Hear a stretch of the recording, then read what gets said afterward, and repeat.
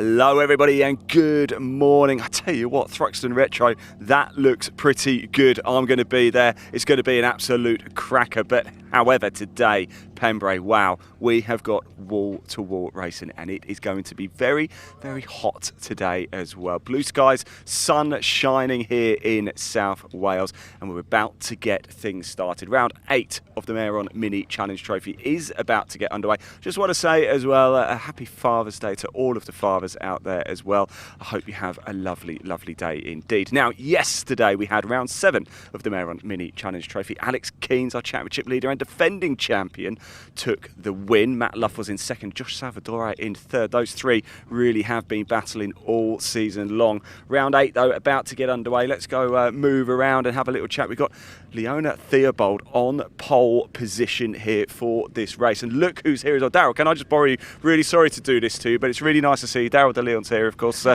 supporting Leona as well. Are you enjoying yourself down here in Pembrey? Yeah, it's been brilliant. The weather's nice and sunny, so how can you complain? Have you ever raced around here? I haven't, no. Have you not? No, I've done some laps here, but I haven't raced around here before. Fancy giving it a go? Get yourself out in a mini. Yeah, I would, yeah. Yeah. Listen, she's a superstar, so if you want I'm going to leave it to you. Yeah, thank you, Darryl, and very well said as well. Leona, this is the place everybody wants to be, isn't it? How are you? Can you not hear anything? Can you unplug my radio? Oh, yeah. Darryl, where's he gone? Where is it? Where do I... Thank you, Darryl. There we go. Oh, there we go. Hello. Sorry about that. What are you listening to on the radio? You talking to the team? No, it's we're listening for the radio checks to make sure everyone's working. So we give a wave, so they're just checking each and every car. Oh, because I thought you were listening to the Bark live stream there. No, but unfortunately I can't have you in my ears as I go around. Look, you're in the best possible place here. How are we feeling this morning, Leona? Yeah, it's my first ever pole position, Is so it? I'm definitely feeling the nerves, but just to be up here and just all the learning from being here, the pre-race, during the race, just excited to head out there. And we all caught up yesterday in your team. You've got great support in this team, haven't you? Yeah, the Vera Alliance Racing Academy, Team Avogo, it's just absolutely amazing, and all the support here. Thank you to all of them for letting me do this, supporting me to be out on track. Hopefully we'll have a good race and do everyone proud. I'm sure you will, Leonie. I'm sure you do. I'll let you listen back to the Bark live stream as well. Thank you very much. Let's keep going round, shall we? Louis Fleet, let's have a quick chat with Louis. He's alongside Leona here. Louis, can you hear me as well, or are you plugged into the radio? I'm plugged in, I can hear you though. You can? Oh, that's good. I can't now. Oh, you can't now. Trying to be quiet. Be quiet. Whoever down there... Actually, look, they're a lot more important than I am down here. Very quickly, how are we feeling? Do you like going out early doors, Louis? No. No. You like a lay-in? It's alright though, it's sunny. Yeah, and you're in P2. You've got a real opportunity. If weather's alright, then yeah. Yeah. Okay, look, I'll let you crack on. Good luck. Right. Good to see you as well, by the way. Yeah, we're trying to catch everybody just as they're going through radio checks. Let's move down. I really wanted to speak to... let's say hello to Harry Smith, shall we? Let's jump in. I wonder if Harry can hear us as well. Harry, are you on the radio as well? I am. Okay. Is everybody on the radio? Are you doing like an official... I've already done my radio checks, so I'll turn it off quickly so I can hear you. Oh, good man. Harry, it's good to see you. How are we feeling this morning? A nice early start for you guys. Yeah, I would have liked if the race started a bit later. So I could have had a bit longer in bed, but yeah, nonetheless, we had a bit of an unfortunate day yesterday. We had a really good start in the race.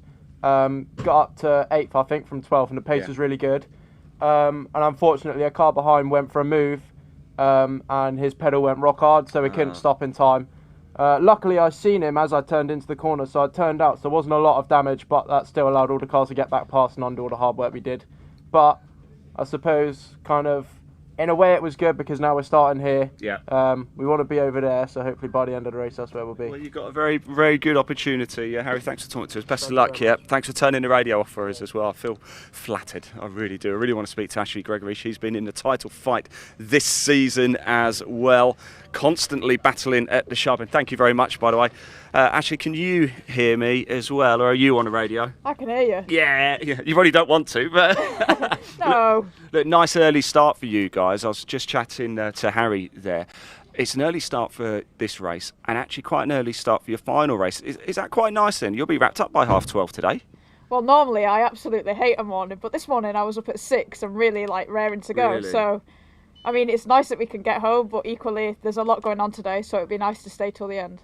What sort of prep work do you coming into a meeting like Pembrey? Do you sort of drive the track on simulators, or what sort of research do you do? Pembrey's quite a hard track because it's not one that's used quite often. So because I've raced here quite a lot, more of my prep was done by just watching footage and seeing where I'd gone wrong and looking at the data. I did have a little play around on the sim, but the problem with the sim is it doesn't simulate how bumpy it is around here. Oh, is it quite bumpy then? Very bumpy. It looks quite, even just getting out of the assembly area, it's quite bumpy, isn't it? Yeah, my head nearly hits the roof. Look, actually, you're battling right at the sharp end again this season. Are we feeling confident for the rest of the year? Oh, we're on radio, yeah. Try again. I was just saying, as always, you're battling at the sharp end. Are we feeling confident for the rest of this season? Yeah, I think so. I mean, we're at the pointy end now, so we just need to keep building on it and hopefully go another 3 steps higher and we'll be at the top. Actually, it's lovely to see you. Hopefully we'll be chatting in Parc Fermé a little bit later. As you can hear, the cars have fired up. That can mean only one thing. It's time to go racing. It's round 8 of the Mayor Mini Challenge Trophy. For the first time today, let's hear from your brilliant commentator, the one, the only, Mr. Dave Goddard. Over to you.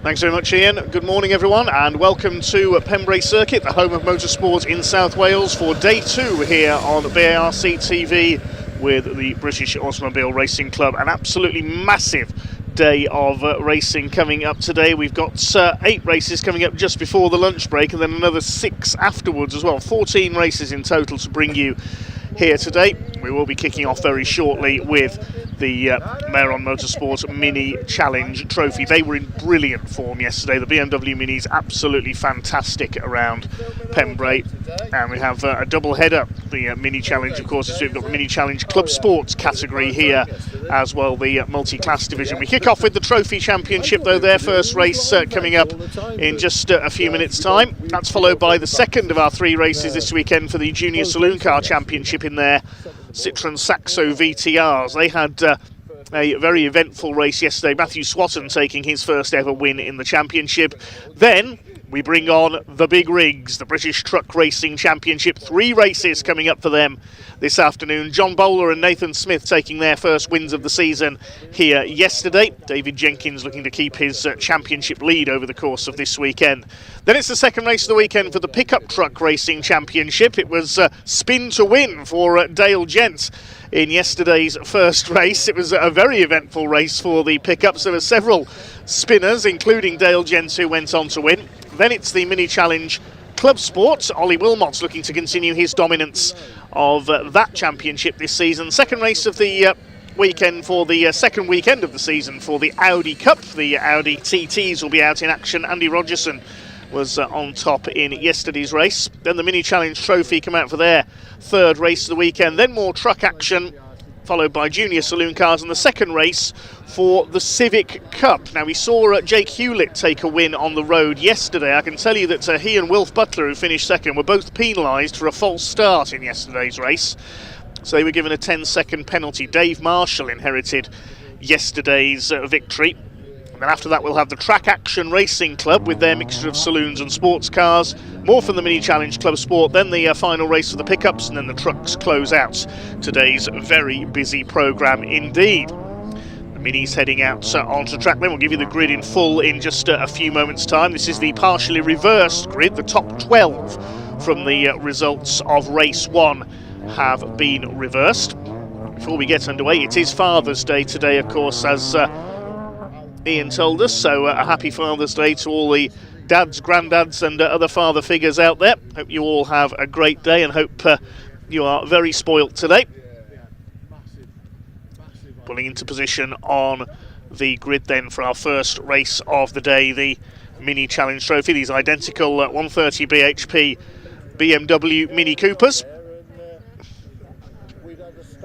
As we say, it was a grid draw made British touring car style after the first race yesterday. Alex Keane's the reigning champion taking the win, but when the draw was made, number 12 was pulled, so the top 12 on the grid were reversed. And it is Leona Theobald, who we just heard from, taking her first ever pole position in the Wera Tools Alliance Racing Academy car, number 80 on pole, alongside 610 of Louis Fleet. Harry Smith, the former Junior Saloon Car champion, on the second row alongside Ashley Gregory. And on row 3, Chris Doble, number 19, alongside the top driver in the Directors' Cup for the more senior drivers. Richard Jepp goes on row 3. Josh Wilby, number 95, on row 4, alongside Henry Foote in number 138. And then we've got on row 5, number 81, Luca Marinoni Osborne. He's had a few race wins this season. Was voted driver of the weekend at Snetterton last time out. You can vote for your Mini Challenge Trophy driver of the weekend via the Championship social media channels. So get your votes in on there. The winner of that award gets a watch, courtesy of Tsuru. So Luca Marinoni Osborne was the winner of that award at Snetterton. He lines up on row 5 here alongside Josh Salvadori in car number 10. Matt Luff, the former Civic Cup champion, on row 6 alongside yesterday's winner Alex Keys. Then we've got 32, Blair Driver. Alongside the Scotsman is Beanie Rees in 111. And Adam Curtis, 82. Giovanni Santora, the American-born racer, in number 71, lines up 16th. Then on row 9, it's Eleanor Rees in car number 8, alongside Irishman Leo Richardson. His race was spoiled by a puncture yesterday. Row 19th on the grid, rather, we've got Lexi Powell, failed to finish after some contact yesterday, daughter of Stephen Powell, the truck racer, alongside Isaac Doble in the 65. Jorel Julius failed to get away, really, in yesterday's race. Number 24 only did a couple of corners before pulling off and retiring. And right at the back, number 91, Finley Groom, who was excluded for contact in yesterday's race, so has to start from the back in today's event. 22 cars out there then for this second of 3 races this weekend for the Mayoron Motorsports Mini Challenge Trophy. These Mini Cooper S's, 130 bhp, 1.6 litre normally aspirated engines. Running on Team Dynamics 15-inch wheels, Goodyear tyres. A 6-speed Cooper S BKD gearbox with competition clutch. Great little race cars these are. Hugely entertaining, as we saw yesterday. This is the partially reversed grid. Now, a slight quirk of this championship, the qualifying session, the fastest time set the grid for race 3 of the weekend. The second fastest time set the grid for race 1 yesterday, and this being the reverse grid in the middle. Mini Challenge Trophy does it a little bit different. So Leona Theobald will be on pole, the number 80 car. That's the black car with the turquoise trim, the Wearer Tools colours, alongside Louis Fleet, number 610 for Team Avago. He's in black and green. Second row, Harry Smith at number 11 in the silver car with the red trim. And at number 22, Ashley Gregory in the blue, white and pink car on the outside of the second row. Watch for the number 1, Alex Keens, the reigning champion, back on row 6. He's got it all to do, so has Matt Luff in the black number 72 car. They had a good duel for the win yesterday, as Matt Luff just pulling into line on the inside now. So once the marshals and the clerk of the course are satisfied, the green flag will be displayed at the back of the grid, then the 5-second board will be held aloft, the red lights will come on, and when they go out, we will be underway for 15 minutes of racing from the Mayoron Motorsports Mini Challenge Trophy. There's the 5-second board. Red lights are on, revs are up. It's time to go racing here at Pembrey with the Mini Challenge Trophy. We're underway and down towards Hatchett's hairpin for the first time. Decent start by Ashley Gregory from the second row, the number 22. Harry Smith moving across to the outside as well. But it's the 2 front row starters, Leona Theobald and Louis Fleet, who will lead the way into the first turn. Looks like Louis Fleet is later on the brakes for the hairpin. He's got the lead. Theobald is there on the inside, the ex-Ginetta racer. Are they all going to make it round the hairpin for the first time? It looks like they are. Then it's up to the right-hander at Spitfires, and then the left at Dibeni, heading towards the crossing, and the truck paddock on the left, the outside of the circuits. All okay so far. There's Matt Luff just ahead of Alex Keens. They've got ahead of, I think that's Ashley Gregory, who's possibly dropped back in there. We'll pick that up in a moment. Down towards, and a collision among the leaders. There's problems there. That's Josh Wilby who spins around. There's cars scattering everywhere. Ashley Gregory left going backwards. That was coming out of Senna's there. We'll pick that up in a moment. A few cars falling over each other. I think Louis Fleet in 610 was one of them. He's got some damage. Now it looks like Harry Smith has got the lead as they came out of Brooklands along Speedway Straights up towards the right-hander at Carter's Curve. And then it's on to Honda Curve to complete the lap. The 32 of Blair Driver, I think, is the other blue and red car in there, the Scottish driver. So completing the first lap then, it is Harry Smith who leads. Josh Salvadori, another former junior saloon car man in the Lightning McQueen lookalike, in second place. Number 10. Third is Henry Foote in car 138, and Matt Luff and Alex Keens are top two from yesterday, already up to 4th and 5th. Behind them, number 19 of Chris Doble. We all know what the Doble family can do. We've seen Mikey Doble in British touring cars in recent years. Nearly every member of the Doble family races something. Blair Dryburgh is next. That is Jorel Julius. Well, he hasn't completed a lap yet this weekend. I imagine we'll see the safety car because he's on the track there on the short straight between, I think that's between Senna and Brooklands, out on the back of the circuit, and he needs to get himself out of the way there with the pack racing past him. Harry Smith leads the way then from Josh Salvadori. It's Henry Foote in 3rd, then Luff, Keens, Doble. The rest of them come through. Yes, it's the 32 up there, the blue car behind the 2 pace setters from yesterday, not the 22. Apologies there, similar colours for Blair Dryburgh and Ashley Gregory. So they complete their second lap. Now I thought we might see the safety car come out because of the stranded car of Jorel Julius there on the far end of the circuit. We've lost Louis Fleet as well. He picked up some damage in that little contretemps up at Senna.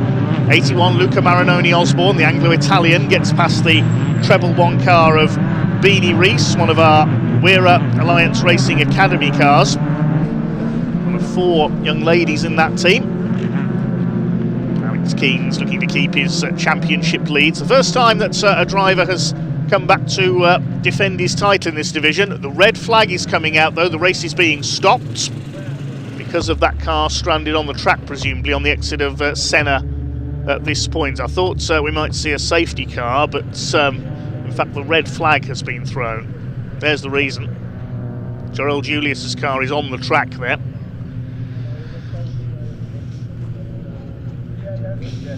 Not been a happy weekend for the Accelerate Motorsport driver. He pulled off on the first lap of yesterday's race with problems, and now taken out in that melee on the opening lap this time.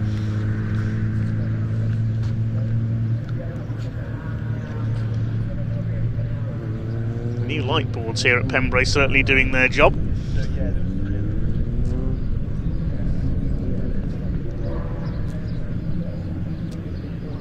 Try and see again what happened there if we can. Yeah, it looked like it was Josh Wilby and Louis Fleet came together. Harry Smith was caught up as well, and cars just went scattering everywhere. We didn't see what happened to Jorel Julius further back though, whether he collected one of the spun cars. Louis Fleet got damaged, so that's his race over with. He's on the outside there at Brooklands. I think everybody else was able to keep going. There's Louis Fleet's car. Marshall's just checking on him. Competes for Team Avago. Comes from Rotherham in South Yorkshire. Picked up a couple of podiums last season, was 15th in the standings. Had a fairly strong run yesterday, but out of this one, you can see it looks like his steering is damaged. Trying to limp it back to the pits.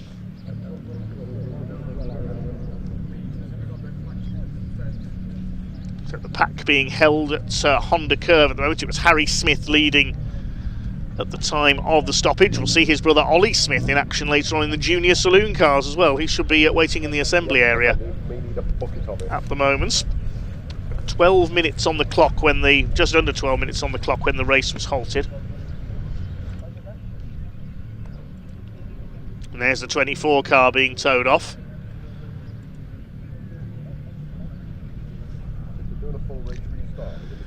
Timing screen showing a full 15-minute restart. If you want to follow the live timing from today's events, then go to TSL Timing. That's tsl-timing.com. Find the event page and click on the live timing link there.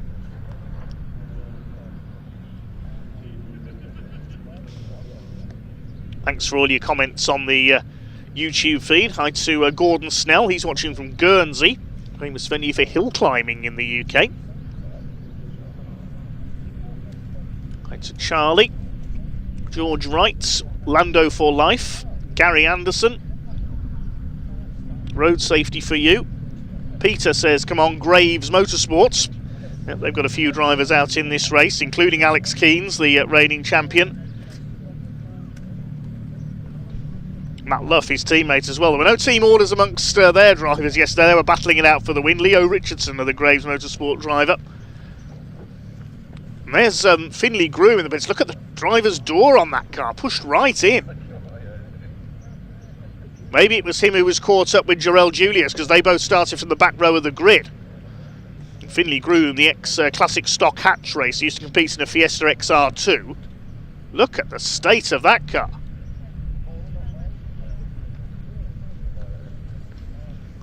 Well, it's not been a happy weekend. Finley was excluded from yesterday's race for contact. And he's out of this one, I would say, as well.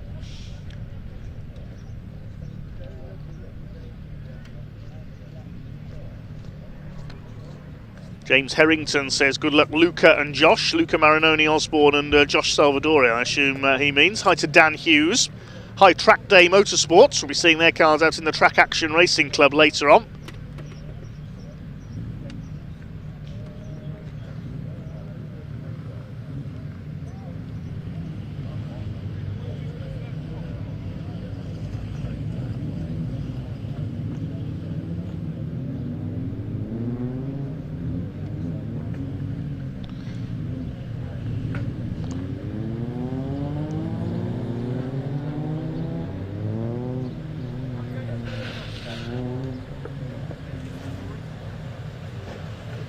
Hello everybody, welcome down to Parc Ferme down here. Finley Groom, as you can see, a little bit of damage.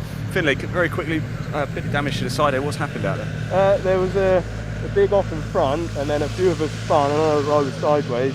I got T-boned right in the door. So. It's just one of those things, you're a bit of collateral. Overheated, so I thought I'd better pull in. Yeah. Sounds like the right idea. Look, thank you for sharing that with us, appreciate it. It's a thumbs up there from Finley Groom, but quite a bit of damage to the side of the car. Now, of course, it's overheating as well. So the right thing to come in. Let me just see if I can figure out what's going to happen down here. The cars are, they're still on the circuit, aren't they? Now they're actually just look like they're going to be re-gridded here so we can get this race back underway. They are moving into position. They're going to be lined up and then we'll get back going. I'm just trying to see, actually, I was up at the Junior Saloon Car Championship Paddock just a moment ago, and it's looking like it's going to be Harry Smith to lead everybody away. Josh Salvadori is in second place and Henry Foote in third. In fact, it looks like it's going to be restarted behind the safety car. So they've all lined up behind the safety car and it looks like we can get things going pretty soon. So I'll hand back to your commentator Dave Goddard, and it looks like we'll be going racing very shortly. Yes, thanks Ian. We can see water being put into Finley Groom's car, so they're going to try and get him out for the restarts. Tough weekend for the All Groom Motorsports team so far. Tough weekend for Team Avogo as well. Josh Wilby and Louis Fleet both involved in that incident on the opening lap.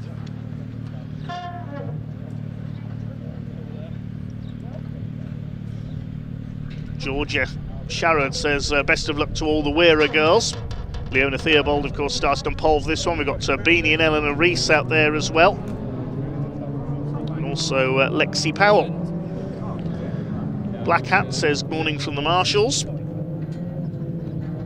Okay, the race restarting behind the safety car, as Ian has just told us.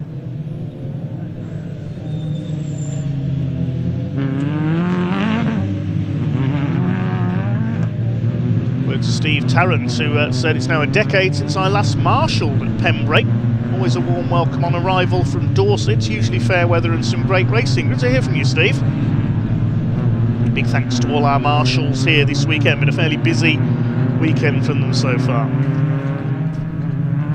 Not go racing without the Orange family, of course. Hi to Duncan, who says, come on, Harry. Presumably meaning Harry Smith, who was leading this race. Hi to Danielle Austin as well. Says morning from the Austin family. Had a great day at Pembrey yesterday, watching live on the stream today, and then we'll be waving as they all go past our house on the way home tonight. Good to hear from you, Danielle. So, safety car leads them round then. Harry Smith from Josh Salvadori and Henry Foote, with Matt Luff and Alex Keynes 4th and 5th. Circuit should be clear to unleash them this time.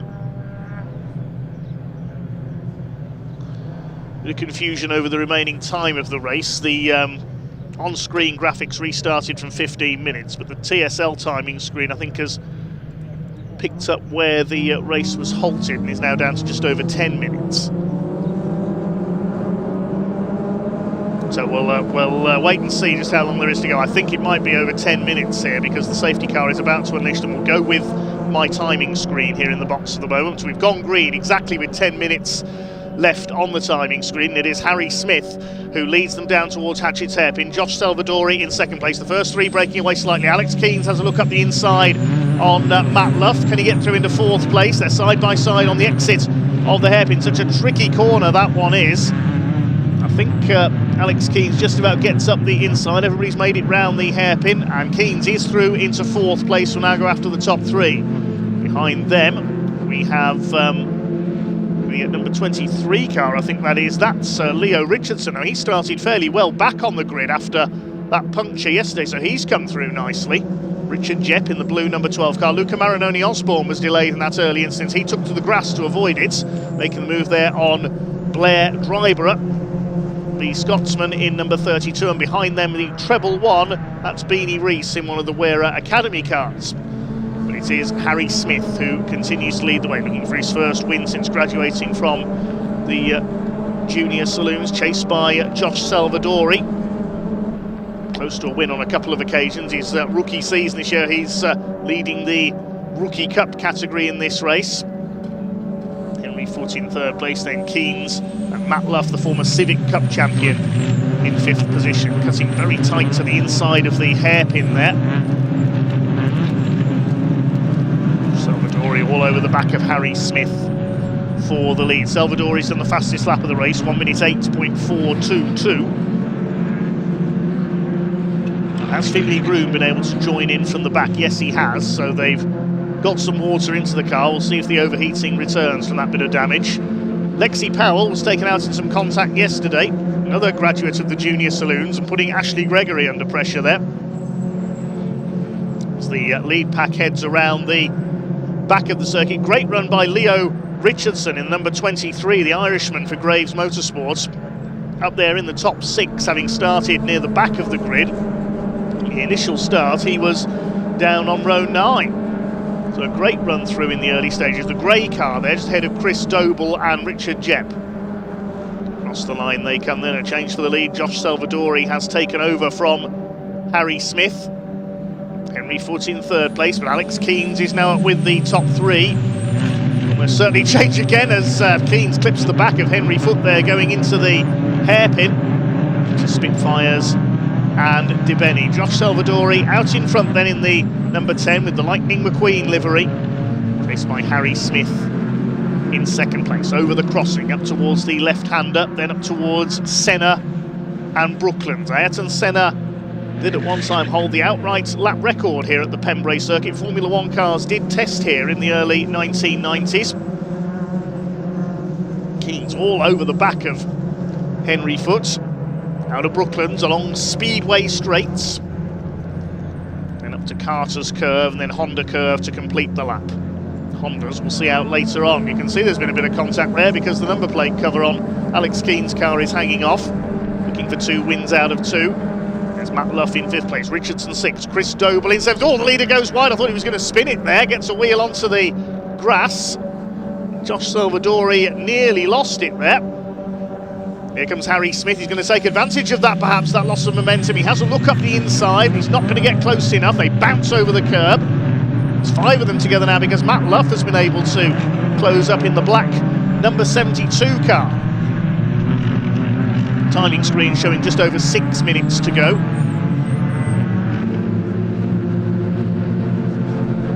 There's a battle further back in the order as well. A couple of the Wera Academy cars are in there. There's one car slowing slightly on the inside. I think that's the 71 car of Giovanni Santora, the black car, losing a couple of spots. He ran wide coming out of the hairpin. Number 80, Leona Theobald, our pole sitter in this race, is in there as well. She got delayed in that first lap incident and is now towards the tail of the field. She's just got ahead of Santora there. And behind this group is another of the Wera girls. Theobald goes wide, Santora goes through, and that's Eleanor Rees at the back of the group. Now, her previous race experience has involved pre-war cars, would you believe, at the Vintage Sports Car Club. It's getting very busy among the top 10. Alex Keens and Matt Luff together. Here's the battle for 6th place. Richardson ahead of Richard Jepp in the number 12. Luca Marinoni Osborne, a slightly quiet race for him, but he's got ahead of Chris Doble there in the number 19 car. Alex Keens still under fire from his Graves Motorsport teammate, the 72 of Matt Luff. The race to come for these cars a little bit later on, of course. It's due off at 12:05. First 5 still in that breakaway as Leo Richardson nearly drops a wheel onto the grass there, coming out of Senna towards the Brooklands hairpin. Josh Salvadori continues to lead the way, looking for his first win of the season. Harry Smith in 2nd place. Richard Jepp up the inside, gets past Leo Richardson. And here comes Luca Marinoni Osborne as well.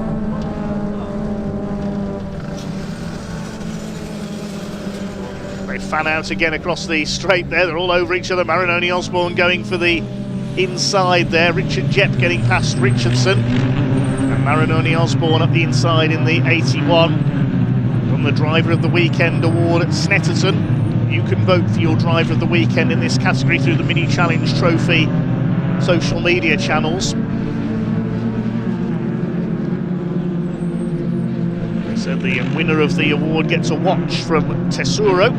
It's Luca who won it at Snetterton, who will get the watch this time.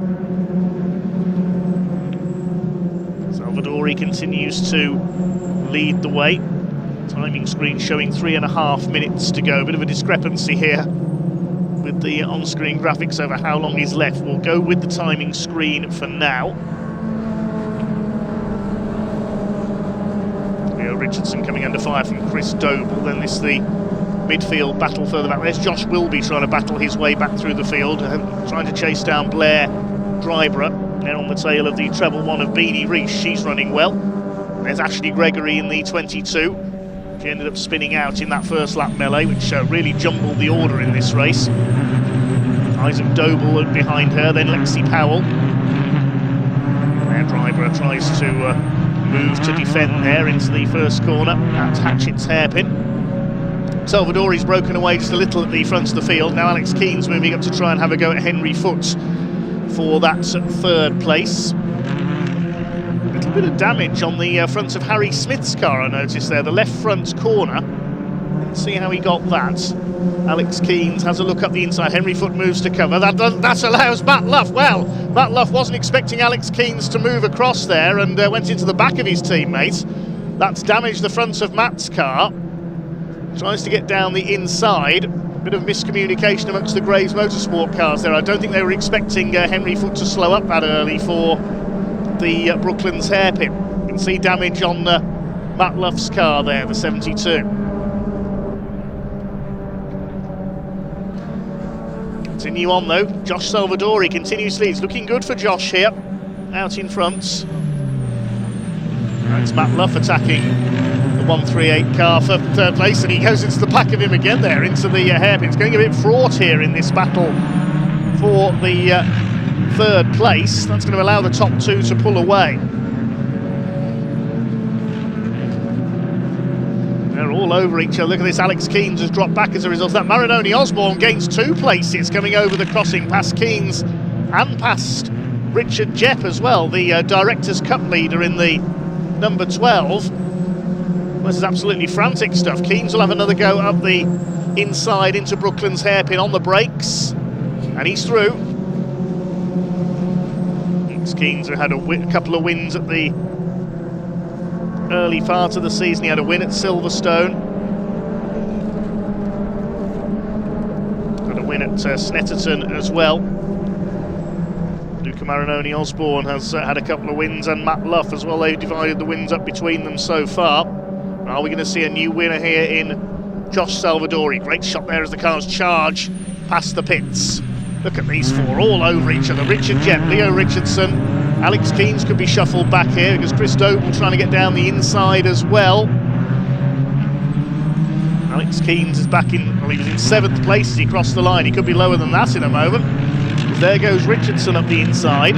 He'll be on the outside for the left-hander at Dibeni. They bounce off the curbs again. Here comes the number 19 of Chris Doble on their tails as well. It's still Salvadori who leads it. The clock is about to count down to 0, so we could see the checkered flag for Josh Salvadori this time. Chris Doble up the inside. I wonder if Alex Keens has got some damage as a result of that contact with the 72 of Matt Luff, because he's dropping down the order here. That could be checkered flag this time. We'll wait to see as they come off Honda Curve. Leo Richardson battling it out with Chris Doble. But there is the checkered flag, and Josh Salvadori takes his first mini challenge win. Harry Smith in 2nd place, and Matt Luff did get past Henry Foots for 3rd position. Marinoni Osborne is 5th, ahead of Richard Jepp. He wins the Directors' Cup. There's Richardson, Doble, Keens down to 9th, and Josh Wilby rounds out the top 10.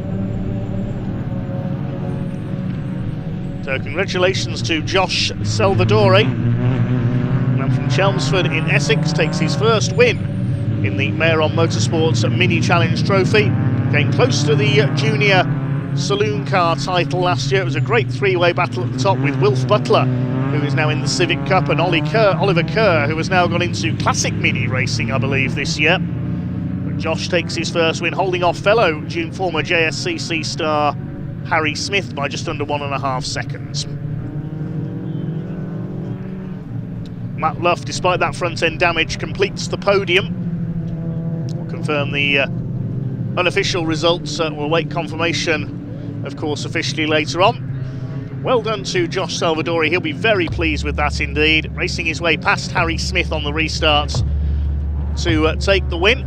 Wins by just under 1.5 seconds. Matt Luff completing the podium ahead of Henry Foots, with Luca Marinoni Osborne fighting back after that first lap incident to take 5th place. Richard Jepp wins the Directors' Cup in 6th place. And Leo Richardson 7th, Chris Doble 8th, Alex Keens and Josh Wilby completing the top 10. I think Alex had some damage in the closing stages there because he dropped back down to 9th. Josh Salvadori wins the Rookies' Cup. Behind them was Blair Driver in 11th, Ashley Gregory was 12th, Beanie Rees 13th. Then in 14th place was Isaac Doble, Lexi Powell 15th.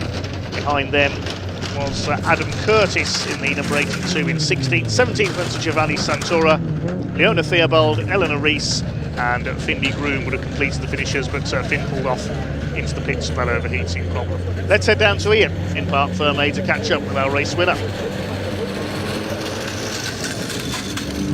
Well, here he is, Josh Salvadori. He wins round 8 of the 2026 Mehron Mini Challenge Trophy, and it is a 2nd podium of the weekend as well for Josh Salvadori. He is going to get out of the car. We'll have a quick chat with him very shortly indeed. Harry Smith coming home in 2nd place, and Matt Luff on the line taking 3rd place. We will just let him get out of the car. Matt Salisbury's going to hand him his hat. And look at Josh, he is all smiles, and look at that. Let's jump in and have a chat. Josh, congratulations. I tell you something, wow, you are, like your livery, you are lightning fast, aren't you? And a bit of a hard battle to get to the front, but when you did, you just went. Yeah, I knew second after the pits.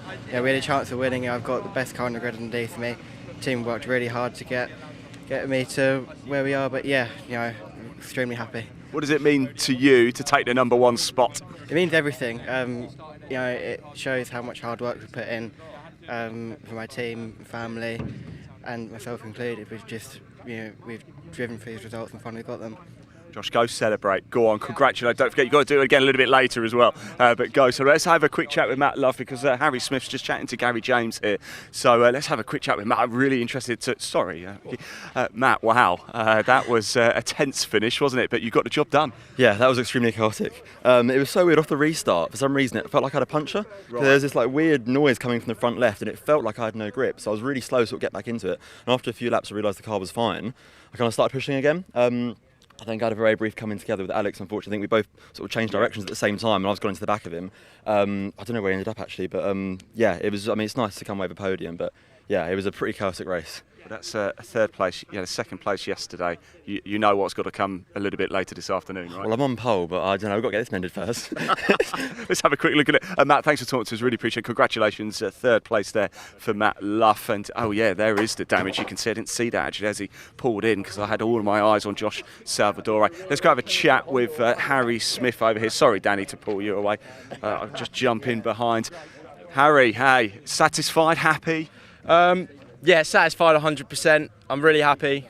I mean, it's a shame it couldn't have been first. We had a really good start. Yeah. And the restart after the red flag, the safety car restart, I felt that was pretty good. I got myself a good gap. Fortunately, I clipped the grass on the entry to the right-hander, which put me sideways, which is what gave Josh a nose ahead. But no, yeah, the last thing I wanted to do was fight him and then let the others catch up. But no, yeah, good points. First podium of the season, so I'm over the moon. I was going to say points make prizes. Yeah, well done, buddy. Really happy for you. Cheers, and good luck a little bit later as well. Right, we are into the racing action straight away. Junior Saloon Car Championship, they are on track already. And the man on pole position, Martin Wright, I caught up with him a little bit earlier, so let's hear from him now.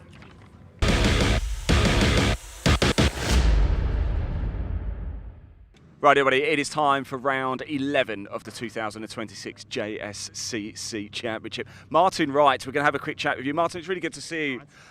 On pole position, you were yesterday. Things didn't quite go to plan yesterday, did they? What happened? Yeah, it was just a tough start, really. Just made unfortunate contact with Ollie. Yeah. And then after the red flag, then I had to come in the pits because my car was deemed unsafe without front bumper on. So starting from the pit lane, made as much paces up as possible, but it's all you can do, really, isn't it? Do you know what? Today's a new day, isn't it? You're out fairly early, you're back on pole position. How's the mindset developed overnight? Yeah, I mean, it's just same start as we're going to go from, well, just the same as yesterday, really. Yeah. No different, just get a good start, get out front. That was the same aim as yesterday, and it's not changed for today. You know, one of my joys of the Junior Saloon Car Championship is seeing your development, in particular, from going to be the scholarship winner to right at the sharp end. What's been the biggest change for you over the last 12 months behind the wheel? I mean, definitely had more time in the car. Yeah. This team's really suited me, this car's suited me, and I'm just in a real happy place at the moment. I like to hear that. You're always smiling, Martin. It's lovely to see you. Good luck out there. I hope we're talking in Parc Fermé. All right? Good stuff indeed. Let's just move down around a little bit. Let's have a quick chat here with Mr. Max Scharfegger as he makes his way in, a multiple winner already in 2026 in the Junior Saloon Car Championship. In fact, it has been Max and the man alongside him, Ollie Smith, who have been taking a majority of the wins this season. Of course, Matthew Swatton took victory yesterday in round 10. Max, how are we? It's good to see you, my friend. How are you? You all right? There you go. Look, we'll have a quick chat, and look, we're in a good position here, aren't we? Yeah, it's not a bad place to start. Turn one's eventful here, so you can always make up positions. We're seeing this season, it's been a bit of a pendulum shift, isn't it? Ollie got off to a lightning start, then you really started to rack up the wins, and now we're seeing different winners. Is that one of the most exciting things about the Junior Saloon Car Championship, the variety? Yeah, it's ever evolving. There's never the same winner too many times, which is quite good. Yeah, excellent. And your opportunities in this race. P1, that the target? That's what we're aiming for. Good, Max. It's good to see you, man. Good luck out there. I've got a sneaky feeling we might be chatting in Parc Fermé as well. So here we go. Enough from us down here at Assembly. Almost time to get going. Round 11 of the 2026 Junior Saloon Car Championship about to get underway. Let's hand over to commentator Dave Goddard to take you through the action.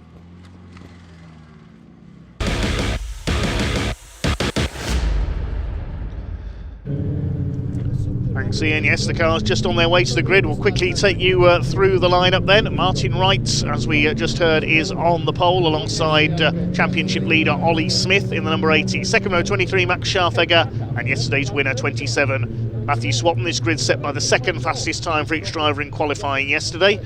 Jake Wardle and Leon Holly on row 3. Leon Holly came through onto the podium from 12th on the grid yesterday. Then Lachlan Homer, 94, 29, Tim Leonard on the 4th row. Row 5 will be 44 Zane Quecker and 95 Ricky Pittman. Hasnain Khan, one of our newcomers in number 18 on row 6 alongside William Omar in the 41. Row 7, 127 Charlie Stapleton. Ralphie Branscombe will not be there, I don't think, in the number 96 after his accident yesterday, but he is thankfully all right after a big shunt at Honda Curve. And Frankie Lawson in the 11 and Atta Huna in 81 complete the 16 cars on the grid.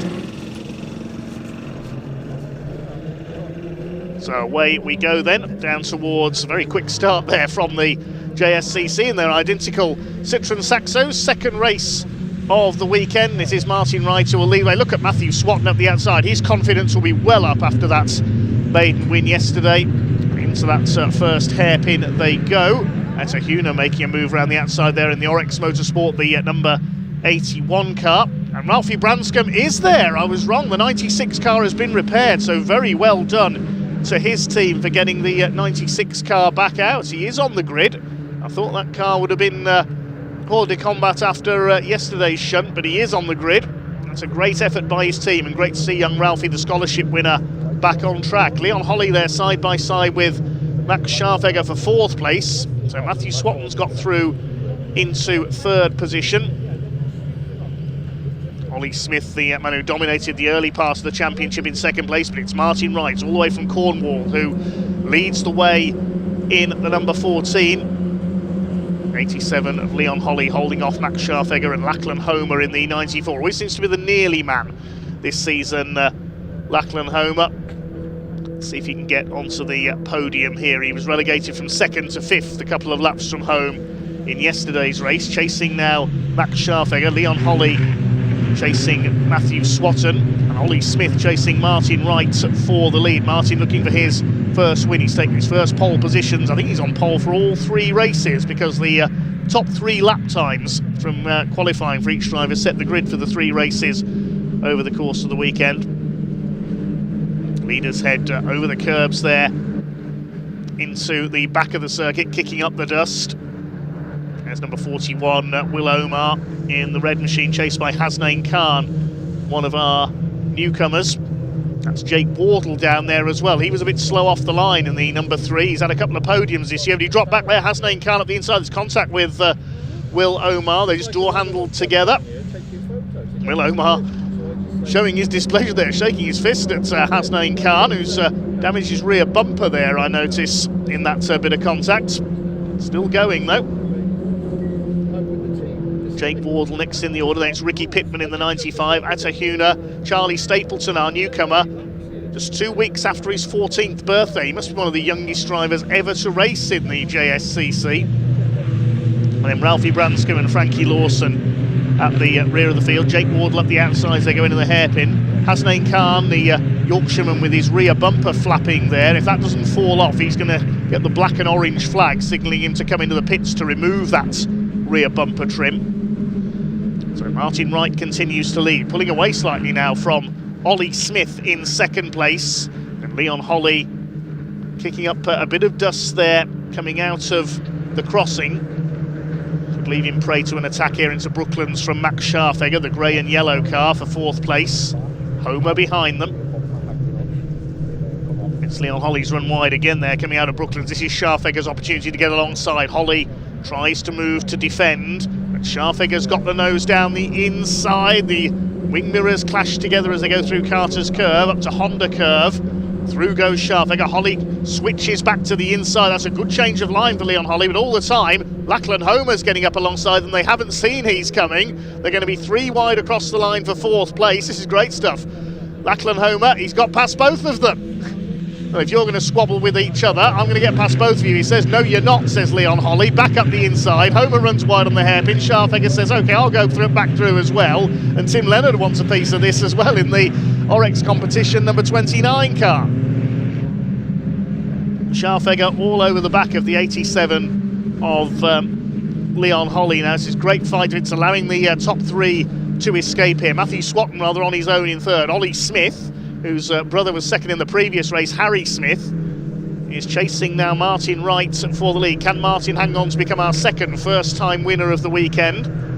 Up to now it's been Ollie Smith and Max Scharfegger who've divided up the wins between them this season. Jake Wardle's come close as well, but he's further down the pack in this one. Martin Wright continues to lead the way. Ollie Smith shadowing him. He was the top rookie in last year's championship. Right a little bit sideways there going into Honda curve, as was Max Scharfegger. Hasnain Khan continuing with that bumper flapping.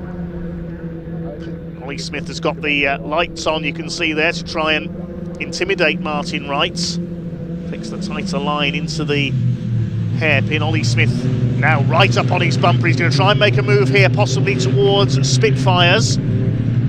Towards DeBenny, the left-hander. Martin Wright defends the line. Smith cuts to the inside, but he's not close enough. Over the crossing. Swing it to the left-hander. Doesn't have a name, that left-hander. I normally call it crossing corner. Then up towards Senna. There's Zane Quecker getting past Hasnain Khan.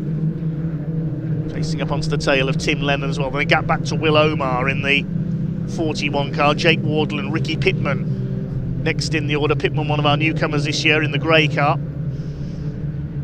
Martin Wright continues to defend against Ollie Smith, the championship leader in number 80.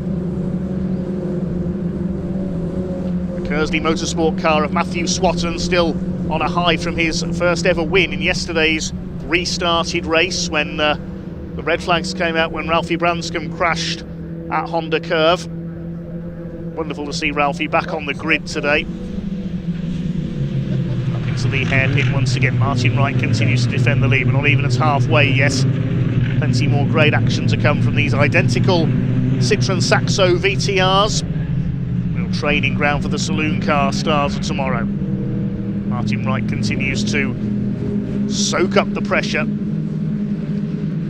Ollie Smith has the fastest lap, 1 minute 11.231 compared to 1:11.341 for Martin Wright. Swatton now starting to drop back into the clutches of Leon Holly. Scharfegger still 5th, Lachlan Homer in the black and white car still 6th, then Leonard 7th, Zane Quecker is 8th, Hasnain Khan is 9th, Will Omar rounds out the top 10, but he's got Jake Wardle all over the back of him. 12th is Ricky Pittman. Atahuna from the back of the grid is up into 13th. Charlie Stapleton, our newcomer, is 14th. Branscombe 15th, and Frankie Lawson at the back of the field. Coming up across the line once again. Third place battle could soon heat up. Matthew Swatton is starting to be reeled in here by Leon Holly. Leon's just done his best lap of the race, the 1:11.365. Black and orange flag goes out. That is, not surprisingly, to the number 18 car. That is Hasnain Khan. He needs to come in to have that trailing rear bumper removed. If he ignores the black and orange warning flag for a technical problem, it'll be a black flag and he will be disqualified. Here's Charlie Stapleton, our newcomer, the youngest man in the race in the yellow and black car. Was very nervous ahead of his debut. Has acquitted himself well so far, chasing Atahuna. He made his debut at Croft last time out. There's Hasnain Khan, the white car. You can see the bumper flapping. There's another of our novices this year, Ricky Pittman, in the number 95 car, comes from the Scottish borders.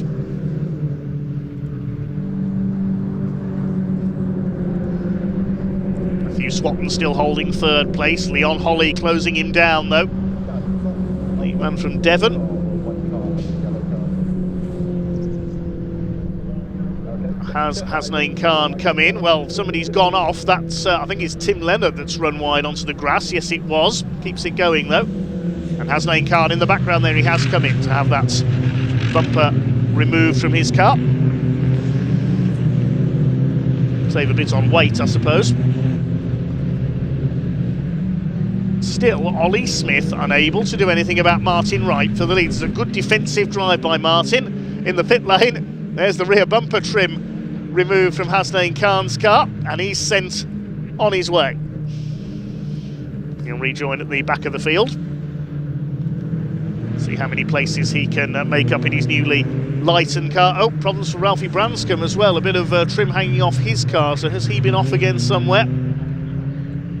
Great to see him straight back out after that crash yesterday to keep his confidence up.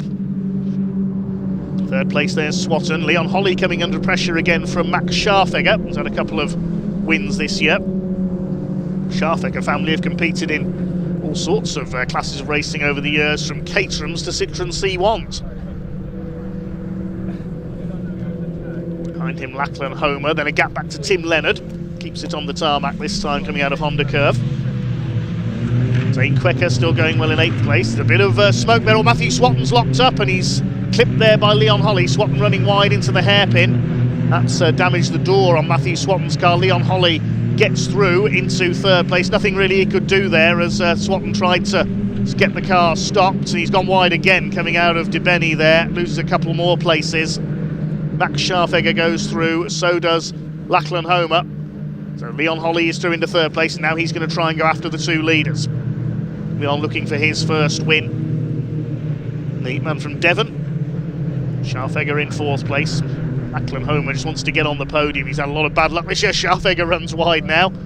Well, Pembrey is well known for rallycross, and Saxos have been successful in rallycross as well, but we're keeping it on the tarmac today. Rallycross course goes over the infield on the inside of Senna and Brooklands. Doesn't use the pit straight part of the circuit. Where's Ralphie Branscombe? You can see he's got a few borrowed body panels on the car after that accident yesterday, battling with Frankie Lawson at the tail of the field. Martin Wright continues to defend the lead with 4 minutes of this race still to go. Can Ollie Smith snatch the lead and get back to winning ways? It's all over the back of the 14. He's been all over the back of the 14 car since the opening lap. Through the crossing, up towards Sen. Martin Wright tilts the car in. These two about 2.3 seconds clear of Leon Holly. It's not really closing in. His lap time's a couple of tenths slower. Max Scharfegger still in fourth place. He runs wide again though, coming out of Brooklands. Matthew Swatton back up the inside. You can see damage to his wing mirror there as well. Gets back ahead of Lachlan Homer though at Carter's Curve. Chased by Tim Leonard. There's Zane Quecker in 8th place. Omar and Wardle now rounding out the top 10 now that Hasnain Khan has had to pit. Still Ollie Smith looking for a way past Martin Wright. Can Martin hang on for his first ever win? He's the scholarship winner last year.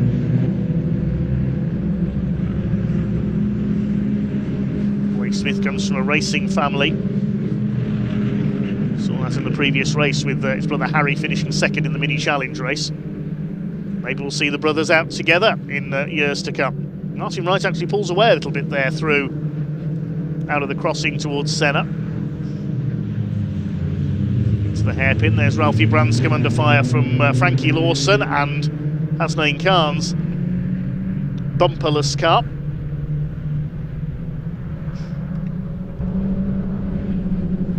For the inside on Frankie Lawson through the crossing. Lawson stays ahead though, only just. Now Khan to the inside on the left-hander. Lawson goes wide and through goes Khan.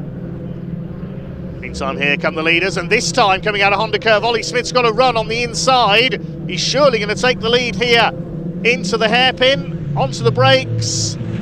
Is he going to get the car turned back in time? He's done it. Ollie Smith takes the lead from Martin Wright, who's going to now have to try and fight back. There's only a couple of laps left to go.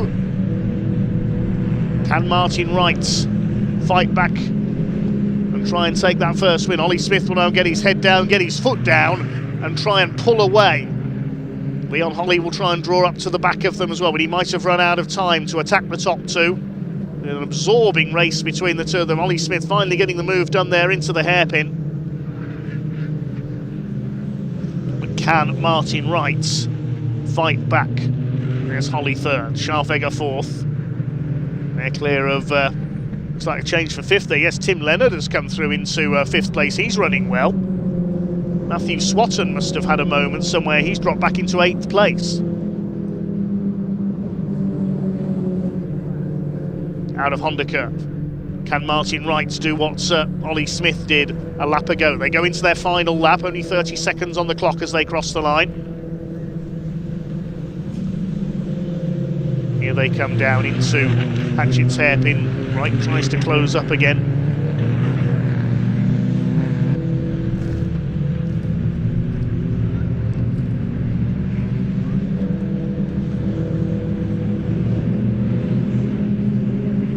Scharfegger's dropped back a little into 4th position. There's Leonard, now ahead of Lachlan Homer.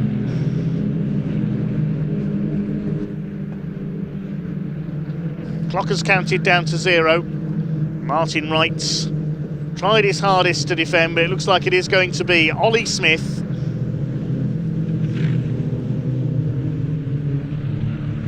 Along Speedway Straight they come for the final time. And he's going to get back to winning ways in the Junior Saloon Car Championship. Here they come out of Honda Curve. It's going to be a win for the championship leader. Martin Wright tried his hardest but had to settle for second place. It's a win for Ollie Smith. Martin Wright second. Leon Holly comes over in third. Scharfegger in fourth position. Battle to the line between Will Omar and Jake Wardle further back. Tim Leonard gets to, I think, is his highest finish of the season in fifth, ahead of Lachlan Homer. Zane Quecker seventh. Matthew Swatton dropping back to eighth in the closing stages. And the rest of them come home. Here comes Ralphie Branscombe with a bonnet borrowed from the Orex team by the look of it.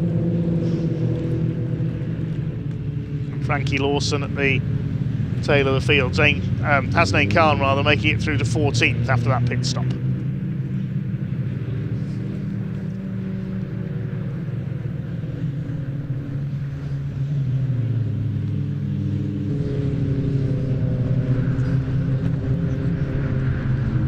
So the provisional result then, Ollie Smith taking the win by just under a second ahead of Martin Wright, who defended as hard as he could, just couldn't quite keep the line into the hairpin on the penultimate lap.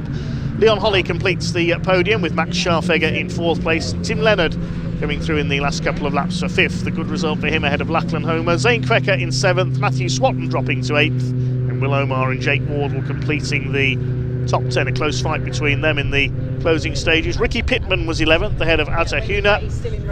Charlie Stapleton taking 13th ahead of Hasnain Khan, who fought back after his pit stop. Ralphie Branscombe 15th ahead of Frankie Lawson. All 16 cars going the distance. Ollie Smith gets his name back on the top step of the podium. Scored a hat-trick at the season opener at Donington, 2 wins at Cadwell Park, 1 win at Croft. He's back to winning ways in round 11 here at Pembrey. Let's head down to Ian in Parc Ferme.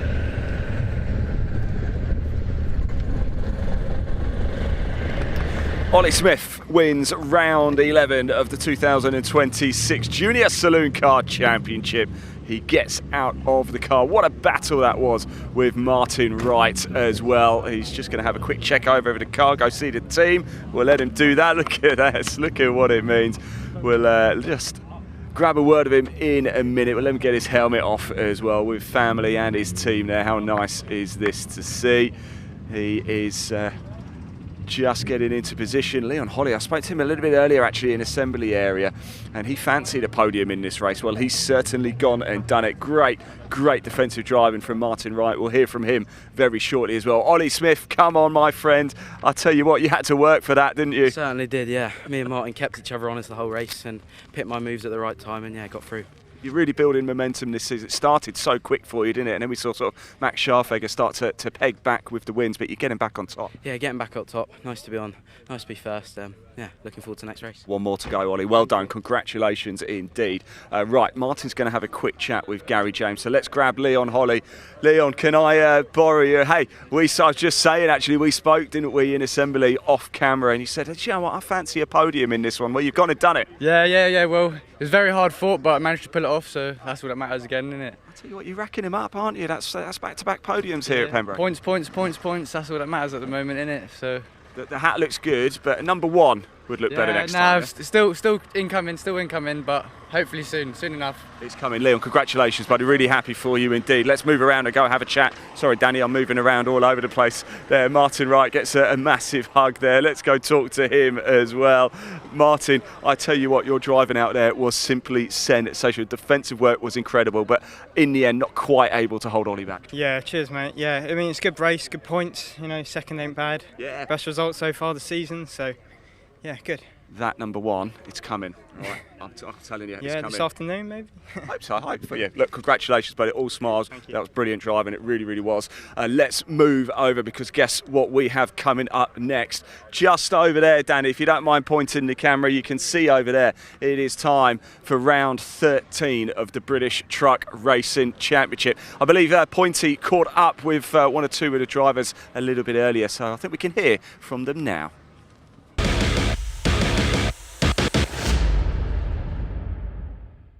So here we are down in the paddock with the Finnish fantastic driver, Sami Ojanen. Sami, new truck, you've been working on this now for quite some time. We missed, unfortunately, Brands Hatch, no new truck, Thruxton, no new truck, but now the new Mercedes-Benz. How long has it taken to build? Couple of months. So you've been working on it quite hard then to get it ready in that time? Yeah, but also we have work what to do. That's actual work, day-to-day work. Yeah, that's why we don't have so much time to build that truck. So has it been difficult? Have you had any big issues or problems in the build? No, not so big issue, but also what we order, every materials and everything like that, the electric system and this, that takes time. Yeah. There's a lot of delays in getting the actual parts for it. What made you want to get the new truck? Is it, would the Sisu still be racing in Finland, or is that now a museum piece? Never know where we put that, but of course, if that is about that is old timber truck when they built that 30 years ago. Wow. Maybe that's why it is now better to change a new one. Yes, well, I didn't know that. It used to be a timber truck. I mean, that has won some serious championships, hasn't it? That Sisu. Yeah. Very good heritage in that. And do we think this is the new heritage truck now? This is what we'll be working on for some years. Hopefully. Let's have a look around. Let's have a look. So is it the same engine, or is it all new parts for this truck? It's nothing from the Sisu is on this. It's all different. There is same motor. Also new build, and of course we need to using Cummings because we have Mr. Cummings in the team. Oh my goodness, right, yeah, it definitely needs to be a Cummings lump then, doesn't it? My goodness me. And with regards to being in Division 2, have you had to make any changes to make sure it's in the right regs and with suspension setup, engine power output, things like that? Not so much. Oh, that's good. So it's pretty much full power, ready to go. Now, you've obviously had chance to practice yesterday with it. We've also had qualifying today. Not that you know what the results are yet, or you might, who knows. How does it feel? Is it good to get it out on track at last? I don't know. Today it is very slippery, and that is, it is not so easy to handle. It is very slippery. I mean, we had a few other drivers have some issues, shall we say, during qualifying. So it's very, very slippy out there. But we've got plenty of opportunity. It's here for the rest of the season. So fingers crossed we start seeing some results from it. Maybe. Maybe. Always the optimist. Sami, thank you for talking to us. Sami Ojanen, Mad Croc in the 61. Now, Mercedes-Benz. Watch out. Now I need to. Now you need. Hyvää juhannusta kaikille sinne Suomeen ja exactly. Pitäkää hauskaa. I really hope he's not swearing. Thanks, Sami. Cheers, buddy. Thank you.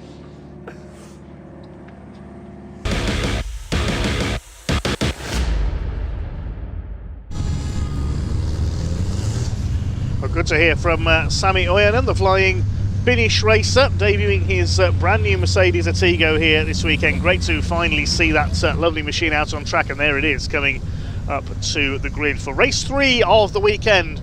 It is round 13 of the British Truck Racing Championship 2026. The grid based on the result of race 1 yesterday with the top 8 reverse, so it is Neil Yates, number 33, and his MAN, who starts on pole alongside the Division 2 winner. He certainly has been a cut above the rest in the less powerful Division 2 trucks this weekend. Jake Evans will start on the front row for this race alongside Neil Yates. Second row, number 3, Stephen Powell. Took a bit of damage to his MAN yesterday, but he's hopefully back out there alongside number 12, Michael Oliver. Had to retire from race 2 yesterday after picking up a puncture. Row 3 is his father, Stuart Oliver, in the Volvo VNL. The 10 times British, 1-time European champion, Craig Reed, in his Iveco, starts alongside him. David Jenkins, who led the championship coming into this weekend in the number 69 MAN, starts on row 4 alongside 14 John Bowler. Picked up his first win of the season in race 1 yesterday, so starts 8th here. Then on the 5th row we've got 86 Tom O'Rourke in the International Navistar, the Scotsman. That's alongside Nathan Smith, who won race 2 yesterday. He'll be looking to pick up some more success. Qualified on pole for the 2 races yesterday, but with the reverse grid, starts 10th today. Then on row 6 we've got number 6 John Powell with his DAF alongside 95 Terry Gibbon driving Ricky Collett's truck. Ricky recovering from surgery at the moment, the popular Yorkshireman, so Terry Gibbon making a return to the championship in the 95. Bradley Harvey in the 96 on row 7 alongside the 41 Iveco of Simon Cole. Sammy Oyenen's Mercedes starts 15th alongside Callum Eason, who had a tricky day yesterday in his MAN. The Division 2 runner-up from last season had a tangle with Nathan Smith in race 1, so starts down in 16th. The final row of the grid, Archie Handy in his Iveco, the son of Simon Cole, and Warren Harvey, father of Bradley Harvey, starts from the back, so quite appropriate on Father's Day. We've got 3 father and son combinations out there on the grid for this one. The GT Tyres DAF is ready to lead them away on the rolling lap, and it will be a 15-minute race from a rolling start for the British Truck Racing Championship. If you've not seen truck racing before, you are in for a real treat here today,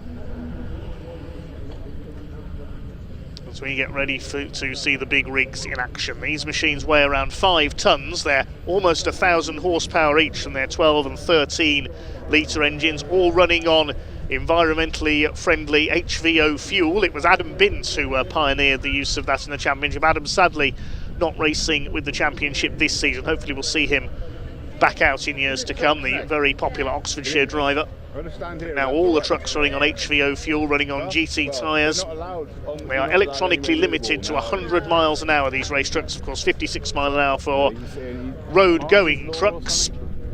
It was back in 1984 at the end of the season at Donington Park. The first truck races were held in the UK, and back then they were road-going trucks. Some of them actually left their trailers in the paddock, went out and raced, and then carried on their journeys afterwards. It was Tullio Ghislotti, the Italian, who won the very first truck race, and in front of, I think, the biggest ever crowd seen at Donington until the European Grand Prix was held there in 1993, because truck racing had never been seen before in the UK. It was an American invention, and then they decided to put an event on in the UK.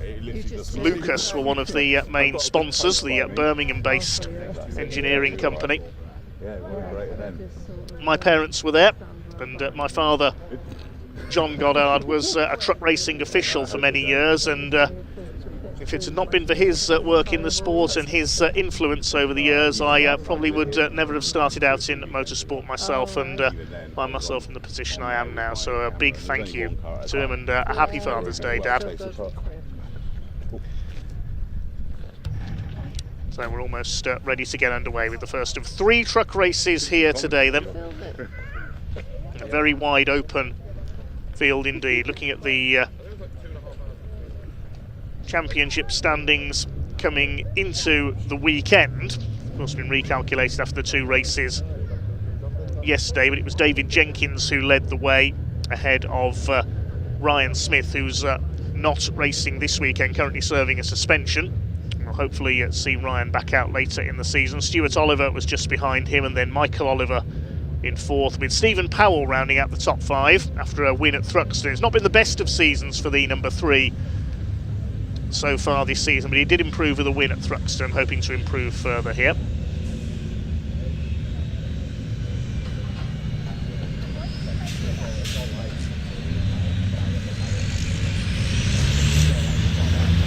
There's Craig Reed in the Iveco. We normally see his brother Simon out with him, but Simon not racing this weekend, missed Thruxton as well, so hopefully we'll see Simon out again soon. And Ricky Collett as well. Get well soon to Ricky, heavy haulage company boss from Halifax. It's Terry Gibbon from Cumbria who drives his number 95 truck this weekend. And I believe he's on pole for race 4 as well, with the top 8 being reversed. We'll confirm that later on. It's Neil Yates, the recovery company boss from Kent in his MAN, who starts on the pole, still looking for his first British truck racing victory. It's Callum Eason, the green and black MAN. Had a real duel with Jake Evans for the Division 2 title last year, with Jake prevailing. Bradley Harvey in the 96, his father Warren, newcomer this year as a novice for his first 3 meetings, has to start from the very back of the grid. There's Archie Handy, so looks like we have got the full field of 18 trucks out there. This run's a Hatchet's hairpin for the first time. He's certainly not going to be for the faint of heart. It is Jake Evans who leads the Division 2 points coming into this round, with John Powell in second place, Bradley Harvey in third, because Callum Easton had a few teething problems with the MAN at the first round at Brands Hatch, so he's only down in fourth place in the points at the moment, with Warren Harvey fifth, ahead of Sammy Oyenan, Simon Cole and Archie Handy. They appeared at Brands Hatch, but didn't manage any finishes, unfortunately. Still teething problems with their Ivecos. They skipped Thruxton to iron those problems out, so it's good to see them getting some points on the board here this weekend.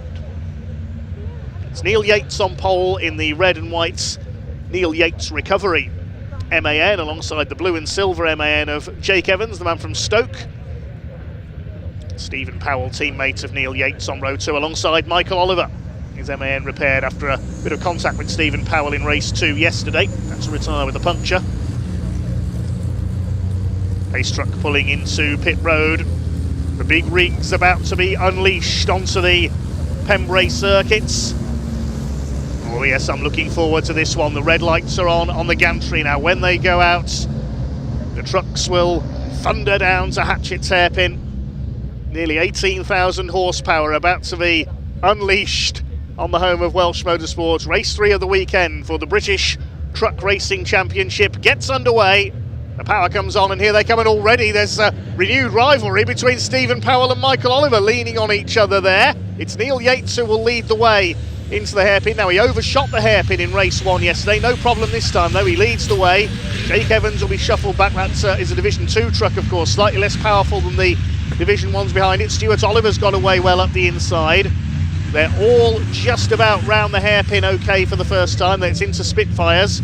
It's the 2 Neil Yates Recovery MANs out in front. David Jenkins led the championship coming into this weekend, charges past Jake Evans. We'll see Jake fall back in the early stages because the slightly less modified, less powerful Division 2 truck, not as quick in a straight line as the Division 1s. So through goes Craig Reed. John Bowler, winner yesterday in race 1, will come through as well in the number 14. But it's Yates and Powell up front, Michael Oliver and Stuart Oliver up there with them. Really falling over each other down the straight there as Stuart Oliver weaves his way through. I think Michael Oliver got sideways coming off Brooklands corner there. David Jenkins under fire from Craig Reed. It is still Neil Yates who will lead the way as they come through at the end of lap number 1. Something flew off Tom O'Rourke's truck there, the number 86. Stephen Powell defending from Stuart Oliver as they come across the line for the first time. Michael Oliver in 4th place. 2 GT tyres trucks under fire there. Michael Oliver from David Jenkins. John Bowler runs wide onto the grass. That's allowed Craig Reed to come through. Then Nathan Smith and Terry Gibbon next in the order. So the Division 2s dropping back fairly quickly, and Jake Evans could lose the lead in Division 2. Yes, John Powell goes through in the number 6 DAF to take up the lead of Division 2. That's the first time that Division 2 opposition have really got near Jake Evans so far this weekend. He's been up there playing with the Division 1 trucks. Whether he's got a problem there, because he's dropped back very rapidly from the start there, Jake Evans.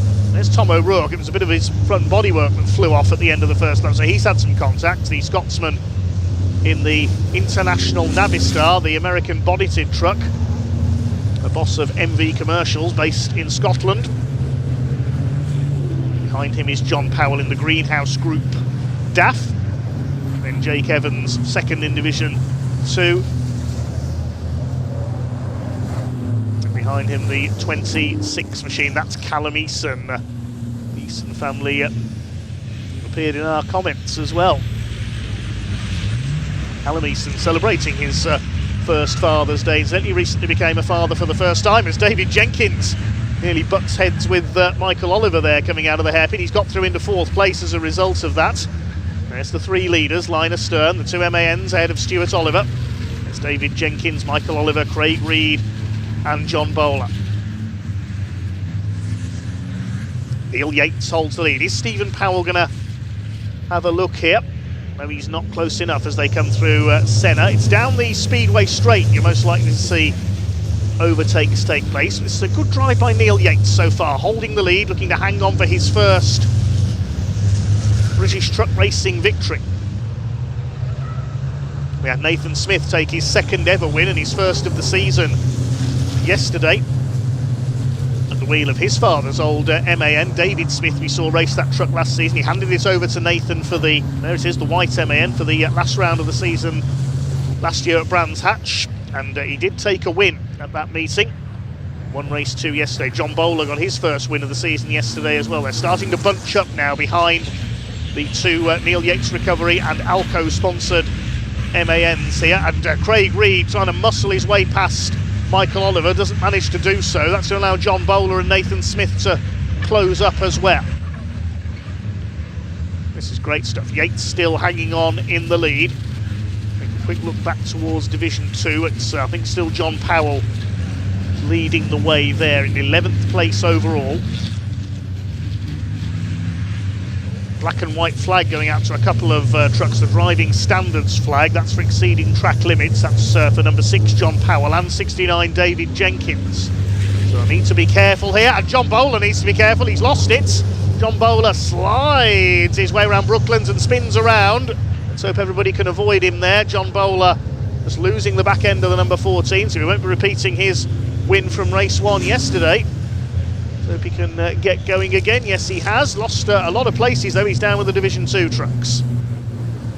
Here's the battle for the lead. Again, they fan out across the straight here. This is like watching the mini challenge cars battle it out at the moment, the way they're throwing these trucks around. Neil Yates still leads. Stephen Powell in 2nd place. They've had to replace a few of the panels on that truck after a tangle with Michael Oliver yesterday. Stuart Oliver in 3rd place, the 10-time British champion. Michael Oliver holding off David Jenkins for 4th position. Craig Reed up behind them.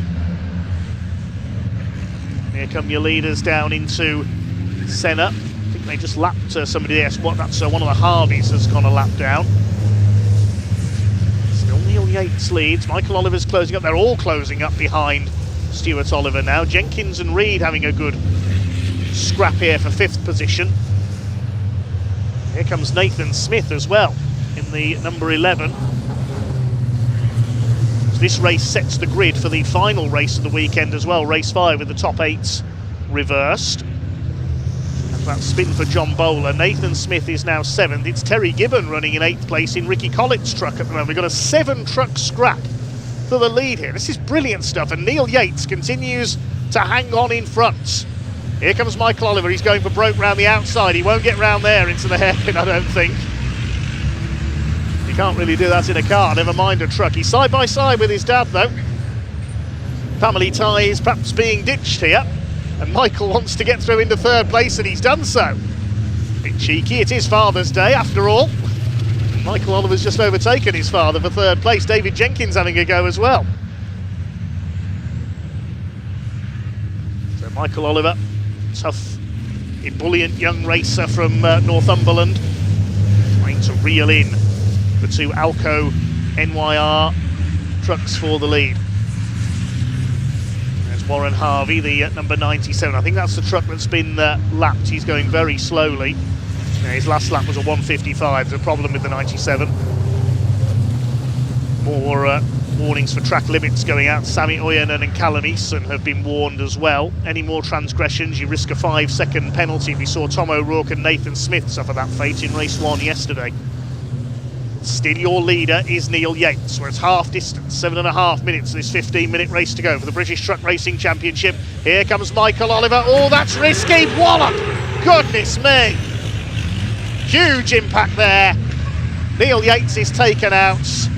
Michael Oliver is out. That's going to be a red flag, certainly. You can't continue with 2 trucks stranded, stuck together on the outside of the hairpin like that. Well, Stephen Powell inherited the lead. That is such a shame for Neil Yates. The red flag is out, obviously, straight away.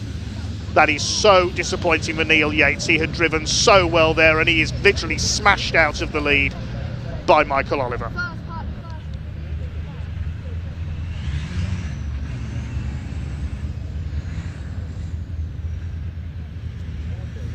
Well, look at the state of that. There's debris everywhere. There's going to be a considerable clear up here. I feel so sorry for Neil Yates there. He was driving so well. And Michael Oliver just goes straight into the back of him. Let's hope both drivers are okay. That was quite an impact. Michael Oliver's out. He's okay. Let's hope Neil's all right. Lucky that Stephen Powell wasn't caught up there as well.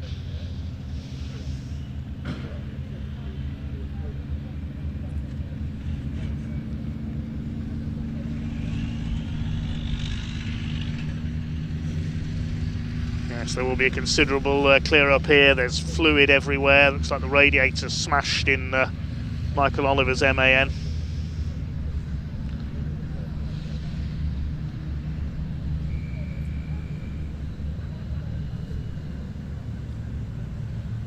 Rest of the trucks will be pulled up around at Honda Curve, and the drivers will survey the damage.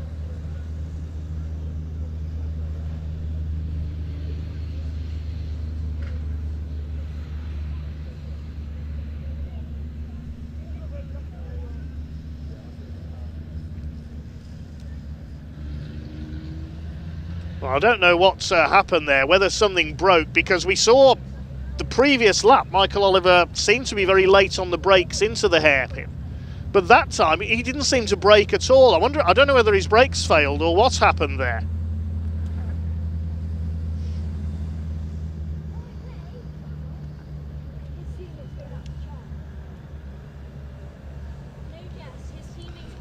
Let's have a look at that again. As they came down to the hairpin, Michael Oliver goes to the outside. He just didn't seem to brake at all, and then bang!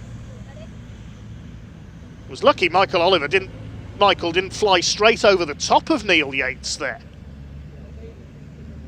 I'm wondering if that was a brake failure.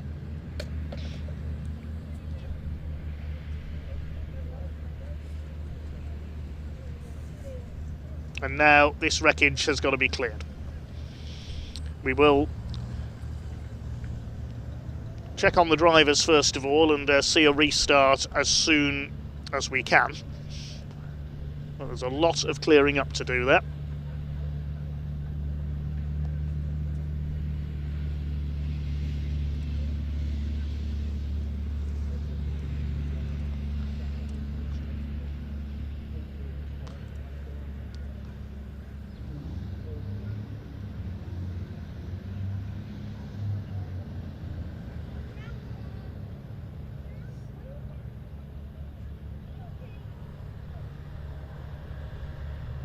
Okay, we'll bring you news on a restart as soon as we're able, but it won't be obviously for a while yet with the clear up needed down there.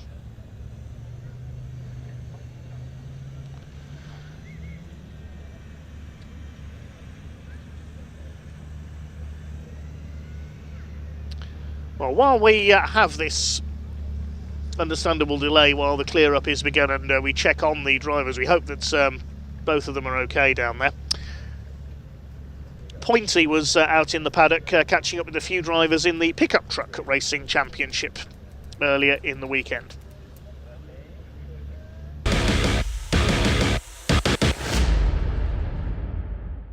So here we are with Michael Smith from the British Pickup Truck Championship, and off the back of a fantastic weekend at Brands Hatch, effectively. A couple of awards voted for by the fans. Hardest charger for most overtakes and also driver of the weekend. But along that, we've got 3 top 5 finishes out of 3 races. So you've got to be impressed, even though last time I saw you were walking around race control in your socks. Yeah, we had a good weekend at Brands, probably the best weekend so far. this season.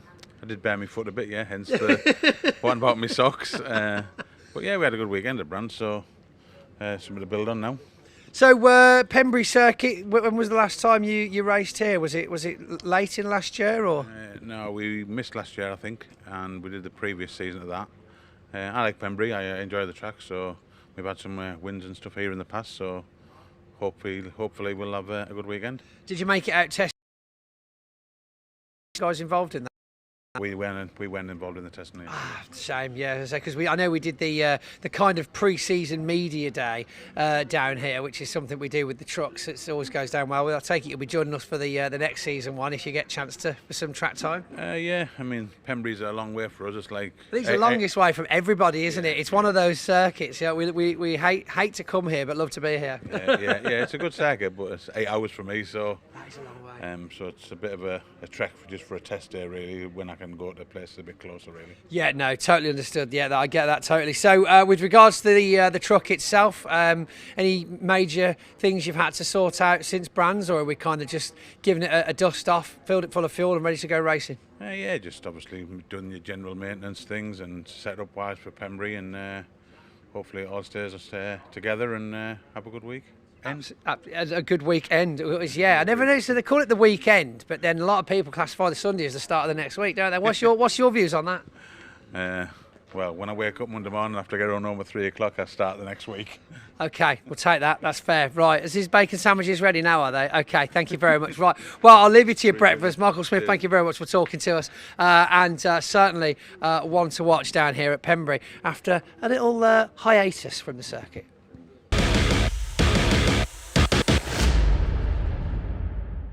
So now we join Tom Hutchins, fresh off the back of his first podium finish of the season at Brands Hatch Speedfest. Tell us, second weekend of the year at Brands Hatch. Was it weird being there with Speedfest rather than the trucks? Yeah, it was different than the trucks. Still got a big crowd.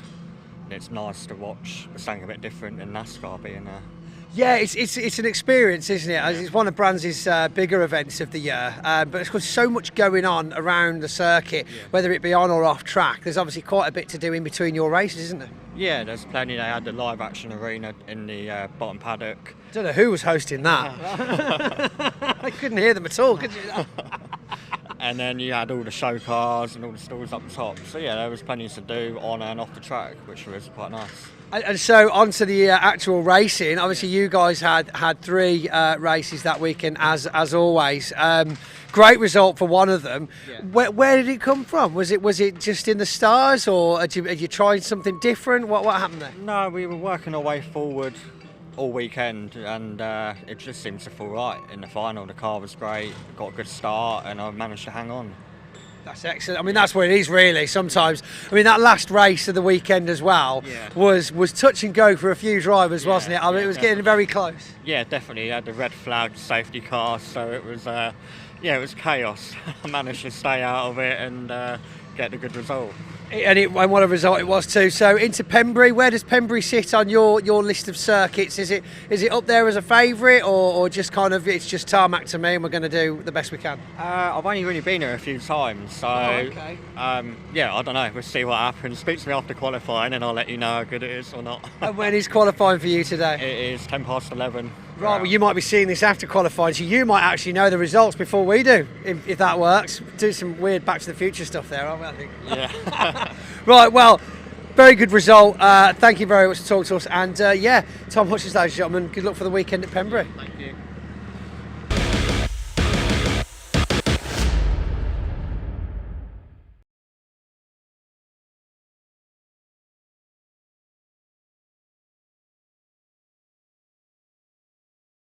Steve Powell, who was right in the thick of it.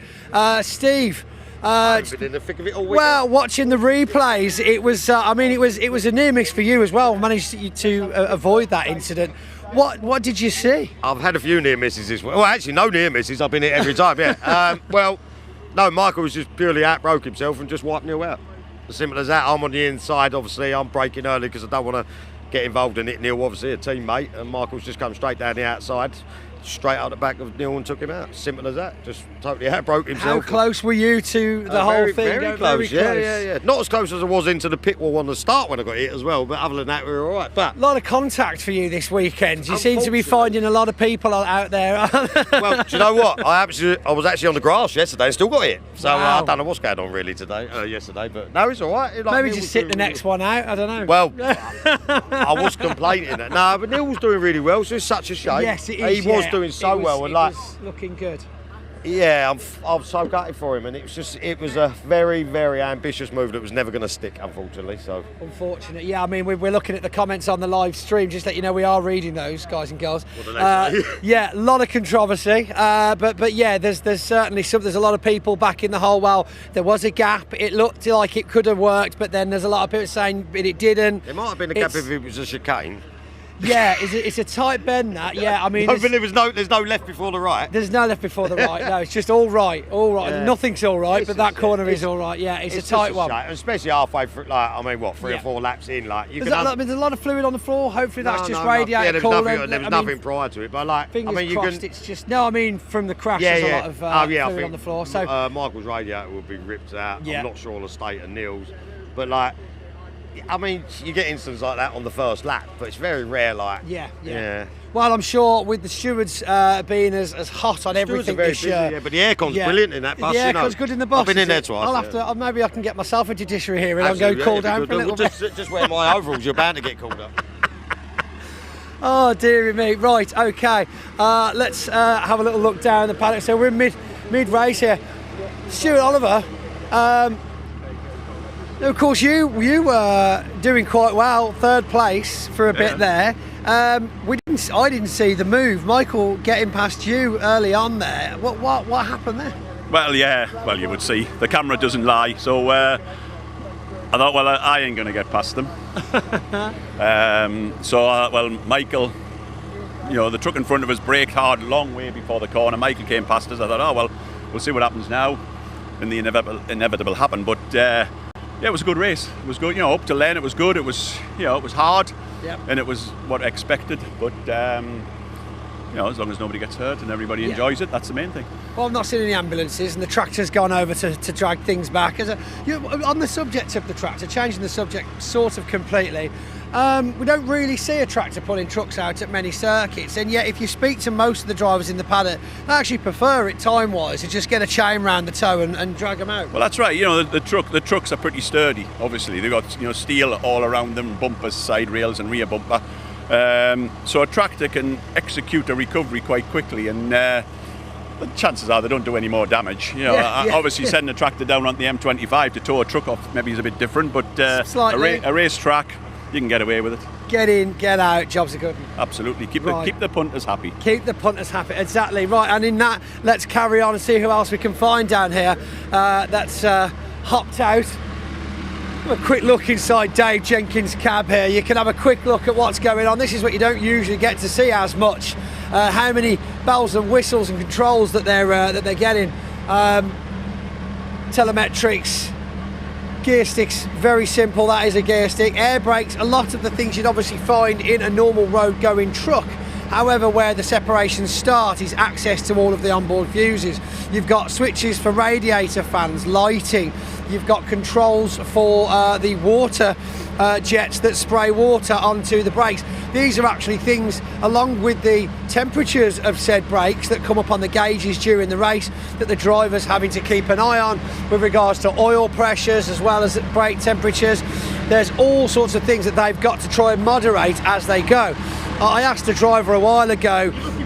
Yeah, no, I was just looking in your truck. It's fine. Probably looking for me, weren't you, of course we were, Dave, all the time. We were just having a quick cab tour here, and I was trying to explain that along with racing 5.5 tonnes at 100 miles an hour, you're constantly looking at brake temperatures to control the water and bring them on and turn them off, and you know, there's all sorts of things that you've got to kind of keep track of whilst racing as well as racing. Your brake temperatures are critical, yeah, engine temperature, intercooler temperature, all those things, yeah, and obviously the people that are moving about around you, all around you, yeah, the mirrors, the shiny bits on the doors, some people don't know what they're for, but they're a critical bit of the operation as well. They're width sensors, aren't they? You know, if you're getting into too tight of a gap when they disappear. So that was a really good race. Such a shame it came to, you know, a shortened end, but see how we go now. Be interesting to see what they make of the results at the end of it, whether this is going to be like a 3-lap dash or whether they'll amalgamate the results. I don't quite know what they're going to do with it now. Yeah, I mean, it was certainly, I'm not sure it was about the halfway mark of the race, so I didn't say the timer until TSL took it off, but it looks like they're going to be re-gridding from a lap previous, and then, so it's going to be, see what sticks for the last few minutes of the race, I suppose. Yeah, it will be. It'll be a count back one lap, won't it? Anybody running at the time of the red flag, sorry, not running at the time of the red flag, won't be eligible for the restart, and then it'll be count back one lap, but then the question's going to be what the race distance is going to be, but I'm sure you'll find out before we do. Well, hopefully so, yes. I'm sure you guys at home will be the first ones to know, and then everybody will get it radioed into their ears, won't they? Yeah, so I'm going to get in and get in. Come on, Dave, go. Yes, go do the job, Dave. Dave Jenkins there, loading himself up, and this is of course how they get in. Interesting to see. It's bits of footage like this that people don't necessarily get to witness most of the time. Quick adjustment on the fire extinguisher there, getting the straps in. Yeah, it's gridding in. We were just watching, we were just waiting for him. It's fine, we'll move out the way. Don't touch me, mate. Don't touch me, mate. I'm semi-famous. Yeah.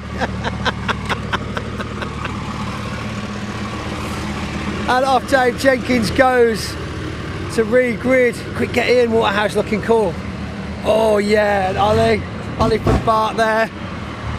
So we're going to make our way probably off the grid now, as I'm sure they'll be lining things up, looking down to the bottom corner, that first bend at the end of that very long hit straight. It looks like both trucks are back underway, assisted nonetheless. But hopefully that corner will be getting cleared very shortly and we'll be able to get you back racing. Beautiful weather here again today though, as we enjoy some sunshine.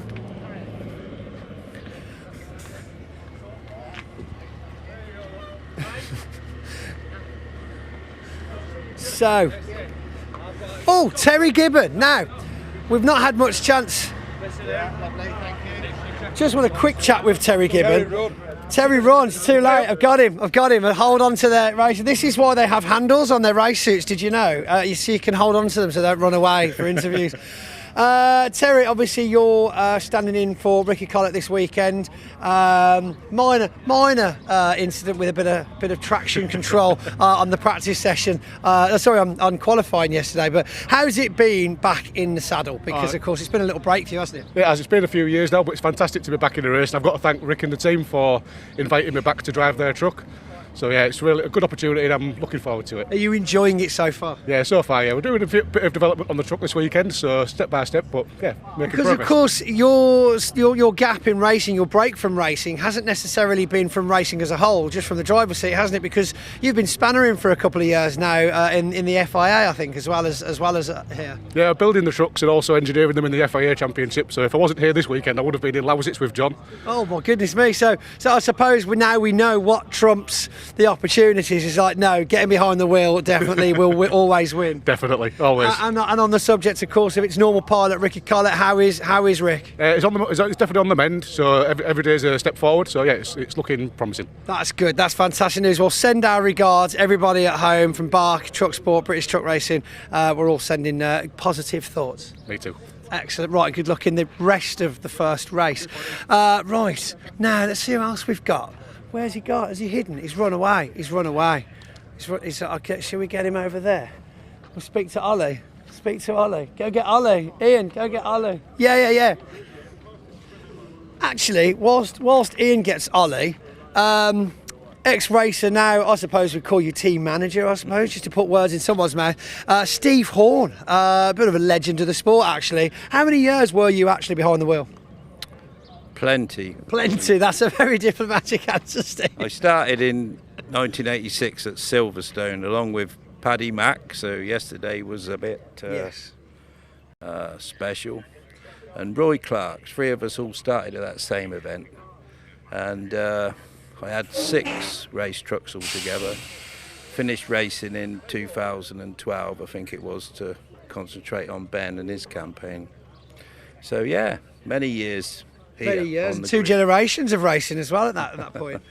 Yeah, that's right, yeah. And then the third one coming on strong now, young Thomas. So How is Thomas doing under your watchful eye? Well, yeah, he's growing into a proper nice young man, to be honest, and very interested in trucks, racing, and everything that goes with that. He's just found out about girls, unfortunately. Oh no, he always comes at that. There's a certain time in a boy's life when they find out about girls. They can cost a lot more than truck racing. Yeah, you're quite Not right. much more. But hey, isn't it fantastic, this weather down here at Pembrey this weekend? yeah. And the trucks look fantastic out there as well, don't they? A very good show being put on by everyone. Fantastic, Steve. Good to talk to you, buddy. It's been too long. Thank you very much. Steve Horn, ladies and gentlemen, of course, father of Ben Horn, and yes, a true linchpin in the history of British truck racing. It's lovely to get to see, shouts from the past there, because, of course, it's chaps like that is why truck racing exists. So, yes. Ole, ole, ole, ole, ole. You can't rely. You can't rely.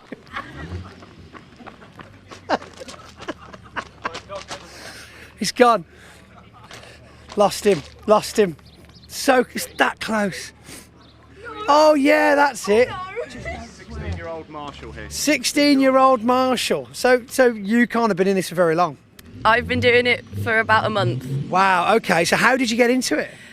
My whole family's kind of in marshalling, so my dad's, my uncles, and I've been coming to the racetrack since I was very tiny. Wow. So it's in your blood, effectively. Pretty much, yeah. So what was because obviously it would still be quite fresh for you. For those out there that think, could you imagine getting to do that volunteering on a weekend? I mean, yes, it's given a lot of time away, but to be around this effectively for free. Let's put it in that positive spin. Yeah. What was the process? How did you reach out? How did you get involved?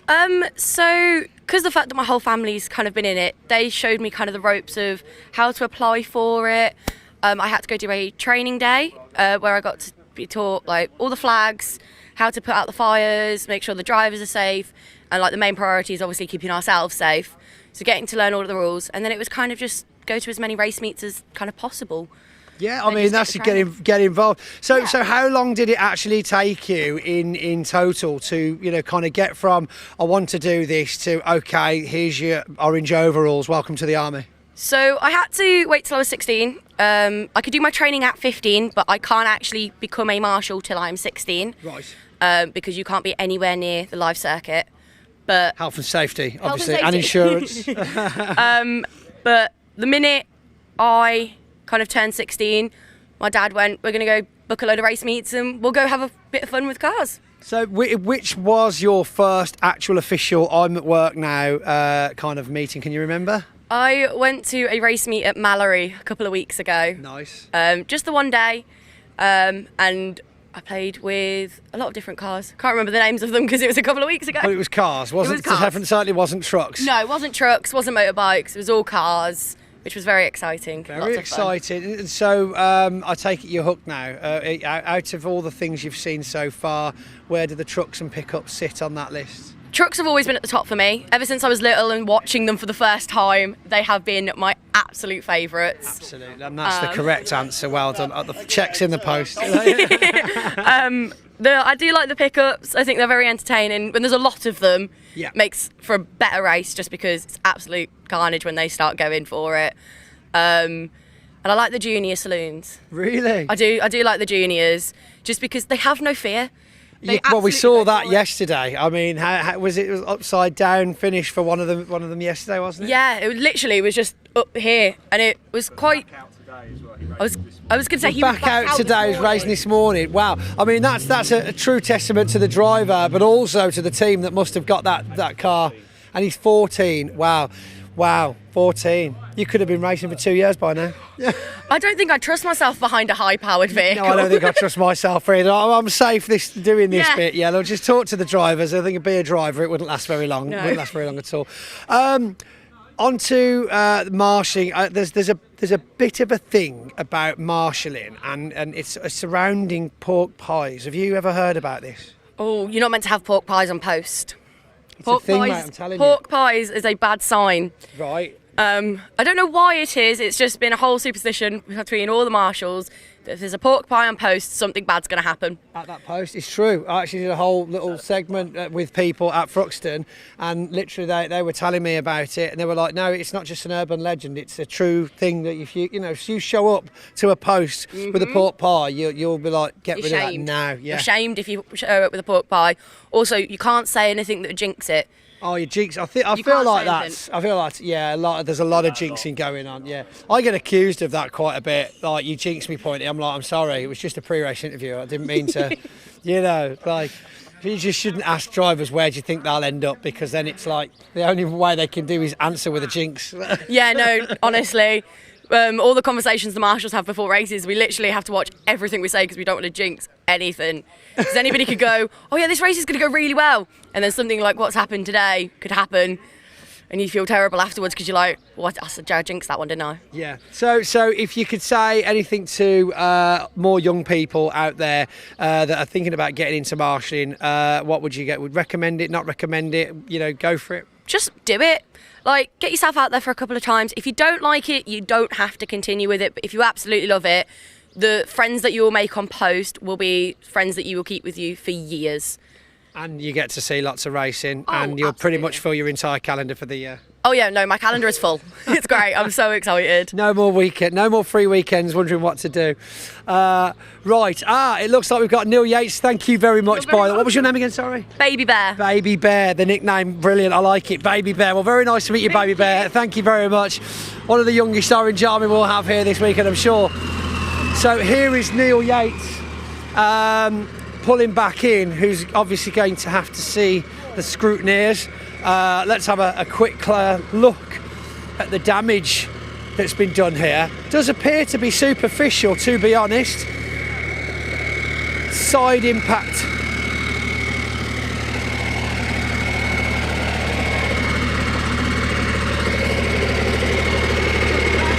Right, so we've got quite a bit of damage on the side impact here. Some snapped welds. Main chassis looks okay. The exhaust could be slightly damaged, but it's not producing smoke.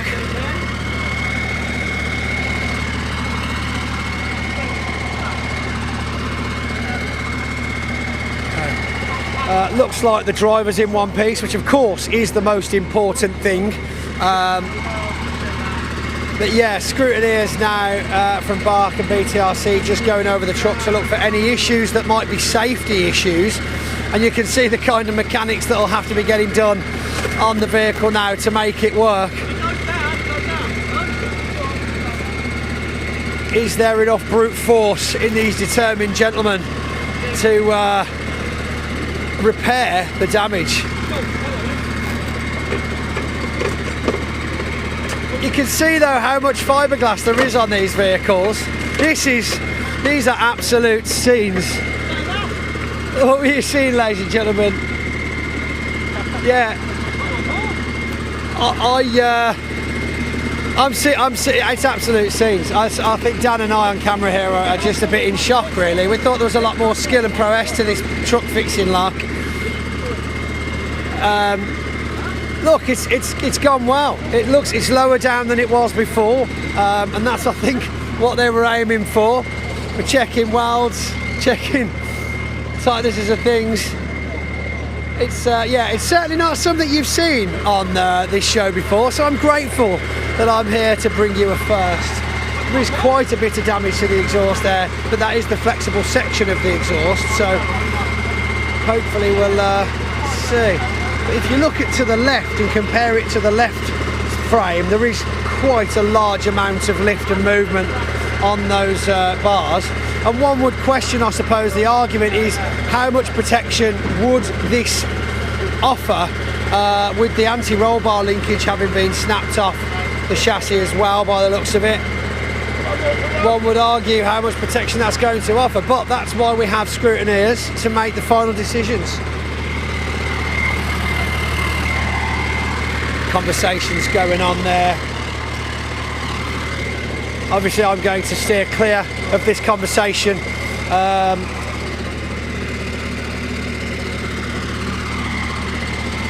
Yeah, what's actually going on in here? So.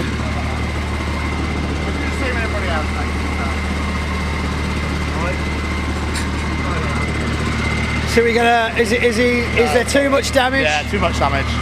So it turns out the things we spotted, and you guys at home, unfortunately there is too much damage to the protection and suspension on the vehicle for him to continue in the race, which I do believe will be getting restarted shortly. I remember, I think we were about halfway through before we had the red flag, so we'll see how much we have left.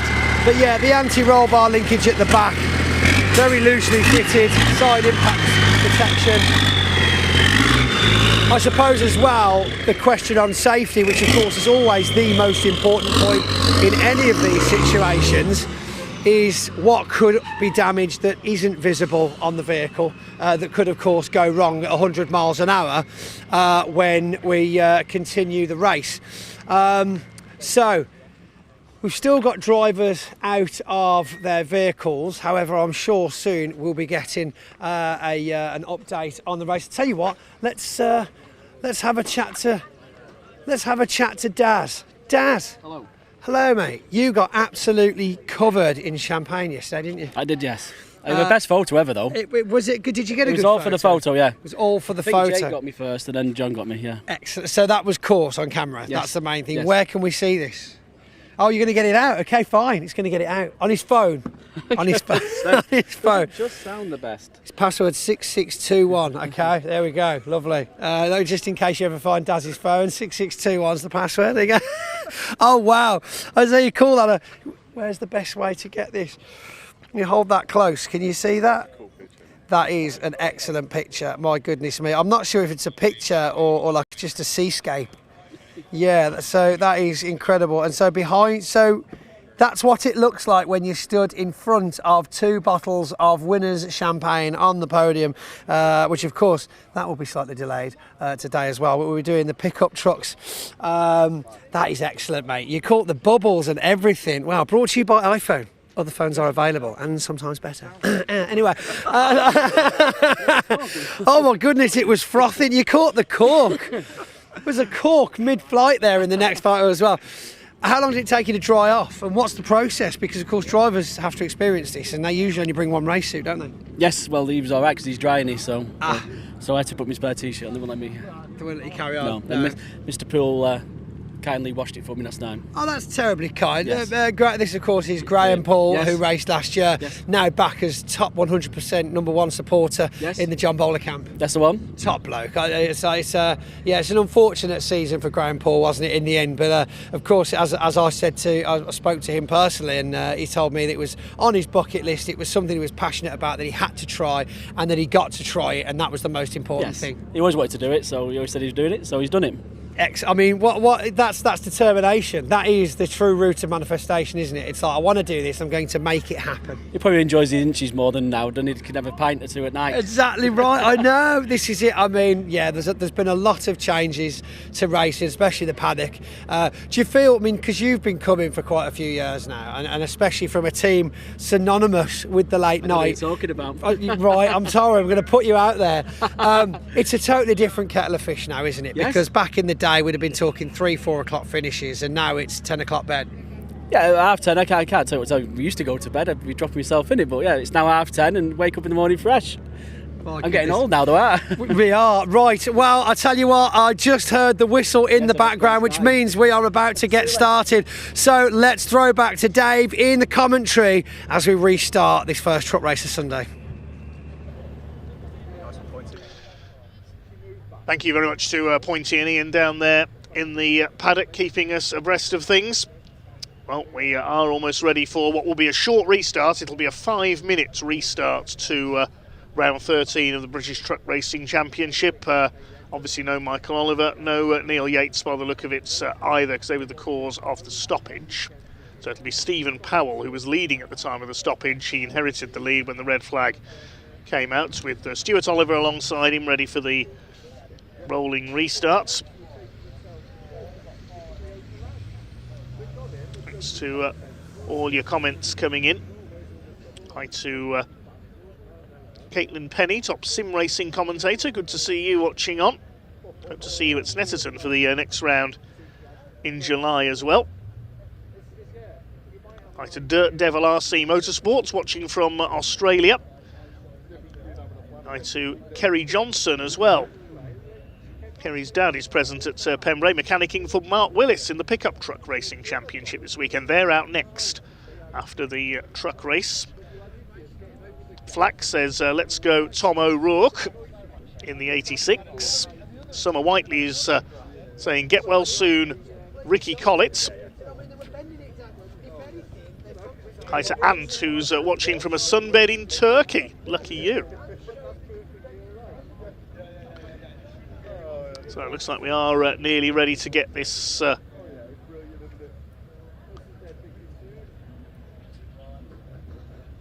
rolling restart underway.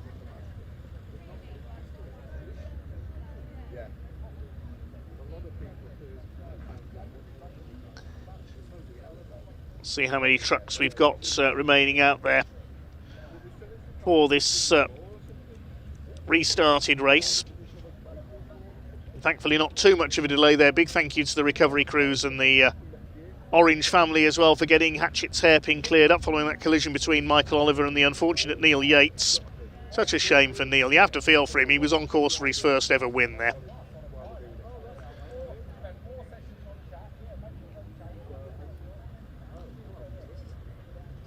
Right to Toby Pentney watching in Wiltshire. Bullseye says bring it home Stuart Oliver.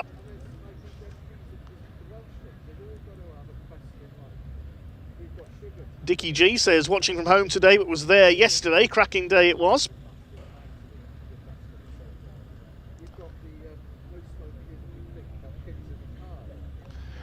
That'll be a 5-minute restart. Should get about 4 laps in. Still plenty of time for something to happen. Logan Jackson says good luck to Dave Jenkins. Get well soon Ricky Collett. The Agent 27 says hello for everyone from the south of Portugal. South of Portugal, the Algarve region, home to one of my favourite circuits in the world, Portimao. I'd love to see the trucks race around there. Pesky Pagan says hello from Michigan, USA. Right to JWC, also Martin Povey, who's watching from the south coast of France. Usually at the racing with the CTS team. Soph 1994 says can't wait to see you at Brands Hatch. Right, we're ready for the restart then. Stephen Powell and Stuart Oliver lead them away. Clock not starting counting on this rolling lap. It'll restart next time round. Only a 5-minute sprint for the line. David Jenkins and Craig Reed on the second row. Then Nathan Smith and Terry Gibbon in Ricky Collett's truck. We heard from Terry during the hiatus from racing there. He's been busy building and engineering trucks, including working with John Newell, who now competes in the European Championship, the number 18. Mark Taylor, number 81, is now in the European Series as well. Also seen Shane Brereton, ex-National Hot Rod racer, competing in the European Truck Racing Championship. Does some historic car racing now as well. It's got a Jaguar E-Type, if memory serves me right.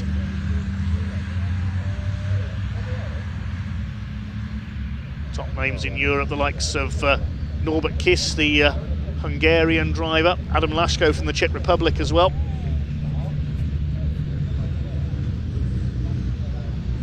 Sadly, the FIA European Truck Racing Cup no longer comes to the UK. It'd be great to see it back at the likes of Brands Hatch or Donnings. Even enjoyed some great European races at Silverstone in the 80s and 90s. When the likes of Steve Parrish and Richard Walker were the star names from Britain.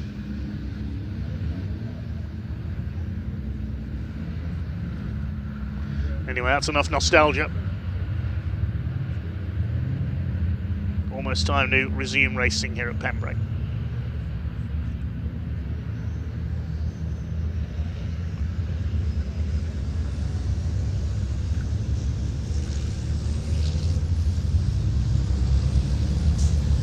Thanks for all your comments coming. We've got spectators from Missouri, from New Zealand and beyond. Great to see you tuning in from all over the world to enjoy the British Truck Racing Championship. We're about to resume with a 5-minute sprint for the line. Round 13 of the season. Are we going to see a new winner perhaps for 2026?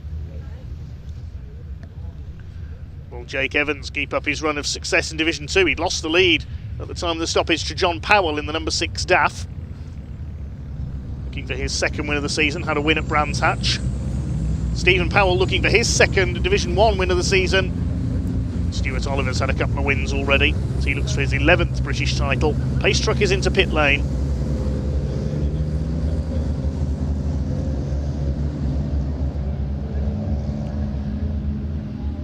Tension begins to rise once again. The red lights are on, ready for the restart of round 13 of the British Truck Racing Championship here at the home of motorsport in South Wales. Red lights go out and away they go. Charge down towards Hatchett's hairpin. Stephen Powell and Stuart Oliver side by side. John Bowler trying to make his way through. He's stuck behind Callum Eason's MAN. It's Powell who will lead the way into the hairpin. Oliver second. David Jenkins and Craig Reed side by side. That's Nathan Smith in the number 11. Will make their way cautiously through the hairpin for the first time. They've all made it round. Good to see Warren Harvey still out there and slowed up just before the red flag. Hopefully he's rectified wherever the problem with his DAF was. They make their way towards the crossing. John Powell side by side with Tom O'Rourke and Callum Eason trying to go through for second in Division 2. John Bowler trying to get past all of them. The smoke out of the back of Bradley Harvey's DAF there as well. Look at this in Division 2, 3 of them together for the lead. John Powell ahead of Jake Evans, who gets back ahead of Callum Eason. The two MANs behind the DAF though. Bit of dust being kicked up there by John Powell. They swing their way into Brooklands. John Bowler stuck in the pack after he spun earlier on before the red flags came out. He's going to try and make his way up the order in the Rochdale LGV driver training sponsored MAN. He gets past Callum Eason. It will be Stephen Powell, the man from Kent who lives just an exhaust roar away from Brands Hatch, who leads the way. Stays ahead of Stuart Oliver as they come over the line. David Jenkins in third place in the 69 truck. Just noticed Simon Cole is in the pit lane. Problems for his Iveco. Make their way out of the hairpin. Top three breaking away very slightly. Stephen Powell leads the way, looking for his second Division 1 win of the season. Craig Reed in fourth place, then Nathan Smith. Terry Gibbon going well in sixth, getting used to Ricky Collett's truck. Now don't forget the top 8 get reversed for race 5 on the grid, the very last race of the weekend. At the moment in 8th place overall is John Powell. Could we see him on pole? Could we see a Division 2 truck leading the grid? We've already seen Jake Evans on the front row for this one, but he dropped back very quickly. He's under fire now from Callum Eason. John Bowler making his way through the Division 2 trucks, and Eason up the inside. I think there's something amiss with Jake Evans' MAN, and he's hit the back of Eason. We don't want a repeat of the incident that brought the red flags out, thank you. Clips the back of Callum Eason there, keeps it going. That might have damaged the right rear corner of the 26. Meanwhile, Stuart Oliver trying to attack for the lead down the pit straight, trying to get the line away from Stephen Powell for the hairpin, but he can't do so. David Jenkins up on the outside. He's braking very late. He's going to go straight on. David Jenkins goes out wide, flicks the truck round. He loses a place to Craig Reed. I thought he was going to go onto the grass there. Jenkins just missed his braking points. There's somebody else who's locked up in the background there. We can see tyre smoke. Who was that? Bradley Harvey, I think. Stephen Powell continues to lead under pressure from Stuart Oliver, the successful British truck racer of them all. Craig Reed looking for his second win of the season. He won the season opening race at Brands Hatch in the Iveco. He's right up with Stuart Oliver now. Jenkins down to fourth. That was the break that Craig Reed needed, I think, when David Jenkins ran wide and he was able to come through. Stephen Powell continues to lead. He had a fraught day yesterday, picked up a bit of damage in race 2. The team have worked hard to get the truck back into shape for today's race. We're about just under 1 minute 20 left as they cross the line. They might get 2 more laps out of this, we'll see. It's going to be close as they come round next time round, whether the checkered flag will go out. David Jenkins trying to make up for his mistake on the previous lap, has a look up the inside of Craig Reed, who clips the back of Stuart Oliver. Nathan Smith trying to join in as well, and Terry Gibbon, he's going well. It took him yesterday's races to get acclimatised to Ricky Collett's MAN. He's running much more strongly today. There he is, the yellow machine. That truck has had 1 win in the hands of its owner at Brands Hatch. Won the 5th race of the weekend. This is great stuff, 6 of them going at it for the lead. Then a gap back to Tom O'Rourke. He's under fire from John Bowler, who's into that vital 8th place. If he stays there, that'll give him pole position for race 5. He gets past Tom O'Rourke, he'll be on pole. Haven't seen O'Rourke take a win for a couple of years now. He last had a win at Convoy in the Park at Donington a couple of years ago, I remember rightly, and off goes the Division 2 leader. That's John Powell, straight on at Brooklands. Maybe it was him who locked up into the hairpin as well. Maybe he's having braking issues. He's got going again, and he's still leading Division 2. I think. No, he's not. The MANs have gone through, I apologise. Jake Evans takes the lead of the class. I thought John Powell had recovered before they'd come through there. We didn't see them on the inside. Meanwhile, there's smoke everywhere coming down the straight. I don't know what's happened there. Through the smoke come O'Rourke and Bowler. Here are the leaders. It's still Stephen Powell. Who's that running wide on the outside? The order's still same. Oh, it's Archie Handy. He was getting out the way, being lapped in the number 40. Thought somebody had gone very wide there at Spitfires. Having to get onto the grass almost to let the quicker runners through. Still your leader is Stephen Powell. The clock has counted down to 0, so it'll be checkered flag this time. Can he hang on ahead of Stuart Oliver and Craig Reed? David Jenkins has got the fastest lap of the race. That mistake at the hairpin means he's down to 4th. Warren Harvey moves out of the way, lets the leaders through. And it looks like it is going to be a 2nd win of the season for the man from just down the road from Brands Hatch. Number 3, Stephen Powell. Here he comes. Stuart Oliver is not going to catch him, I don't think, on the run out of Honda Curve. There is the checkered flag. It's win number 2 of the season for Stephen Powell in the number 3. 2nd for Stuart Oliver. Craig Reed on the podium in 3rd. David Jenkins 4th, Nathan Smith in 5th, and Terry Gibbon a fine 6th place. John Bowler comes in 7th. He has got ahead of Tom O'Rourke, and Jake Evans inherits the win in Division 2 ahead of Callum Eason. And a very frustrated, no doubt, John Powell after that mistake at Brooklands takes 3rd in class ahead of Bradley Harvey and Sammy Oyenham. Archie Handy and Warren Harvey finish a lap down. Big squeal of tyres in the background as somebody failed to pull up for the hairpin again. Or is that just Stephen Powell cutting loose in celebration, I wonder? Stephen Powell, he won at Thruxton, he wins here at Pembrey by half a second ahead of Stuart Oliver over the line. Craig Reed completing the podium. David Jenkins will be a bit frustrated there, running wide at the hairpin with a couple of laps to go, losing 3rd place. Nathan Smith in 5th, good result for Terry Gibbon in 6th position. And John Bowler getting past Tom O'Rourke on the last lap, but it does mean O'Rourke will provisionally be in pole position for the final race of the weekend. Jake Evans inherits the win in Division 2, finishing just ahead of Callum Eason by just over half a second. John Powell will be disappointed with 3rd in class there, finishing ahead of Bradley Harvey, Sammy Oyenham, Archie Handy and Warren Harvey. Simon Cole, an on-finisher there, he pulled into the pits just before the restart, in fact. And obviously Michael Oliver and Neil Yates didn't take the restarts. Pickup truck racing coming up next here at Pembrey. That'll be followed by our 2nd mini race of the day, the Mini Challenge Club Sports. And then we have the Audi Cup for their 2nd race of the weekend, the Audi TTs, the Mini Challenge Trophy, and then another truck race before we go into our lunch break. It might be a slightly reduced lunch break after the 4th truck race of the weekend because of the delay there. I think we're running about 30 minutes behind schedule at the moment, so the lunch break may be reduced. We'll be resuming after lunch with the Junior Saloon Car finale for the weekend. There's the Civic Cup for their 2nd race of the weekend. Then the Track Action Racing Club, a mixture of different saloons in their race. Then the Mini Challenge Club Sport, the pickups, and a final truck race. Meanwhile, let's head down to Park Fermé.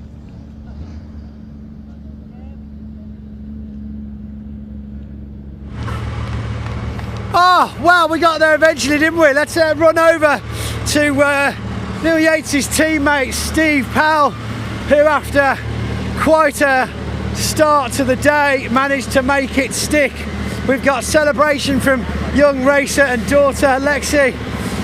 Teammate Neil getting in there as well, congratulating the first place, making it stick. That's for you, he says. Lots of emotion here. Huge amounts of emotion. Let's get a few words as we can get Steve out from his cab. The dismount after the win. Steve, come on in. Neil, do you want to be part of this? Yeah. Come on. There we go. So, that was what you were looking for. Not quite as many of the Team 333 at the top of the grid as you wanted, but it's, you know what? It's a win, and I'm gutted for him. So it pisses over. Sorry. Sorry about that. Sorry about it. It rains on my win, and it's an unfortunate situation. And every time he gets there, something happens, and I was there to pick, and I'm glad I won and no one else because we're a team. You see what I'm saying? And I don't want it, but I've got to. I'm better than me winning than someone else, but.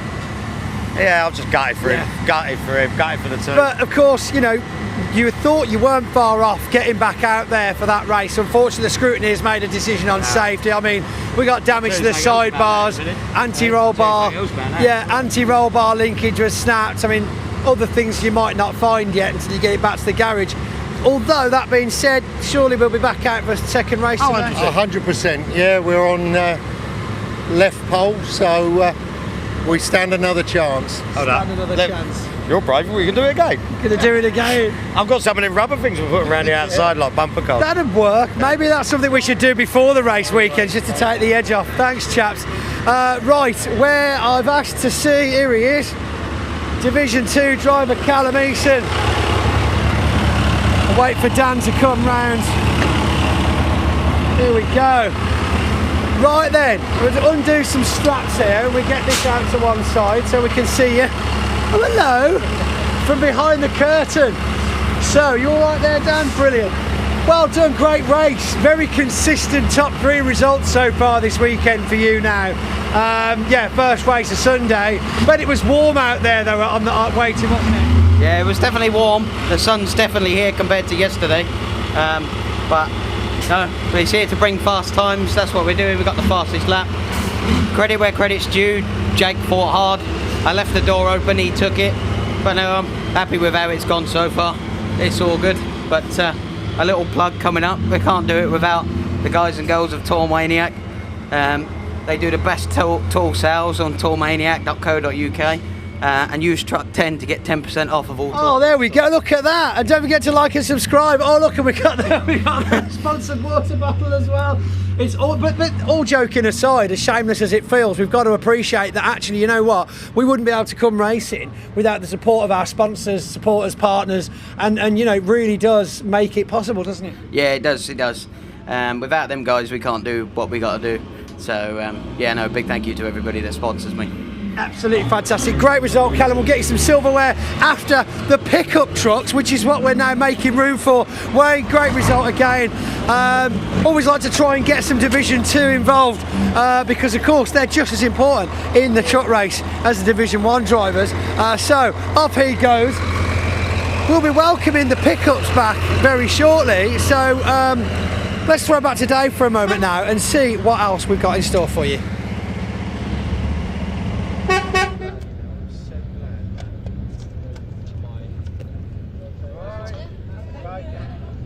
Okay, so the trucks making their way back to the outer paddock then, out near the fairground on the wider part of the circuit. Plenty of off-track attractions here this weekend at Convoy, South Wales. Always a great event this is, plenty of fun for all the family, off-track as well as on-track this weekend. Next up it is the Pickup Truck Racing Championship. If you've not seen them before, you've got a real treat coming up here at Pembrey, the second of their 3 races this weekend. We caught up with some of the drivers a little earlier on.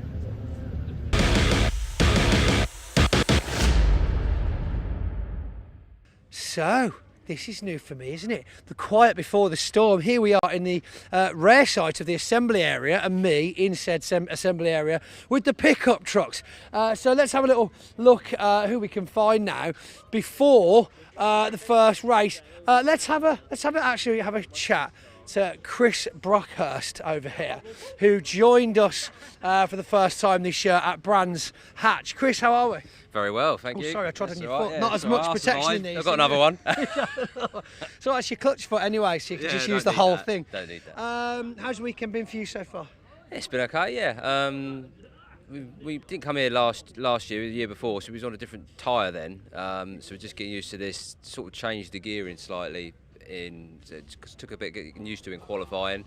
Right. But yeah, second race went well, we got 7th. Truck's still in one piece, so we're here to fight for another one. Absolutely. So you obviously joined us a little later, starting off at Brands Hatch at Speedfest. What made you join the run-ins? That couple of weekends after the start of the season. Well, we decided we'd take this year out. Just do the 2 meetings I wanted to do, which was Brands and Speedfest, and we wanted to do to Donington as well. Had other commitments that I had to stick to. But being that we did Brands, the lorry's going by. We can still hear you perfectly fine. Yeah, so did the Speedfest. It's good to see everyone again. You get the bug. A lot of people sort of saying, "Oh, you got to do it." That's how it gets you, isn't it? When you get the bug. Yeah, so we thought, let's go. Let's take the trip to Wales, and we'll do another one. We do Pembrey. So yeah, here we are. And we will be seeing you at Snetterton then in a couple of weeks. No, I doubt Snetterton. We're going to miss Snetterton, but we will be at Donington. Brilliant for the big convoy event. Yeah, great Have event. you ever been to one of those? Oh, yeah, do it. We've done it the last few years with the trucks and everything, and previous formulas as well. So yeah, great event. Really want to be there for that one. Absolutely fantastic. Glad to hear that you want to be there. Right then, so I think that's all we've got time for. So by the time you see this, we'll be ready to throw back to Dave and let's go racing.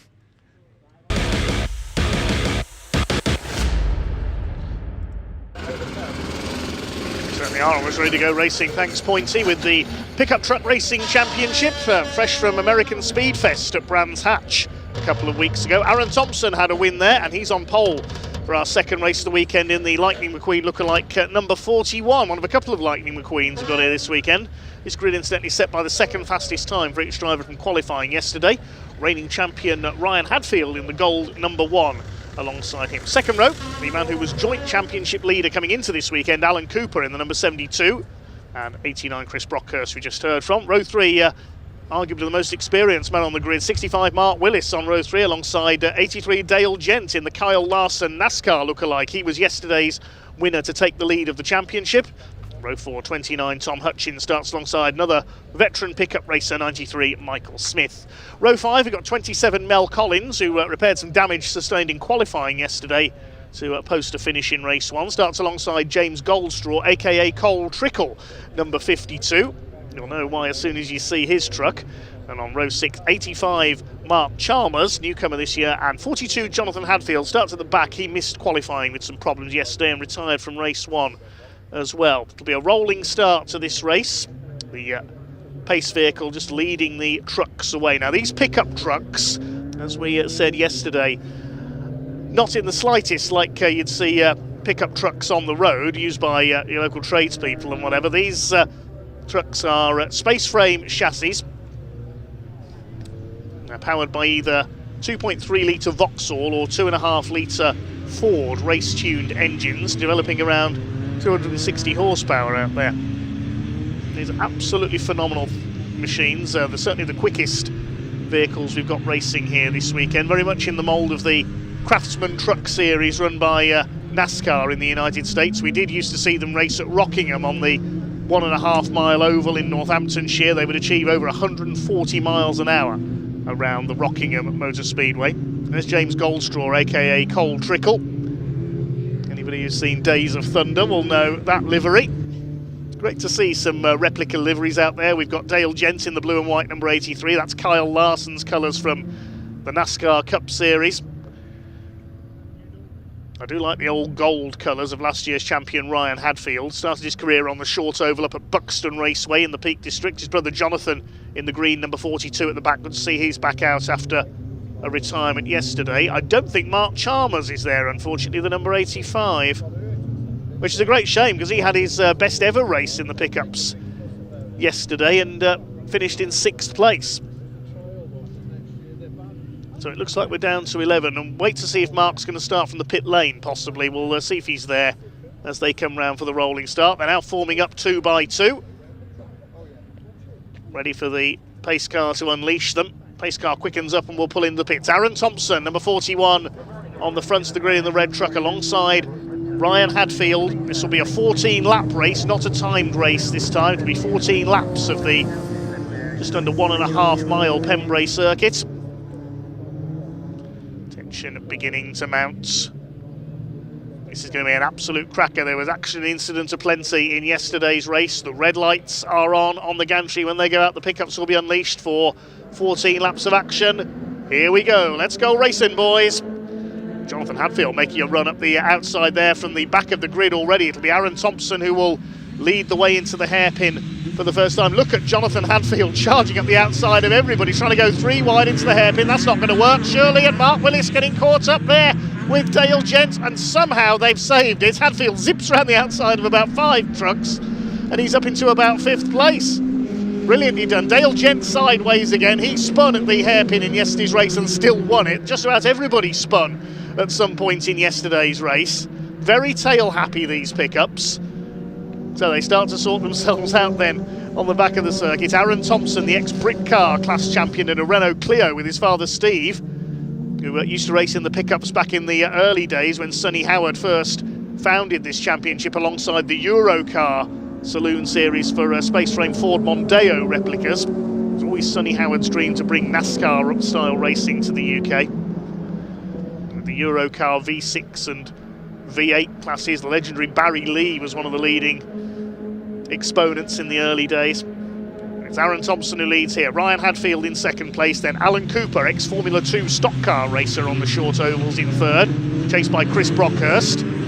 Jonathan Hadfield completely cuts off the hairpin there over the curb in 5th position after that flying start down the outside. And Dale Gent, yesterday's winner, down in 6th position. Race 3 will have a partially reversed grid based on the result of this race, so it's all to play for. Dale Gent was in luck at Brands Hatch and American Speedfest. He got pole position for the slightly longer race 3 and won it. Dale, the champion in 2024, drove the black Dale Earnhardt replica truck then. He and his father Mark, both short oval racers of many years standing, as was Mark Willis. He's raced hot rods for many decades. Never won the overall pickup championship despite all his years of experience, but he has won the Rockingham Championship. Very much an oval racing specialist is Mark Willis. Here comes Michael Smith, ex-Formula 1 stock car racer, the man from Hartlepool, on the tail of Tom Hutchins. Now, he took a slightly different route into motor racing. Began his career in a Honda Civic at Brands Hatch as Jonathan Hadfield spins on the hairpin. Let's hope he can get going again. Lights up the rear tyres as he gets away, and that's all his hard work at the start of the race thrown away, sadly. He's got it all to do again from the back.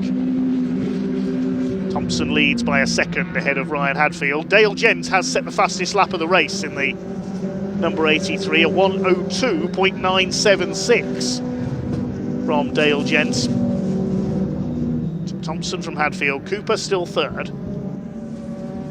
Michael Smith getting a bit tail happy there. He's got Cole Trickle, aka James Goldstraw, behind him in the 52, who failed to finish yesterday's race.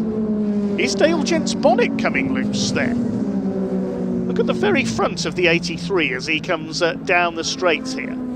I think Dale Gent's bonnet's starting to pop open. Keep an eye on that. Don't want it flying open. As Alan Cooper closes up on Ryan Hadfield for 2nd place. Hadfield, I think, started off in the trucks previously raced by the Hunn family from Essex. Another family who was converted from hot rod racing. Ryan began racing alongside his father Rob Hadfield, who raced bangers and hot rods up at Buxton, runs a haulage company up in Derbyshire. His brother Jonathan towards the back of the field. They've raced on the short ovals in mainly Formula 2 stock cars over the years. Moved into circuit racing with Ginetta sports cars, if memory serves me right. Michael Smith up the inside into Brooklands, goes past Tom Hutchins. Just the 11 trucks out there, no Mark Chalmers unfortunately. Tom Hutchins returns the compliment, or tries to, on former double champion Michael Smith. Michael Smith sponsored by John O'Regan, courier company from Ireland, on the back panel of his truck. We had hoped to have David O'Regan over from Ireland to race this weekend, but sadly he couldn't make it. Up the inside comes Mel Collins in the 27. He has to lock up there to avoid the back of James Goldstraw, though, doesn't get the move done. It's David O'Regan, sponsored by Parcelforce. He would have, and big cloud of tyre smoke there. That was Mel Collins spinning, coming out of Spitfire. That's an unusual place to lose it.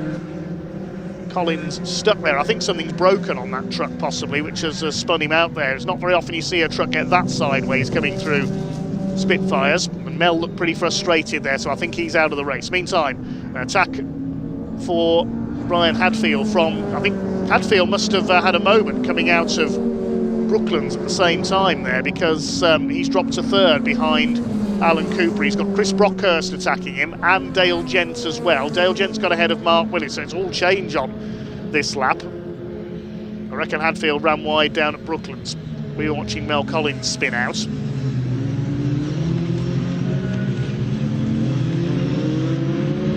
The right-hander at Hatchins hairpin up to Spitfires. Yellow flag out there because Mel Collins stranded on the side of the circuit. I wonder if we might see a safety car because of that.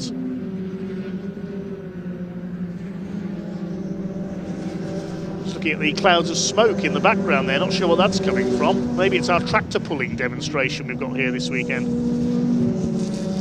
We're on lap 6 out of 14. Dale Gent started to get into his stride now, chasing down Chris Brockhurst, who began his career in the hot rods at Ringwood Raceway in Hampshire. Battle for 4th place. Still Aaron Thompson that leads the way. He had a bit of a disappointing race yesterday, was sliding all over the place. He's got this one in his grasp at the moment.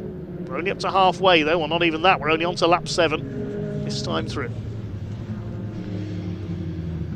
Mel Collins stuck there on the side of the road. I think we may be seeing the safety car though, possibly. Yes indeed we are, because of Mel Collins' stranded truck there. He was given a chance to get it going again, but I think something broke there, which is what spun him out. So he's stuck there on the edge of the circuit, and for the second time this weekend in the Pickup Truck Racing Championship we have a safety car. So the trucks will line up, line astern. There's the reason. Mel Collins' truck stuck there on the exit of Spitfires. So we're down to 10 runners.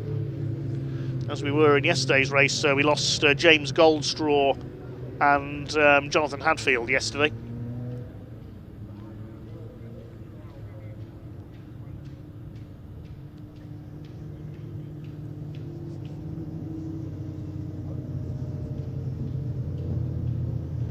There's Jonathan Hadfield. He's going again after his spin at the hairpin. This at least allows him a chance to catch up to the back of the field and to attack James Goldstraw, aka Cole Trickle, on the restart. Of course, Cole Trickle's rival was Rowdy Burns in Days of Thunder, and Rowdy was the nickname given to the great NASCAR racer Kyle Busch, certainly the most successful driver of the modern era in NASCAR, who very sadly and very suddenly passed away a couple of weeks ago at the age of just 41. Send our condolences to the NASCAR world and Kyle's family and many friends. Great loss to the sport. Got it down for 12:35, probably going to be a little bit delayed. Yeah. It'd be nice to see a Kyle Busch tribute livery on one of these pickups one day. He was famous for running the M&M's colours. Other snacks are available.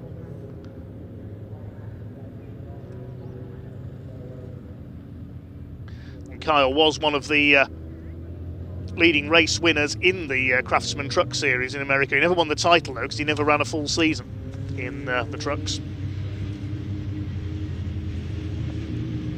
Collins' truck being wheeled away behind the tyre wall back into the pit lane exit, I think, over there.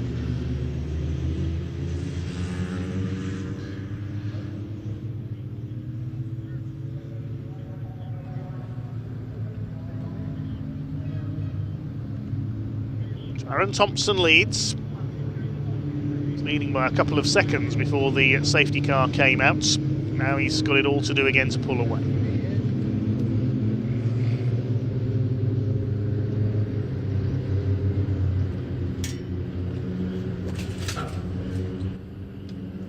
Once the lights go out on top of the safety car, it means we'll be going back to racing this time by, so keep an eye on the light bar on top of the Porsche.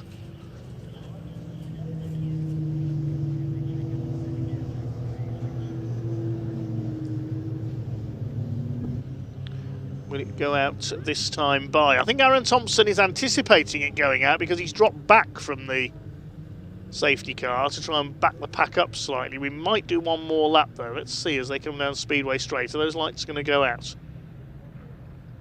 Yes, they have. So Aaron Thompson did the right thing. He's backed the pack up, Sebastian Vettel style, and will now try and get on the throttle to anticipate the restart. They can't overtake until they cross the timing line, past the green lights and flag.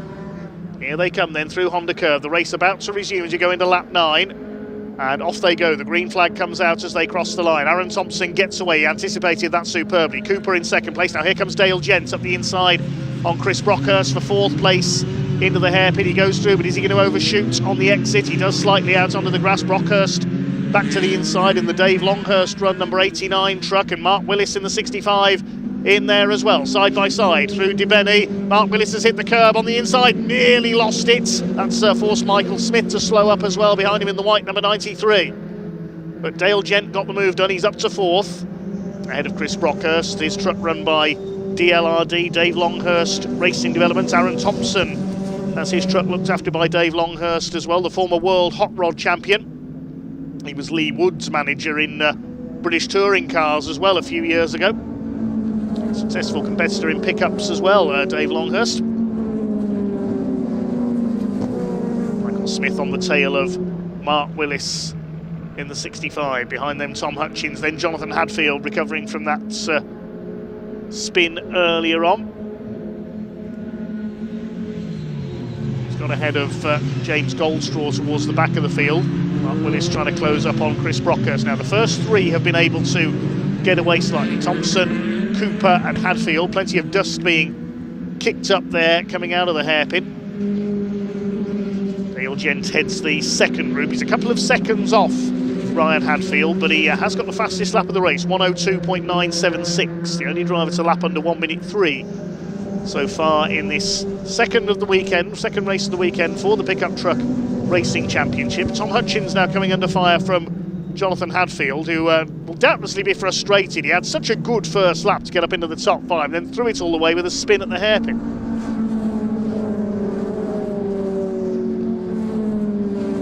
Through Carter's Curve up towards Honda.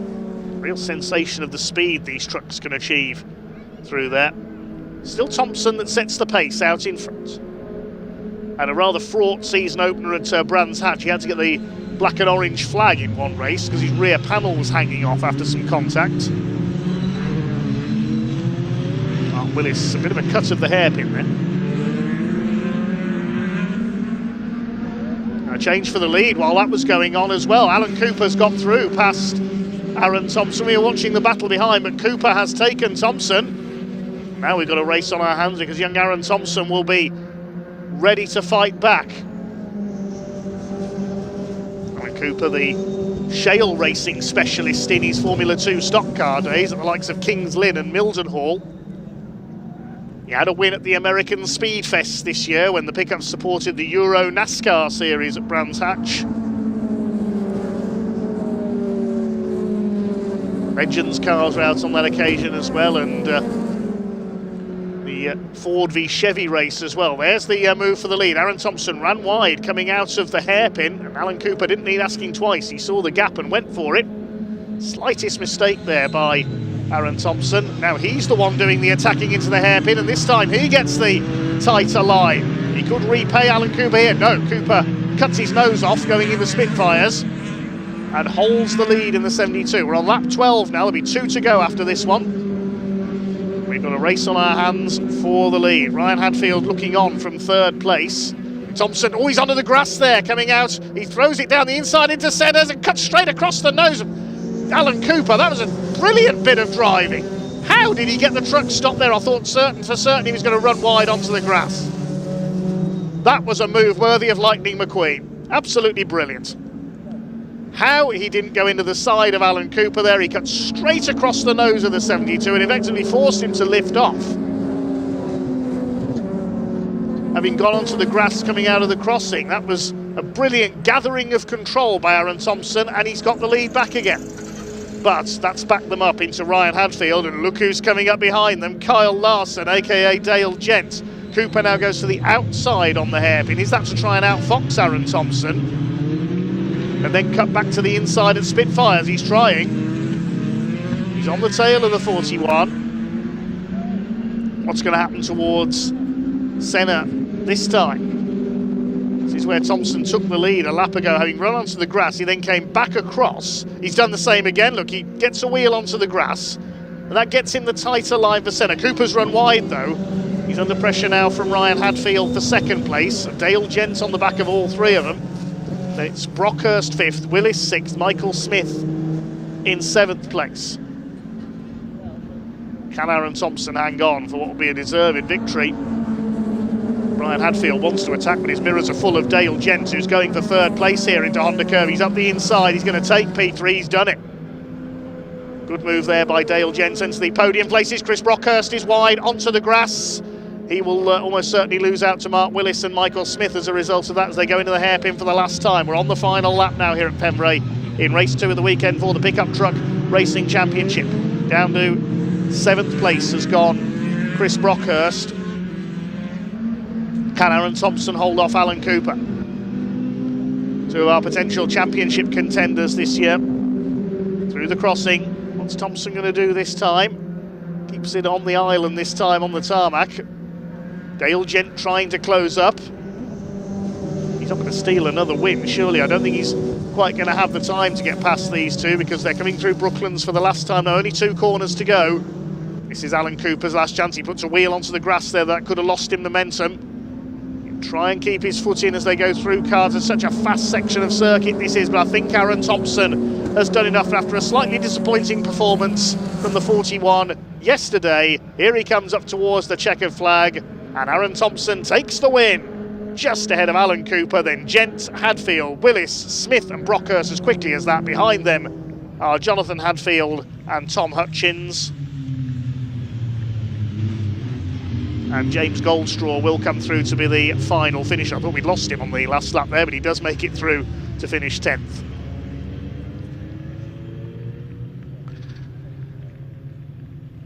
Well, ka-chow indeed from Lightning McQueen. That was a brilliant move to take the lead. I'll hope we can see a replay of that. How he took the lead into, yes, here's the move. Cooper got slightly sideways coming out of the crossing. That forced Thompson onto the grass, but then he just threw it down the inside, so close to collecting the front corner of Cooper's truck there, and he kept his foot in, Aaron Thompson, and was able to pull ahead down the short straight into Brooklands. Masterful piece of driving from Aaron Thompson. Takes the win by 1/4 of a second ahead of Alan Cooper. Dale Gent coming through for P3 in the closing stages. He got fastest lap as well. 1/2 a second covers the top 3. Ryan Hadfield in 4th place. Chris Brockhurst slipping back with a couple of laps to go to 7th behind Mark Willis and Michael Smith. Then Jonathan Hadfield in 8th. Tom Hutchins 9th. And James Goldstraw completing the finishes. We lost Mel Collins with that spin at Spitfires. Always so entertaining, the pickups.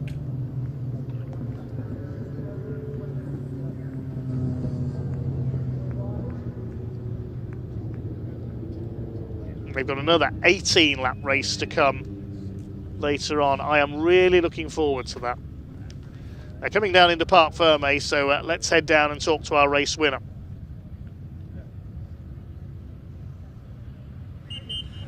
Now, I've got the earpiece in that can hear the camera crew all around the circuit talking to each other after that race, and they've just said themselves, I really like these guys can race, and it's true, they really can.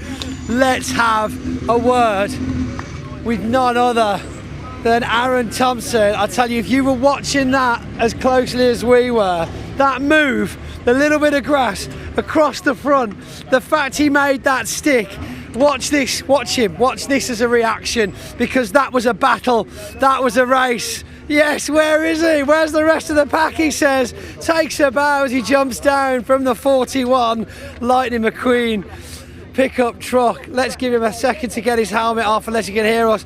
We need to get these trucks out of here as quickly as possible, so we're going to take the drivers over here and we'll get the trucks out, because we are running very late today, ladies and gentlemen, so we still want to chat to the drivers.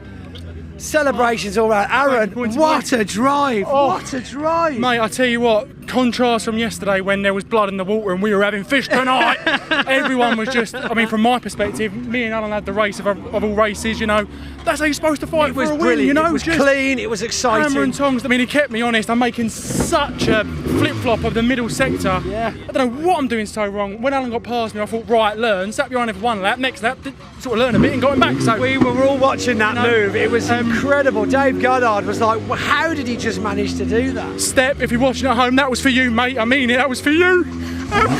Man, come here, it's alright, man, it's alright. We did it. Get on you, Aaron, go on, we'll catch up with you later on. Aaron Thompson, ladies and gentlemen, a lot of emotion with these race wins, and there's always a backstory behind the drivers, a reason for being here, a reason for dedicating a race, and it's those kind of stories that they carry round the track with them when we can't see what's going on behind that wheel. So yeah, fantastic driver and a deeper story than most people could come to understand from Aaron Thompson. We had a great chat with him at Thruxton, actually.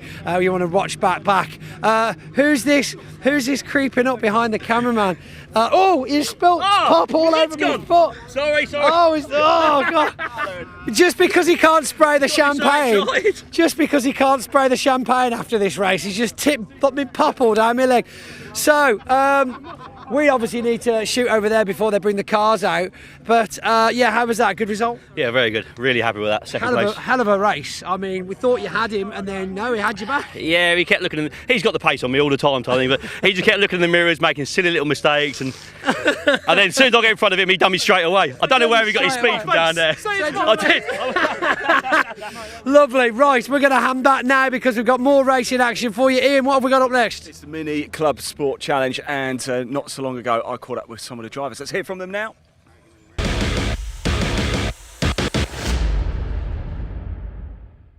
Right, round 8 of the Mini Challenge Club Sport about to get underway. I'm down here with Jacob Heath, and we've come down here actually to catch a little bit of shade, haven't we, Jacob? But things have been going well for you in the Cooper class this season. Yeah, really well so far, especially that race yesterday. Yeah. Started first, managed to get a lead, and brought it home, which is good. What is it about Pembrey then? Is it the circuit? Is it you, the car, everything combined? Yeah, I think everything just came together yesterday for that first race, really. Yeah. The car felt great, I was in good headspace, and yeah, it all came together. Talk about delivery with me. It looks amazing, doesn't it? Yeah, when I was building the car, I think it was a Cooper S with the Gulf livery on. I thought, I've got to do this. So, what's your expectation for this one then? I'm hoping for another win. Yeah. Start first, finish first. And that's the expectation for the season, right? I mean, you've been rapid all season so far. Yeah, hopefully. Obviously wanting to win my first championship, so let's go see what we can do. Jacob, let's go see what we can do. Best of luck, mate. Really looking forward to it. You can see the cars coming down now. There's Mr. Sawyer. Let's give him a hello, Paul. There he goes. Across comes Mr. Sinfield. Let's get look. He wants to have a bit of attention as well. There we go. Mr. Sinfield there. There we go. Thumbs up. And here comes Mr. Webb as well. Jacob, you better get in the car. You've got to get up to assembly right now because it is time to go racing for round 8 of the Mini Challenge Club Sport here at Pembrey. Let's hand over to your commentator, Dave Goddard, to take you through the action. Enjoy.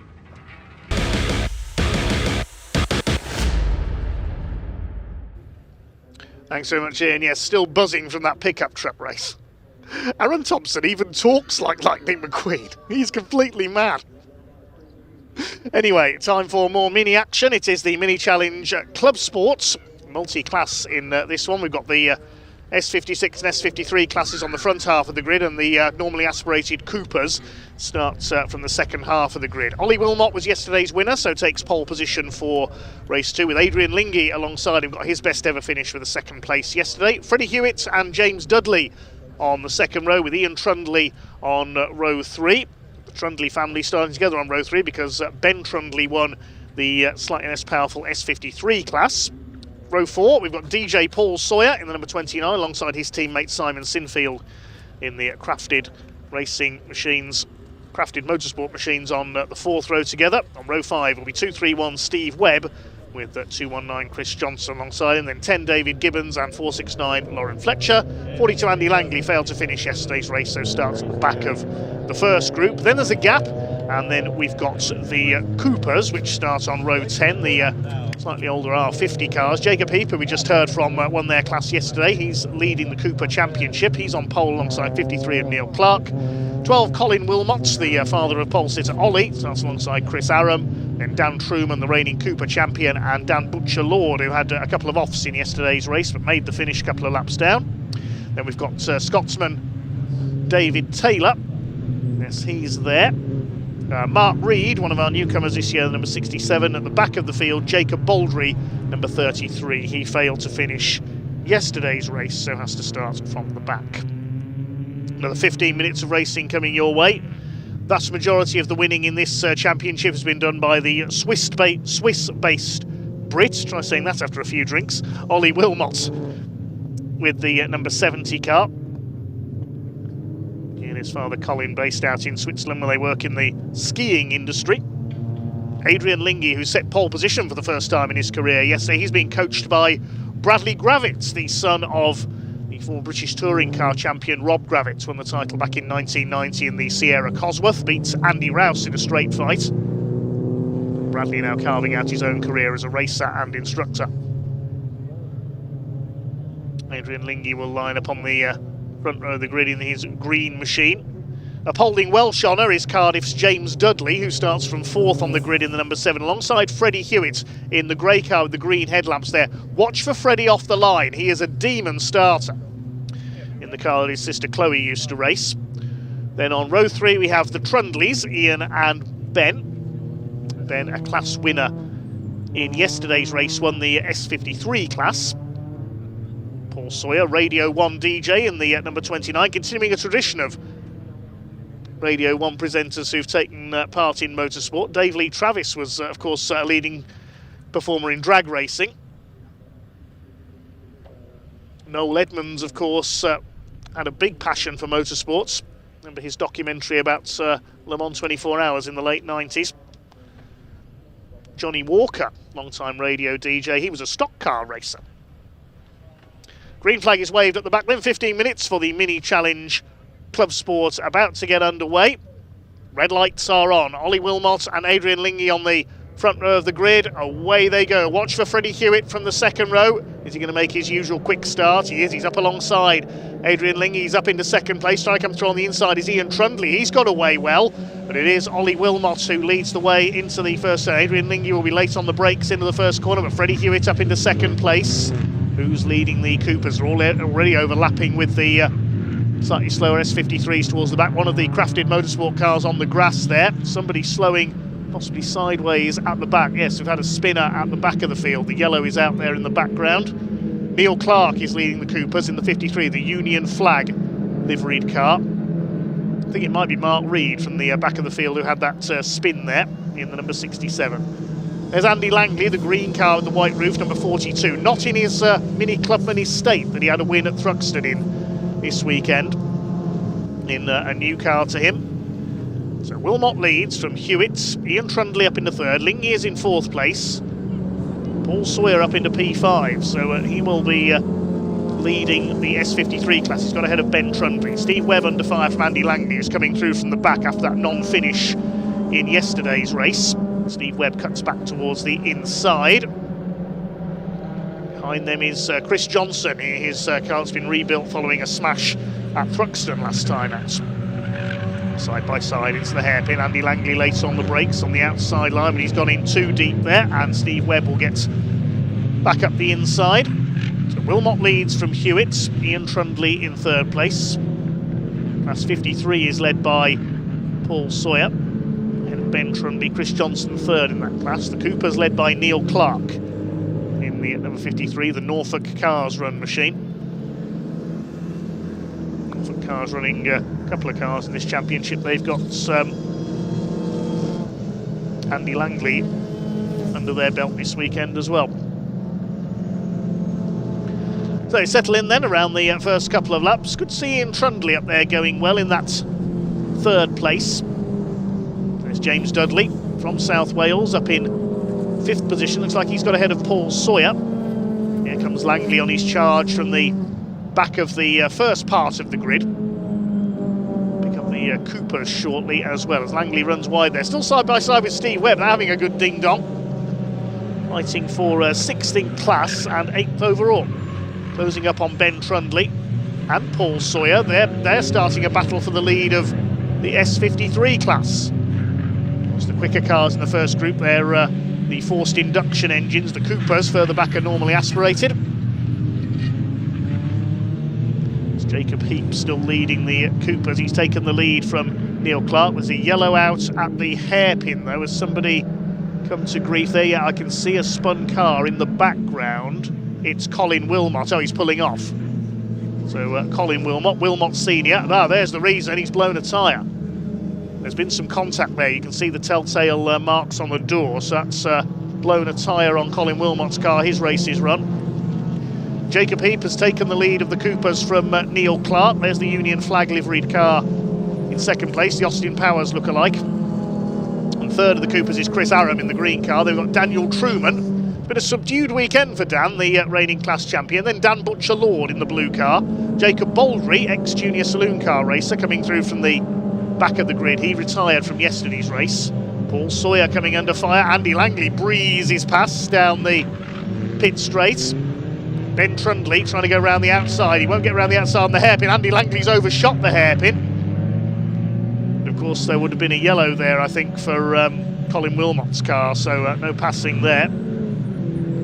The yellow has been withdrawn. The light's not on in the background, the marshal's post, so they're okay. Colin Wilmot out of the race.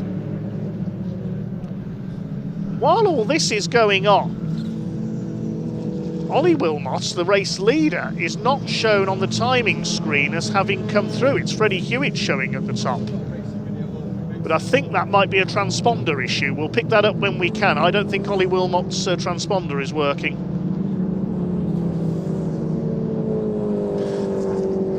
Ian Trundley under fire from the 77 of Adrian Lingy. So Ollie Wilmot's there. He is still there. Yeah, the transponder has stopped working on the number 70 car.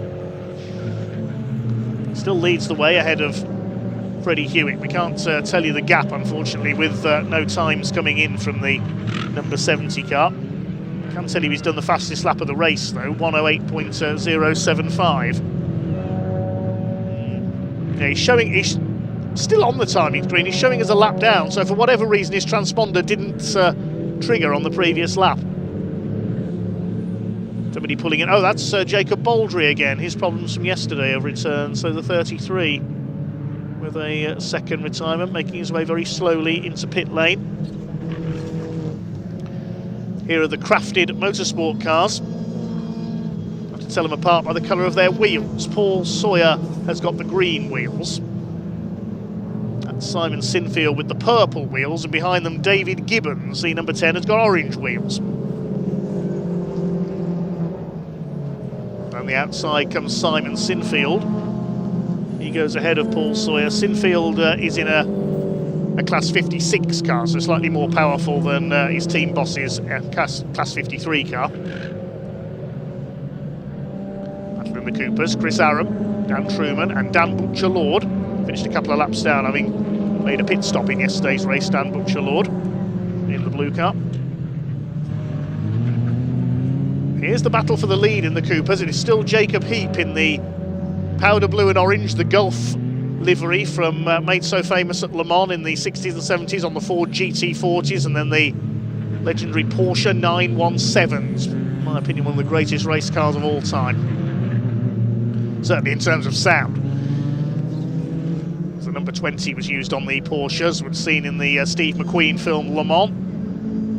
Neil Clark behind him. This is the battle for third in the Coopers. Dan Butcher-Lord has got ahead of Dan Truman into fourth in class. Then a small gap back behind this group. That's Lauren Fletcher in her S53 class car.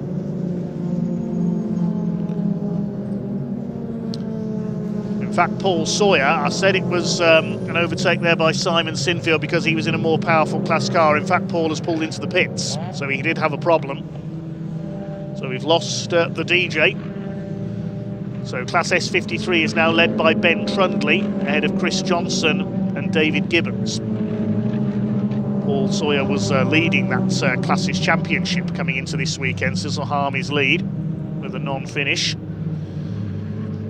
Still your leader is Ollie Wilmot, although he's showing us a lap down. The timekeepers haven't picked up that it was on lap 4. For some reason his transponder wasn't picked up by the timing loop, and he's showing us a lap down. He's definitely still there, we've seen him. Ahead of Freddie Hewitt. Adrian Lingy is now in third place ahead of Ian Trundley. There's Trundley, the black and green car. Behind him, James Dudley in the number 7.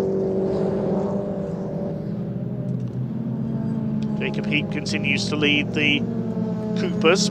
He's in 12th overall. Black and white flag being shown to the number 28 of David Taylor, the Scotsman, at the back of the field for exceeding track limits. So if he does it again, he'll get a time penalty. It's towards the tail of the pack at the moment. He's ahead of Mark Reed, who spun earlier on.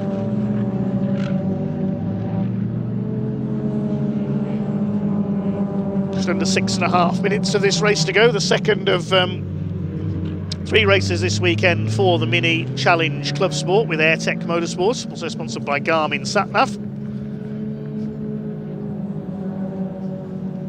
Well, the timing tower,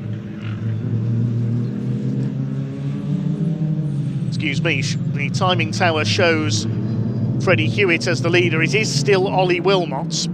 Timing for some reason showing him as a lap down as Dan Butcher-Lord makes a move on Chris Aram at Spitfires and DeBenny. Is he going to keep the lead there? Bouncing off the curb, and a bit of door handling there from Chris Aram. That's another wing mirror gone. Dan Truman moves up to get involved. Butcher-Lord gets the move done though, and here comes Truman on the inside. He's going to go past Chris Aram. So Aram lost out there in that bit of argy-bargy at DeBenny.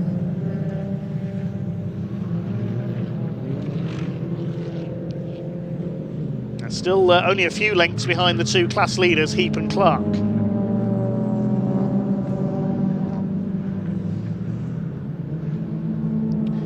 So 3 retirements so far. I've lost Colin Wilmot with that burst tyre.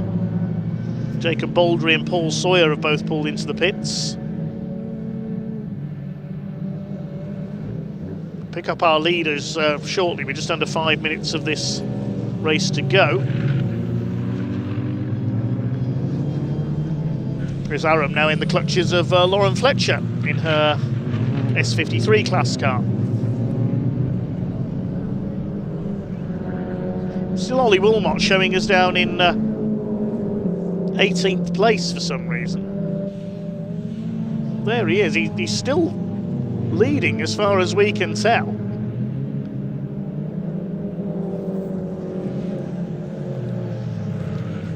He now has been inserted by the timekeepers at the top, so the error has been corrected. Best lap of the race, a 1:07.834. He laps David Taylor. His lead is just over 6 seconds, we can tell you, over Freddie Hewitt now. So dominance from Ollie Wilmot once again. Apologies for the confusion there with his transponder playing up. Let's look back and see if we can see second place there. Is Hewitt in the grey car. He's 3 seconds clear in turn of Adrian Lingy, who's in third position. It's still Ian Trundley in fourth. And James Dudley. Here's Steve Webb, 2-3-1, in a battle with Paul Sawyer, among others, early on.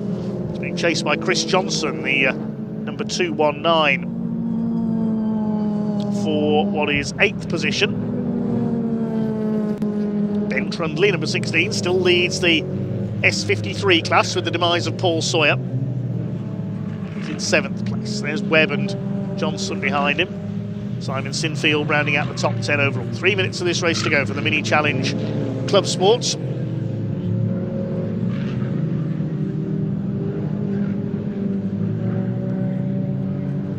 Always entertaining BMW Minis in any form of motorsport. They make good rally and rallycross cars as well. A couple of classes for BMW Minis in British Rallycross and the BTRDA Clubman's Rallycross Championship as well. Plenty of them in rallying too.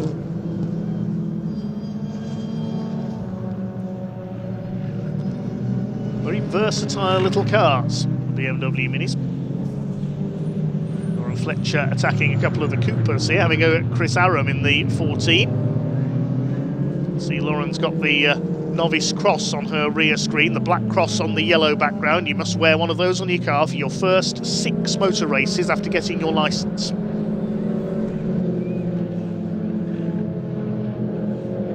Learning quickly this year.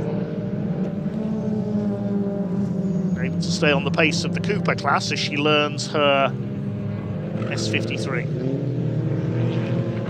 And Trundley leading that class. He's just lapped Mark Reed in the 67. Driving for TNS Racing alongside David Taylor.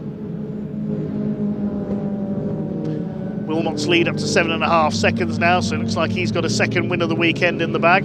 Beaten only by Andy Langley at Thruxton this year.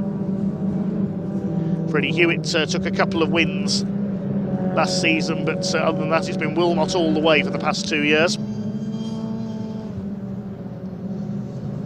There's the number 10, that's David Gibbons, the man from Norwich. That's, apologies, his teammate. David Gibbons has got the orange wheels, Simon Sinfield has got the purple ones. Crafted motorsport cars, when you can't see the wheels, they do look very similar. The yellow number's not the easiest to read on them either. Maybe that's just my eyesight. We're in the closing stages now. Ollie Wilmot almost certainly heading for victory, as Ben Trundley almost certainly heading for victory in his class, gets past Dave Taylor.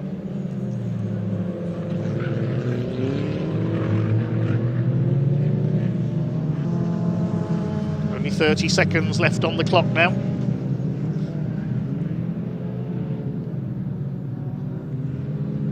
Somebody's off, that's Simon Sinfield. He's gone off at the hairpin. Doesn't look as if he's hit anything. He gets going again, he was 10th. See how much ground he's lost. Another drive with the novice cross on his car. We're only 10 seconds on the clock now as Ollie Wilmot comes into Honda curb. Will we get one more lap out of this, or will the checker flag go out? I think we're about to go into the final lap. The clock flicking to 0 just as Ollie Wilmot reached the line. So he's into the Coopers now. He's lapping Dan Truman. There's Fletcher and Butcher Lord as well about to be lapped.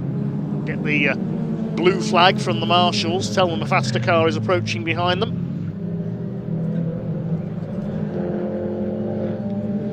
Part of getting your race licence, a test on knowing your flags.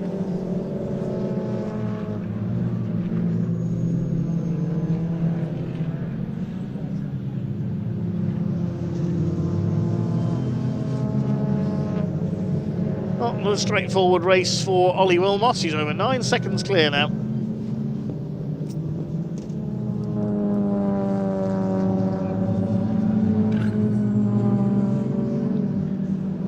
Here comes Ollie Wilmot in for his second win of the weekend. It'll be checkered flag this time.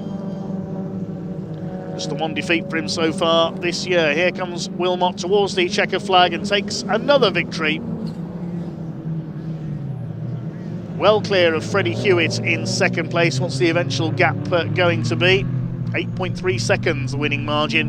And Adrian Lingy on the podium again in third place ahead of Ian Trundley.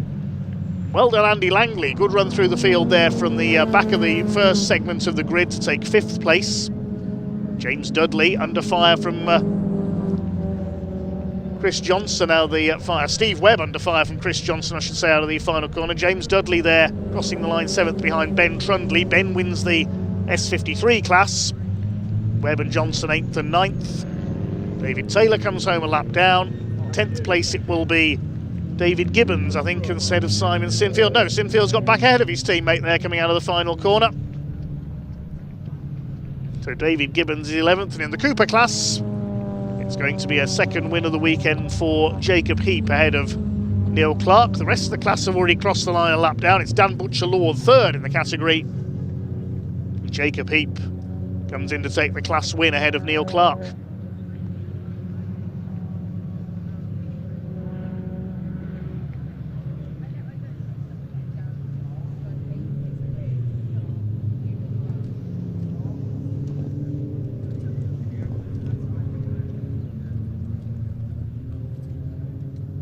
Provisional result then, Ollie Wilmot the winner by nearly 8.5 seconds over Freddie Hewitt in the end, with Adrian Lingy completing the podium. Ian Trundley in 4th place, Andy Langley running through from 13th on the grid to take 5th.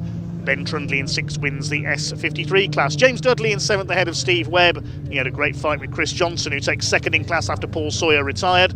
Simon Sinfield rounds out the top 10 despite that moment at the hairpin, beating David Gibbons home. In the Cooper class, Jacob Heap the winner ahead of Neil Clark and Dan Butcher-Lord. Lauren Fletcher was 15th overall ahead of Daniel Truman. Then Chris Aram dropped back in the closing stages. David Taylor and Mark Reed completed the finishes. We lost Paul Sawyer into the pits, and Jacob Baldry and Colin Wilmot also retired. Let's head down to Ian in Parc Fermé.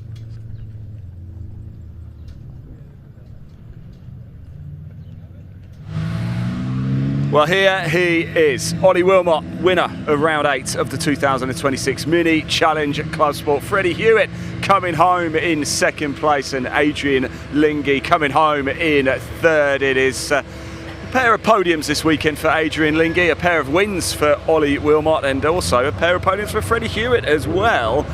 Ollie, if I'm brutally honest with you, I'm kind of running out of things to say, really. But how was the race?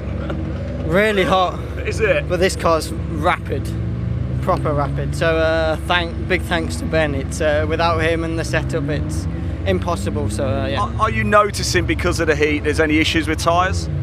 Just a little bit. Yeah.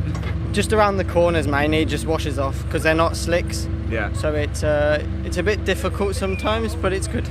Well, you don't make it look difficult, Ollie. I know it's not as easy as we make out, but congratulations. We're going for the hat trick later. We are, aren't we? Try to. Don't want to jinx it, actually. Go on, Tom, mate.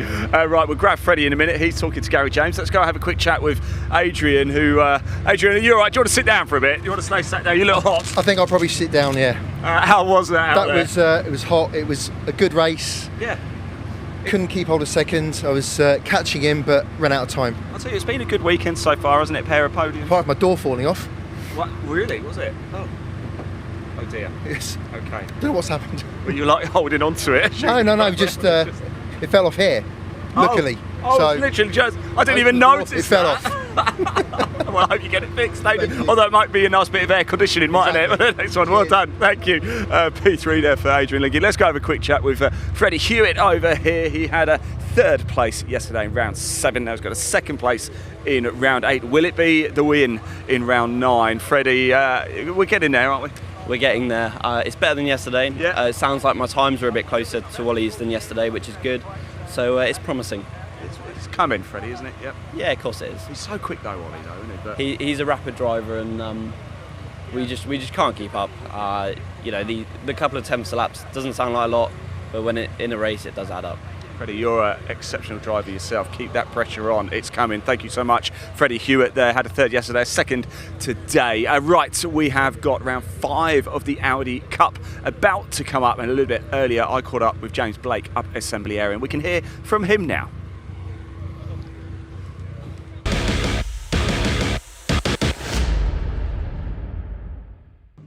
Right, everybody, here we go. It's time for round 5 of the brand new Audi Cup for 2026. Andrew Rogerson took the win yesterday. Brilliant driving. We're going to have a quick chat down here, though, with James Blake. We haven't spoken to James. I just want to say hello. I haven't spoken to you yet this weekend. You all right? Yeah, hi Ian. How you doing? Good to see you. I'm very well. More importantly, how are you? How are we feeling ahead of this race? Yeah, pretty excited, I guess. We've got a little bit of a reverse grid going on. Yeah. So I found myself in second on the grid. So, yeah, we're going to see if we can get a good start and, you know, get away from the pack, because these guys are pretty quick. So if I can get a little breathing space, I might be able to get my head down and get out of there, because, you know, lap times aren't that different. So we'll see. The Audi Cup is still new, of course. How have you got to grips with the car? Yeah, it's nice being back in the Audi again. You know, we've done a few changes this weekend, and got a bit hot yesterday, so we've. It's only going to get worse today. Yeah, it's definitely hot today. So yeah, looking forward to it. My first time at Anglesey this weekend. Yeah. Pembrey, and really looking forward to today's race. Where's home for you, James? I'm really from Bristol Bath area. Oh, so it's not too far. This is a home one for you then. Yeah, it's pretty close. Just never ended up coming here before, so yeah, it's growing on me. So been studying the track and watching lots of videos, and it's quite blinded on a lot of the apexes. So really trying to improve on yesterday. Really. I haven't asked anybody this. What's it like going into turn 1? Because from where I stand, sort of in where Parc Fermé is, it looks like you guys all go in, and not just you, but every series here looks like you go in so slow, but you're not, are you? Yeah, yesterday, you don't obviously go as quick as you normally do, and I thought I found a space on the outside, because and then it sort of ended up that it all came back to the outside, so I got a bit bunched up there. But you just have to be ready for anything basically on a first corner like that, because it's pretty. You're going from 100 to 30-40 mile an hour, so it's an awkward one for sure. James, thank you so much for talking to us. I hope we're talking in Parc Fermé as well. All right, bring it home. Right, there we go, round 5 of the Audi Cup. About to get underway. Let's hand over to commentator Dave Goddard to take you through the action.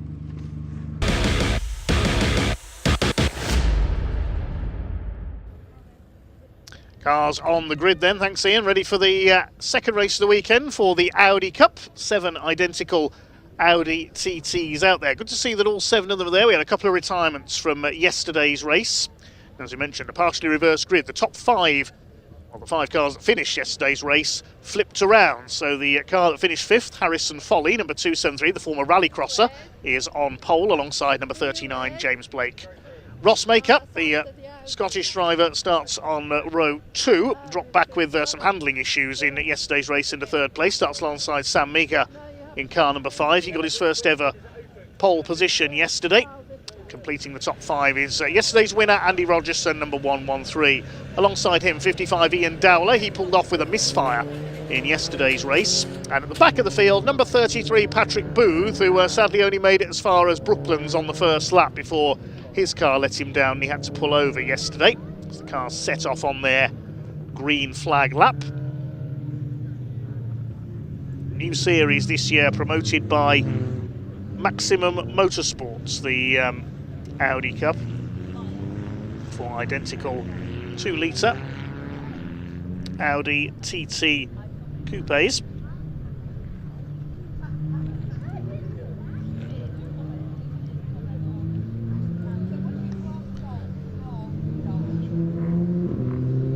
Only open to this series the 2-litre TFSI front-wheel drive version of the Audi TT. All cars equal in terms of performance and handling. The results are down to the skills of the driver. Promoted by Maximum Motorsport, the promoters of TCR UK Touring Car Championship and the Civic Cup that we'll see out later on as well. The TCR Touring Cars will be back at Snetterton in July alongside the British Truck Racing Championship, and I'll be trackside for that one. New initiative this year, and grids will grow all the time, I'm sure. Made their debut at Thruxton in wet conditions on that occasion. They seem to be jinxed at Thruxton, these cars, because the heavens opened every time they went out on track. It was Ross Maker, the Scotsman, who got 3 wins out of 3 on that occasion, but a few handling problems, had some understeer on his car yesterday, and it was Andy Rogerson in the yellow and black car who took the win in yesterday's race, raced his way past Sam Meagher in the white and black car with the yellow stripes. Good to see the Martini stripes out there on the 4G racing cars of Ross Maker and Patrick Booth. It's the two black cars on the front row this time. 273 with the yellow numbers on his car is Harrison Foley. He'll start alongside James Blake in the 39. First of the Martini cars is Ross Maker on row 2 alongside Sam Meeker. And we've got Andrew Rogerson on row 3 in the yellow car. The red car is Ian Dowler, the ex-Metro racer. Completing the field at the back is Patrick Booth. The green flag waves, then 15 minutes of racing. Race 2 of the weekend for the Audi Cup. 5-second board has been shown. Revs are up and away they go. Down towards the first corner. Let's see how the partially reversed grid affects things. Well, Harrison Foley gets away well and leads the way towards the hairpin. James Blake in second. Sam Meeker coming through the middle in the number 5. Is he going to overshoot at the hairpin? No, he gets the car stopped. He doesn't quite get the lead away. And the pack of 7 very close as they head out towards the back of the circuit for the first time. Through the crossing, Harrison Foley leads under pressure from Sam Meeker. There's Ross Maker, the Thruxton triple winner in the 73. Ian Dowler, who has cured the misfire on the 55 car in behind him. Andy Rogerson up the inside, and he and Meeker have gone through. Sam Meeker's taken the lead.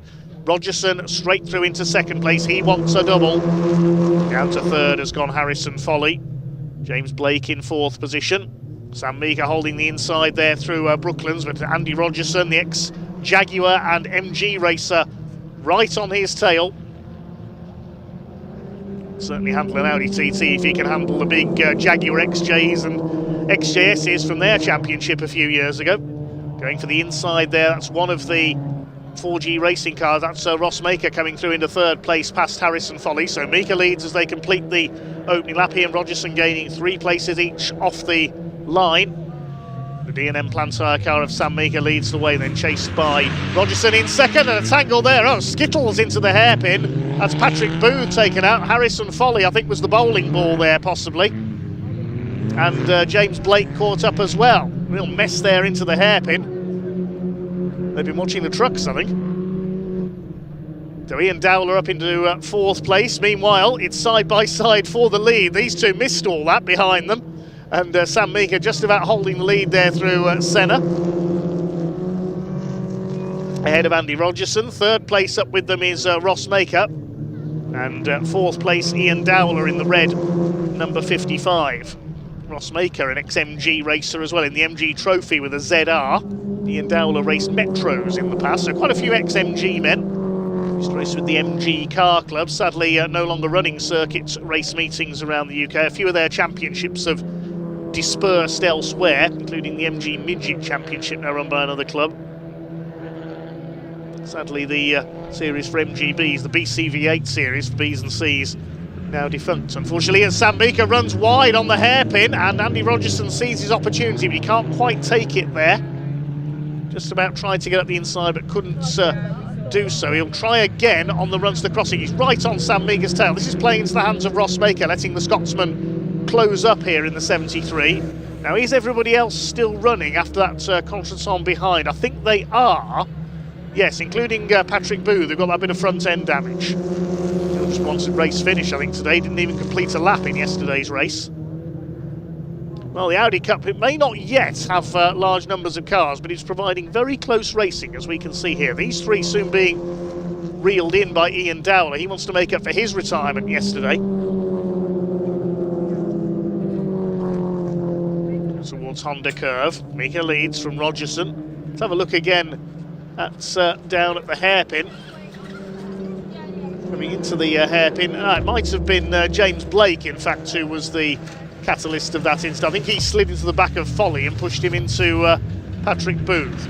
It's tricky to tell there. We only caught the tail end of that incident into the hairpin. But the main thing is everybody has kept going. Sam Meeker continues to lead the way. There's the other three in the background. They're having their own race for 5th, 6th and 7th now, having recovered. So 2 races in 1 here, effectively, among the Audi Cup contenders. There's Ian Dowler trying to catch up to those ahead of him. The gap to Ross Maker was just over a quarter of a second last time. 1 1 3/4 seconds last time through. I can read my timing screen properly. It's the gap to third and fourth, 1.7 seconds. The gap between second and third was a quarter of a second. Here's the race for fifth place. Patrick Booth has got through into fifth by the look of things, ahead of the two black machines of Blake and Folly. Harrison Folly up there on the outside goes around James Blake. I wonder if he's picked up some damage in that incident. He seems to be a little slow off the corner there.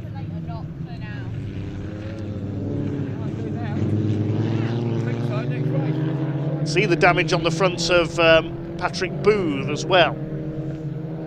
The location of that damage, did he go into the back of the two black cars? I thought he'd been hitting the front end as he spun, but I wonder now. Single leader is Sam Meagher ahead of Andy Rogerson by just under a second.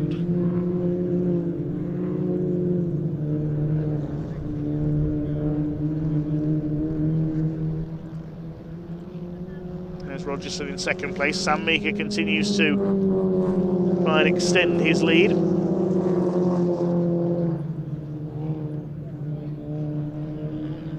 Things settling down now after that earlier little contretemps up at the hairpin. See what the lead gap is as they come over the line this time. It's 1 1/4 seconds now, so Meagher starting to pull away from Rogerson. The man to watch is Ian Dowler. He's just done the fastest lap of the race. 106.316, and a personal best last time for Meagher as well, 106.437. The other two in the lead battle lapping in the high 106s as well, so they're all fairly evenly matched, just under 80 miles an hour average speed around this 1.4 mile Pembrey circuit.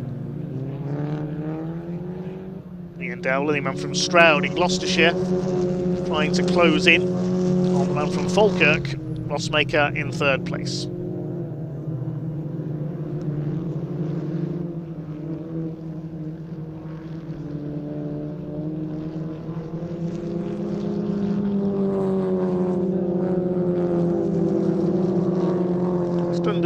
Just over 8 minutes of this race still to go. Across the line they come once again, up to 1.5 seconds now, the lead gap. Top four covered by 2.68 of a second. Showing how Dowler is closing in very slightly. Now he's almost on the back of Rossmaker. He's got the gap down to less than a second now. Gained a second in the last two laps. Still in fifth is Patrick Booth, but he's nearly 13 seconds off the lead quartet after that tangle earlier on. Andrew Rogerson kicking up the dust, so is Rossmaker as they come through the crossing.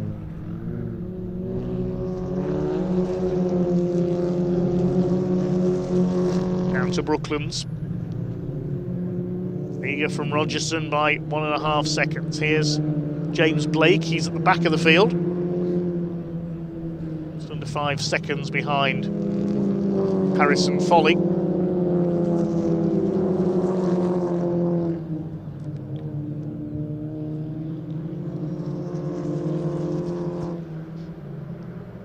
Across the line they come once again. The lead gap has stabilised between Meagher and Rogerson.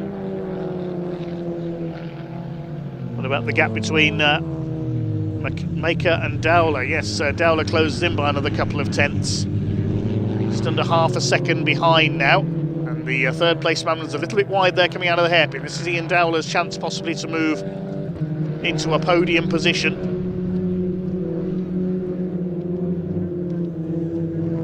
Sam Meagher looking for his first ever win in the Audi Cup. It was a hat-trick for Rossmaker at Thruxton in the first meeting. Andy Rogerson won yesterday. Again we see Rossmaker running wide into the Brooklands hairpin. Car just not handling nearly as well as it was at Thruxton, and through goes Dowler. And he drove past very rapidly there. Has Rossmaker got a problem? Because Ian Dowler went through very quickly there. Did he miss a gear perhaps coming off the corner because he suddenly dropped back? Still going as Ian Dowler is up to third. Keep an eye on the number 73 car, see if it is developing an issue.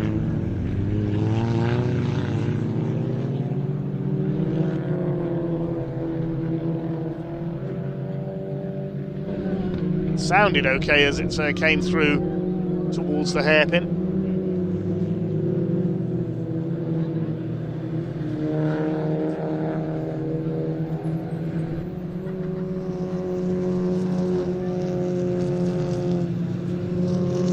The closing stages now, just over 5 minutes of this race to go. Race 2 of the weekend for the Audi Cup. 2 more races to come before our lunch break, more mini action than another truck race.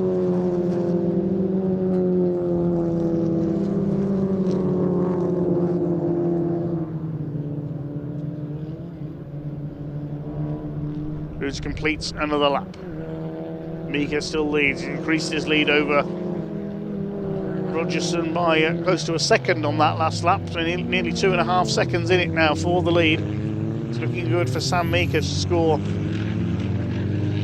his first ever Audi Cup success.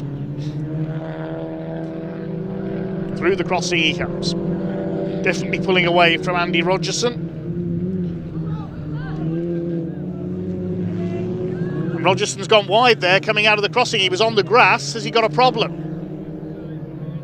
He was on the grass all on his own there coming out of the crossing. Don't think there was anybody else near him. So what has happened to Andy Rogerson? I heard a couple of shouts from these spectators as well. He's down to third. We just got a brief glimpse of them there in the foreground. So Ian Dowler's up to second.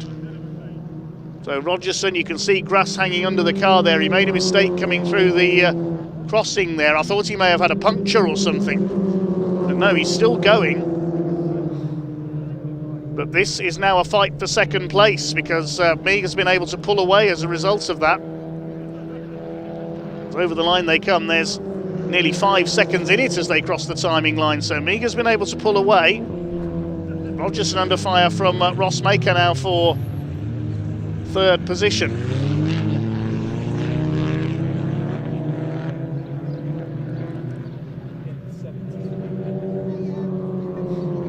Seen any Audi TTs in rallying in my time in the sports. I've seen one in rallycross. Memory serves me correctly, it was Brian Dukes. As talking of rallycross, that wasn't an instruction for Ian Dowler to go rallycrossing. Look at the grass on the front of his car now. It looks like he's turned it into a lawnmower. Now, I hope that doesn't lead to Ian's car overheating. He does not want a second retirement to the weekend. He's got to hope there isn't too much grass in there and the car doesn't overheat. Crossmaker attacking Andy Rogerson. Before that I was saying that we have seen an Audi TT in rallycross in the past. If I remember correctly, it was Brian Dukes who had a diesel-powered Audi TT a few years ago. I could be wrong.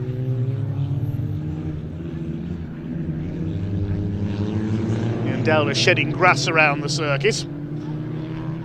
Shades of Pedro Della Rosa a few years ago when he was racing for Arrows in Formula One. He had a similar off. I think it might have been at Albert Park, Melbourne in the Australian Grand Prix. It was either there or Canada. And he dropped turf over the track and brought out the safety car when he rejoined. Back in the early to mid-2000s. Maybe in the late 90s, because Arrows had disappeared by the mid-2000s. Anyway, this race continues, just over 90 seconds on the clock for the Audi Cup, led by Sam Meagher. Ian Dowler up there in second, and Ross Maker still challenging Andy Rogerson for third place.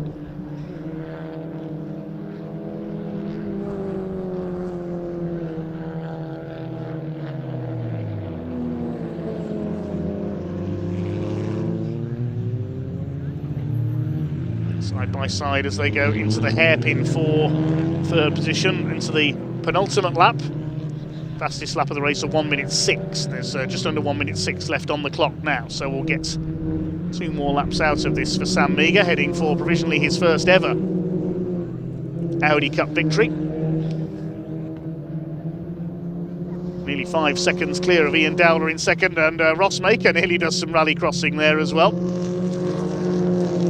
No, you turn right there to go onto the rally cross course.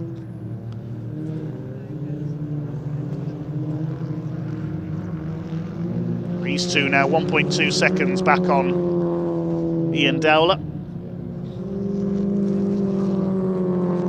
Nearly 10 seconds ahead of the other Martini car of Patrick Booth in 5th position. Harrison Foley still 6th, and James Blake 7th.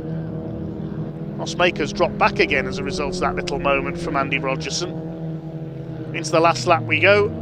Last lap of the weekend for the Audi Cup. Just 2 races for them this weekend.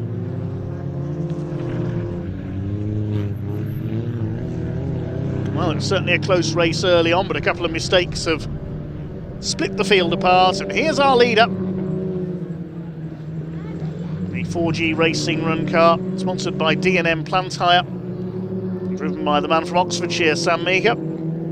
First pole position yesterday, and a couple of podiums at Thruxton, first time out, plus a retirement. Just going to take it easy through these last couple of corners, and he will have his first Audi Cup win under his belt.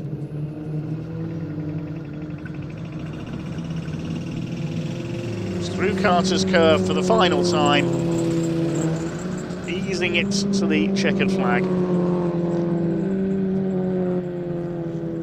Here he comes up towards the marshal with the checkered flag. Sam Meagher takes his first Audi Cup win. Ian Dowler gets his best result so far in second, despite that grassy moment. And Andy Rogerson, with a grassy moment of his own, completes the podium. Rossmaker takes 4th. Patrick Booth fighting back after his tangle at the hairpin to take 5th. Harrison Foley will be 6th. We await James Blake, lapping a couple of seconds slower in the number 39 car. Big round of applause from the spectators and the marshals. And the crew's down in pit lane, that's what we like to hear. Here comes James Blake up to take the checkered flag. A little bit slower on that last lap. We get all 7 cars home this time.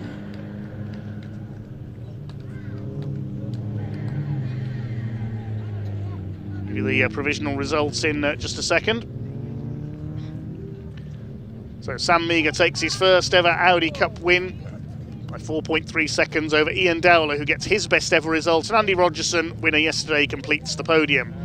Rossmaker, the Thruxton treble winner, finishes in 4th this time, then Patrick Booth in 5th, Harrison Foley 6th, and James Blake 7th after those 3 tangled at the hairpin early on. Good to see that all 7 cars go the distance. It's Dowler who gets the fastest lap, 1 minute 6.316.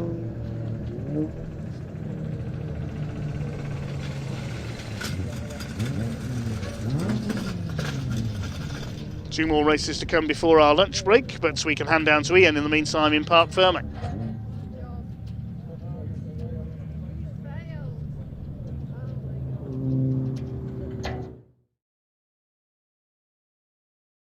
Of the brand new Audi Cup in the 2026 season, with Ian Dowler in 2nd place. We'll be chatting to him very shortly as well. Andrew Rogerson, he was going for it, wasn't he? We saw some brilliant racing out there.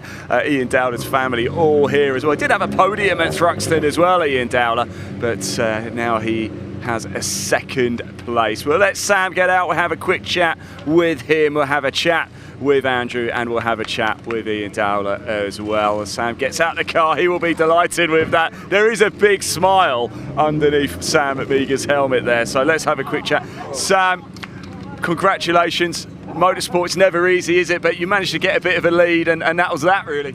Yeah, no, perfect first lap. Yeah. What does that mean to you?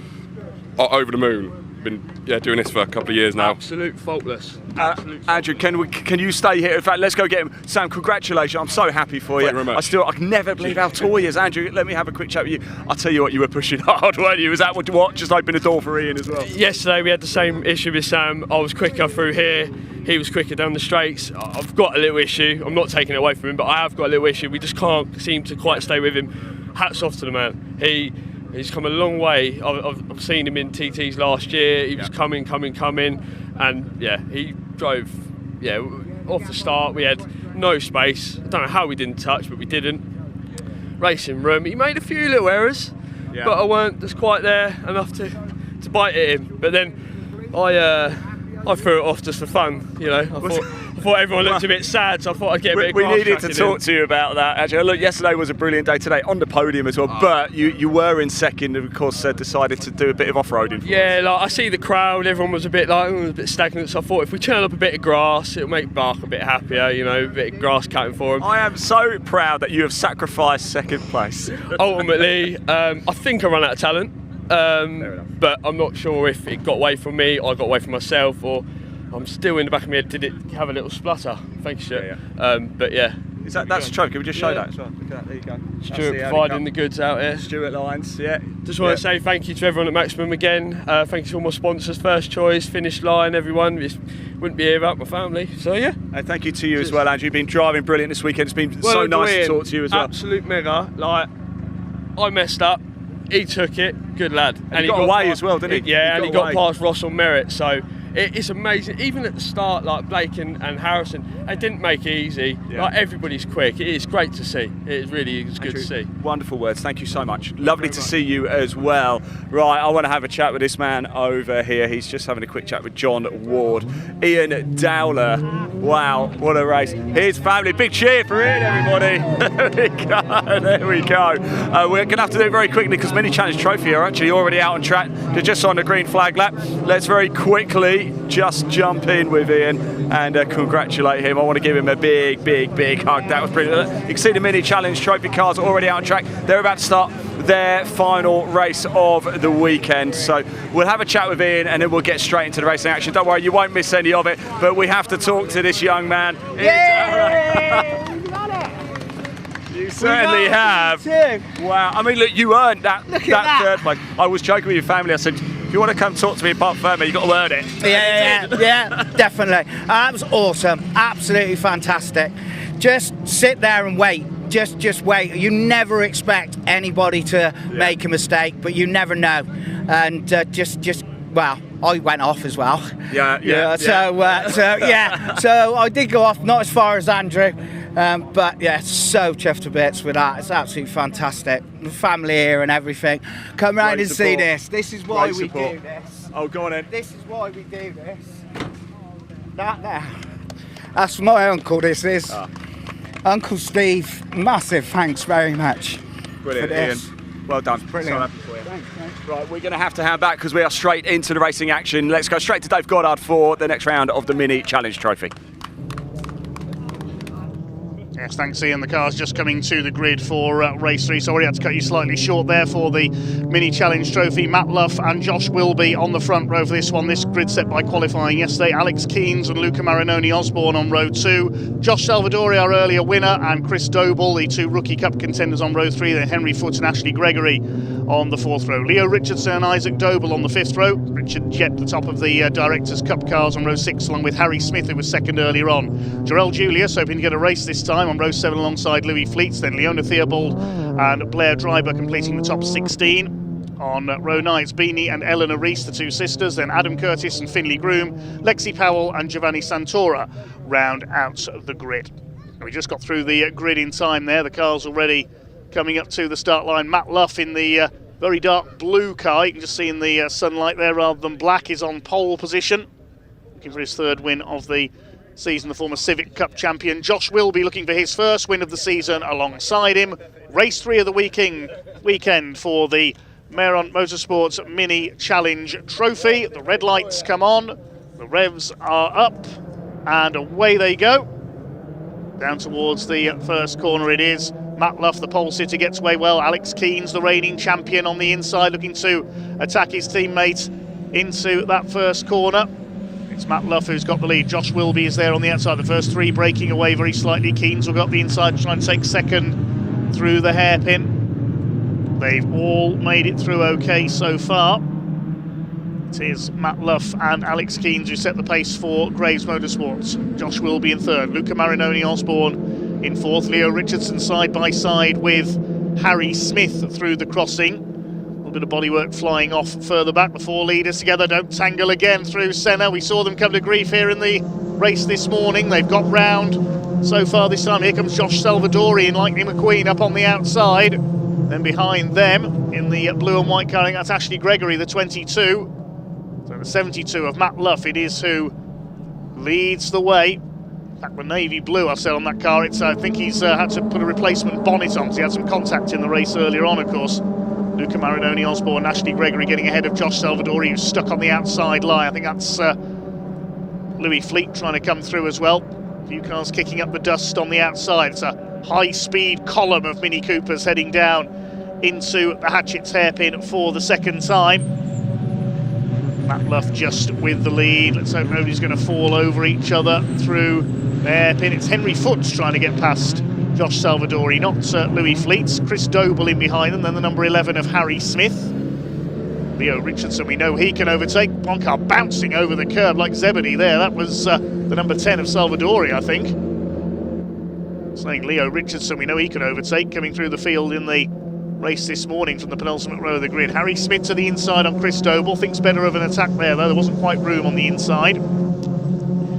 Matt Luff and Alex Keynes chased by Josh Wilby out in front. Josh Wilby looking for his maiden win of the season. The car pulling to the inside, having a look there further back. I think that was Jorel Julius, just happy to get some racing laps in after 2 first lap retirements so far this weekend. There is the number 24 with the red back end. Harry Smith does a bit of grass tracking. Matt Luff, it is just with the lead. Josh Wilby having a look up the inside. The rest of the field surges down towards the hairpin. Matt Luff understeering a bit wide. Josh Wilby has got through into second place in the number 95 for Team Avago Racing. They've not had the best of weekends so far. Josh Wilby was caught in that first lap melee at Senna in the first race. He's done the fastest lap of the race so far, though, 108.715.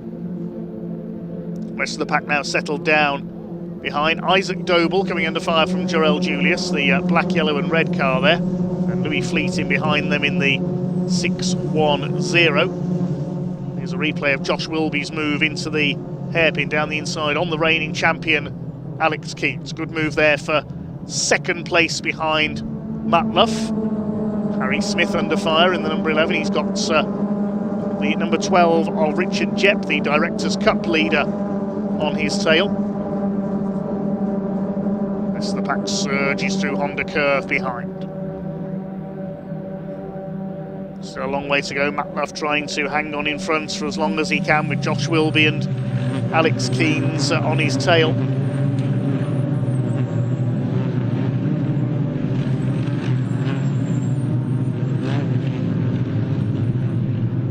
Salvadori giving chase to Henry Foote, that's for 6th position.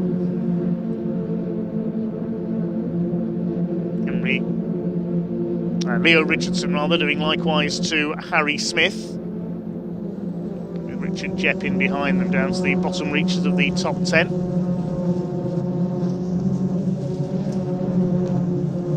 Harry Smith kicks up some dust on the run into Brooklands, and through goes Richardson on the inside. This is for just outside the top 10 places.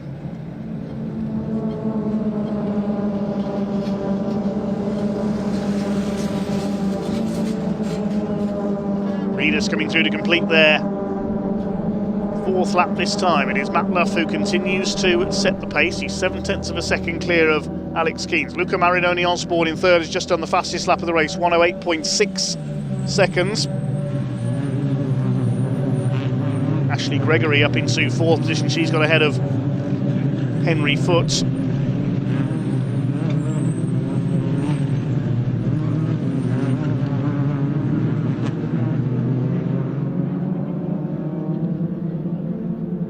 Josh Wilby not showing on the timing screen that time through. I can tell you Finley Groom has pulled into the pits, so a luckless weekend for the number 91. With Alex Keynes showing in 2nd place. Have we lost Josh Wilby, or is it a transponder issue for the 95? We'll pick up the leaders in just a second and confirm.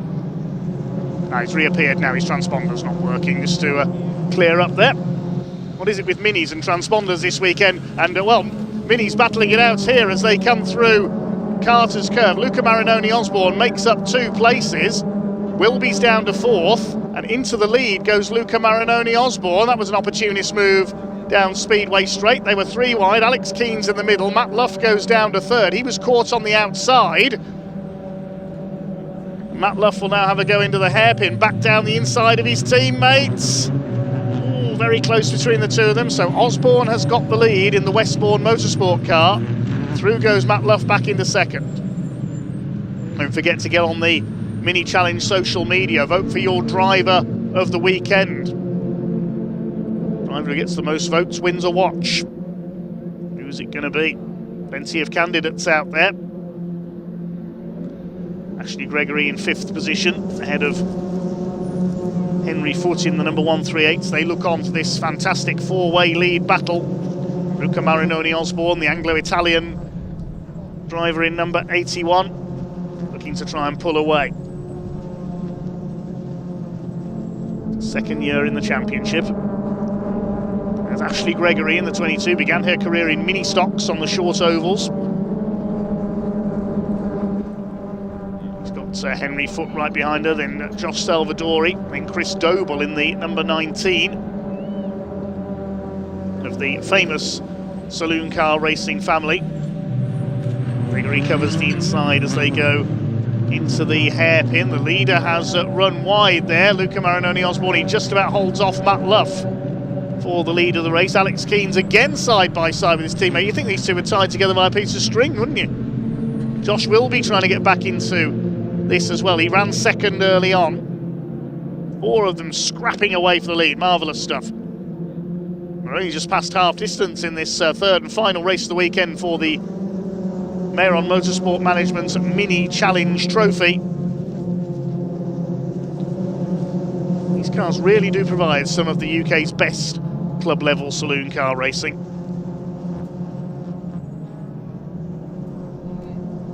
Luca Marinoni Osborne continues to just about hold his lead over Matt Luff, Alex Keanes, Josh Wilby, and a small gap back to Gregory in 5th. Josh Salvadori is up to 6th. He's got ahead of Henry Foote. Then in 8th place behind them is Chris Doble. 9th it's Harry Smith, I think. No, 9th is Leo Richardson. Harry Smith in 10th. The inside, here comes Matt Luff. He's having a good look here for the lead on the hairpin. They're side by side. Is Luff going to get the move done as they go towards Spitfires? He's got his nose down the inside, but the next corner's a left-hander. So Marinoni Osborne might retain his lead, and he has, but only just. Matt Luff not giving up. He keeps his foot in. He's going to try and get the inside line for Senna, I think, but up alongside him now is Keanes, and Luff goes out onto the grass. He could go down to 4th. Yes, Josh Wilby comes through into P3. So it's now Marinoni Osborne from Keanes. Wilby up to 3rd. And here comes Ashley Gregory as well on the back of Matt Luff in the 72.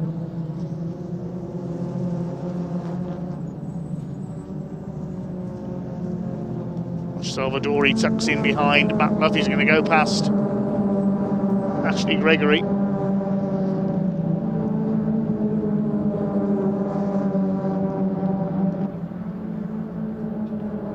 Leaders come out to complete their 8th lap, and here comes Henry Foote on the inside, attacking Gregory now.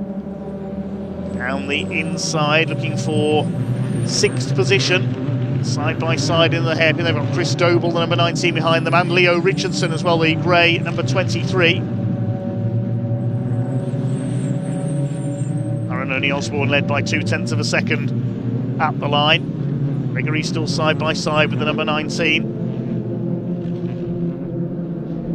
A scrap further back in the order, Jorel Julius just pleased to get a race in this time for those 2 first lap retirements, battling it out with Richard Jepp and Isaac Doble in there. I think there's no, it's the 610 of Louis Fleet, sorry.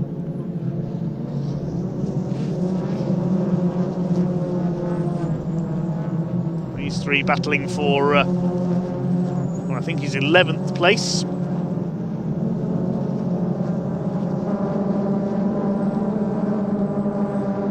Harry Smith, meanwhile, heads up Isaac Doble. There is the number 12 of Richard Jepp. He leads the Directors' Cup. Blair Dryburgh, the 2nd contender, down in 15th place.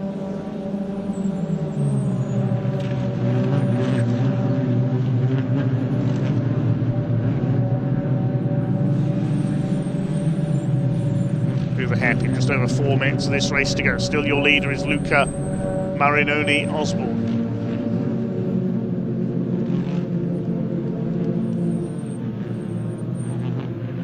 From Alex Keens, who's getting closer and closer, ready to attack in the Graves Motorsport car.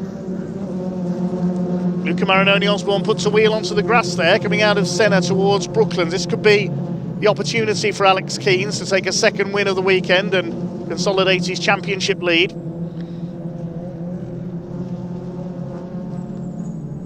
Josh will be looking on from third place in the number 95. Through Honda Curve. Still a few laps to go yet. Matt Luff looking on from fourth place as well. Salvadori is fifth. It's Henry Foote in sixth place. Ashley Gregory seventh.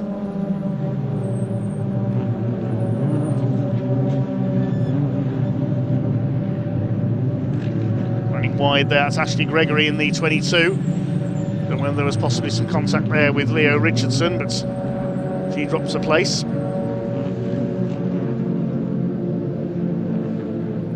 Oh, Ashley Gregory goes straight on there. There's damage to the 22 car. That's why she ran wide. Ashley Gregory really does seem to have all the luck, and it's all bad. She never seems to get the fortune she deserves, Ashley Gregory. It's such a shame. She's a very talented racer. Meanwhile, another very talented racer is Luca Marinoni Osborne. He continues to lead Alex Keens and Josh Wilby. Wilby still with the fastest lap of the race, 108.353. It's up over the line they come. Should be, I think, 2 laps to go. Alex Keens is going to start turning up the heat. He's forced to go the long way round there into the hairpin. This time Wilby third. There's Matt Luff behind them. Salvadori is fifth.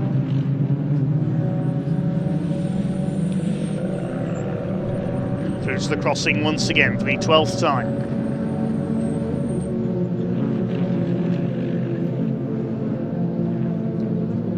Four cars line astern for the lead. Salvadori a little further back in fifth ahead of Henry Foote. Chris Doble now in 7th place. Green flag waving there in the background, so I think the yellow must be out for Ashley Gregory's car.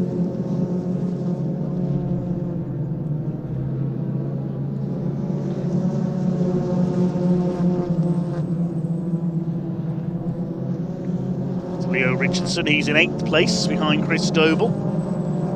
Harry Smith and Isaac Doble will round out the top 10. There's Isaac Doble trying to hold off Richard Jepp in the number 12. He's got Jorel Julius behind him. Then it's Louis Fleet and Blair Dryber next in the order.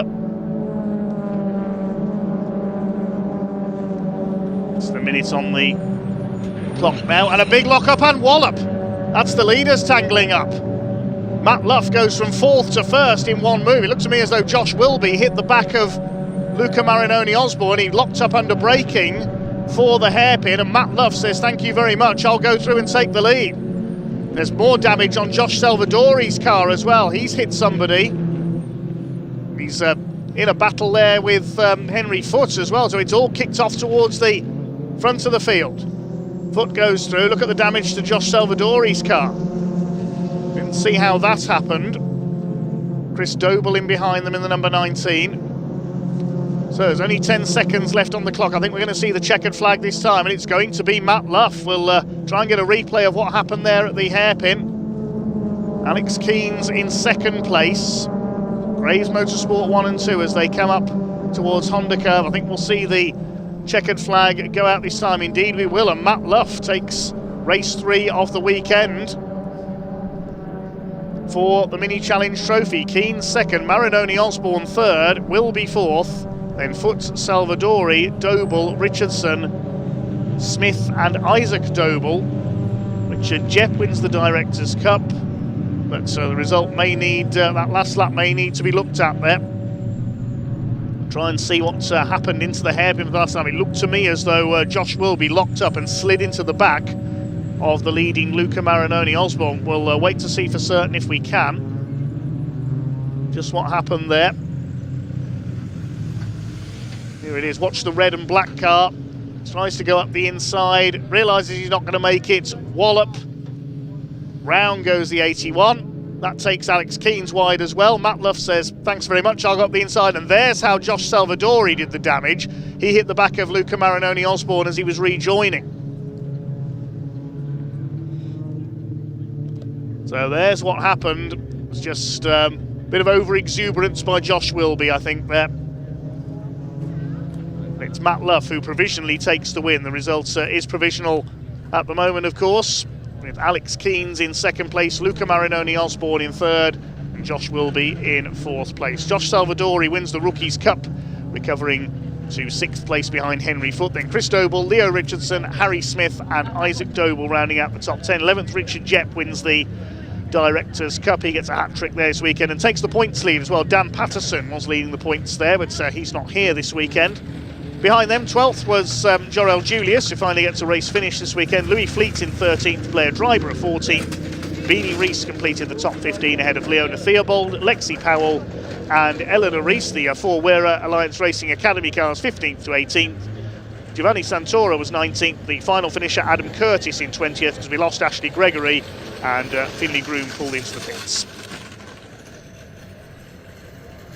So the cars head down towards Parc Fermé then. We'll do our best to get a word in a moment with some of the leading runners. One more race to come before our lunch break, which will be a slightly shorter lunch break. We've got the British Truck Racing Championship, and then we'll take a break for lunch. We'll be back underway with the Junior Saloon Car Championship. Let's head down to Ian in Parc Fermé.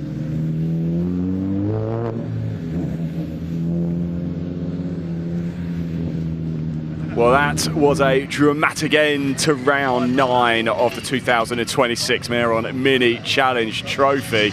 We'll have a quick chat with Matt Luff, and he's completed quite a unique results this weekend. He's had a third, he's had a second, now he's had the first, Matt. And wow, what a way to finish, huh? Oh, cool, that was one of the most eventful final laps I think I've ever had. It certainly was for all of us watching. Yeah, I mean, I led early on, built a bit of a gap. It was actually a mistake on my part. I just outbraked myself. That's when Luca and Alex got through. I was sitting behind, I didn't quite have the pace to keep with them. I think the tyres had got hot, I just couldn't hold on. I dropped back to fourth at one point, and then literally in that last lap, I think Wilby made a lunge on Alex, and it all went pear-shaped, and I was in the prime spot to capitalise on it, so well, yeah. You certainly did. Look, how have you managed the temperature, because it's probably the hottest it's been all weekend right now, isn't it? I mean, in all honesty, it's nothing compared to Snetterton. So yeah, Snetterton was about 30 degrees. Yeah. So this is a lot more manageable. Still hot in the car, you still feel a sweat on, but yeah, no, it wasn't too bad.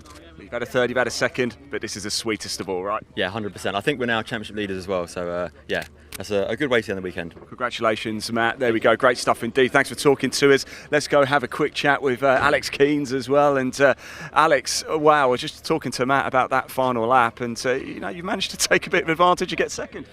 Yeah, well, I was second going on to the last lap, and I was lining up a move for Luca. I'd sort of been watching him the majority of the race, it felt like. And yeah, I was lining it up. He went defensive, and then it was a bit of a incident. Don't believe I was involved, but we'll see. But yeah, it was lucky that I didn't get involved in it, but sort of unlucky that I didn't gain from it either. Yeah. I was lining him up, and then that happened, and it threw my plan out the window. Well, it's not a bad result, but of course it does mean Matt, of course, with the win. But you two at the top of these standings, wow, this is going to be some battle this season, isn't it? Yeah, it's shaping up to be that way. Unfortunately, we had a bit of a poor result earlier today, so I believe he scored more points than me over this weekend. But yeah, it's still a long way to go. Still a lot that can happen. So. Not fast. I was going to say, you did have a win in race 1 yesterday, and of course a podium here now. So yeah, but Matt has been on a podium all through races. So I think you just edges, but nothing in it, Alex. There's nothing in it. It's all going to come down to the last race of the season anyway. It always does. So yeah, as long as we're there, it'll be fine. You will be, Alex. Thanks so much for talking to us. Really appreciate it. Good to see you, mate. And have a safe journey home, won't you? Let's go have a quick chat with Luca. I imagine he might be feeling a little bit emotional, a bit of damage to the car as well. Luca, are you okay, my friend? Unfortunate, mate. Just one of those. Yeah. I mean, I'm not going to say too much. I'm assuming it was shown on the live stream, so those that saw it know what happened. Yeah, pretty heart-wrenching to lead for so long. You know, the team at Westbourne have been brilliant this weekend. Had a bit of a struggle in qualifying, and you know, Ish, James, they've been incredible this weekend to make sure there's a good setup on the car. Shout out to Harry, little man, one of my big supporters. But yeah, again, you know, it's frustrating. Got to thank the sponsors, of course, Sauter, MTech, Combined Services, STS Limited. Yeah, really difficult to take, but we'll see what happens. Not the #1 spot, but it is a podium, so something to take into the next round. Lovely to see you as well, by the way. Good to see you. Take care. Right, there you go. You can probably hear and you can certainly see that we've got the trucks making their way onto the circuit. Round 14 about to get underway here at Pembrey. So let's hand over to your commentator, Dave Goddard, to take you through the action.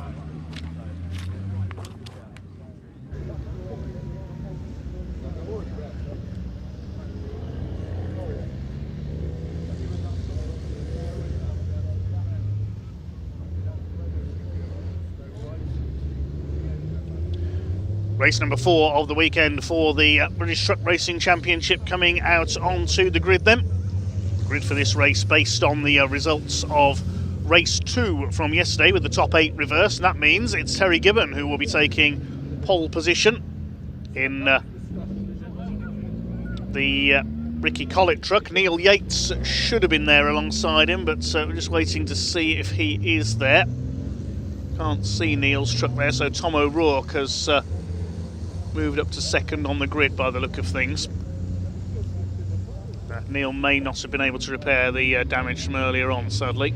We'll wait to see, though. I can see a red MAN in the background. Is that Neil or is that Stephen Powell?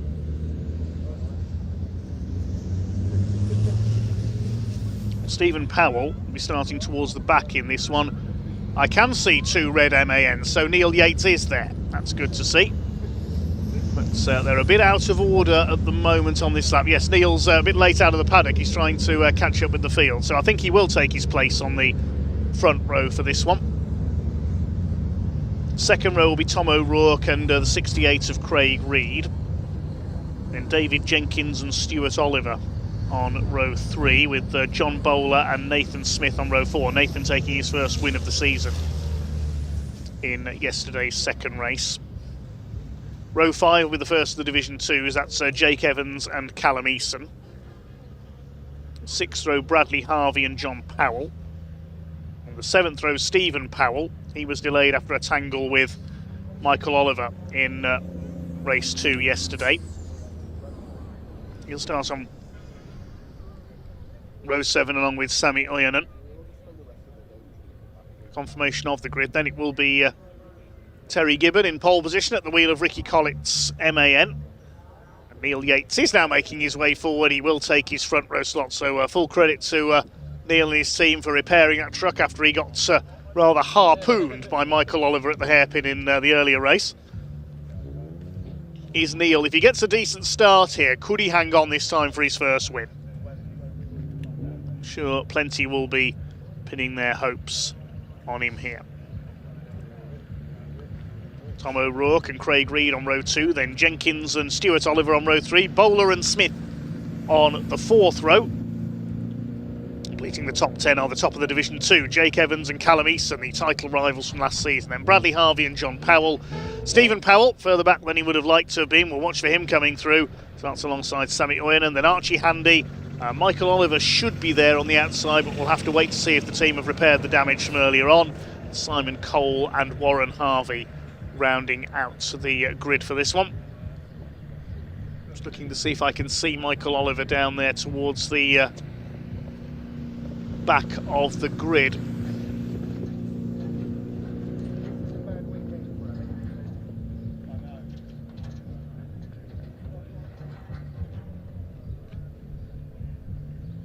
Can't quite see from my position. Wait and see as they come round. So Gibbon and Yates on the front row. O'Rourke, Reed, Jenkins, Oliver Senior, Bowler, Smith. Look further back to see if we can see Michael Oliver. Yes, he is there. There is the number 12 at the back. Simon Cole, I don't think is there. And I don't think we've got Warren Harvey either. He had problems earlier on, was very slow at the end of race 3. But somehow Team Oliver have resurrected Michael's truck.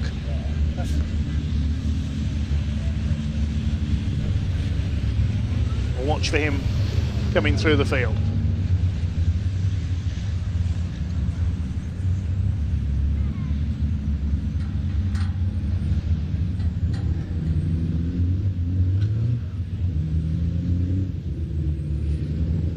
That's the Division 2 pace setters, Jake Evans and Callum Easton. Yes, we're missing Simon Cole. We are missing Warren Harvey. So it's like just 16 trucks for this one.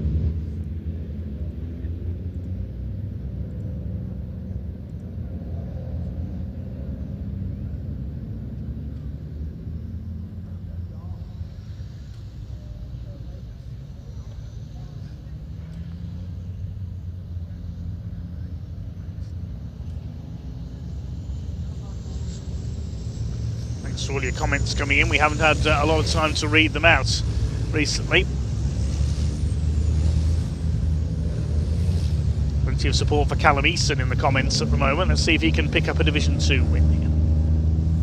Who will it be in Division 1? Will Terry Gibbon hang on in front for a comeback victory? That truck has already had a win in the hands of Ricky Collett at Brands Hatch this year. Neil Yates on the outside the front row. He'll be looking to make a good start down the outside. Tom O'Rourke on the second row. I think he's starting on pole for race 5. He starts to quicken then. 15 minutes of racing for the British Truck Racing Championship, round 14 of the season. Red lights already on the gantry. The GT Tyres pace truck pulls into pit lane.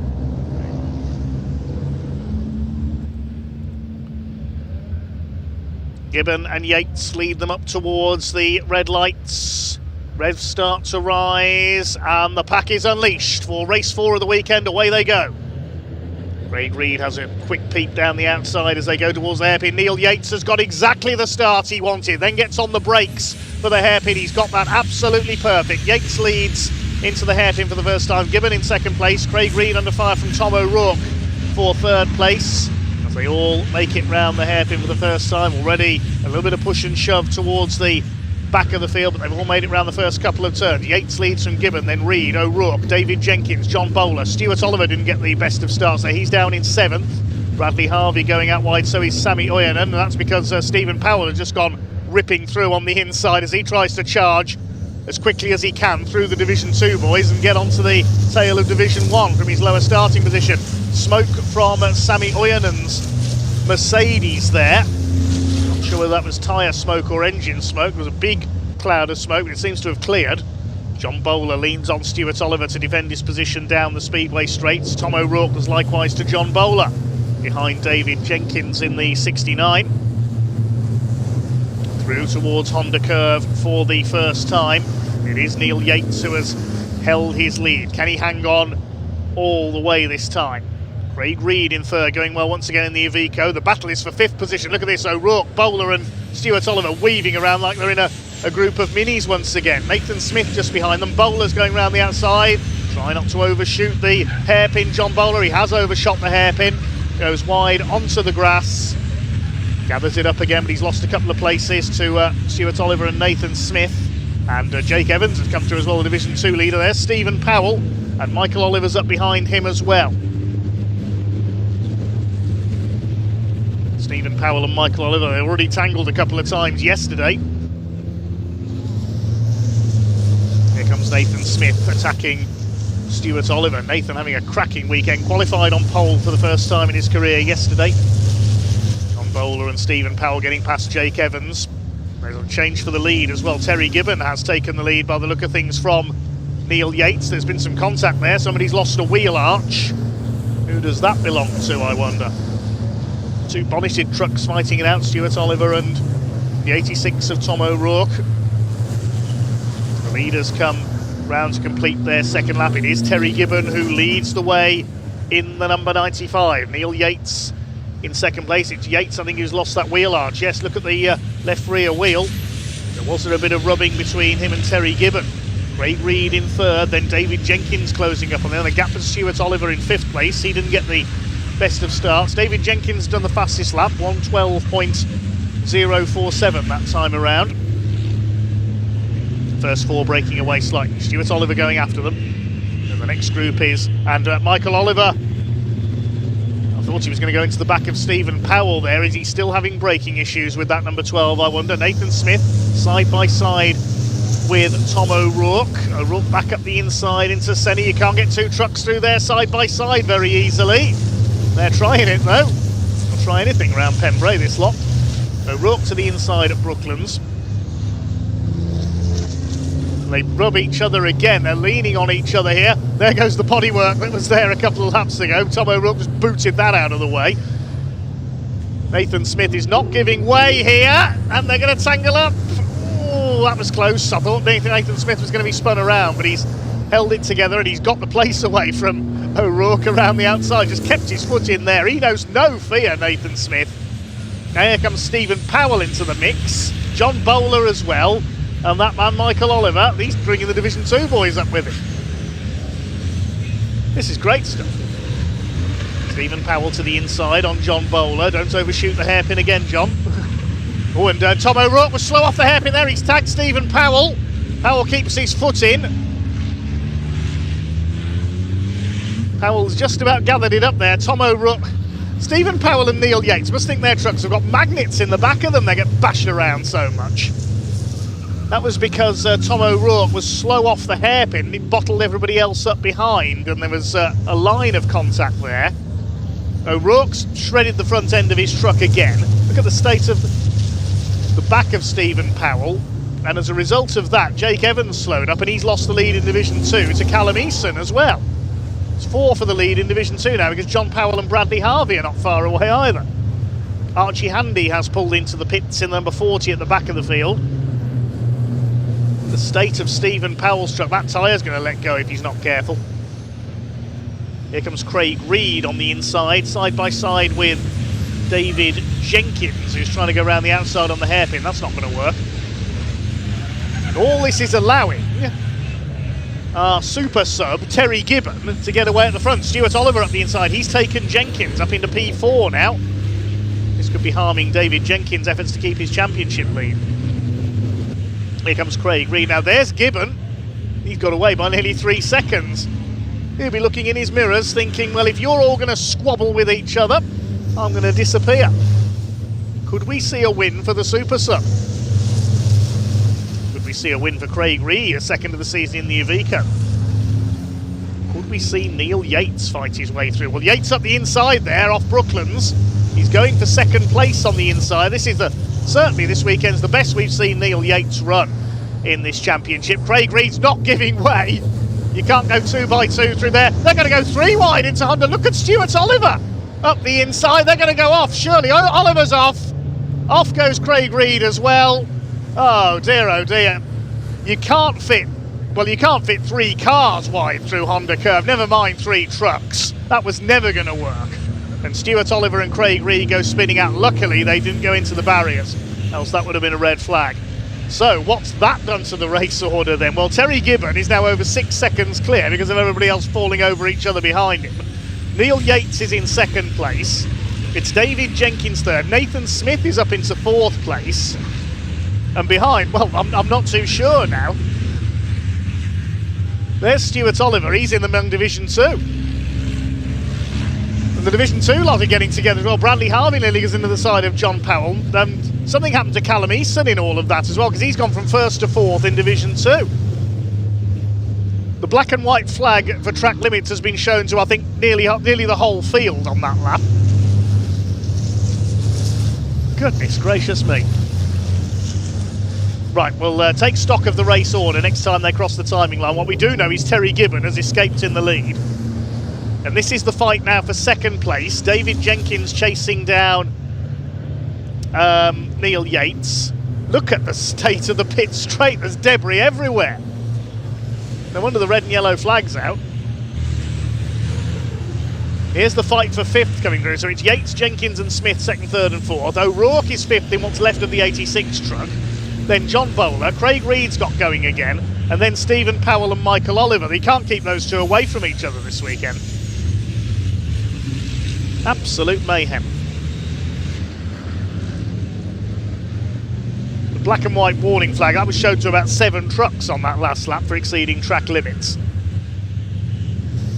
Track limits don't seem to mean a thing to these drivers in this race. And Terry Gibbons probably wondering where everybody else has gone. He's away in front. Ricky Collins will be pleased. It's his truck that's out in front. This lot is still at it. Tom O'Rourke's dropped back a couple of spots now. Craig Reed and John Bowler have got past him.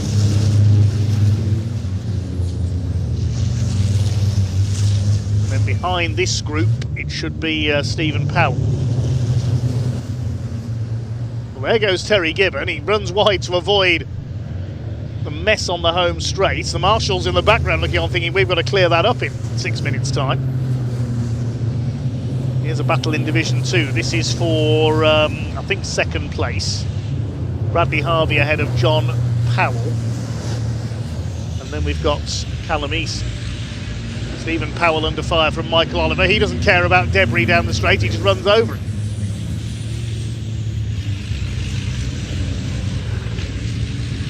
Into the hairpin. Michael Oliver trying to go round the outside. We learnt earlier that doesn't work.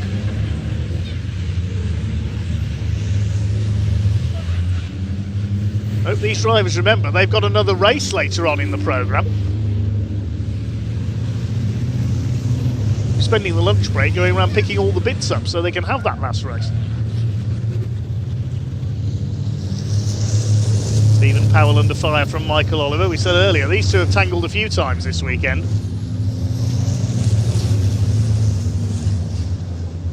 Not going to get round the outside of Brooklands. Stephen Powell might be about to be double teamed by the Olivers because Stewart's closing up as well.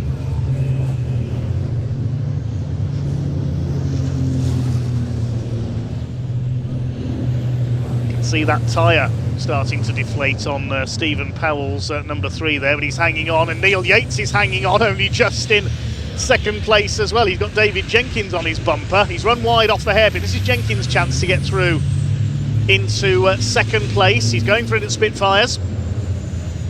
Is he going to go through? Yes, he is. David Jenkins into P2. I don't think he's got time, though, to catch Terry Gibbon. He runs wide on the exit of Debenny. Look at Nathan Smith up the inside. Where's he come from?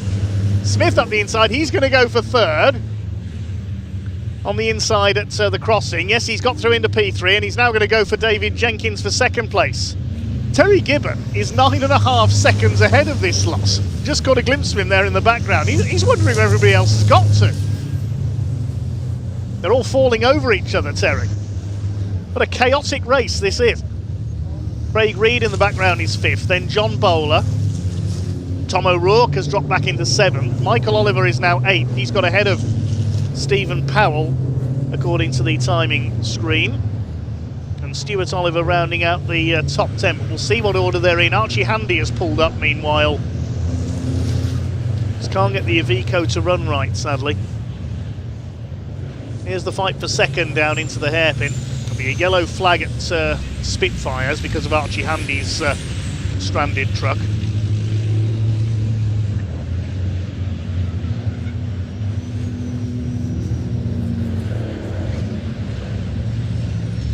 Through towards second half of the lap. Stephen Powell still holding off the Olivers. The timing screen did say that Michael had got ahead on the previous lap, but he hasn't. He's dropped behind Stewart now. Still Stephen Powell hanging on ahead of the Olivers.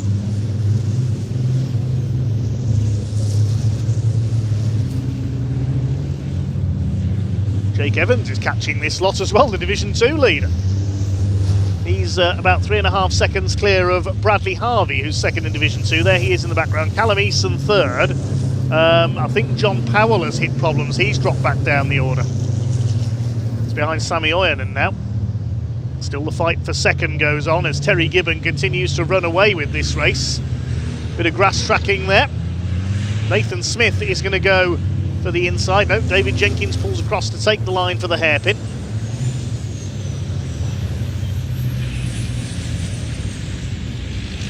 Smith will try and go for the inside, but remember the yellows are out at the next corner because of Archie Handy's truck. Neil Yates drops away a little bit into 4th place. Just over 2 minutes of this race to go. Trying to remember the last time that Terry Gibbon tasted victory in a British truck racing championship event. In fact, I can't remember him ever taking a victory before in his own MAN. So we could be on for a first here for the Super Sub. Here he is. Nearly 12 seconds ahead of the field. I think it's 2 laps to go this time, looking at the clock.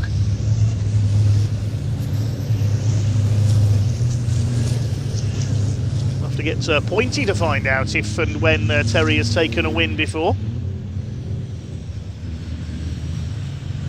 Running out a little bit wide there, David Jenkins, but he's still holding that 2nd place.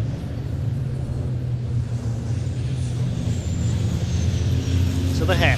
It's calming down a little in this rather crazy race in its closing stages, and look who's arrived on the scene now. That's John Bowler up onto the tail of Craig Reed in 4th place. What's happened to Neil Yates? Where's the 33 gone? He was 4th. We have lost Neil Yates, unfortunately. He has no luck at all, does he? Has he pulled into the pits? That's the only place I can think. Yes, he has pulled into the pits. Just checking the timing screen there. So we've lost Neil, sadly. Yes, there he is. What a disappointing weekend. Well, we're into the final lap now. It's all about the race for second because they're not going to catch Terry Gibbon.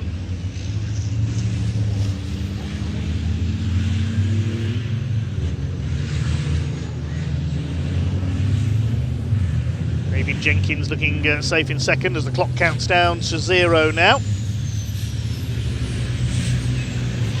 Nathan Smith on for a podium. Jake Evans on for another win in Division 2. Or is he? Or is he? Because Bradley Harvey's closing on.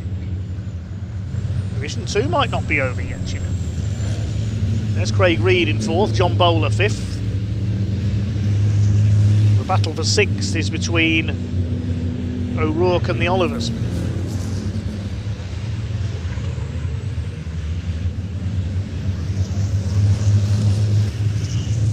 Here comes Super Sub himself, stepping in to replace Ricky Collitz in the 95.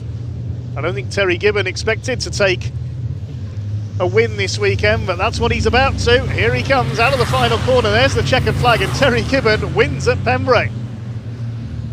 That'll be a very popular result indeed, a surprise result, but a very popular one. David Jenkins will come over in second, and he aims at our cameraman again. He did that yesterday.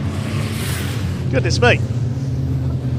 Nathan Smith is 3rd, Craig Reed in 4th, and John Bowler rounds out the top 5. Who's coming home next? It's Stuart Oliver in 6th position. Tom O'Rourke is 7th, and Michael Oliver takes 8th towards the back of the grid after his non-finish yesterday.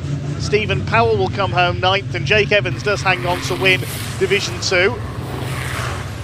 Ahead of Bradley Harvey and Callum Eason. Fair play to our cameraman for staying put there. Full credit to all our camera operators this weekend for bringing us the action. It does get pretty fraught when the trucks are in town. Here comes Sammy Oyenen's new Merc. A little bit smoky, but we'll get to the finish in 13th place. The final finisher will be John Powell. Sadly, we lost Neil Yates into the pits a lap from home, and Archie Handy a retirement as well. Simon Cole was a non-starter.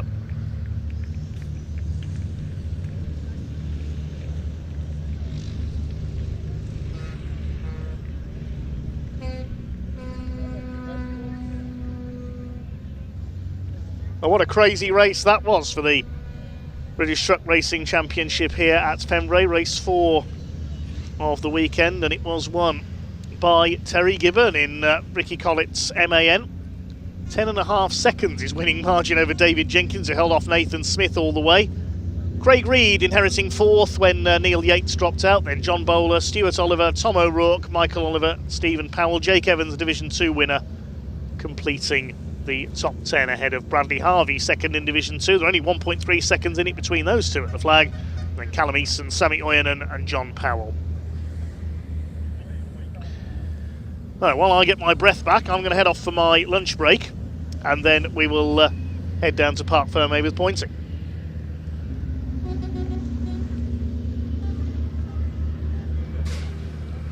Wow, what a result. Terry Gibbon in the borrowed truck from Ricky Collett. We obviously had a chance to speak to him earlier on. And here we go.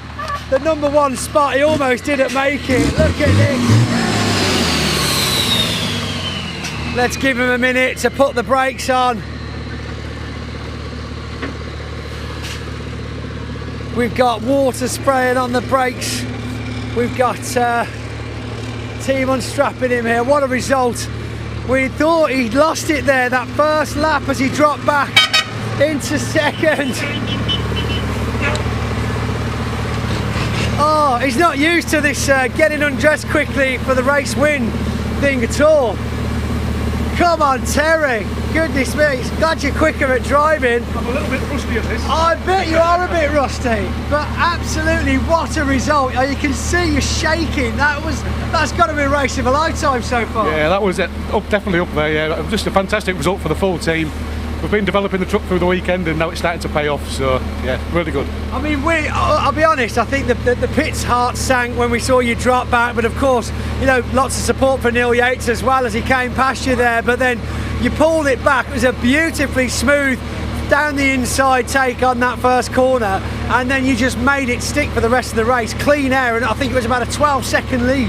Really? 12 seconds? Yeah. Wow. I wasn't expecting that. It was mega. It was incredible. I mean, they were fighting behind you the whole way, and you just went off for a beautiful Sunday drive round Wales. Not quite so easy, but yeah, I'll take that. Well, Terry, well done. I think you made Ricky proud, you made the truck proud, and yeah, Ricky, when you're back in the saddle, just know it can do it. We need you back, Ricky. Get back soon. Get back soon, but not too soon, because I think Terry likes it here. Yeah, it's pretty nice in here, yeah. Absolutely phenomenal. Round of applause for Terry. Come on, excellent. Right, we got Dave Jackson, but Nathan Smith. Seeing you again, we were talking earlier on this morning about manifesting a top 3 result, and here we are. That's all on you, that is. Of course it was. I think you and Dave parked in the wrong spaces though, didn't you? Well, we went in there, so I thought, exactly, just have the two, it's fine. But again, great race, and I think when you and Dave both kind of tussled past Neil Yates, we were stood here, and I'll be honest, there were officials, there were mechanics, and we were all like, oh, this is going to be... Powell, wasn't it? No, this was Neil Yates. Yeah, Neil Yates dropped back from first behind Terry Gibbon, and then it took you about 3 or 4 laps to catch up with him, and then it was right on it. Oh, Dave as well. We were just talking about that kind of double overtake that you and Nathan did past Neil Yates around here, and from the spectators looking on, it was tight, but it was smooth. I don't think they realised there was 2 of us on his side. He's a mugger. He snuck in and picked your pocket. He did. He's a definite pickpocket, but he's a fast pickpocket. I'll give him that. It was great racing. Great racing. It really was. It was a fantastic move. Thank you. Brilliant. Well done, guys. Absolutely incredible. Now, obviously, because of earlier on's incidents, I'm not sure how much lunch break we're going to get, but I know that the guys on the circuit want to move things along and keep things quick, as we can see trucks already making their way back to the paddock. We've got one more truck race and one more pickup truck race left this afternoon, but of course lots more action on circuit to come to you this afternoon, and let's have a look what we've got for you next.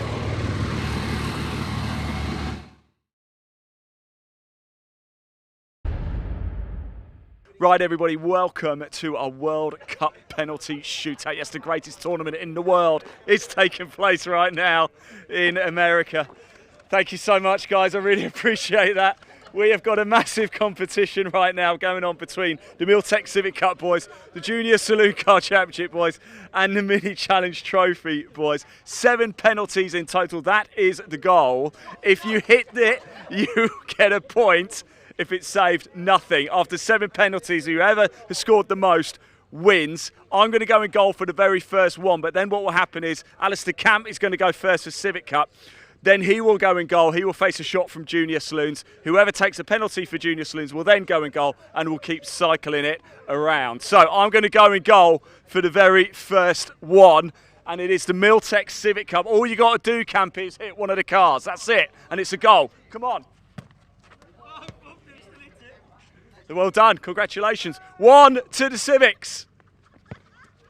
Right, Junior Saloons, you're up. Here we go, we've got a Scotsman. Remember the penalty box is there. We've got a Scotsman. Go on, Ricky. Ever been to Morocco? Oh, he's missed. JSCC miss. Ricky, you're in goal. You're in goal, you're going to take it. Now we have Mini Challenge Trophy. Oh, he's going left pegger, is he? Oh, it's saved! It's saved! So after round 1 penalty, it's the Miltech Civic Cup who lead 1-0. Civics, who's going?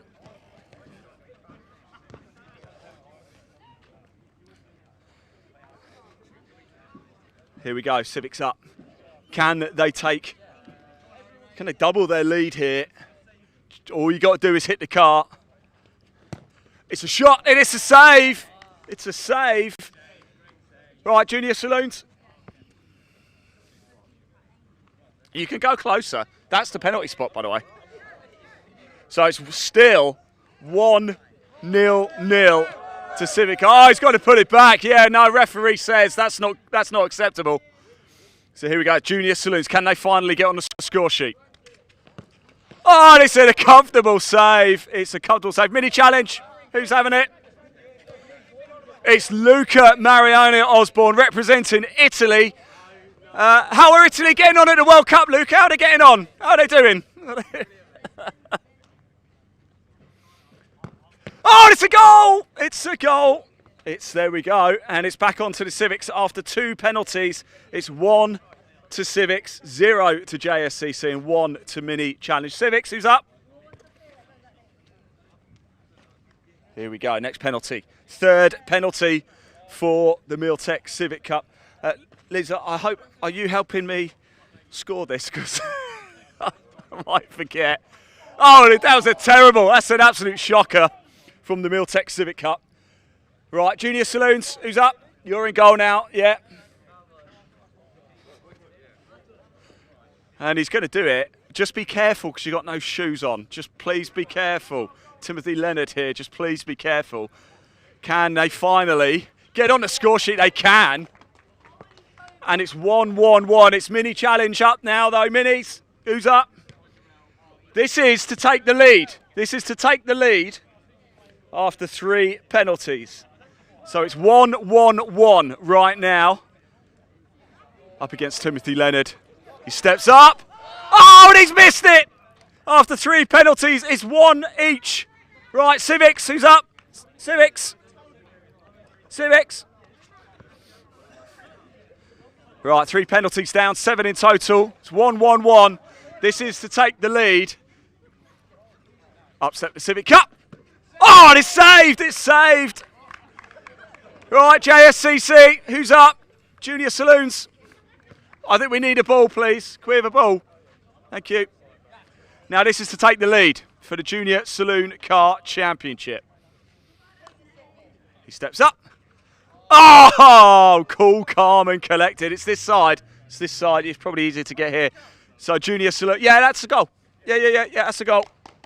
So Junior Saloon's the first to get to 2. Right, Minis, who's up? Josh. Joshua Wilby is up. Go on, Josh. This is our 4th penalty. This is to level things up. Oh, it's a good goal. It's a good goal. It's 1 to Civics, 2 to JSCC, 2 to Mini Challenge. Civics, who's up? Go on, Civics. 5th penalty. 5th penalty. Kind of need to score this, really, mate. As you boys in a bit of pressure. Remember, it's from here. You can go from here if you like. Yeah, this little. There you go. Here we go. Going for the corners. Probably the best place to go. Oh, it's a shocker. It's an absolute terrible penalty. And Civic still only have the one. JSCC, who's up? Here we go. So this is our 5th penalties we're on to now. This is to take the lead. This is for a 3rd penalty. Oh, it's saved. It is saved. No, well done, well done. Minis. Oh, look who it is. It's the champ. The champion has come to play. Alex Keynes with a chance to give Mini Challenge Trophy the lead here after 5 penalties. Oh! Was that saved? You saved that? Was that a goal? Was it a goal? Was that a goal? I didn't see. It was a goal. It was a goal. It was a goal. So it's 1 to Civics, 2 to JSCC, 3 to Mini Challenge Civics. Who's up? Your 6th penalty. It's only got 2 left. In fact, you have to score this, otherwise you're out. You have to score this, otherwise you cannot catch up to Mini Challenge Trophy. Here we go. It's got to. Ah. Well done. Thanks for playing, Civics. JSCC, you're up. It's Ralphie. That's fine. So here we go. JSCC to level things up. Oh, he scores it! He scores it. Right, Mini Challenge. This is your 6th penalty. This is your 6th penalty. If you score it, you could be 1 penalty away from victory. So here we go. It's 1, 2, 3. Here we go. Yeah, go on then. You just got to hit a car. That's all you got to do. Oh, he scores it! Right. Right. Civics, do you want to take your 7th penalty? Anyway, you can't do anything, but you can take it if you want. Yeah, come on, Jake. Smash your car. Jake Hewlett, it's his car. Yeah, you can use... Luca, can we have that ball? Whatever happens, Civics... No, they can still level it up. No. Here we go. To get a little bit of pride. Yes, Civics. Civics finish on 2. Civics finish on 2. Right, JSCC, you have to score. Otherwise, Mini Challenge Trophy are the champions. You go from here if you want. He's here. You go from here. Go from there if you want. He's got to score. Yeah, you go from there. He's got to score. And he's saved! And Mini Challenge Trophy are the champions of the world. Well done. Thank you very much, Jake, for letting us borrow your car. No, they've already won. Yeah, they've already won. Well done, guys. Congratulations. Mini Challenge Trophy are the champions. How do you feel? I'm speechless. Speechless. Alex Keynes, you know what it's like to win. Yeah, it's great achievement today, honestly. Yeah, really good. Luca, you know what it's like to be a winner as well. I've got no words, mate. This tops everything. That's to you. First winner here, so I can't complain. Harry, and you. Yeah, it was a spectacular performance from everyone. Yeah, I think it's a perfect job. And boys, you were here as well. Need an ice bath after this. Well, there we go. Thank you so much, Mini Challenge Trophy. They win the World Cup here at Pembrey. Thanks for watching.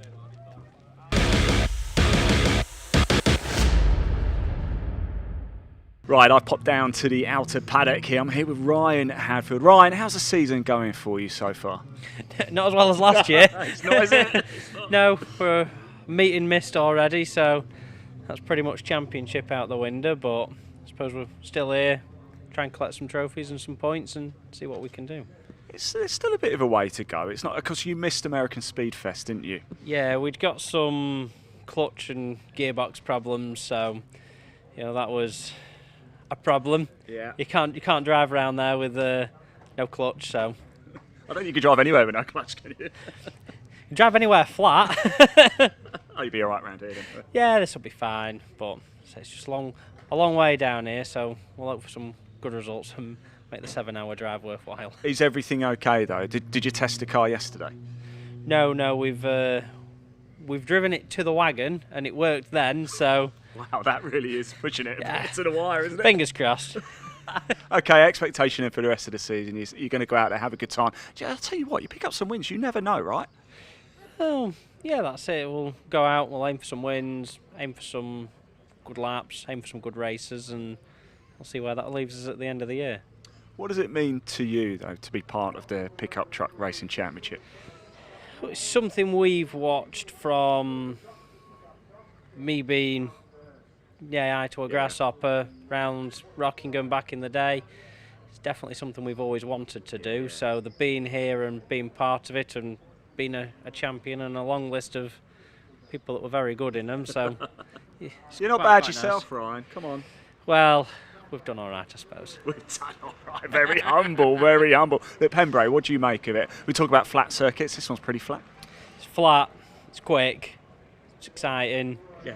It'll be interesting to drive one of these around here after a couple of years not being here, so yeah, we'll see if it's changed much. I want to know, Ryan, what does a race driver get up to on a Saturday night at Pembrey? Can you tell us? Can't tell you. Remember, this is going out before 9 o'clock. Well, we'll go and have a look around the wagon, see if there's anything worth buying or... Buying? Okay, wow. Well, okay. There might be some nice light bars on them. We could have on some of our own, and there's bound to be some tyre shine somewhere to keep someone happy, and yeah, if it goes well today, we might have a beer. Who knows? Just the one, more racing tomorrow. Ryan, thank you so much for talking to us. Good luck, mate. Thank really you good to see you as well. And you. Top man, Cheers. thank you.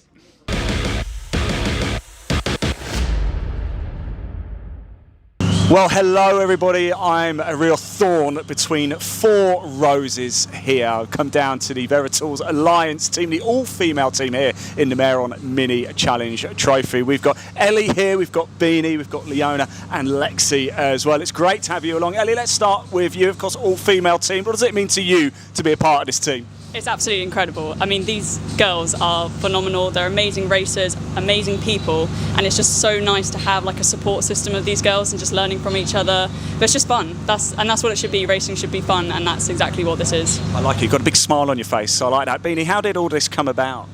So, Ellie and I wanted to get into car racing. Yeah. Leona and Lexi had already been racing previously, and the Vera Alliance Academy thought it'd be a good idea to set up a 4-car girl team, and we were really fortunate to be given the opportunity. So I want to say a big thank you to Ian Wolford and Pete Osborne. You guys are amazing, and thank you for giving us this opportunity. I like that, well said. Leona, obviously I know you from previous series as well. What's it like being part of this team? Yeah, it's absolutely amazing. I've been in championships where I'm the only female racing, and here, just like Eddie said, to have the support of all four of us, not only us girls but the entire academy, it's just amazing, and I'm really looking forward to what we can all do going forwards together. And Lexi, of course, JSCC last season, now you're in the minis. What's the step up been like? It's been great. I love these cars. I feel like for me it was a big step up being on a lot more of a competitive grid, because it was quite a small grid last year, so it was a big change coming up and battling with the big boys, I suppose. But no, I really like it. It was the best step up, I think. So, as a series, as a team, do you find yourselves getting a little bit more media attention? Has it worked for sponsorship marketing, Ellie? Definitely, and I also think not only that, but I think it's also good being part of the girls' team to encourage other girls to do the same. So in terms of media traction, like obviously this is an amazing brand, like Vera, incredible. Being part of the mini challenge is also great, and I really want it, mostly, I think all of us, to encourage other girls to do it, and that's what the benefit of having this team is. Well, you're all outrageously talented out on track. Beanie, let's talk about Pembrey. How are we feeling this weekend? So I was actually really excited coming into the weekend. I didn't have the best weekend at Snetterton, but yesterday I had car problems all day, so I only managed a few laps, so my qualifying was a bit of a learning the track situation, but I'm happy with how it ended, and it's a good stepping stone, and I'm really excited to go racing. Leona, have you raced here before? No, yesterday was my first time here, so yeah, it was good to have a few kind of short sessions just to get some laps in. But then, yeah, I guess you never know till qualifying. So happy with the pace, but for me, I prefer the racing. So looking forward to the 3 races ahead. Alexia, you were here last year, weren't you? How did that go? 2024. 2024? Yeah. How was it? That was quite terrible. I put it in a wall. Okay, we'll move on from that. We'll forget that one. But anyway, it's going to be a lot better this week. Look, girls, thank you so much for joining us. We really appreciate it. How do we find out more about the team? Go online. We've all got Instagrams. What's your Instagram? EleanorReese.racing. BeanieReese_. Leona Theobald. I think it's Lexi J _ I don't know. There you go. Check them all out on Instagram. Time to go racing. Thank you so much. Really appreciate it.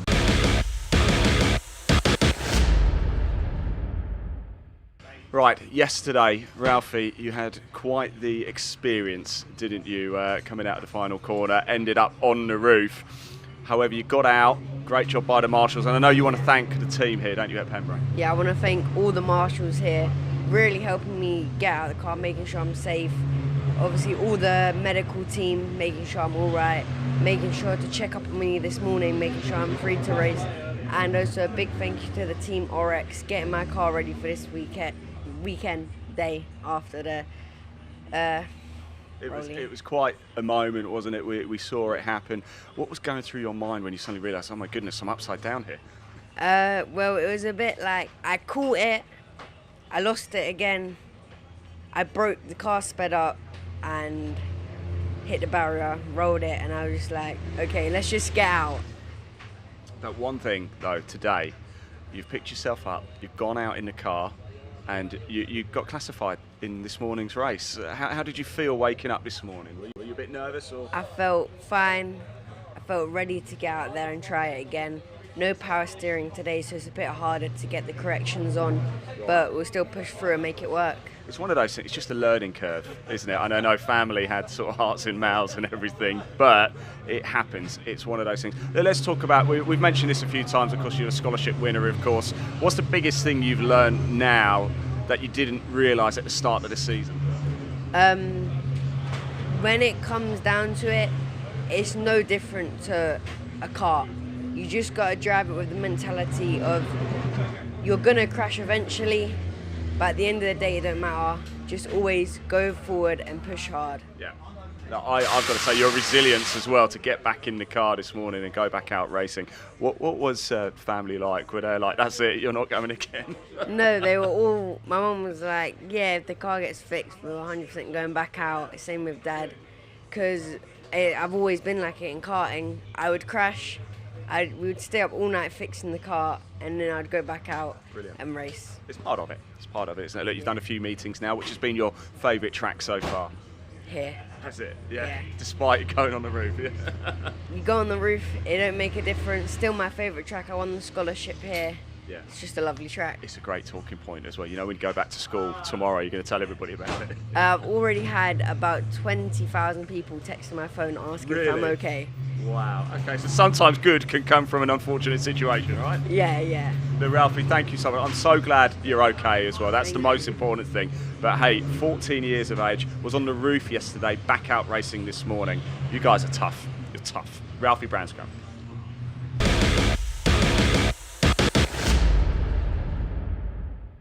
Right, round 9 of the Mehron Mini Challenge Trophy about to get underway. I'm here with Blair Driver in the baking heat here in Pembrey. Blair, a bit different from Scotland, eh? Yeah, well, I've got the sun here. How far have you travelled to come in? Well, I had to go via somewhere first, so I think it was 10 hours total for me. 10 hours total. Been worth it? Enjoying it? Yeah, it's good. I've managed to get a wee bit of testing this round, so I am pushing on, just trying to get up there, trying to learn the track as well. It's new track for everybody, so Yep. What's the best thing about driving these minis then? I'd like to say the contact, but you're not allowed to, are you? You can say that. You can say whatever you like. I just like the adrenaline, obviously. It's good. It's good. It's close racing. It's door to door, bumper to bumper, mirror to mirror. So, yeah, I'll enjoy it. So how many miles then do you think you cover over the course of the entire... Are you doing every round? Yeah, do every round. So I mean, we go Brands Hatch, we obviously Pembrey's a long way. Do we go to Knockhill? I think we go to Knockhill, don't we? No, well, the challenge hasn't got Knockhill. It's JCW. JCW's got Knockhill, okay. so your only home circuit we're not doing. Yeah, exactly. So that's good though. Obviously, I like the away rounds. Obviously it's a holiday for us. Right, very very important question. Are Scotland going to win the World Cup? Definitely not. I don't like the optimism. There we go. Blair, thank you so much. much. Thanks for talking to us. No Really worries, appreciate it. cheers. I've heard Morocco is nice this time of year. Yeah. So, right, let's move on, shall we?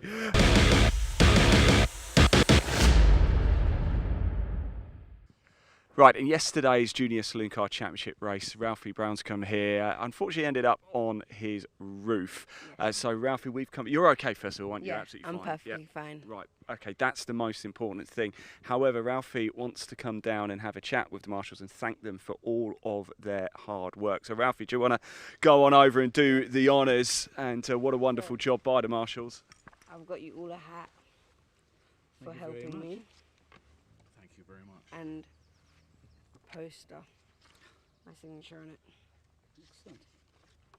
Thank you very much. We've got somebody hiding one around here more as well. hiding away. Robert's over here, look. Oh, thank you. And a poster with my signature on it. And I just want to say a big thank you for what you guys did yesterday, helping me. Like, I think it's awesome what you do, putting time and effort in to help people. And it's great, because I'm sure some of you are fathers, to be out here on Father's Day and putting in the work so we can race means a lot to me. Oh, it's fine. We just do what we're trained to do, basically. I'm the post chief, so I'm in charge of the guys that went to your rescue. Yeah. I'm just overseeing what they do. This is one of the team that actually made sure you were okay in the car, and made sure you got out safe. And then I was one that called all the rescue people to come to your aid as well. So I'm glad you're okay, and I'm glad you're out racing again today. Yeah, I'm back out. I'm back out in I think I'm the first one on after lunch. So, yeah. Good. Well said, Ralphie. We're going to let you go because, yes, you do have to get back up to assembly area to get going. Guys, can I just borrow you for a second? Just have a quick chat. There's two other marshals which weren't here. But There's two other marshals who aren't here right now. Can we? Is that okay if we can keep the bits and bobs? Well, thank you. Well said. Yeah. So what I want to do as well, guys, is just find out what your roles were in that situation, how you reacted. So you're post chief here. I'll explain my role. I'm the post chief, so I'm in charge of the post. So I report back to race control if there's any incidents. So when was his name? Charlie? Ralphie, sorry. When Ralphie's incident, I called a priority incident because he was upside down in the middle of the circuit. That generated then the response from race control to put out the red flag, stop the racing, and also to bring the rescue, recovery and ambulance to the scene.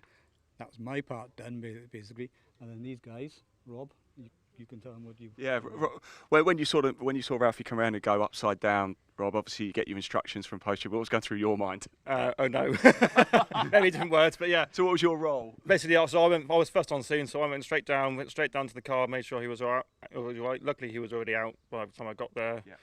Normally we checked to make sure electrics were off, but because he was on his roof, we couldn't get to the switch. But it got my way because it was leaking fuel, so we got away from the car. We got extinguisher nearby and just made sure he was all right. And then rescue came out, put him in, obviously took him over to med centre, make sure he was all right, and then we just tidied the scene up. Rescue came over, recovery came over, turned the car over, and then we put everything back together. And I have to say, you guys, you did it pretty quick, didn't you? Matt, what was your role? I wasn't here yesterday. You weren't here yesterday? I was on another post. Oh, I love that. How about it? No, I'm joking. No, I'm joking. But on the other post I was at, yeah, all I was saying to my chief post at the time was, is he okay? Is the driver okay? Yeah. So, you know, same as everyone's thinking around here, everyone around here, as soon as something like that happens, is a driver okay? Yeah. That's the most important thing.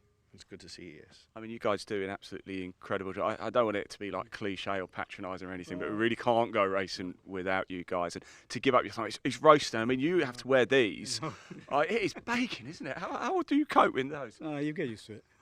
Plenty of fluids. On the flip side, when it's cold, you're okay. So how does one...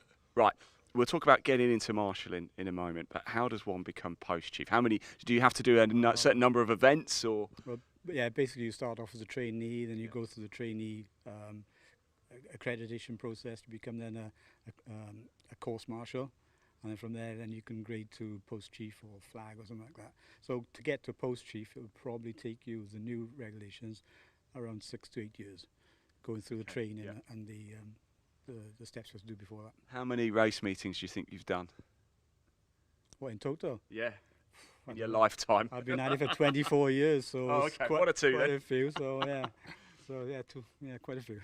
Robert, whereabouts are you in your marshalling journey at the minute? So I'm grade 2, it's experience, and I'm currently working up to do my grade 3, which is IO. Yeah. So that's one step down from post chief. Okay, how about you, Matt? Whereabouts? I'm the newbie here. Are you the newbie? You've got plenty of these. Every time I walk around and I see the orange overalls, but I see loads of these sort of markers on. I think, oh yeah. When you go, yeah. I only started last year. Okay. And I ummed and ahed for years about what do I do. I really love motorsport. How can I get more involved in it? Went to my local circuit, contacted them, done a training day or a tester day. And from there, I just got addicted to it. Yeah. I was going to do 4 days last year. I think I'd done 15 or 16 and bikes. Okay. I've got 20 this year, and I've got a very understanding wife. yeah, you need to understand the family. But what's the best thing about marshalling? The other marshals. Yeah. I've been in lots of different groups, cars and bikes. Every marshal I've come across has been fantastic. They've been helpful. They've been giving you good guidance and good laughs. Yeah. And it's been brilliant while doing something we love. Robert, same question. What's the best thing about marshalling? Again, probably the social side of it. Yeah. Yeah, it's, you know, you have a rubbish day on post, but get back to the campsite in the evening, have a few drinks, chill out, and that's what makes it the weekend. And you're the post chief, so a slightly harder question for you. Why should somebody get involved in marshalling? Well, it's an excellent hobby. It gets you out in the fresh air. If you've got an interest in motor racing, you can't get much closer to the action. Yeah. So if you want to get involved, volunteer now. Excellent, guys. Thank you so much. I know, Ralph, we really appreciate it. Thanks for all of your hard work. Obviously at this post, but all around Pembrey. We had a meeting up at Donington, so if you were there and you were marshalling, thank you so much. Keep up the amazing work. Talking of action, though, it is almost time to get back into the racing action for this afternoon session here at Pembrey.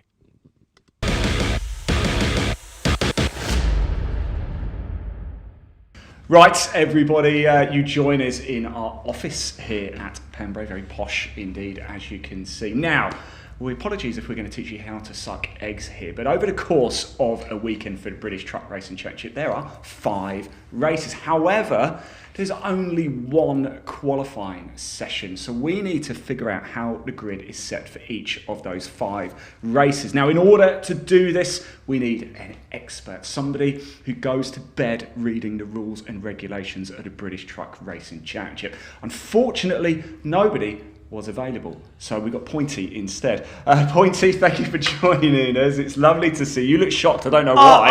I am disappointed it did. Anyway, yes, good morning, how are we? Right, now, before we get into this, yes. As you can see, I have brought props with us to Fantastic explain. props. So, yes. I have decided assigned us trucks as well. So we're going to pretend for the sake of this, top quality die-cast construction. The budget has really, I really pushed the budget out on this one. I'm going to be this one. So this is me. It's play fast. You're this one, gas. I really like this one, the dump truck build oil. That one, I like that guy. We've got bread here, we've got recovery, school I feel like bus, we should probably eco have car. recovery over here because we're inevitably going to need a recovery during this demonstration. Yes, but anyway, right. Right, so apology again, if you already know this, now might be a good time to go get a quick cup of tea or coffee. But if you don't know it, it's actually going to be quite a worthwhile exercise in all seriousness. So there are 5 races, 1 qualifying session. Yeah. So race 1, Pointy. Yeah. How is the grid set? Well, race 1 is as you would expect, traditionally set by the fastest laps of qualifying. Okay. So here we've got, the fastest one. Ian managed to get round. His fast lap was faster than everybody else's. So you would obviously start race 1 in first. Okay. And then 2nd, 3rd, 4th, 5th, and as you go all the way down the grid. Again, also into Division 2, because of course we do combined division racing. I personally can't remember a time where we've ended up with a Division 2 truck qualifying fast enough to be mixed in with Division 1. But I mean, that would be a thing if it happened, I suppose. And it could be round circuits like Pembrey, which are a bit shorter. But that's Div 1, that's Div 2. So I'm fastest of all. I'm a Div 1 driver. I start race 1 on pole position. And you're the eco car. And in Div 2, you're the fastest, so you start on pole. Okay, this is it. So there we go. Now, we'll race 1 effectively. That's how we'll start race 1. Yeah. But because of the timings and if there's any issues that we need to go to judicials for and things like that, well, how are we going to get the grid layout for race 2 on Saturday? And how do we continue the weekend? Yep. So we revert back to the same qualifying session, but go for the 2nd fastest laps. Okay. So everybody's got a list of their lap times. Yep. And then their 2nd fastest is where we go from. and then if actually you could have a situation where the fastest in qualifying as a session as a whole was you, which is why you started in first. But actually, your second was, 0.3 of a second slower than my second fastest. Yeah. So therefore, I would start race 2 ahead of you. Okay. Now, that race, again, usually on the Saturday, the second race on Saturday, would race to completion, and that would be the starting order for race 2. And that's the same for Div 1 and Div 2. Exactly. Both would get, or whatever, but you could also have that, third place on race 1 ended up getting the second fastest lap from qualifying, so they'd start in first and everything would get very jumbled. But nonetheless, that's okay. the So race 2 is based on your second fastest lap in qualifying. Same qualifying session, but the next lot down of results, effectively. Let's move into race 3. Now, surely it's going to start getting complicated, right? A little bit, yeah. So it's reverse grid. Let me just put me back in first. Okay. Sorry, make sure sorry. So I suppose it is only a demonstration, isn't it? Let me have something, won't you? The bread cake delivery truck is coming for you then. So race 3, Sunday usually then would be a reverse grid of the results from race 1 Saturday. Okay, right. So I win race 1. Yeah. Okay, for argument's sake. Where do I start race 3 then? So as it stands in Division 1, because we've actually got, let's pretend here, because we've got 8 trucks, we've got more than 8 trucks in Division 1. And Div 1 and Div 2 the same. So let's just assume it's... Yeah. Let's just go with Div 1 So we've got 10 trucks here, and we'll pretend that we've reversed the grid. Yeah. So if these two finished in these two positions in race 1 yesterday, they'd stay at the back because they're 9 and 10. Yeah. So they'd stay where they are. However, these would all be reverse grid, which means that first and second would be 7th and 8th. Yeah. They would then move back there. They would then move back there. And then you would end up with 8th place. 7th and 8th in first place. Yeah, 8th place would be in first. 8th place is on pole. 7th, 6th, 5, 4, 3. So exactly. And then you would still end up with 9 and 10 in 9 and 10. 8 it's the top 8 that are reversed. Yeah. Okay, so that's race 3. A reverse grid top of the results of race 1. And that's Div 1 and Div 2. Yeah. Race, right now we're really getting complicated. Is everybody followed so far? So race 1, it is just fastest lap, you're on pole. Race 2, second fastest lap. Race 3, top 8 reverse grid. Race 4, Pointy. Race 4, wow, again, we can't go off reverse grid of race 3 because that's just happened, and we've also, of course, got now a reverse grid from race 2 on Saturday.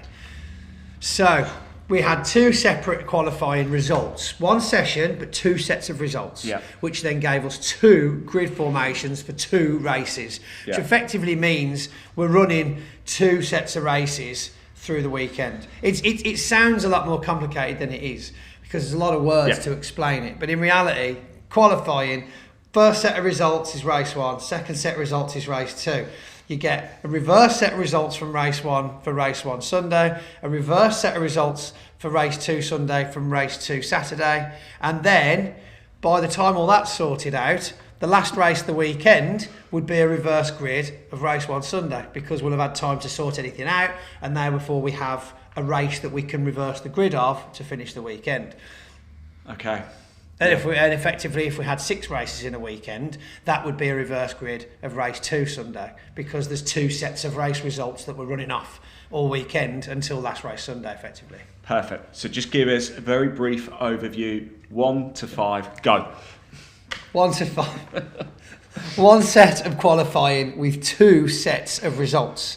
2 races after that using those 2 sets of results for the fastest laps and the positions on the grid. Then Sunday is reverse of race 1, reverse of race 2, only the top 8 in both divisions I might add, and then race 3 is your reverse grid of race 1 Sunday. Yeah. And it's that simple. My brain hurts. My brain really, really hurts. In fact, well, thank you so much for explaining that, Pointy. Next time we'll try and find an expert. I promise. That was expert. That was good. I jest. What information do they want? I mean, were you not entertained? Pointy, thank you so much for that. It crashed. Red flag. We've got a red flag. 2 hour delay. Time to go. That's it. That's a wrap.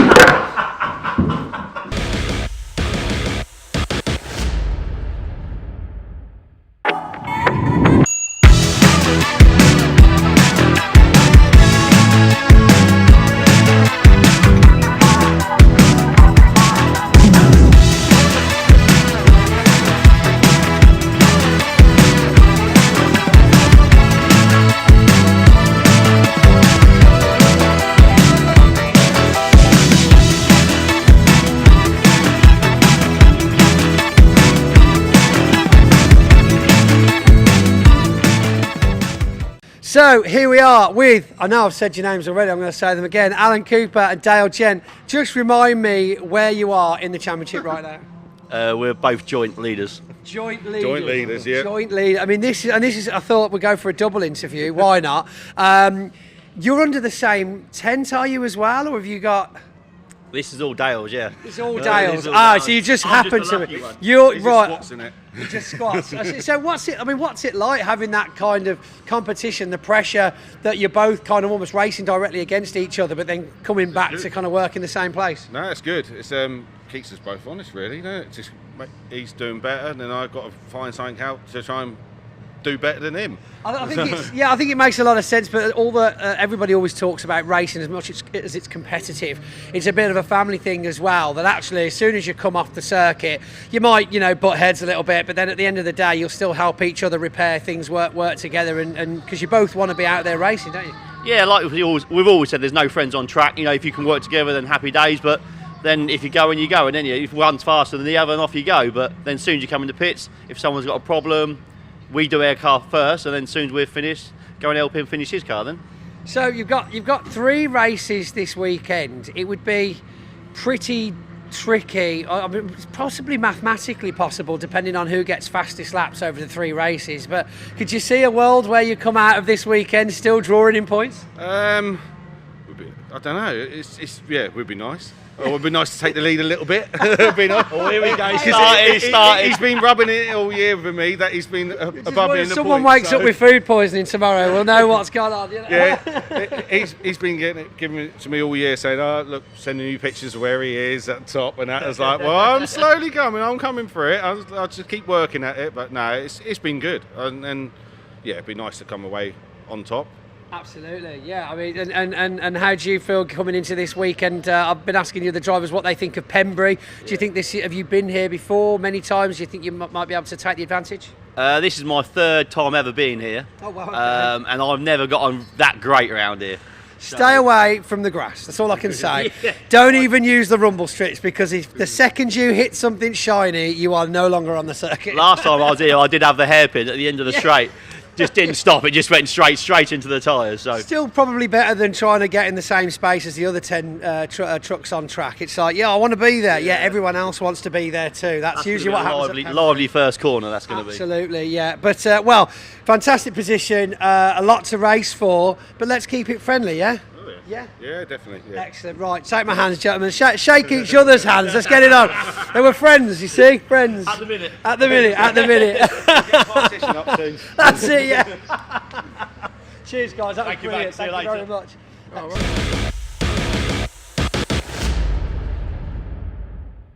Right, I'm down here in the paddock with Atta, part of the Junior Saloon Car Championship for 2026. Atta, we're about to go into the final race of the weekend. How's it been at Pembrey for you? It's been okay. Qualifying's been a little bit disappointing due to contact. I only managed to finish just about 3 laps, so I didn't start from the pit lane, but I've been starting last and I'm just trying to work my way up. It's a bit of a disaster, really. Are you finding yourself getting more and more confident though as the season goes on? Yeah, definitely. Like a team working around me, I can finally get used to the car, I can change the setups, I'm getting a lot more comfortable, yes. I tell you, you're getting more confident. You're very popular on social media as well. We always seem to, every time I look in the live chat and it's Junior Saloons, there's so much support for you. Why are you so popular? I don't know. I mean, if you have connections all around the world, then it's just better, isn't it? It certainly is. Look, why did you decide to race for the Junior Saloon Car Championship? Well, I've always wanted to race, but of course, racing is expensive. Yeah. And rallying is going to be even more expensive if I whack it around the wall, so... Don't do that. Who would you say who is your inspiration in motorsport? Definitely, well, I'm going to go with the common answer. It was Max Verstappen. Yeah. But for rallying, I used to love Colin McRae and I watched him all the time. Amazing. Yeah. Very well said, Atta. Thank you so much. Best of luck here. It's time to get racing for the Junior Saloon Car Championship. Dave, over to you.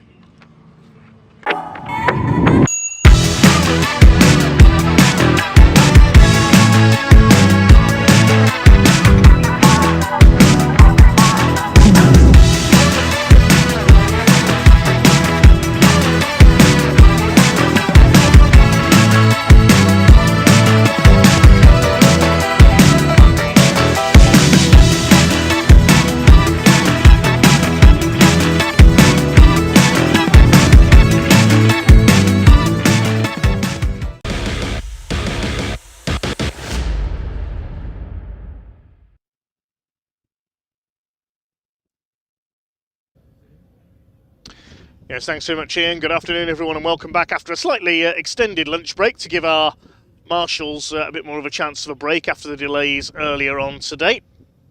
Beautiful, if slightly windy conditions here in South Wales at the Pembrey circuit as we get ready to get back underway. Just getting everyone in position back around the circuit for our next race, which is the third and final race for the junior saloon cars. And we have our second race of the weekend for the Civic Cup. We saw them in action yesterday. There has been a change to the results of yesterday's race. If you were with us earlier, you'll have heard that Jake Hewlett and Wilf Butler, who finished first and second, they were given penalties of 10 seconds each for a false start. So Dave Marshall inherited the win there. That's followed by the Track Action Racing Club. They were in good form yesterday with their mixture of saloon cars. Adam Croft taking the win in his Volkswagen Scirocco. And then that's followed by the third race of the weekend for the Mini Challenge Club Sports.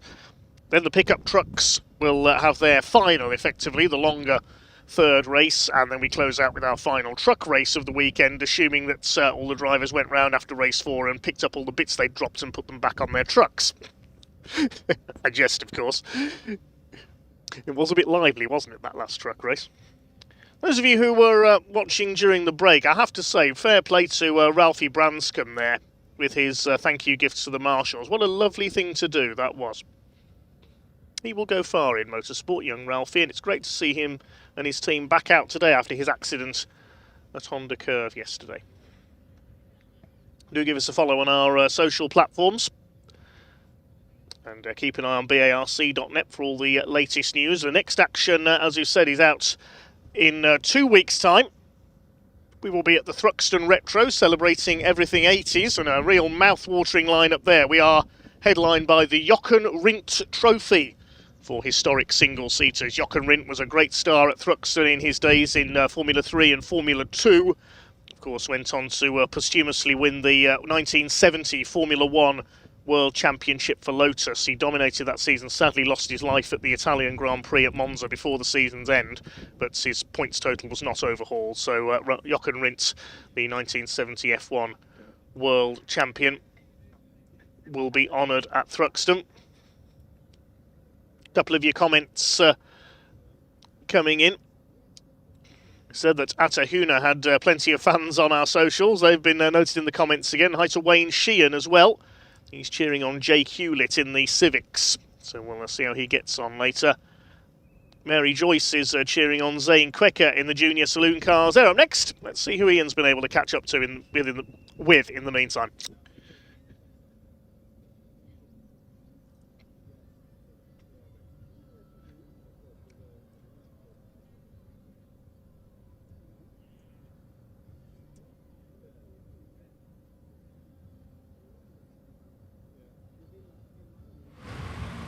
Right, everybody, welcome back. We are moments away from round 12 of the Junior Saloon Car Championship from getting underway. However, before that, we thought we'd give you a little poke around the paddock here at Pembrey. Yes, one of the unique things about Pembrey is that there is the infield and the outfield. There's no bridges, there's no tunnels, so once you're stuck at one and the cars go out on track, there is no getting over to the other side. Fortunately, Parc Fermé and assembly area is in the infield, so that's where we spend most of our time. Now we've come down, as you can see, to a congregation of the Miltech Civic Cup cars. There's Freddie Ingram's car there. Somebody I saw down here is Ben Sharp, of course, from Ben Sharp Racing. I just want to have a quick chat. Ben, can I borrow you for a wow, that looks nice. That looks good. Ben, of course, from Ben Sharp Racing. A racer yourself, Ben, but these days you tend to look after people more, don't you? Yeah, these days I've retired from racing myself now. Have you actually officially retired? Can we announce it so we've got something to shout about? No, I'm not retired. No, I do a race with a customer maybe, but not these days. I'm more interested in getting the boys going quicker. So look, you're still a young man. I want to know about how you got involved in motorsport from the off. I know you used to race in Civics as well. Have you done anything else? What other stuff have you done, mate? Well, motorsport is all from my dad, really. So my dad used to run a race team, Mardi Gras Motorsport. Andy Prio, Jason Plato came through his team. Yeah. And I'm sure lots of other good, James Thompson, some really good drivers. Yeah, not half. Yeah, some proper drivers. And then, my aim was, unfortunately, I lost my dad when I was quite a bit younger, and my aim was, well, when I go meet him up there, we're gonna kick his ass, and I'm gonna go up there and have a pint with him. You've got some stories, haven't you? Yeah, and have some stories. Yeah, look, we're doing really well at the minute, and hopefully it's going to have a good result today. It seems to be growing, it seems to be getting bigger and bigger. Are you proud of the journey that you've taken Ben Sharp Racing on? Yeah, to be honest, I never expected, go 3 years ago, we would probably have 1 car, maybe occasionally 2 cars in the championship. Yeah. Now we've got 6 cars, and I think we had 5 in the top 11 yesterday. Wow, okay. We had a podium, but unfortunately lost it, and rightfully so in the end when we actually saw the evidence. But that's very noble of you to say. Yeah, it's very easy to stand there and say they did it wrong, but when you actually see the evidence, it was correct.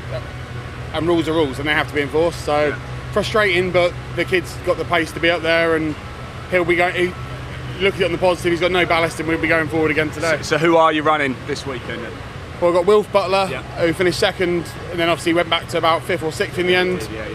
Spencer Stevenson was 5th or 6th in the race. Aidan was 7th. Charlie, I think, was 8th. Something like that anyway, I can't really remember. And then we've got Jake Renshaw and Freddie. Yeah. Obviously the boys have done a massive job to the whole team, getting Freddie's car built from in 4 weeks from a road car to be a race car here, and it doesn't look like it's been built. The car there, we'll put the camera on it so you can see. A very, very quick question then, sort of talking about the drivers that you've got on board, yourself as well, and everything, all the hard work that goes in. But if somebody, Ben, is watching this and thinking, okay, I want to find a way to get into motorsport, I want to be a driver, I want to go racing, can you do everything from start to finish for them? Is that what you do? Yeah, sort of. You come along. We've got drivers. A lot of our drivers here have gone through the karting ranks. Yeah. So probably the best place to go do a little bit of karting first. Learn the basics. Yeah. Then they come along here. So like Aidan, Freddie, come straight from karting. I've never drove another car. Like Aidan last year didn't even have a driving license, and he was racing in the championship. Like that's how young some of these are. And we literally took Aidan from last year. Thought because he was good in karting, he would come straight in and do well. And now this year he's starting to get there. He's had some good results over the last couple of weekends, and he's building every time and getting quicker every time and becoming more of a thorn in everyone's side. And the same with Freddie's. Freddie's on the same journey, but he's a year behind at the minute. But he had his best qualifying of the year, 13th on the grid. I think that's like 6 or 7 places up on wherever he's been this year. Yeah. The race didn't quite go his way, but he's only going to get better again. He's done the least amount of driving than anyone on the grid. Wow. And obviously had a big setback last time, so we were going to go do an extra test day to try and help him, but instead we had to build a car. But yeah, we're making progress every time with all of them. Ben, it's lovely to see you. Thank you so much. You wouldn't trust me in one of these, would you? Probably not a good idea, actually, to be honest. Yeah. Mervin's 206s. Yeah, even that might be a risk, but yeah, thanks, Ben. It's lovely to see you. Right, should we keep going for a bit of a walk? We are, I can see actually, I think the junior saloon cars are about to head out on track, so just over a little bit longer if you like. We're bringing you down probably the least glamorous road down here, so we will cut across actually, although as we're getting into we won't go that way, Danny, there's a massive puddle there. Look, we don't want to go through there. Can you believe that? I don't think we've had any rain over the last 48 hours or so. And talking of track action, let's just dip through this way. Here is a number of the track action cars as well. You'll hear from Matt a little bit later. Matt Karuna, I think I said that right. This man here is a sim racer. I called up him a little bit earlier. You'll hear from him later. There's Mervyn Beckett's car there as well. There's Carl Pell. In fact, there is Matt. Matt, give us a wave, Matt. There he is. There he is. He's going to be out a little bit later. We've got Noah Checkley over here doing a little bit of work as well. Let's just go say hello to him, shall we? Very quickly, because I think JSCC cars are on track. Very quick. Noah, sorry to interrupt. Really sorry. Everything right with the car? Just kind of last minute. Bit of oomph to get it back out, basically. We're not sure yet. Okay. It's just been a bit of a nightmare, so we're kind of getting with it. So. Okay. All hands to the deck, mate. All hands to the deck. I'll leave you guys to it. You don't need me getting in the way. Thank you so much. Yeah, Noah Checkley, let's fingers crossed everybody watching that he can get this car out on track for that track action race. And I believe I just saw the junior saloon cars head out onto the circuit. So yeah, here we go. Time to go racing. Round 12 of the junior saloon car championship about to get underway. Let's hand over to commentator Dave Goddard to take you through the action. Yes, thanks very much, Ian. The car's out on track then for race 3 of the weekend, round 12 of the Junior Saloon Car Championship. Drivers just flapping their drivers' doors to try to keep cool as the grid is lined up behind the JSCC safety cars. It'll be a 15-minute race so far this weekend. Yesterday we saw and rather incident-packed race, punctuated by that accident for Ralphie Branscombe, but he's back out today, as we've seen.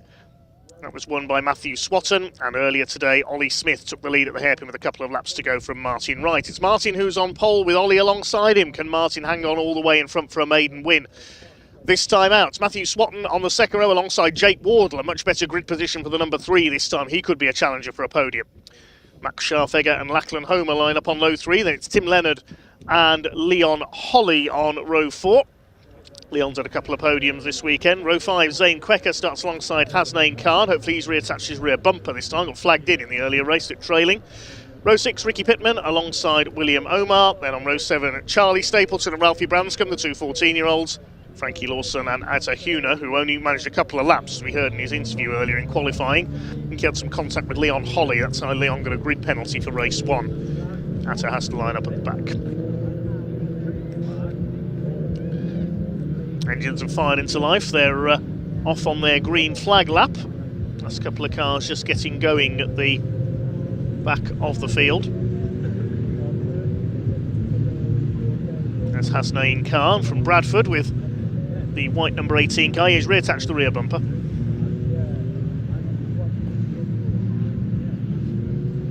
There's Ralphie Branscombe.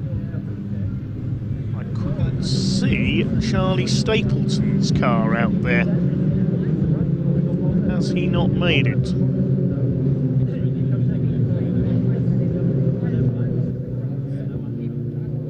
Frankie Lawson's there.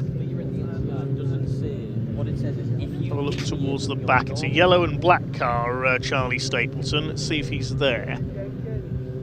No, I don't think he is, unfortunately. So I think we've lost Charlie. Maybe he's going to start from the pits. We'll wait and see.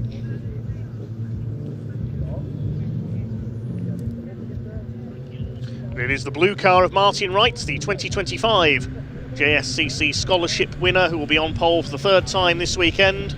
The white, green and blue of Ollie Smith alongside him. Matthew Swatton on the second row, looking for his 2nd win of the weekend.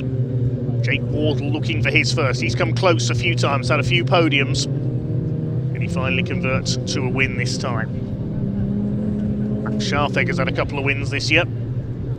There's Atta Huna at the back in the number 81, behind Frankie Lawson. Thanks for all your comments. A few people supporting Ricky Pittman and Ralphie Branscombe. Right, a Bong 38 watching from Germany. Jack Neal supporting Ralphie. Mary Joyce giving the usual shout out to Zane Quecker's sponsors, O'Grady Electrical, Corley Oak Shetlands, Cut Above ARB. That's the adverts out of the way.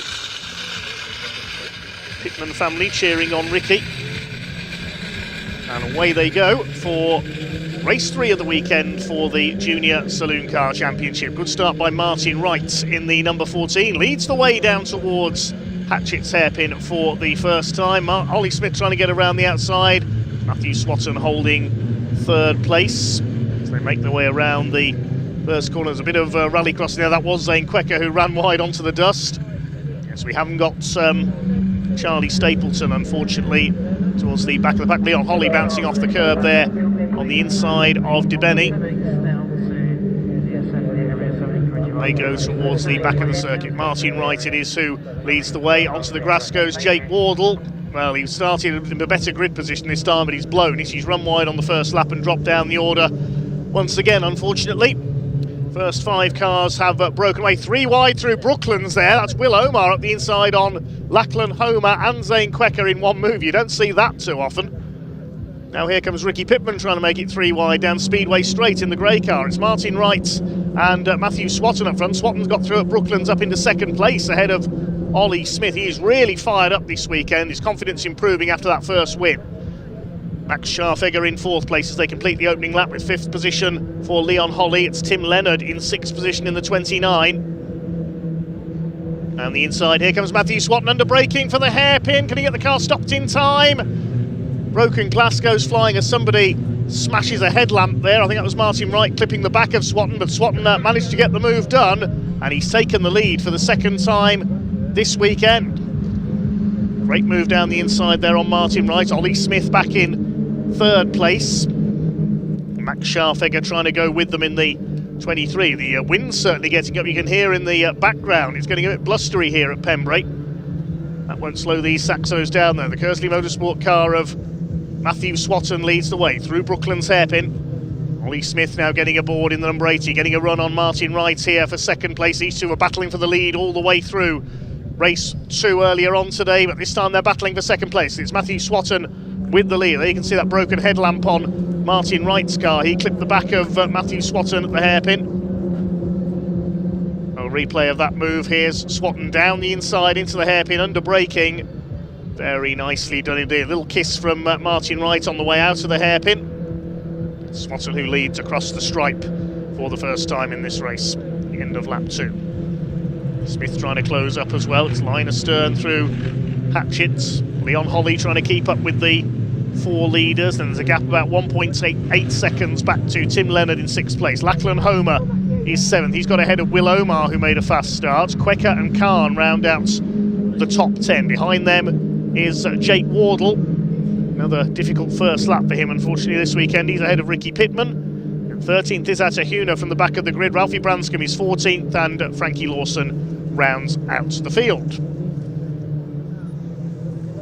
Leaders going to Brooklands once again.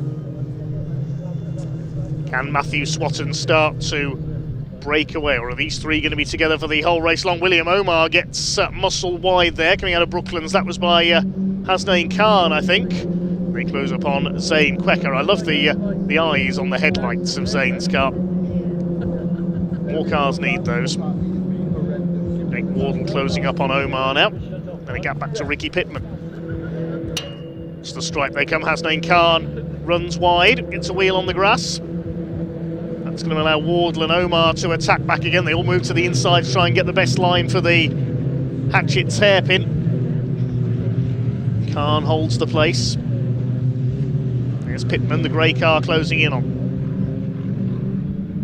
0.3 of a second in it between Matthew Swatton and Martin Wright. Wright's got the fastest lap of the race, 1:11.857 that time through, the second place man. So we concentrate on the midfield battle for now.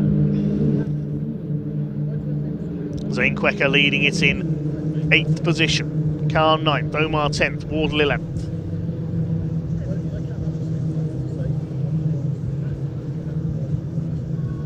Through Brooklands.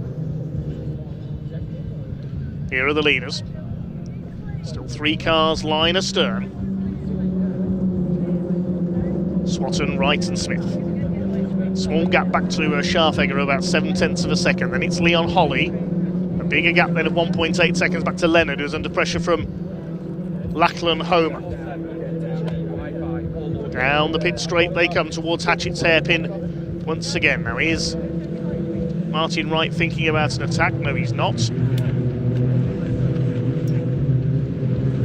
Got to defend at the same time from Ollie Smith in the number 80, the championship leader.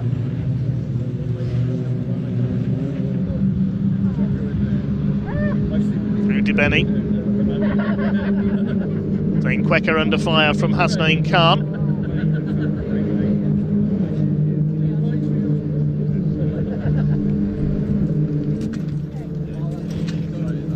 Going to the outside at Surtees, you won't get round there. Jake Wardle trying to close in on them as well in 11th position. Maybe 10th position now. He's got ahead of Will Omar. Yes, he has.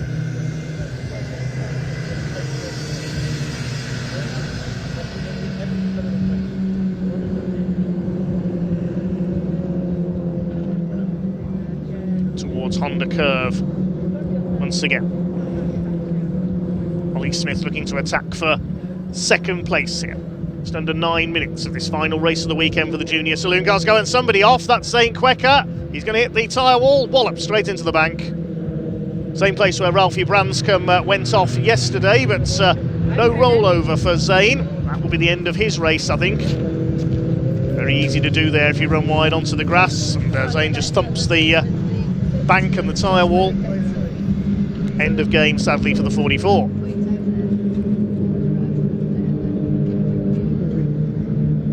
Is starting to heat up for second place now, with Smith chasing Wright, and they're being closed down by Max Scharfegger as well. It's been a relatively quiet weekend by Max's usual standards, looking to get back on the podium. Ollie Smith to the inside at Brooklands under braking, and he goes through. Clean pass by Ollie Smith up into second place, past the 2025 scholarship winner, Martin Wright. Now, what Matthew Swatton's going to be hoping here is these three start fighting each other and he can pull away to try and score a second career win. Yellow flags at Honda curve, so no passing there because of Zane Quecker's car off on the outside. It's Leon Holly behind this group in 5th place, and in fact the race is being stopped. Red flag has come out. Oh, that's Frankie Lawson's car. That's a big impact, so Frankie Lawson's gone off at the back of the field. I did wonder why the red had come out there, because I didn't think Zane Quecker's incident was a major enough incident for a red flag, but elsewhere Frankie Lawson has crashed heavily. Looks like Frankie's out of the car, and okay. Now that is one written off Saxo.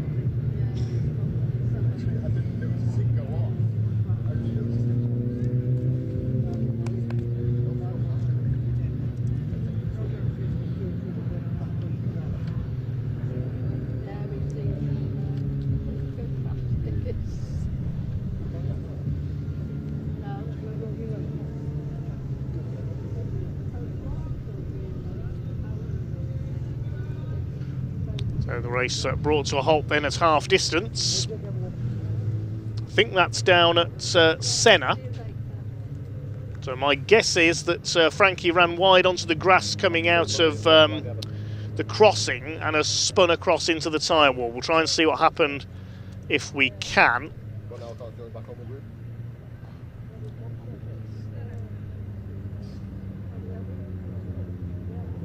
The main thing is the driver appears to be okay, Frankie Lawson. He came into JSCC racing with no karting experience, apart from a little bit of arrive and drive at indoor circuits, so one of the least experienced drivers on the grid. That's a great shame for Frankie. He has spun into the tyre wall up at Senna corner. The race brought to a halt. We'll wait to see if we're going to get a restart. The cars are being led to the grid, so it looks like we will. They'll be gridded in the order that they were in when the race was suspended.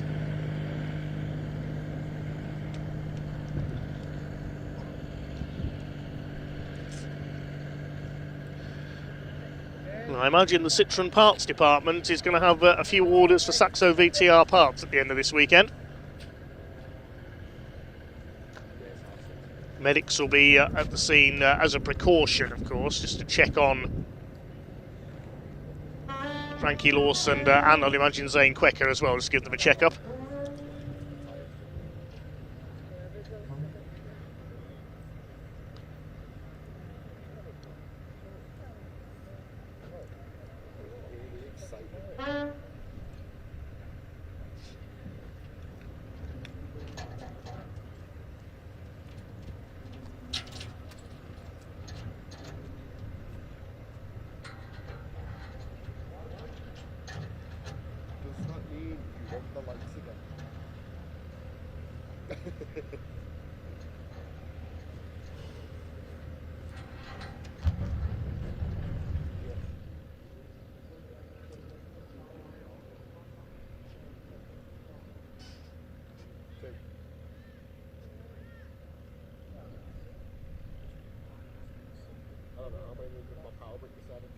So under the red flag here at Pembrey following an accident for Frankie Lawson up at Senna in our third junior saloon car race of the weekend. There's the remains of his car.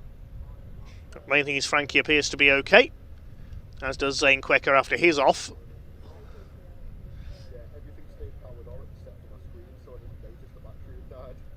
They will be taken to the medical room for a checkup.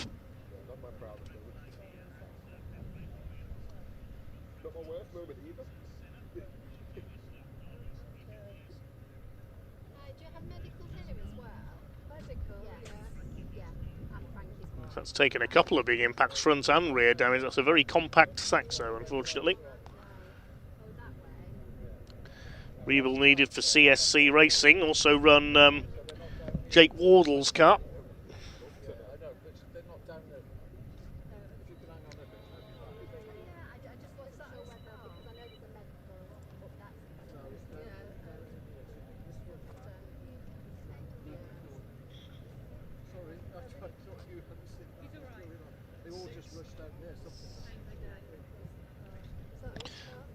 It's the timing screen showing a restart of 6 minutes. Should give us about 5 laps to the line. As for your comments, Charlie Allen cheering on Ralphie Branscombe. Kurt says go Lachlan Homer. Ellie Owens cheering on Matthew Swatton, as is Annabelle Swatton. Good to see the Swatton family on our comment thread. Hobo the King cheering on the Kersley team as well. Mentioning Willow Sport 12. I think that's Matthew Watson from the Hyundai Coupe Cup, who races with the Kersley family, or again alongside the Kersley family. Tina Smith and Anu Pittman cheering on Ricky Pittman. Big thanks for all your comments coming in today. Drivers appear to be okay. And the wreckage has been cleared, so almost ready for a restart.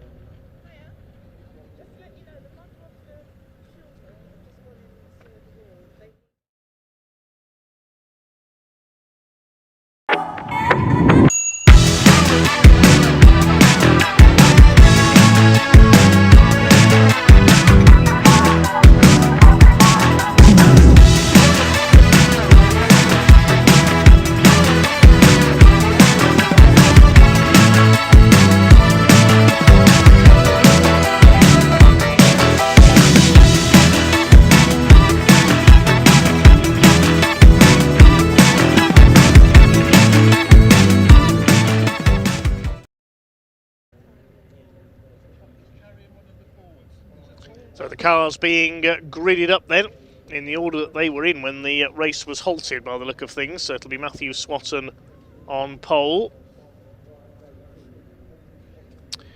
Familiar territory here, and the same thing happened when he was leading yesterday's race when Ralphie Branscombe went off. Hi to Jen Holly cheering on Leon. Hi to Duncan. To Ash Miller Motorsports. Hi to Charlie Allen, says the Allens will be racing at the next round at Snetterton. That's good to see, yes. Team Allen, the sons of Ollie Allen, the long-time Ford racer. Seen them in JSCC. I think their car picked up some damage at Croft at the last round, so they're sitting this one out. Hi to David Rutter, he's cheering on Ralphie Branscombe. Hi to Caitlin Penny as well. Now, unfortunately, we can't bring you a replay of Frankie Lawson's incident there, because at the same time our camera up at Senna was concentrating on the move for second place being made. Big thanks to our camera crews for bringing us as much of the action as they can.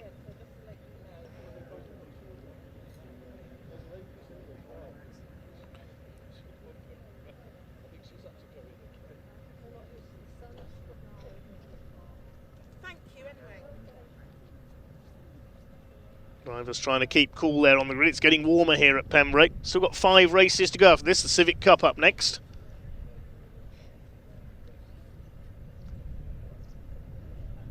That's a Holly Voicey cheering on Tim Leonard.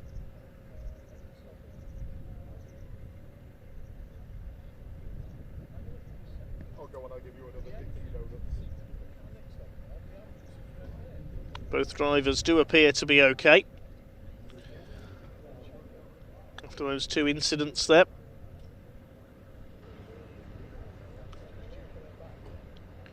All the fun of the fair in the paddock this weekend.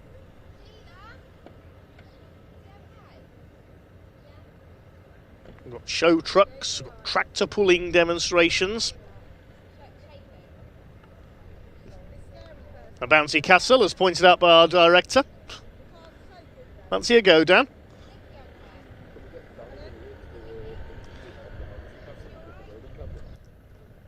I know Dan, our director's 2 young sons, would like a go on that bouncy castle. We'll be celebrating Father's Day with him later, I'm sure.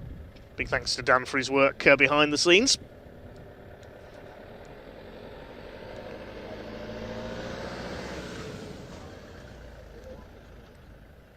Lots of families enjoying the sunshine of South Wales. It's a very rural circuit here on the south coast of the country. It's a long drive down that M4, I can tell you, to Pembrey, especially on a Friday night in the heavy traffic when you've got the first race early the next morning. I've done that a few times. There's Bumblebee from Transformers, look, walking through the paddock. What's he doing here? I don't know, he's got past. I didn't see him come past. I did. Did he? But he's with someone else. Oh, don't worry, that girl on the bike came back as well. No, he's over there, man. It's on you. But I don't know his name. Is he going to try and sneak onto the grid with our Saxons? Well, one of the truck race meetings in the past, we've had dinosaurs on the grid, I remember. So why not Transformers?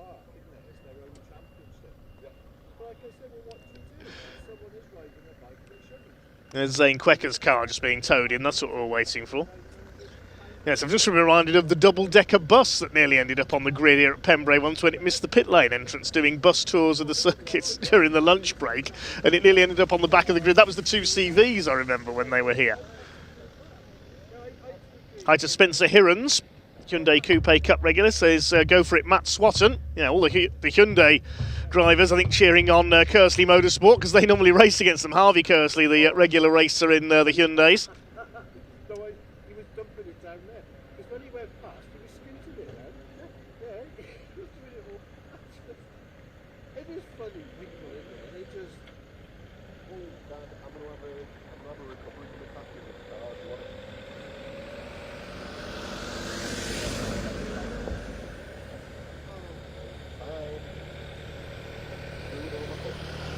Appears to be a wrestling match going on at trackside at the moment there. Look, there's the referee.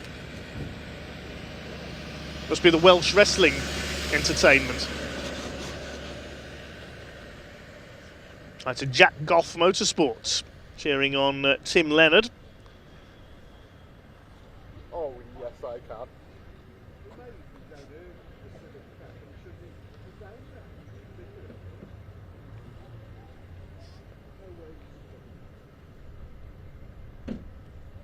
Not too sure what's going on here. Wrestling in the paddock.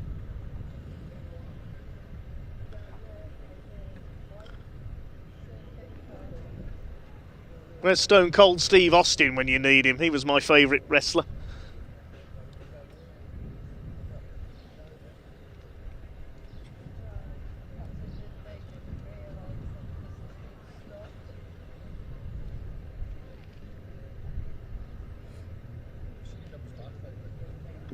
We've got just about everything here at the truck weekends. Who knows what we'll have at Convoy in the Park if we've got this here at Pembrey. That's at Donington in August. Hi to Lewis Stannard, ex-junior saloon car racer, cheering on his old team Musketeer Motorsports. That's Ollie Smith and Leon Holly driving for them. So the car's going round on their green flag lap then behind the official JSCC safety car. It'll be a 6-minute sprint for the line.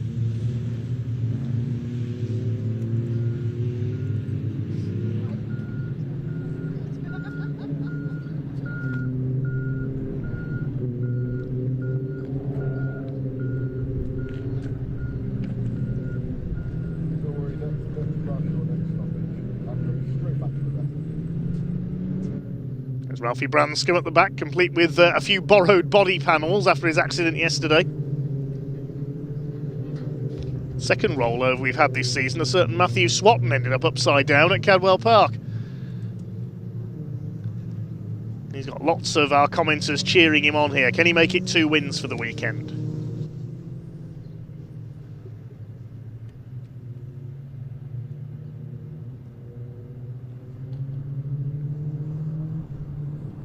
Could Martin Wright take his first win? Can Ollie Smith make it 2 for the weekend to extend his championship lead? When we see a new winner. There's Lachlan Homer, he's got a couple of commenters cheering him on. Big thanks for all your comments this weekend, keep them coming. Try and read out as many as we can if we have time. Tom Algar cheering on Matthew Swatton as well. He leads them up to the grid then, the red, white and blue car, the all-blue car of Martin Wright alongside him. They line up in the order they were in when the race was halted. Ollie Smith had just taken second place when the red flag went out, but the classification taken back a lap.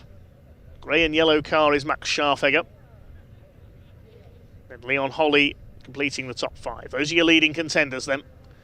Ready to resume with race 3 for the Junior Saloon Car Championship here at Pembrey. Green flag is waved at the back, the red lights come on, and away they go. Martin Wright tries to pull across into that second place behind Matthew Swatton, and he does so. Not the start that Ollie Smith was looking for there. Max Scharfegger having a look down the outside as they make their way in the Hatchett's hairpin for the first time on this 6-minute restart. Ollie Smith has a look up the inside on Martin Wright. Max Scharfegger's gone wide. He'll lose a couple of spots. Lachlan Homer was the big winner there on the inside, up into 4th place. On the grass there, one of the Oryx cars towards the back. I think that might be Atahuna who's run wide.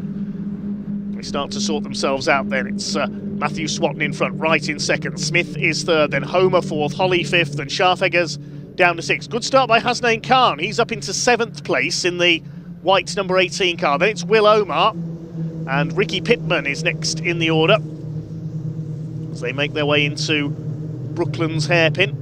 Bit of a lock up there for Ricky Pittman. It was Tim Leonard who lost out off the line as well that time. Leon Holly moving to the inside in the 87.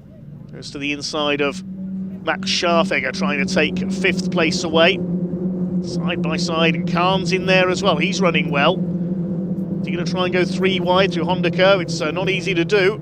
Saw the trucks try it earlier, that didn't work. It's Matthew Swatton who has the lead. Side by side for 2nd place down in the hairpin, Martin Wright and Ollie Smith. Smith clips the back of Martin Wright, and the leader's gone off. Oh, Matthew Swatton's run wide on the hairpin, and he drops back down the order. So this fight is now for the lead. It's Martin Wright in front in the number 14. He's been gifted the lead there. Matthew Swatton overshot the hairpin. It's so easy to do there. What a shame for Matthew Swatton. His 2nd win of the weekend has gone begging. He's right in the pack there beside Max Scharfegger. So Ollie Smith in 2nd place now. Lachlan Homer up into 3rd position. 4th is Leon Holly. Then the fight for 5th. Matthew Swatton just stays ahead of Scharfegger, who rally crosses wide, coming out of centre and up to the inside at Brooklands, and Ollie Smith takes the lead. Smith 3rd to 1st in the space of a lap.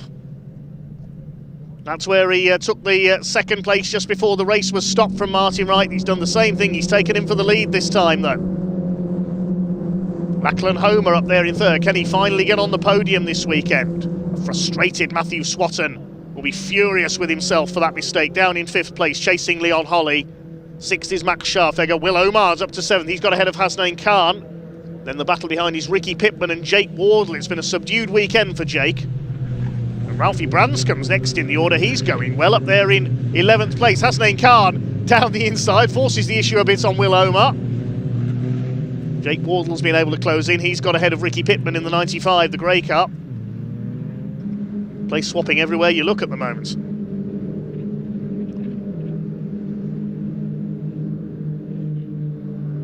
Wardle closes up on Omar as they head out into the back of the circuit.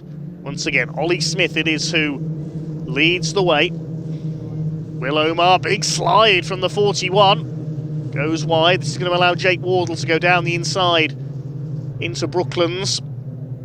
Omar keeps his foot in though. He's staying alongside the number 3. There go the leaders. Ollie Smith looking to extend his championship lead out in front. Jake Wardle does get through past Will Omar. Ricky Pittman's going to have a go as well. In the 95, they come through Honda, and Will Omar chops across there, closes the door. Behind them is Branscombe.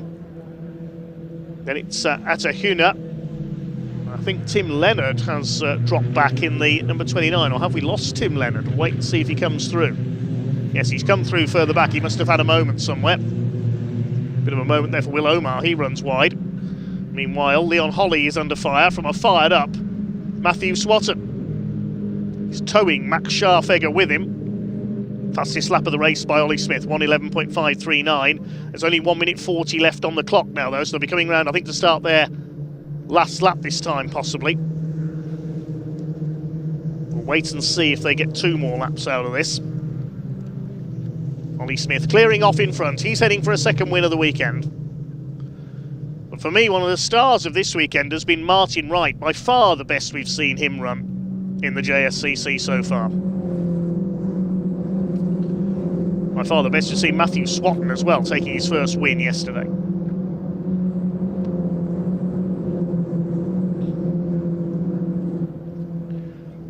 Over the line they go. I think that will be last lap. Yes, 1 minute 3 left as they cross the line. So it'll be checkered flag, I think, next time around. A 5-lap sprint. Can Swatton move up on Leon Holly? Max Scharfegger moving up on Swatton. Swatton to the inside of Leon Holly as they come off the hairpin. Side by side, they're both going to go wide. They look at Scharfegger. Holly's on the grass. Where's he going to come back on? Look out as they come through the crossing. Ooh, that was close. I thought he was going to shoot straight across them there. Hasnain Khan gets out of his way. And Matthew Swatton now diving past Max Scharfegger. You can see how fired up after that mistake Matthew Swatton is. Throwing the car around in anger. Goes up the inside. He doesn't want to overcook it, though. He goes past Scharfegger, gets the move done there at Brooklands. But it's going to be a win for Ollie Smith. Scharfegger's coming back at Matthew Swatton. Oh, no, you're not, says Matthew Swatton. Oh, yes, I am, says Max Scharfegger. Clock has counted down to 0, so the checkered flag is going to be awaiting them as they round Honda Curve. There it is, and it's the second win of the weekend for Ollie Smith, the championship leader. Martin Wright comes over in second. Lachlan Homer at last gets on the podium. And who's going to be fourth? It's Max Scharfegger, I think, just ahead of Matthew Swatton. Hasnain Khan gets his best ever finish in 6th, and Leon Holly, after running onto the grass on the last lap, is 7th ahead of Wardle, Omar, Pittman, Branscombe and Huna. Wait to see if Tim Leonard comes through. He presumably had a spin somewhere. Yes, there he is. He'll come through to complete the finishers in 30. Even at a 5-lap sprint, it's just as frantic for the Junior Saloon Car Championship. The crowd will give them a big round of applause as they come round. Just over 2 seconds, Ollie Smith's winning margin, having got past Martin Wright's. But what might have been for Matthew Swatton had he not run wide at the hairpin. He ends up 5th behind Max Scharfegger in 4th, and well done Lachlan Homer finally gets onto the podium in 3rd place. Hasnain Khan, his best ever finish in 6th ahead of Leon Holly. And Jake Wardle, Will Omar and Ricky Pittman completing the top 10. Ralphie Branscombe, I think that's his best ever finish in 11th. What a weekend he's had. Big accident yesterday, recovering to post his best finish today, and has time to give some gifts to the marshals as well. Atahuna in 12th place, Tim Leonard, the final finisher. Of course, we lost Zane Quecker and Frankie Lawson, and Charlie Stapleton didn't take the start. So that concludes the weekend then. Well done to the Junior Saloon Car Championship. We will see them back out very soon indeed. Next round for them is in July at Snetterton, again alongside the British Truck Racing Championship. For now, let's head down to Park Ferme.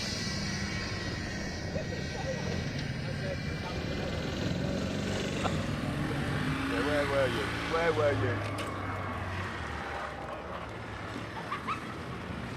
Oh, hello everybody. Yes, welcome down to Parc Fermé, and it is Ollie Smith who wins round 12 of the 2026 Junior Saloon Car Championship. What a weekend it has been for our championship leader as well, who was a race winner earlier today in round 11. He had a third place yesterday in round 10 as well. It has almost been perfect for Ollie Smith. He just goes on over and gives Mr. Saunders a hug, and family and friends down here in Parc Fermé. A cracking result again. Martin Wright, second place. Well done, Martin. We'll have a chat with him very shortly. And Lachlan Homer as well. We'll speak to him very shortly.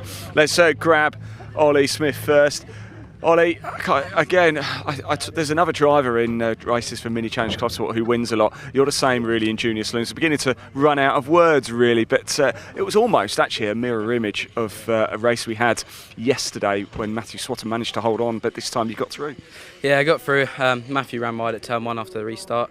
Got through there and then dived Martin into a corner and got through, and then managed to pull a gap, and yeah. What a race, eh? It's looking pretty good this season, isn't it, for you? Yeah, it's looking really good at the moment. We've had quite a few wins and mostly podiums, so hopefully carry on. Excellent. I'll let you crack on because I know you've got bits and bobs to do. We'll very quickly grab Lachlan Homer. Lachlan, my man, well done. That was a great race, wasn't it? Full of energy and intensity and plenty of heat as well.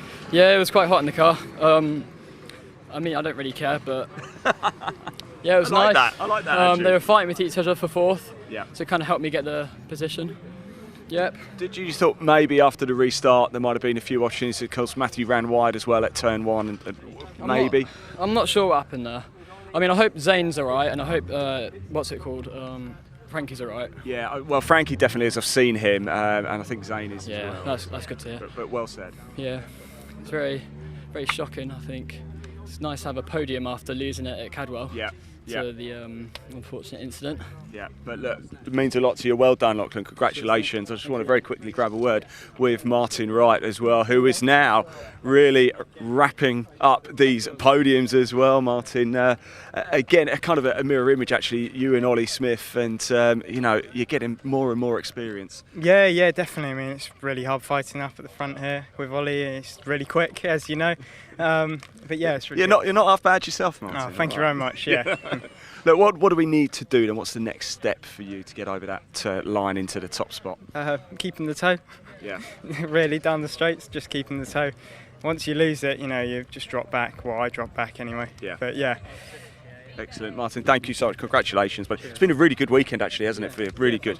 Excellent stuff indeed. There we go. That is it for the Junior Saloon Car Championship this weekend, rounds 10, 11 and 12. We have had Matthew Swatton and a brace from Ollie Smith for the first places this weekend. Right, it is time for the Miltech Civic Cup, their second and final race of the weekend. So let's hand over to commentator Dave Goddard to take you through the action. Enjoy. Cars on the grid then, thanks Ian, for the second Civic Cup race of the weekend. Now, as we mentioned, we had an amendment to yesterday's result. It was Jake Hewlett and Wilf Butler who led the pack home, but they then got penalised 10 seconds for a false start, dropping them back to 4th and 6th in the results. Grid based on the result of yesterday's race with the top 10 reversed. Therefore, it's Alistair Camp who finished 10th yesterday, and the former TCR star goes up into pole position.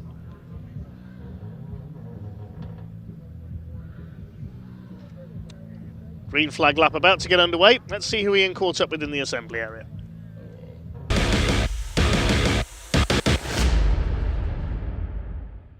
Right, I am here in the paddock. I am here with Josh Bromley as well from the Miltech Civic Cup.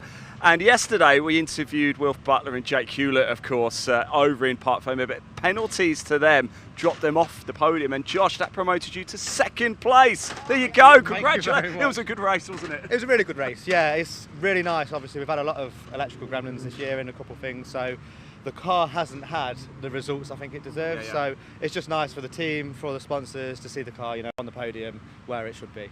You're quite a regular face now around the Civic Cup paddock. Why is it so good? Why are you always coming back to it? I mean, the cars are brilliant. They're great to race. It's the drivers as well. There's such a high quality of drivers. You know, you can go door to door to people, and it's just brilliant. And it's the bang for your buck, I'd say, is the best you're going to get in the UK at the minute. Which is the best circuit then you've raced at for these Civics? Whereas Pembrey's good, it's quite short, isn't it? Yeah. So that makes for quite intense racing. But where do you like the best?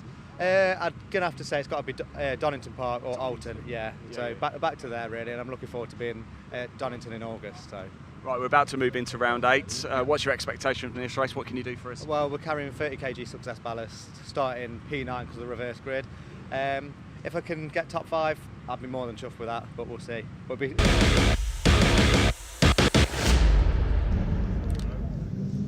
Well, cars already making their way up to the grid, so we've had to cut that short so we can give you the grid for Civic Cup Race 2. Sorry about that. Alistair Camp is on pole in number 45 with Charlie Constable alongside him, then Aidan Mitchell and Spencer Stevenson on row 2. Wilf Butler, second on the road yesterday on row 3 alongside Jamie Petters, then Jake Hewlett and Dan Petters. They'll be worth watching from row 4. Josh Bromley on the 5th row of the grid with the man who inherited yesterday's win, Dave Marshall, the man from the northeast in number 66. Then on row 6, number 90, Jake Renshaw. 67, Sean McGovern. Louis Austin lines up on row 7 alongside Matt Wilkins, the championship leader, down at 14th. Then Wesley Swain and Joe Dalgano on row 8. Row 9 is 57, Freddie Ingram alongside 50, Francisco Howitt. Row 10 is Harry England in treble 3. 25, local man Will Butsy as he's known. Row 11, 495, Mark Hughes and 192, Adam Parker. 74, Anthony Gannon and Callum Inston in 146. And 93, Ben Bateman. The only retirement in yesterday's race lines up at the back. Big field of 25 cars here for this second race of the weekend for the Civic Cup. Also, of course, the Goodyear Diamond Award, contested by just a couple of drivers this weekend. That's Mark Hughes and Anthony Gannon towards the back.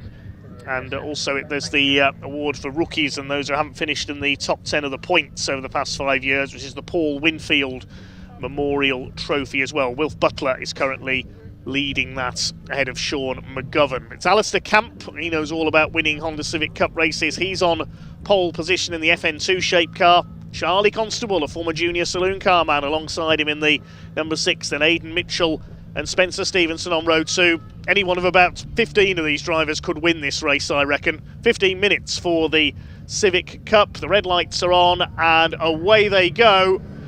Good start by Spencer Stevenson, the silver car from the second row, but it is Alistair Camp who will lead the way down towards Hatchets for the first time. Charlie Constable will try to tuck in behind him, but a good start by Aidan Mitchell, the young gun in number 14. The Petters boys in the yellow and blue cars moving up, Daniel and Jamie. They're all round the hairpin for the first time. There's Ben Bateman, the black and orange car at the back, failed to finish yesterday's race, the ex-Brisker F2 stock car racer.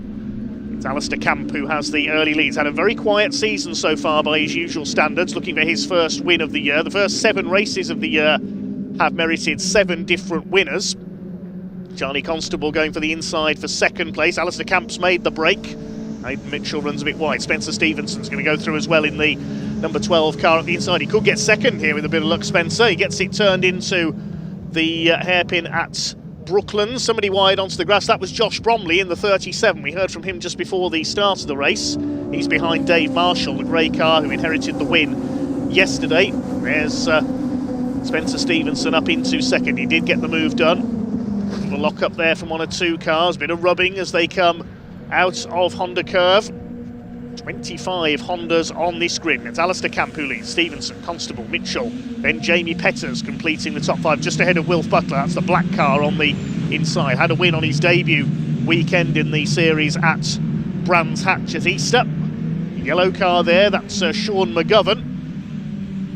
His most notable act at Brands Hatch was at the end of race 3 when a tyre exploded on his car as he crossed the finish line. But here, that from right up in the commentary box on top of the grandstand.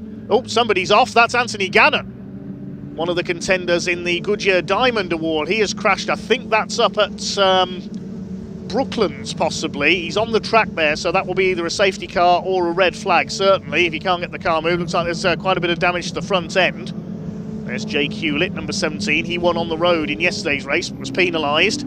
Yellows are flashing, so I think we're going to see a safety car. Anthony Gannon has got the car moving just in time there as the leaders come round.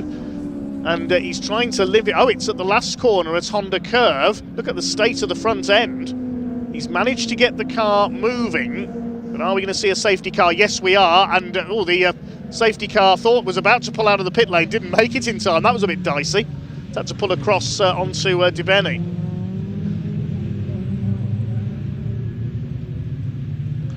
So it was at the last corner that Anthony Gannon has gone off. We'll try and see what happened. There's the front end of his car. So has he spun it perhaps onto the inner barrier? Let's have a look again. Towards the back of the field, Anthony Gannon was. One of the two contenders of the Goodyear Diamond Award with Mark Hughes. There he goes. He's tangled with Ben Bateman. We didn't see the beginning of that. And it must have been the initial impact there that's ripped the front panel off the number 74. Grass strewn all over the circuit. And a quick clear up needed by the marshals, but thankfully the car did manage to move away just in time as the leaders came round.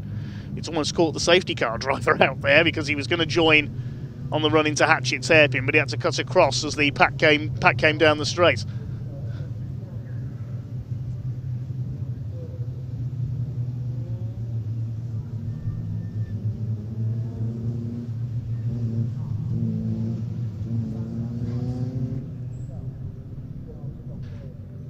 The white flag being shown by the marshals there, that means either slow-moving car or service vehicle on the circuit, just to warn the rest of the drivers. The yellow flag's of course out as well because we have the safety car out.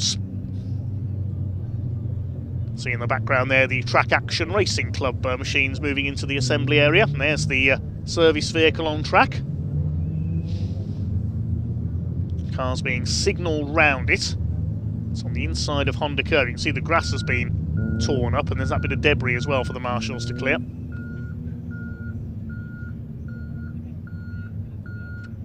So Alistair Camp is your leader, the man from Derbyshire in the number 45.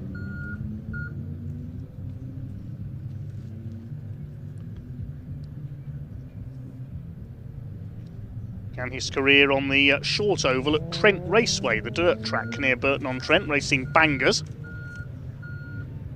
And moved onto the circuits with a Ford Fiesta, among other things. And moved through the Civic Cup and into TCR, but sold his Hyundai TCR car now. I believe it's the car that Rick Kerry now uses. We'll see that out at Snetterton in July.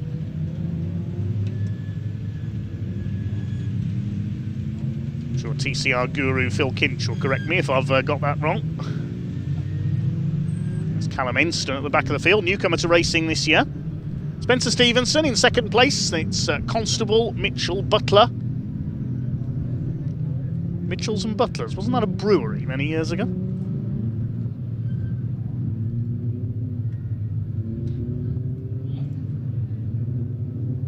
we've got Jamie Petters. There's Joe Dalgano. Stunningly liveried car, sponsored by Doodle Signs. I do love the paint job on that car. He's down in 19th place at the moment. So they've lost Ben Bateman. No finishes, no points for him this weekend, unfortunately. I remember Ben starting his career on my local oval raceways in the Midlands in the mini stocks. Before moving to Formula 2 stock cars, he moved onto the circuits with a Vauxhall Nova before going up into the Civic Cup. So they've lost Anthony Gannon as well. And also Jake Renshaw has pulled into the pits, so maybe he was caught up there as well. 21 cars left running. 24 took the start, so we're missing one car off the grid. Safety cars pulled into pit lane, so we're ready for a restart. Well done to the marshals. There's still a little bit of grass to be avoided there on the inside of Honda Curve. So the race is ready for a restart. Alistair Camp, your race leader, is getting a last bit of heat into the tyres before we go green. We're back underway with Civic Cup Race 2. Down towards Hatchett's hairpin they go. Camp leads it from Spencer Stevenson, Constable. Aidan Mitchell having a look up the inside, trying to get around the outside. That's Jamie Petters. There's Dan Petters on the inside, gives Jake Hewlett a bit of a push into the hairpin. Are they all going to make it round? Looks like it. Callum Enston at the back behind Mark Hughes in the blue FN2. Two different shapes of Civic out there, the EP3 and the FN2, but they all run in one class. There are the separate awards, of course, the Diamond Award for the senior drivers and also the Paul Winfield Memorial Trophy. course, it was Bruce Winfield who was the first Civic Cup champion a few years ago. Bouncing over the curb there, Sean McGovern and Wesley Swain. That's going to allow Matt Wilkins, the points leader, up the outside, 3 wide through Brooklands. Is he going to get around the outside of both of them? No, he has to go wide over the curbs. Now Matt Wilkins led by only 10 points coming into this race after the calculations were done after yesterday. A bit of dirt being kicked up on the inside as they charge through Honda curve, and 2 cars off. Oh, that's Dave Marshall is one of them, the winner yesterday, and one of the Petters boys. I can't tell which, whether it's Dan or Jamie. Their cars look identical from a distance, so we'll work out which of the Petters that is. It's Dan, number 86, that's gone off.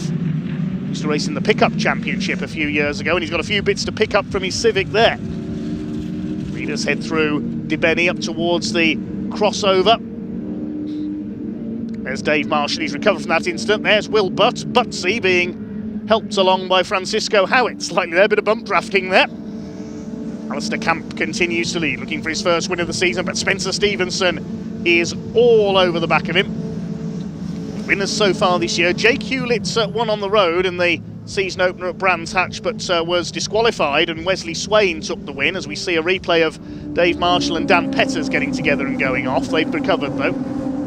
Second race of the year, it was a win for the number 70 of Wilf Butler, junior saloon car graduate from last season, and Jake Hewlett got it right for the win in race 3. And then we went up to the Croft circuit. Matt Wilkins had a win there, which put him into the points lead, and the other wins went to Max Edmondson and Josh Files, but they were guest drivers ineligible for points.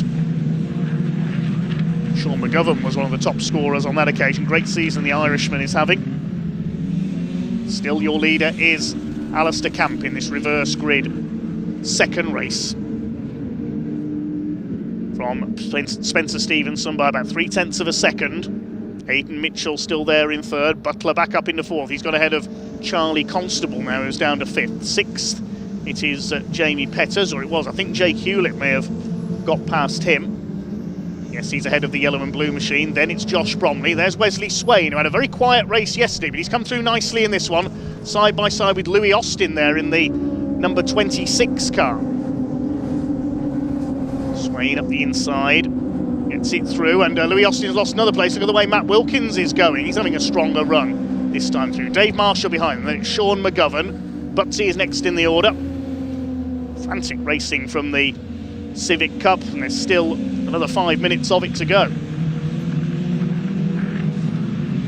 Dave Marshall under braking up the inside. He had to go at Louis Austin, but couldn't get down the inside of Matt Wilkins as well. There's a bit of tyre smoke further back as someone locks up. Try and work out who that was in a moment. Whether somebody's gone off, I'm not sure. It really is touring car racing on a smaller scale, isn't it? Great fun, the Civic Cup. Wilf Butler, are we seeing a touring car star of the future here? The teenager in number 70. Very talented young racer indeed. Alistair Camp in the Area Motorsports number 45. His familiar black and pink livery. Still leads. Fastest lap of the race is with Wilf Butler, 1 minute 4.943 for the number 70.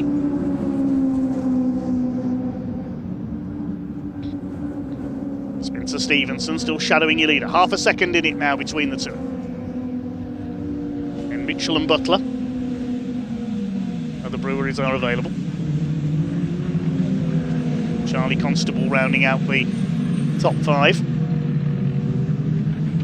Reason Butsy is carrying a bit of damage notice there. Francisco Howitt clipped the back of him earlier on. Thank you, Phil, for spotting that one.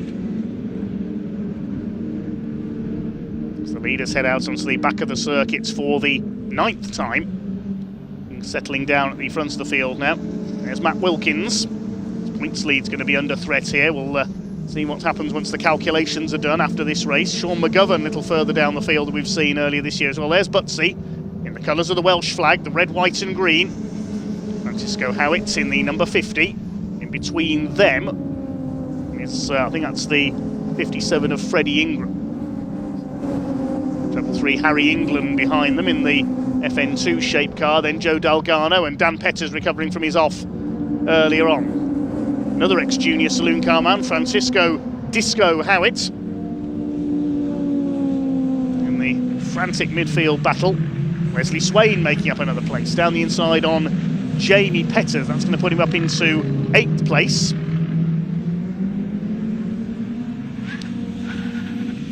The tyre squeal in the background as they make their way into the hairpin. Look at this, 5 of them. You can't fit 5 cars through the hairpin at once. Goodness me, Harry England charging up the inside there past Francisco Howitt. And Dan Petters in there as well. Bit of damage to his car, the sill plate's hanging off. Look, after his trip through the grass earlier on, Francisco Howitt forces his way past him. He is a very forceful young racer, it's Disco. Joe Dalgano's almost art car at the back of this group. Hey, if BMW can have art cars, so can the Civic Cup. 6 of them line astern, and this is just for 14th place. They'll scrap over every position, the Civic Cup drivers. Alistair Camp still holding the lead, only just, but here comes Spencer Stevenson. He could have a run here into the hairpin. Not quite. Camp covers the line. Aidan Mitchell up there in 3rd place as well. Couple of laps to go, including this one. Spencer Stevenson looking determined here in the Alu Plus number 12 car. He's 6 still at it at the hairpin. You can't fit 3 wide through Hatchett's hairpin. I'm sorry, you just can't. Charlie Constable under fire. This is from Jake Hewlett. Quieter performance from Jake so far. Of course, because of yesterday's result, he'll have the success ballast on board for the position he initially crossed the line in.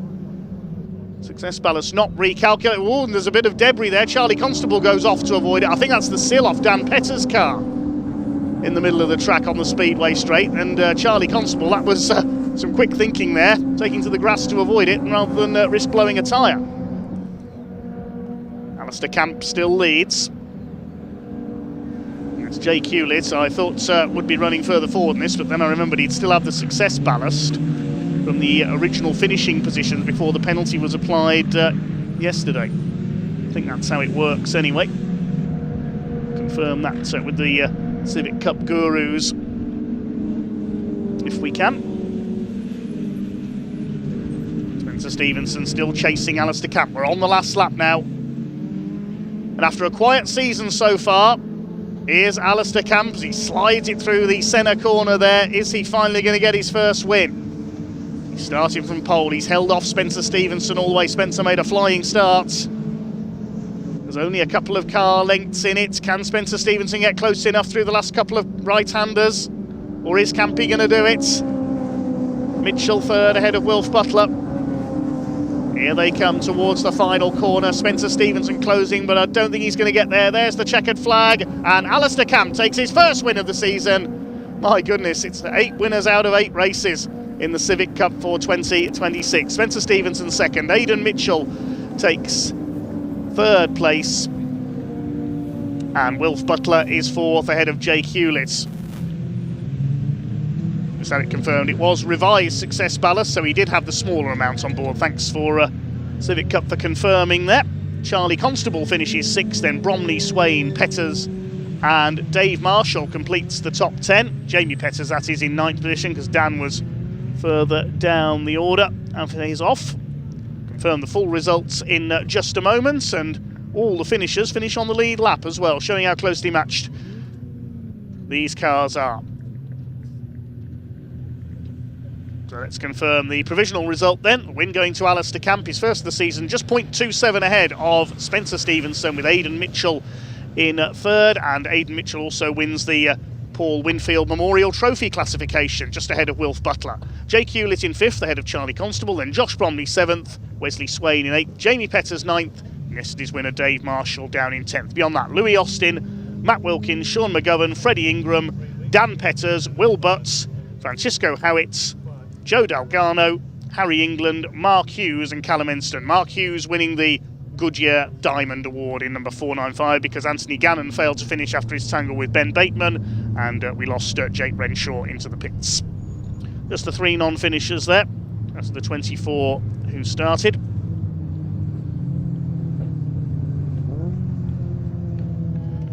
And the car's heading down into Parc Fermé. Let's head down to talk to our race winner, Alistair Camp.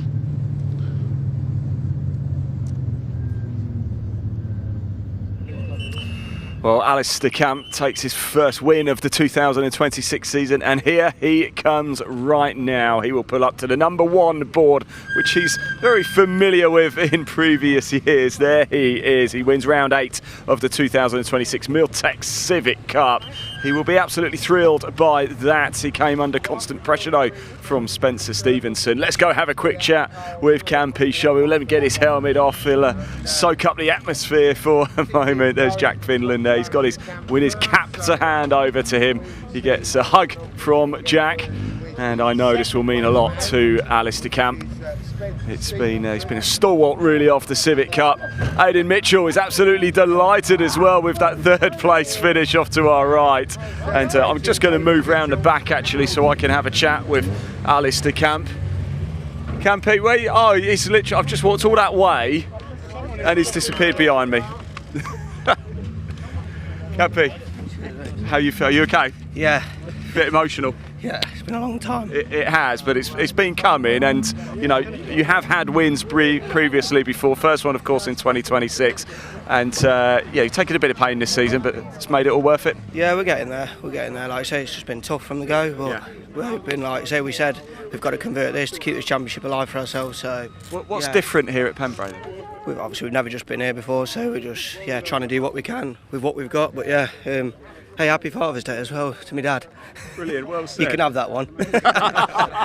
Go enjoy it, go celebrate, won't you? Maybe I'll come over to the tent a little bit later. I think we have a good time. Let's grab Aidan Mitchell for a chat. Aidan, you got out of this car jumping for joy. What does that mean to you? It's finally, we've had so much bad luck and so much hard work gone into this championship, and we've just finally got something out of it, and it's so nice to see. All of the team, everyone that supported me, all my sponsors, me, myself. Oh, it's just, I can't, the relief, honestly, it's just unreal. How does it feel then when you're going around? When you were aware you only got like a couple of laps to go and you know you're in a podium position here, does it just add a little bit of extra pressure, or are you just so laser focused? I mean, there's always a little bit, but in terms of you just hit your marks, just do what you normally do, and you'll be fine. You just got to believe in yourself, and it's finally paid off, man, and I'm boiling. Yeah, go on, have some water. Certainly believe in yourself indeed. Well deserved as well. Let's go have a chat with Spencer Stevenson. I'll tell you what, he kept Mr. Camp very honest in that race indeed. He's just going to have his photo. Stay with us a little bit longer. We've got track action coming up very shortly, and not just yet though. So let's have a quick chat with Spencer as he goes through the media motions here. One more photo and then we'll jump in for a chat. Spencer, can we have a quick chat? Wow, you kept Mr. Campy very honest there in that one, didn't you? Yeah, definitely. It's a tricky track to overtake on. He was quicker than me in places and I was quicker than him in others. I was just catching him at the wrong spots, but no, it's a good result, consistent, so yeah, no, I'm happy with that. What does this do for your confidence for the rest of the year? Yeah, definitely. Looking forward to Snetterton, obviously now carrying 30 kilos, so we'll see how we get on with that. But no, it should be good. That could be a bit of a slog round Snetterton, can't it? Yeah. Well, there's long straights maybe, so we'll see. But yeah. Spencer, well done. Thanks for entertaining us as well. You put on a wonderful show. Yes, time to go for track action. I don't think they're quite on track as of yet, but I did catch up with Matt, who is a sim racer turned track action motorsport racer here this weekend at Pembrey, and I think we might be able to hear from him now.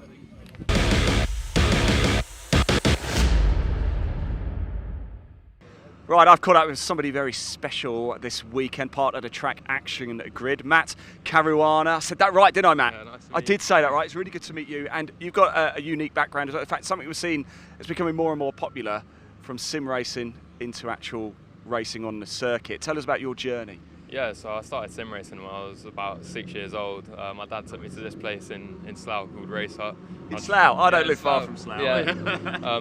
So we went there and I just fell in love with it. Basically, I said, this is what I want to do. We went to a couple like Fiesta Junior rounds. Yeah. And then, yeah, we obviously don't come from a rich background, so I jumped on the sim and started getting better and better, and then I got to a point where I've found some opportunities that can take me into real life, and yeah, that's really helped me get here.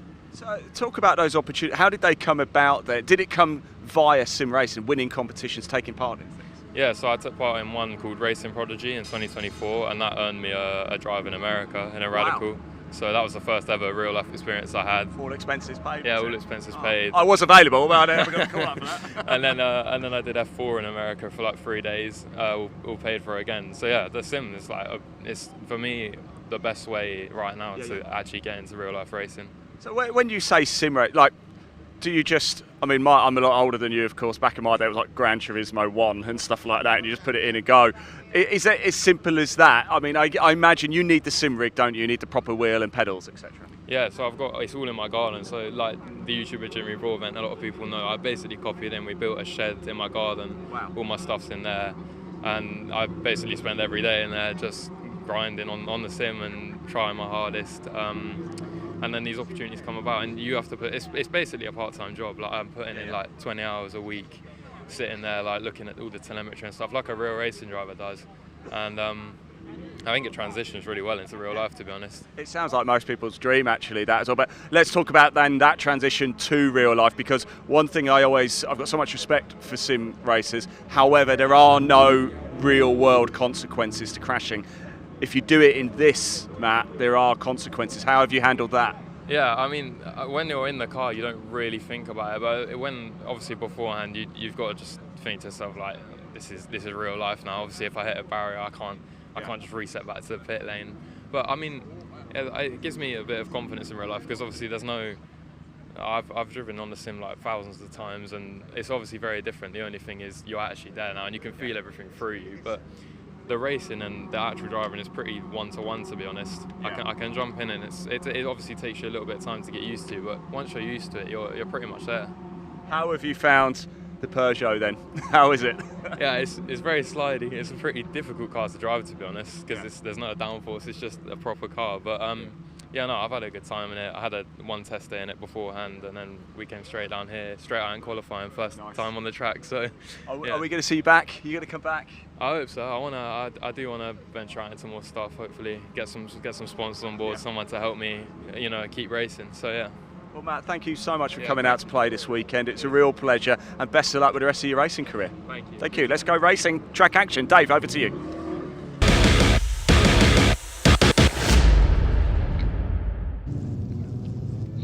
So on their way to the grid then, the Track Action Race Club. We should have 10 cars out there for this one. Second fastest time from the qualifying session setting the grid, and it is Adam Croft in his VW Scirocco, who is on the pole, with Will Oatley taking over the Clio from his father Tom. Tom raced to a podium yesterday. Will puts the car on the front row. Second row, Scott Apriliano back out after his Mazda MX-5 broke down while he was leading yesterday's race. He'll be one to watch alongside Dave Beecroft in the VW Scirocco. And then we've got the Peugeot 206 GTIs. Merv Beckett alongside Carl Powell. Hopefully Carl secured his boot lid today.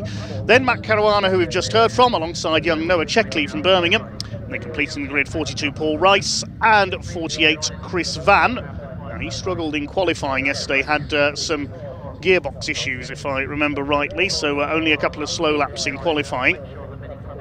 He will start from the back of the grid. Looks like we've got all 10 cars out there for this one. Yes, the MX-5 is there. Adam Croft will start as the favourite. He's already had a couple of wins at Donington Park in the VW Scirocco. Had a win yesterday. The 5-second board goes up. 15 minutes for the Track Action Race Club with their eclectic mix of saloons and sports cars is underway. And watch for Scott Apriliano. That MX-5 should sprint its way into the lead. There he goes, down the outside. And away goes the Mark 1 MX-5. Apriliano leads into the hairpin for the first time. Now, he was lengths clear in race 1, especially because Adam Croft spun on the first lap. But then the MX-5's engine let him down. The main battle is going to be between the half a dozen Peugeot 206s further back in the GTI Cup. They had a great race yesterday with Merv Beckett just holding on for the class win ahead of Chris Van in the 48. Already having a go at Paul Rice there up the inside. Chris having to start at the back after some problems in qualifying. Matt Caruana ahead of them, making his debut in real world racing this weekend, as we just heard, chasing Noah Checkley in the 52 car there. In among the Peugeots is Dave Beecroft. Seen him race a Saxo with this series in the past, the promoter of Track Action, also the Junior Saloon Car Championship. He's under fire from Carl Powell, the grey Peugeot. He got the black and orange flag in yesterday's race because his boot lid came open, showing the luggage capacity of a Peugeot 206 GTI. Completing the first lap then, already the MX-5 leads by 1.8 seconds over Adam Croft in the Scirocco. Then it's Will Oatley in the Clio. Then in among our gaggle of Peugeots, we've got Dave Beecroft in the Scirocco. At the inside, Matt Caruana having a go at Noah Checkley. and he gets through on the inside. Good move by the sim racer. Noah Checkley back in action after a catastrophic engine failure at Cadwell Park earlier this season, where the Peugeot nearly went up in flames. Chased by Chris Van and Paul Rice. Looks like Carl Powell has dropped back in the number 8. Track Action Race Club, an ideal way to go racing as a newcomer. You can race almost any saloon car or small sports car that you want with this club. There's no points on their races, it's a series, not a championship. The cars are classified by nation. The Scirocco's this weekend competing in the Deutsche Marks Cup, get it? The French cars compete for the Tricolor Trophy, and the lone Japanese car here this weekend is the MX-5. They compete for the Nippon Challenge. We used to get big grids of Japanese cars with this series. They have the likes of Skylines and 200 SXs in there. Tricolor Trophy used to get lots of Clios, just the one here this weekend along with the 206s. Noah Checkley up the inside, battling with Chris Van in the car where the hazards come on when you brake hard. Saw that yesterday as well. Paul Rice in behind them in the 42, and I thought Carl Powell had dropped back. He's heading for the pits. Problems for the number 8. Paul Rice throws the Peugeot at the inside. Well, the Peugeot 206, well known as a rally car, and that was almost a rally-style corner from Paul Rice there to get past Noah Checkley. Holding off the number 52 down the far side. He goes back to the inside through Senna. Your leader is still Scott Apriliano in the Mazda MX-5 by 2 seconds. Well, slightly less than that now because Adam Croft has closed in. He's just done the fastest lap of the race. Closed it to be 1.5 seconds. 1:05.958, his fastest lap that time through. Will Oatley still third in the family Clio. They've raced with the Classic Sports Car Club in their Tin Top series in the past, trying something different this weekend. Dave Beecroft in 4th in the Scirocco. Then it's the 2 yellow Peugeot 206s. Merv Beckett, who's previously a class champion in the Civic Cup, leads them. There's Will Oatley's Clio.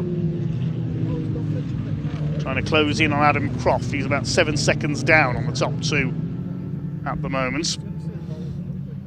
Adam Croft and Dave Beecroft both spun in race 1 yesterday, but Adam Croft was able to fight back to victory, partly thanks to Scott Apriliano dropping out of the lead.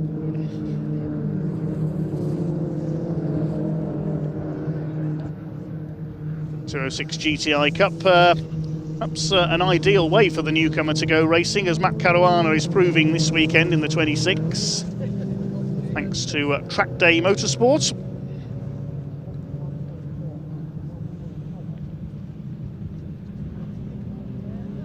Here come the GTI Cup.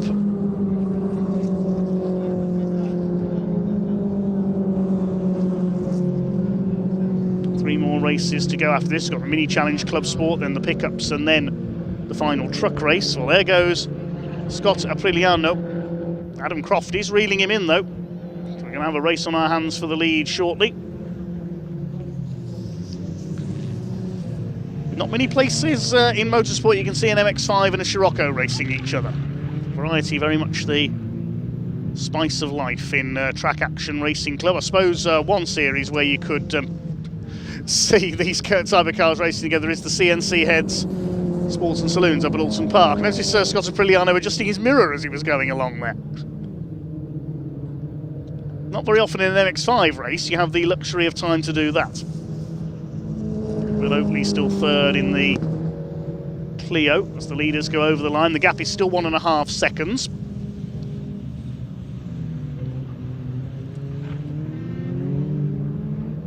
Will Oatley is now nearly 12 seconds down. The 206 is not yet as frenetic as we saw them yesterday. Merv Beckett continues to lead, as well as his Civic Cup success. He's raced in classic hatchback racing with a Nova as well, among other things. Chased down here by Matt Caruana. He wants a class win on his debut. I love the yellow headlights on that car, matching the paintwork, and the 205 GTI alloys. Looks great, doesn't it?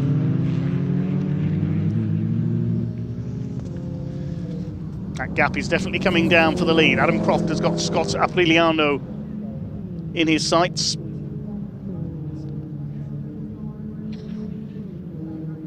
Onto the pit straight. The gap is now down to half a second. He's taken a full second out of him near enough on that lap. Adam Croft, he's monstering up behind the little Mazda. Goes for the inside, he's not close enough this time. Cuts over the curb. Scott Apriliano will be able to see him in his mirror. Gets his foot down on the orange Mazda.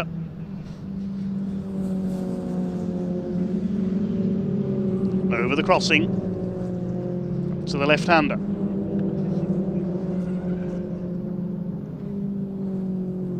These two 15 seconds clear of everybody else, headed up by Will Oatley's Clio. And Dave Beecroft is rather on his own in fourth now. It's the main battle is hopefully going to be among the 206s. They'll heat things up a little later on.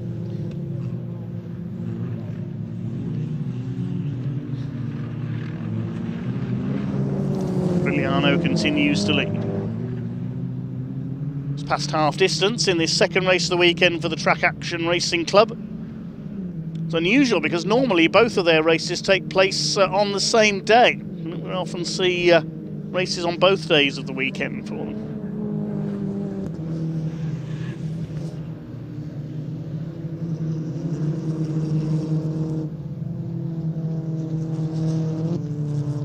Rice in the 42, running fourth of the 206s, trying to chase down Chris Van for third. And if anything, Matt Caruana is getting closer to Mervyn Beckett. The gap was 0.85 of a second between these two. It's going to be less than that this time. Across the line they go. What is the gap between them? Yes, it's reduced to 0.3 of a second, so half a second taken out of it by Matt Caruana. Could we see him take the lead of the class on his debut? A lock-up from Beckett. This could be Matt's chance. Gets the turn in. Oh, Beckett holds firm for now.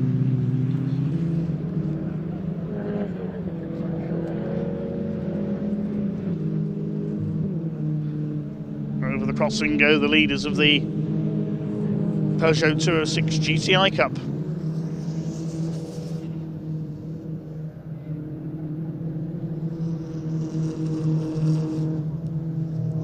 Caruana getting closer and closer all the time. Where's he going to try and make a move? Will he get the inside here down Speedway Straight? Merv Beckett knows he's there. He moves to cover. Merv Beckett, an experienced club racer. Matt Caruana, a novice. You wouldn't know it watching these two.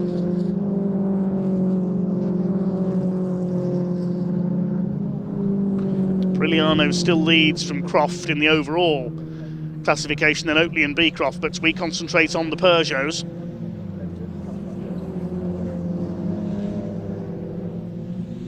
Down to the hairpin once again for the ninth time, 5 minutes of the race to go, so we're at 2/3 distance. Still plenty could change.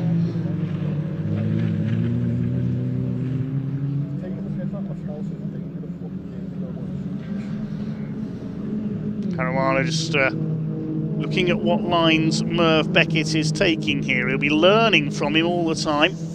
Also be mindful that Chris Van is closing up in third place in the 206s. Paul Rice and Noah Checkley running out their runners in the background because Carl Powell has retired. Now Caruana goes wide around Brooklands. He's going to try and cut back in here to the inside. Beckett's wise to him, moves across in front of him to defend his position. It's great to watch the class winner from yesterday with third overall. Merv Beckett's holding off the newcomer.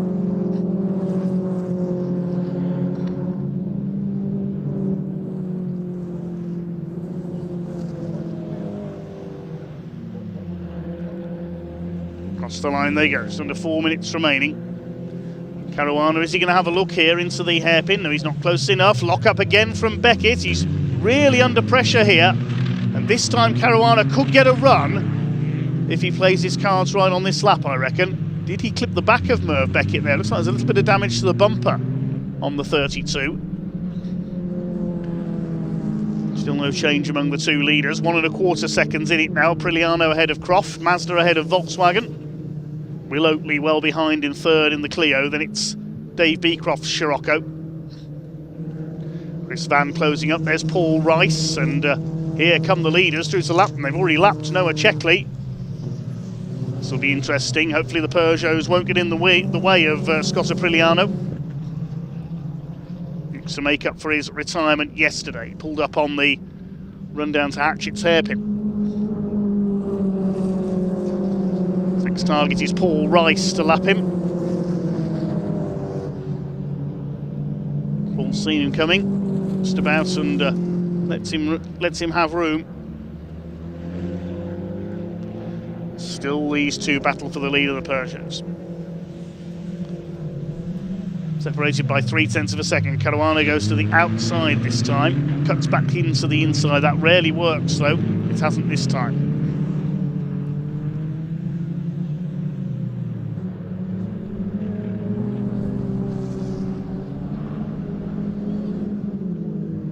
The gap had come down very slightly as these two crossed the line. Adam Croft trying to make it 4 wins for the season. Had 2 wins at Donington earlier this year, and Scott Apriliano has met the Peugeots in the worst place possible there, going into Senna and Brooklands, but he breezes to the outside of them. Merv Beckett keeps to the inside, and he goes through.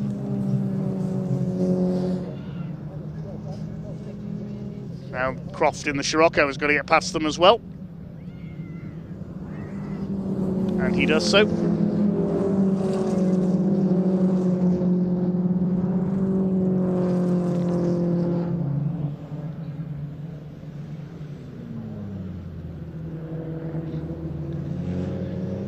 Coming towards the closing stages now, just a couple of laps to go. Can Merv Beckett hang on to win the Peugeot 206 GTI Cup? He locks up again into the hairpin. He's pushing as hard as he can. Chris Van is closing up as well. Have they noticed him approaching? He's only a second off Matt Caruana.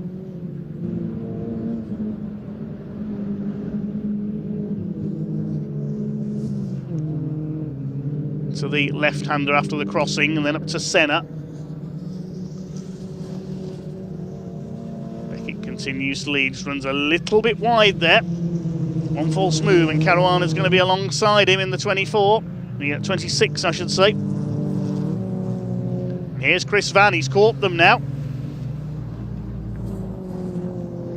Matt Caruana's got to make a move sooner or later.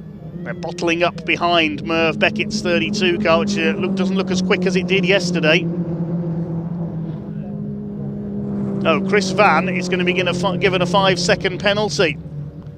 So even if he does take the lead of the class, he's got that penalty presumably for exceeding track limits. If he does get past these two into the lead of the class, he's got to get 5 seconds clear of them, that means, and there's only 1 lap to go.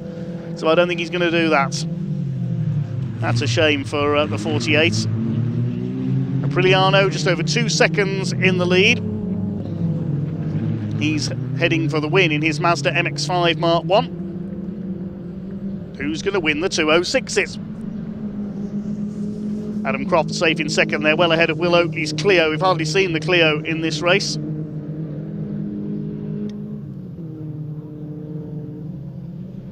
So Scott Apriliano will be heading for the checkered flag shortly.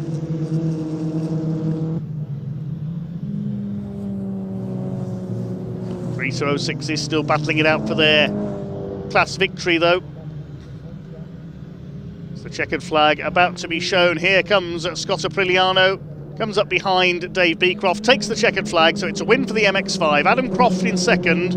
What about the 206s though? I think Merv Beckett has just about done enough to hang on. Here they come out of the final corner, and Merv Beckett takes the double in the 206 GTI Cup ahead of Matt Caruana. What a great debut he's had. Chris Van in third and Paul Rice fourth. Third overall will be Will Oatley. There he is. We've not seen the Clio very much in this race. He's been all on his own.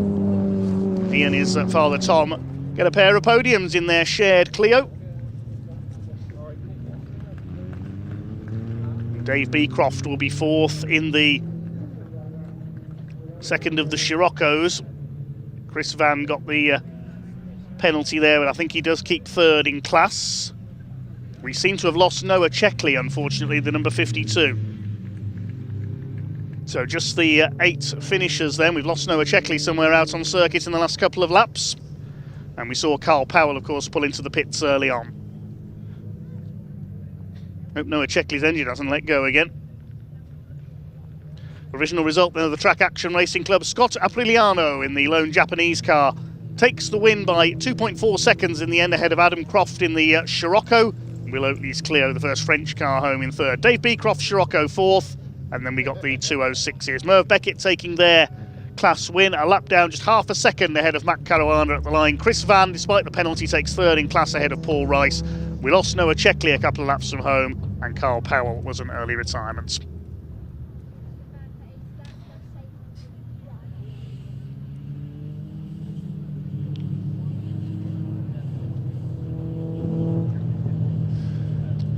Last couple of cars just heading round into Parc Fermé. Quick look at the rallycross course there in the background we mentioned earlier here at Pembrey. I think we can head down to Ian in Parc Fermé to catch up with the Track Action Race Club.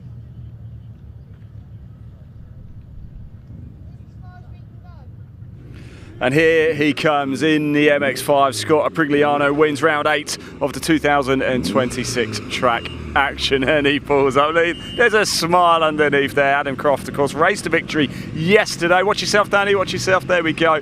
Adam Croft takes the P2 spot, and Will Oatley comes home in third. Of course, Tom Oatley was second yesterday, so we will grab a quick word with them. Shout out to Dave Beecroft as well, coming home in fourth place in the Scirocco in that race as well. And Matt Curiano, our sim racer, winning in the Peugeots too. Great stuff in De Hilliker's car there. Let's have a quick chat with him as he gets out the car. He's a happy. Did you just say she's misfiring as well, is she? Yeah. Well, that makes it a bit sweeter, doesn't it? It does, yeah. After yesterday, there was a bit of a nightmare. We had a massive failure. But thanks to a couple of mates of mine, Andy, Eric, my old man, and we got it sorted. We found all the bits out scattered on the track, picked them all up, put it all back together again. But I'll tell you what, Scott, as well. Yeah, that's it. Yeah, well said. Well said. Cut the engine. Yeah. You've got a bit of an advantage over your rivals here as well, because you've got no roof, so it's a bit cooler. Well, right? yes, yeah. Well, I'm still roasting. I'm still absolutely roasting. It's part of the day now. Yeah, it is. Yeah, it is. But no, brilliant. No. Over the moon. Over the moon. I can see it in your face. I'm really happy for you as well, by the way. Congratulations. Great stuff indeed. Let's go have a chat with Will Oatley, shall we? As well, you had to, didn't you, Will? You had to get on the podium. Happy? Yeah, really happy. I mean, we saw Tom get on it yesterday, so there's no way you weren't going to be in the top 3. Yeah, that was it was the aim. So happy to do it with my dad. Excellent. Look, congratulations, well done. And on Father's Day as well. You know, that's got my dad some shortbread, so hope he's happy with that. Oh, does he know it? You've given it to him already? Yeah. Bit warm in the van, but hope they're all right. Excellent stuff. Thank you so much. Well done, Will. That's great. Indeed, we're going to move over and have a quick chat with Adam Croft, because Mini Challenge Club Sport are already onto the track here. Adam, bit of work to do against that MX-5 today. Yeah, I'm a bit disappointed that Scott doesn't look as tired as me. Oh, he's happening. Yeah. So, well, he's got no roof. That's why he's cheating. Yeah, exactly. Nice and cool. No, that's brilliant. It only takes 2 cars to have a race, doesn't it? Absolutely. And hopefully we had a race. So you put on a great show. Yeah. You always do, Adam. We appreciate you coming out to play as always. Really do. See it in the next round. Fantastic. Thank you. Well done. Congratulations. There we go. Mini Club Sport Challenge. They are on the track now. They're about to get underway. And a little bit earlier, I caught up with a couple of drivers. So let's hear from them now.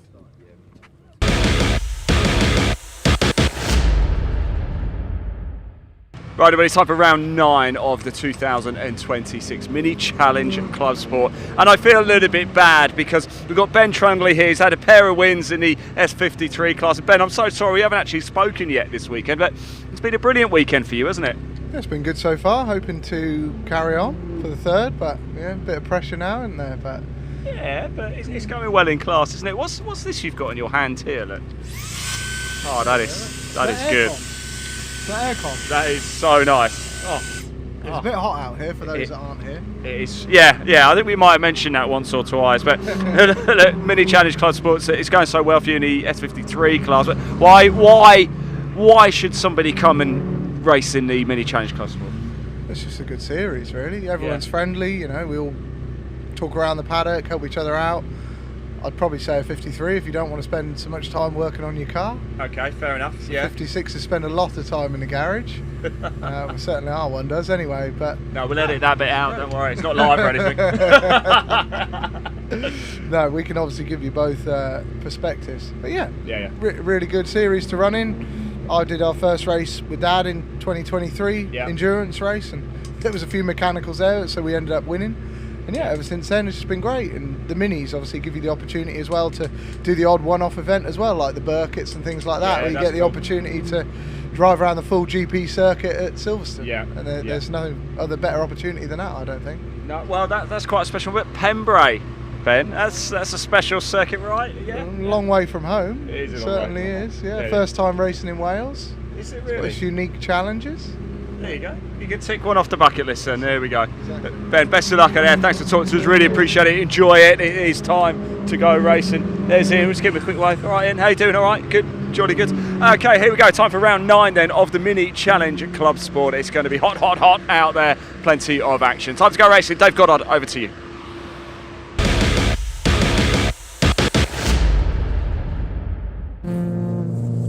Thanks so much, Ian. The cars just coming up to the grid. We'll quickly take you through the Mini Challenge Club Sport grid based on the results of race 2. Ollie Wilmot's going for a hat-trick from pole position with Freddie Hewitt alongside Adrian Lingy and Andy Langley.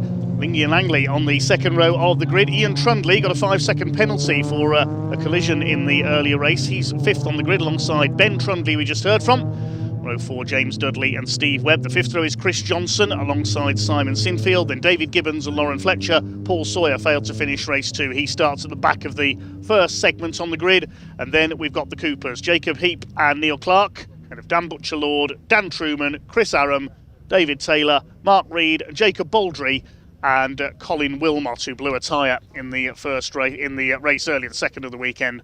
We'll start from the back. So just in time there, we got through the grid. The green flag is in the air. Time for race 3 of the weekend for the Mini Challenge Club Sports with AirTech Motorsports. Revs are up, red lights are on, and away we go for 15 minutes of mini action. Our final race of the weekend. Now, is Freddie Hewitt going to get his usual flyer off the grid? He certainly is. Goes into the lead ahead of Ollie Wilmot into the first corner. Let's hope Ollie's transponder's working this time. Adrian Lingy in third place. Big lock up from one of the crafted motorsport cars. His tyres will be shaped like 50p pieces.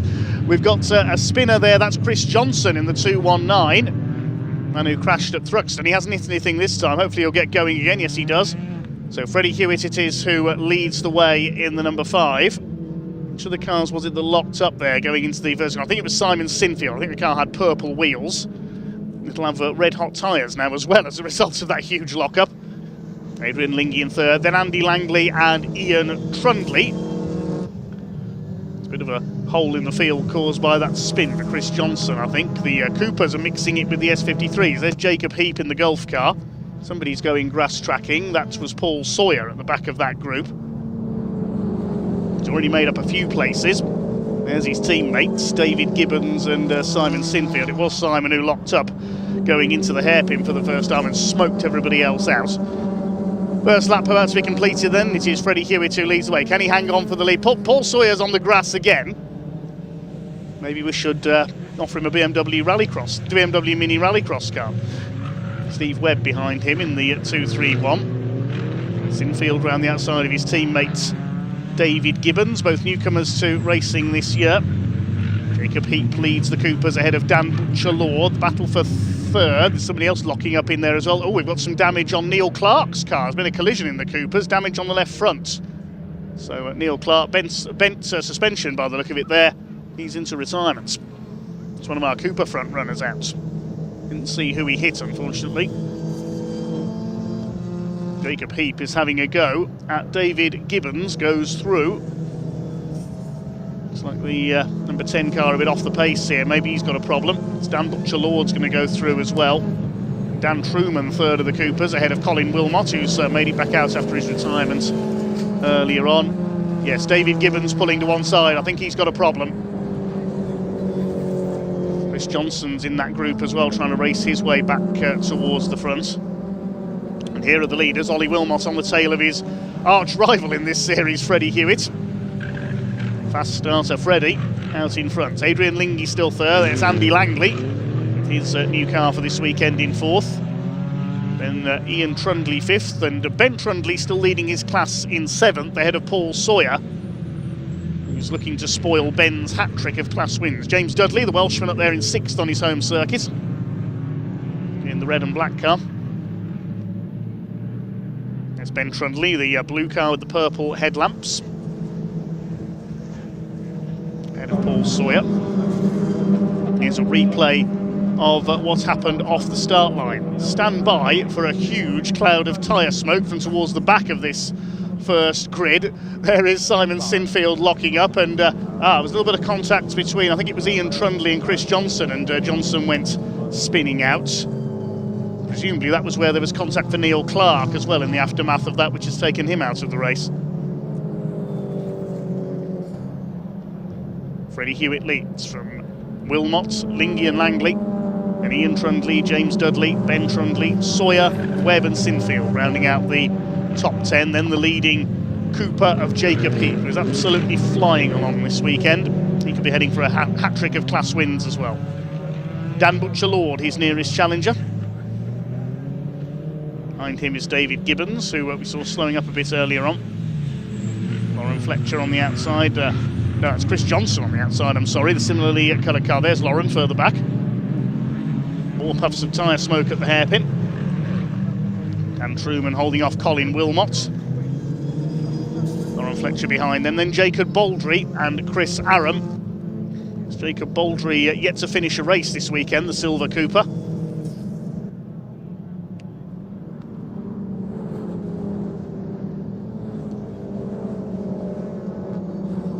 David Gibbons at the front of this group under fire now from the 219 of Chris Johnson.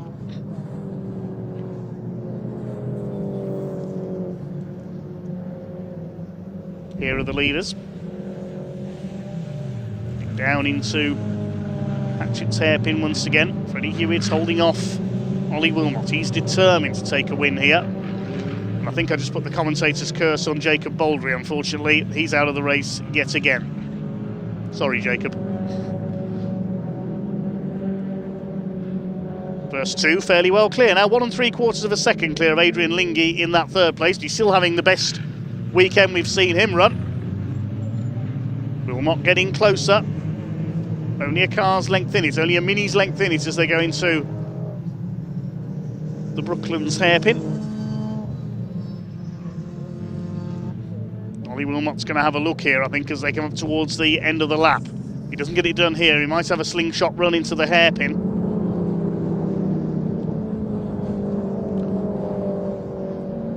Through Honda Curve. This might be Ollie Wilmot's opportunity. If he can outfox which side he's going to go to Freddie Hewitt. Hewitt moves across. Oh, big lock-up indeed. That's even bigger than the one at the start of the race. He's going to lose the lead, Freddie Hewitt. Yep, Ollie Wilmot pressured him into the mistake. Must have been busy watching where Ollie Wilmot was there and missed his braking point. That's exactly what Ollie wanted, and he takes the lead once again. Such a canny driver is Ollie Wilmot. We saw when he fought back from a spin at Thruxton earlier this year through the field. Closing up on them is Adrian Lingy, getting better all the time with coaching from Bradley Gravitz. It's Langley, Trundley. There'll be a yellow flag out there at Brooklands with Jacob Baldry stranded. We may even get the safety car for this one. Yes, we are. Safety car is coming out.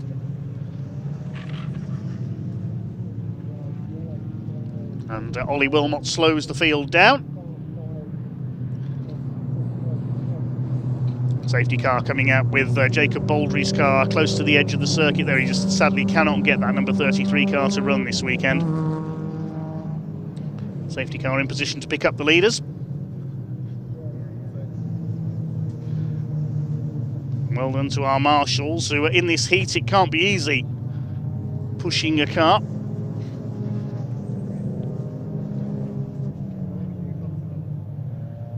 It's even getting very hot in my commentary box now. I've got the electric fan running.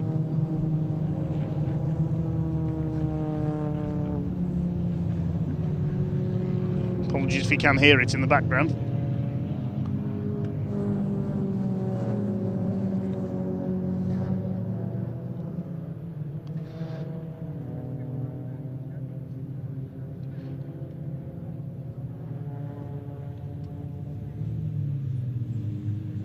So Jacob Baldry's car is pushed away. No points for him this weekend, unfortunately. So Wilmot now in the lead with just under 7 minutes of the race to go. Class 53 is still led by Ben Trundley, but only just ahead of Paul Sawyer. Now that's not the safety car. Bit of RC car action on the banking here at Pembrey. I wonder if that's one of our transformers we saw earlier on.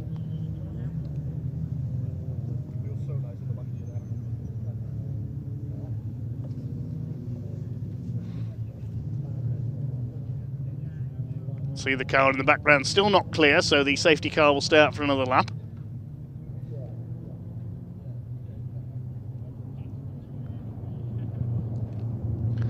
They may need to bring in a tow vehicle here. 2 races to go after this. We've got the pickups for their final, effectively.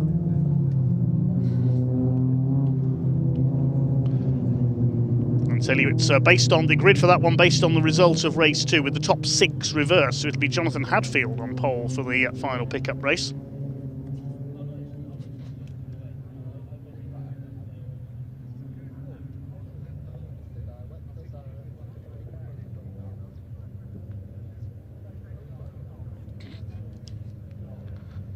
Under the safety car in our final mini race of the weekend for the Club Sports leg of the challenge.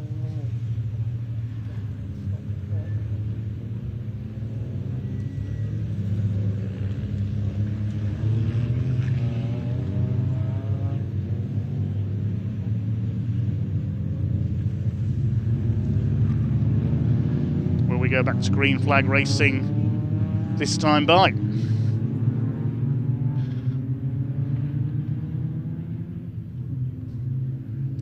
Hello to Andy from Sawyer Models, sponsors of Dan Truman.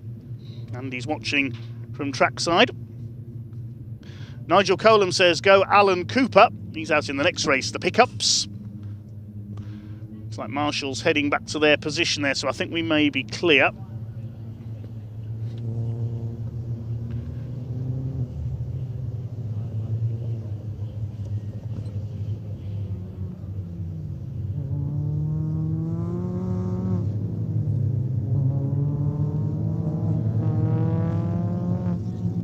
David Taylor and his teammate Mark Reed, the TNS racing cars towards the back of the grid. The safety car lights are out, that's heading for the pit lane. Ollie Wilmot has got to control this restart. There'll be 4 minutes of racing to go, so we should see about 3 or 4 more laps for the Mini Challenge Club Sport with Airtech Motorsports.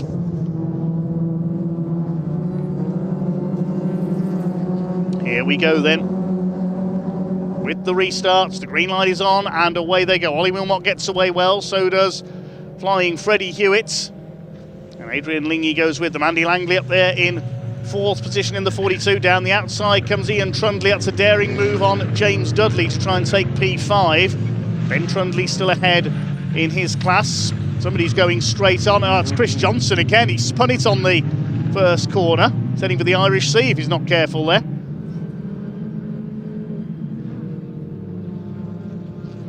James Dudley, who's Pembrey well, lives not too far away in Cardiff.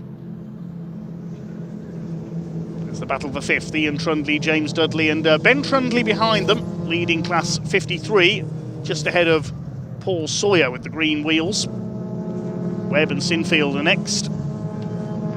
3rd in that class is David Gibbons, a bit further back.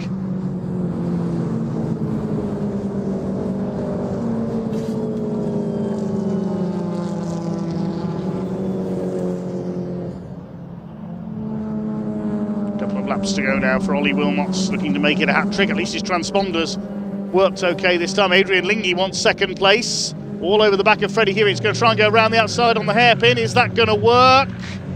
He's got to turn it back in time. No, it hasn't worked. And Freddie Hewitt keeps 2nd place. Chased by Andy Langley. There's a gap back to Ian Trundley in 5th position.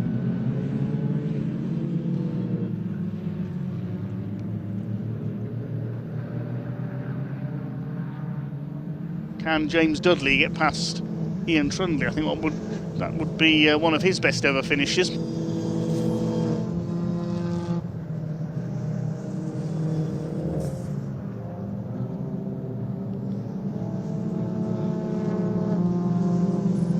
Just over 90 seconds of this race left to go then. Here's the Coopers. It's still Jacob Heap at the head of them, ahead of Dan Butcher-Lord. David Gibbons in there as well. Third in the Cooper class is Dan Truman, who we mentioned earlier. And he is in the white and green car. Freddie Hewitt still hanging on ahead of Adrian Lingy. Coming round to start their final lap. This time I think can Lingy take second place from Freddie Hewitt? I think he's the only question. No, I don't think they're going to catch Ollie Wilmot. He has pulled away to the tune of 2 seconds. Made to work a little harder by Freddie Hewitt's usual fast start. Pressured him into a mistake at the hairpin.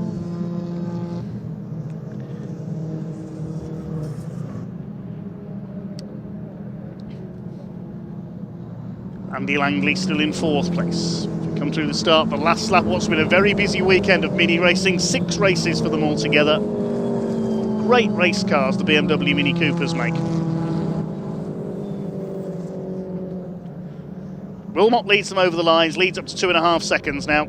It's going to be another hat trick. Can Adrian Lingy steal second place? This time he's got the nose down the inside. Nope, Freddie Hewitt cuts him off. It's allowed Langley to close up as well. The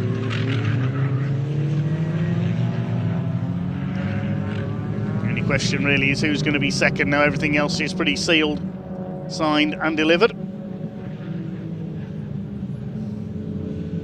It's going to be another win for Ollie Wilmot. Looks like Jacob Heap is going to win the Coopers. The hat-trick of wins there to extend his class championship lead.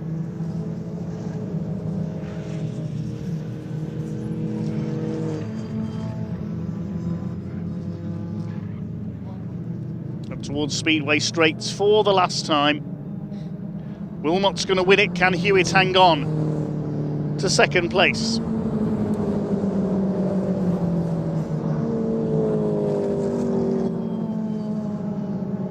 Checkered flag is at the ready and it drops on Ollie Wilmot. It's a hat-trick once again for the number 70. Hewitt just holds off Adrian Lingy for second place. Langley is 4th, and Ian Trundley, James Dudley. Ben Trundley completes a hat-trick of 53 class wins ahead of Paul Sawyer. Well done to him. And it's Steve Webb next. Simon Sinfield will be next. And what about the Coopers? Where is Jacob Heap? There he is. Chris Johnson got past him on the last lap, but that doesn't matter to Jacob. They're in different classes, so Heap wins it. Dan Butcher-Lord second. And I think it was Truman just in 3rd in class, only just ahead of Colin Wilmot with Chris Aaron behind them. Last couple of cars come home. Here's David Taylor. Runs wide, not as wide as his teammates off the last corner, Mark Reed, but they do make it across the line. Original result then, Ollie Wilmot makes it 3 out of 3, just under 3 seconds clear of Freddie Hewitt, with Adrian Lingy on the podium once again. He's had a fantastic weekend. Andy Langley in 4th place ahead of Ian Trundley and James Dudley. Ben Trundley wins his class in 7th, just ahead of Paul Sawyer. That'll close the gap in the championship between those two. Steve Webb and Chris Johnson round out the top 10. Jacob Heap, a hat-trick in the Cooper class this weekend, extends his title lead there. Then it was David Gibbons, Dan Butcher-Lord, Lauren Fletcher, ahead of Dan Truman, Colin Wilmot, Chris Aram, David Taylor, and Mark Reed was the final finisher. We lost Simon Sinfield late on there, a couple of laps from home. Jacob Baldry we saw pulled off and brought out the safety car, and Neil Clark into the pits with suspension damage early on. And if Simon Sinfield retired due to problems with his tyres after that lock-up on the first corner. We'll find out, but in the meantime we'll shortly be heading down to Parc Fermé to talk to our race winner.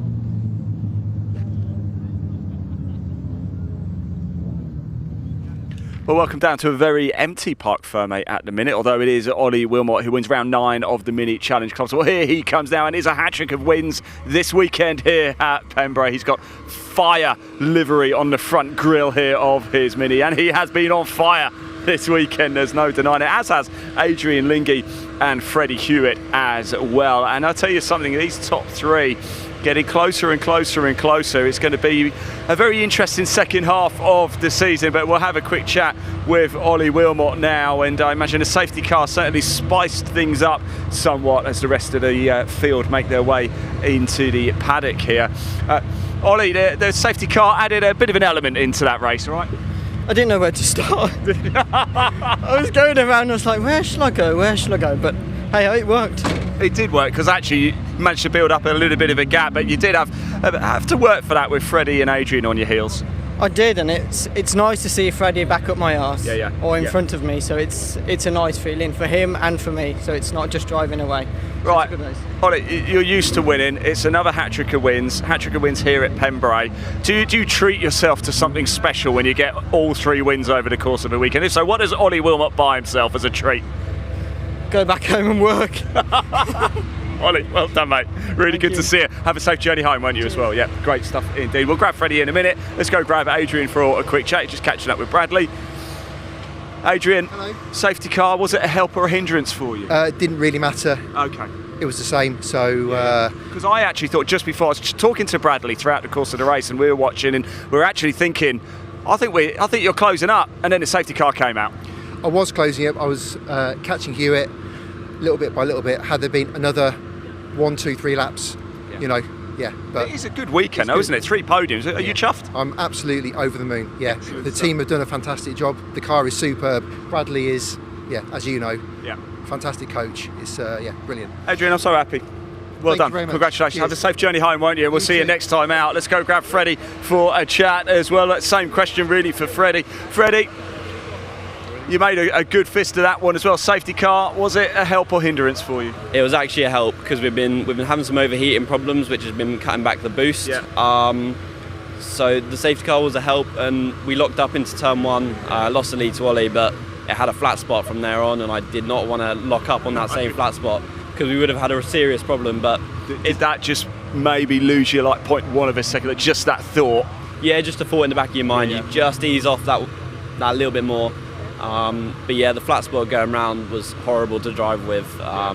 So a lot of people tell me Pembrey's bumpy anyway, but I imagine with a flat spot it's even worse. Pembrey's aggressive. Usually when I lock up, I don't get a flat spot. But today, I think the track surface is so grippy and so rough that it's just torn the tyre. Anyway, look, Freddie, it's been a good weekend. 3 podiums. Really nice to see you as well. And we'll see you next time out. Thank you. Good stuff indeed. Right, if you just move over with me, Danny, because look at this fine specimen of a man we've got walking over the track. Now there is Pointy Plumber. He is on his way over. He's going to take the microphone from me, because it is time for our next race in the Pickup Truck Racing Championship. And then we go on to our final race of the weekend, which is our 5th and final race, the British Truck Racing Championship. So here we go. The pickups are on track at the minute. They're about to line up. They'll go and do their formation lap, and then it will be lights out. So let's hand over to commentator Dave Goddard to take you through the action. Yes, thanks very much, Ian. The pickup's just coming up to the grid then, which was decided by a partially reversed grid from the results of race 2. The top 8 flipped around for this one, so it is Jonathan Hadfield who is on pole in the number 42, with Chris Brockhurst in the 89 alongside.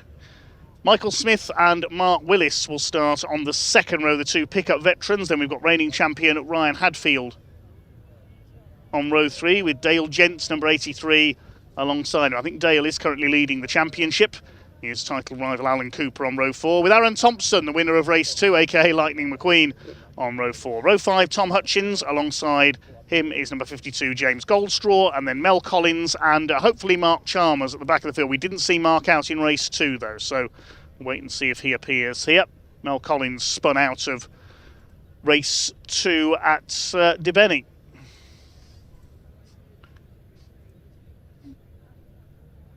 Mentioned Nigel Colan, best of luck to Alan Cooper. Grant Moole says hello from South Africa, a very cold South Africa, so of course in the southern hemisphere it's winter at the moment. And also Kirsty Willis has been in touch, says good luck Grandad Mark Willis from granddaughter Ava and 1 week old grandson Alfie watching from home. Oh. Happy Grandad's Day, Mark Willis. Caitlin Penny predicts John Hadfield to win this one from the front in the green machine. He's had a couple of spins this weekend and dropped out of race 1, so he needs a change of fortune here. Let's see if John Hadfield can pick up a win.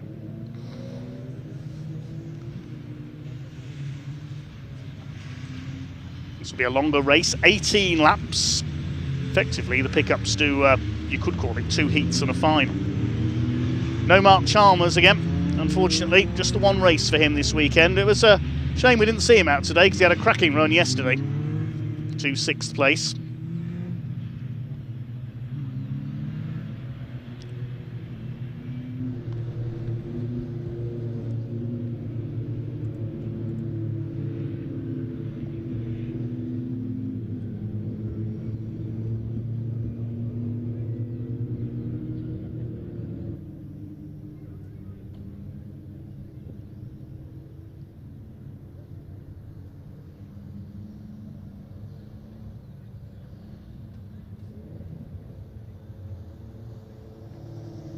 So John Hadfield in the green truck, in the grey and turquoise number 89, Chris Brockhurst alongside him. They're going to start to form up on Speedway straights 2 by 2. Second row of the grid, the white truck of Michael Smith, the red of Mark Willis. Been with the pickup since they started back in the 90s. Dale Gent could be in with a chance in the blue and white 83 alongside the gold of Ryan Hadfield. Had a win at Brands Hatch on opening weekend. Cooper, Thompson and Gent were the winners at the American Speedfest. Oh yes, I'm really looking forward to this race. 18 laps for the Pickup Truck Racing Championship.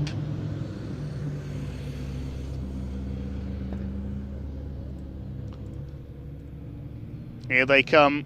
Up towards the red lights, 11 trucks, 18 laps, and away they go. Good start by Ryan Hadfield and by Dale Gent trying to get up the inside. John Hadfield will move across to take the line for Hatchett's hairpin. Chris Brockhurst up alongside him. Mark Willis trying to get around the outside. There's a bit of a squeeze in the middle. Aaron Thompson got taken wide there in the 41. They've all made it round. They're all cornering as one. Ryan Hadfield gets 2 wheels on the grass. It's Michael Smith has got through into second, but Hadfield leads. Smith in second place. Back of the pack heads through. There's Dale Gent side by side with Aaron Thompson. His title rival, Alan Cooper, behind him. But it is Jonathan Hadfield in the green truck who leads the way from Michael Smith, Chris Brockhurst. Then it's Mark Willis. And the number 1 of Ryan Hadfield has a look up the inside at Brooklands. He's going to go through into P4. 6th place is Thompson. 7th is Gent, 8th Cooper, 9th for James Goldstraw, Tom Hutchins in 10th and Mel Collins 11th. Pace is going to be just as frantic for all 18 of these laps through Honda Curve for the first time. Jonathan Hadfield, can he hang on in front for his first win of the season in that Vauxhall-bodied green machine? I think that's got the 2.3 litre Vauxhall engine under the bonnet. Michael Smith, pickup veteran, closing up. It's been a while since we've seen him take a win. A little bit of smoke there from the back of James Goldstraw. I think he locked up, and a bit of door banging there between Dale Gent and Alan Cooper. Cooper came close to a win earlier on, was chasing Aaron Thompson for all he was worth. Dale Gent won yesterday. Thompson taking the second heat of the weekend, and Ryan Hadfield ploughs off. Look out as he rejoins. Taking a chunk out of the bodywork. That's going to affect the downforce and the handling of the number 1 Champions truck, and I think he may have... Oh, James Goldstraw's got smoke there again, so whether that was a lock-up as he tried to avoid Ryan Hadfield's truck, I'm not sure, but Ryan is going to have to head into the pits. The bodywork is fouling the tyre. He's racing on for the moment. He's surely going to have to come in next time around, though, otherwise he's just going to blow the tyre. I think somebody's knocked some dirt onto the track there on the inside of Honda Curve as well. Jonathan Hadfield, Ryan's brother, continues to lead. Side by side there between Thompson and Willis. Look at the state of Ryan Hadfield's truck. It must be ploughed wide coming out of the crossing. and I think the truck bogged down in the grass and it's ripped the bodywork away. Don't think he made contact with anybody else. We'll wait and check that, of course. He's not slowing down, but the more the bodywork fouls that tyre, it's just going to wear it away and eventually the tyre will burst. So it's up to Jonathan to hold up family honour in this one. Can he hang on in front? Aaron Thompson getting sideways there. That's where he pulled off the overtake of the weekend on Alan Cooper earlier on. Dale Gent behind him, then Mark Willis. It's a new top three: Jonathan Hadfield, Michael Smith and Chris Brockhurst, the title contenders, battling behind. Aaron Thompson trying to bring himself into title contention. He had an unlucky opening round of the season at Brands Hatch as the top three run a bit wide there. Let's hold it together through Honda Curve. Here comes Brockhurst having a look on the inside of the 93 of Michael Smith. Thompson's just done the fastest lap of the race, 1 minute 3.896 in fourth place. Willis trying to hold off Cooper further back. Mark Willis has dropped back a couple of spots. Can Jonathan Hadfield hang on in front? Still a long way to go yet in this final for the pickups. Here comes Brockhurst all over the back of Smith for second place. Then Thompson, Gent, Willis and Cooper. Ryan Hadfield, not surprisingly, has pulled into the pits. Hopefully we'll see him back on track once that damage is sorted out. May as well continue and get a few points on the board.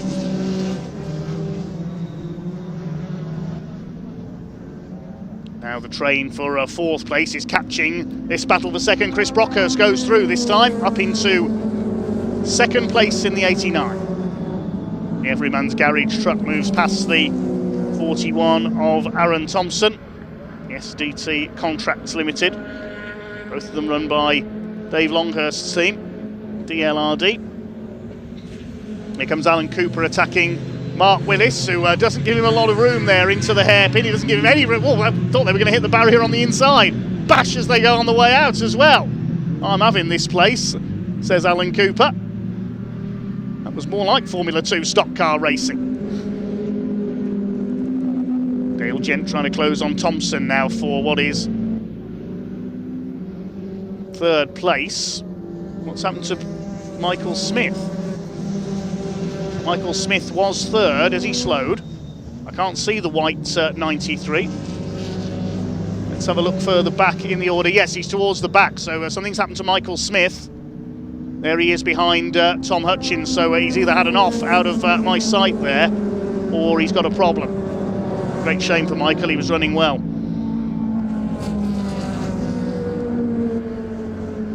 Here come your leaders. Still your leader is Jonathan Hadfield. Can he hang on in front? Oh, Ryan Hadfield's just rejoined out of the pits there, just alongside the leaders. They're going to have to deal with him as well. So two Hadfields for the opposition to deal with. As Ryan has rejoined from the pits, having fixed that front end. He's got rid of the bodywork that was fouling the tyre, presumably put a new tyre on. He's now under fire from Dale Gent, who's trying to lap him. He does get out of the way there, but that's let Alan Cooper through on the inside. Oh, Dale Gent was concentrating on the back marker, didn't see Alan was there. And the 72 makes up the place. These two fighting for the points lead, of course, along with Aaron Thompson a bit further back. Michael Smith is still going. His last lap was a 1:11 as opposed to 1:03, which is the quickest lap of the race. So we're not sure what the problem is for Michael Smith. He's dropped to the tail of the field. Maybe he's got a misfire. Here comes Aaron Thompson. All over the back of Chris Brockhurst for second place. It's a tighter line through the hairpin.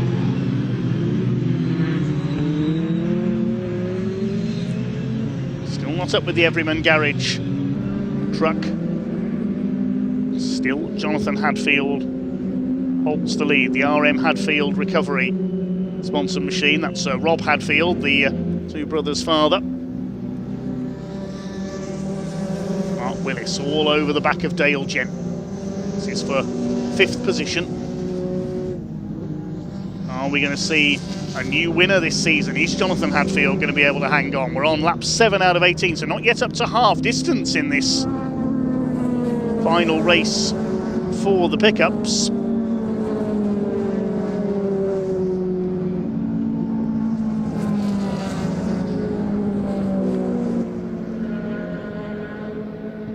Completing another lap. Hadfield leads by 0.6 of a second over Chris Brockhurst. Thompson a further 3/10 back, less than a second covering the first three. Mel Collins having a go at James Goldstraw. They're battling at the back of the field. This is for 8th position. Through goes the 27, past the Cold Trickle lookalike. There's still a bit of smoke coming out of the 52, so all is not well with that 52 truck. And 93 Michael Smith, I'm told, has pulled into the pits, so he has got a problem. Great shame, he was running up there in the top 3.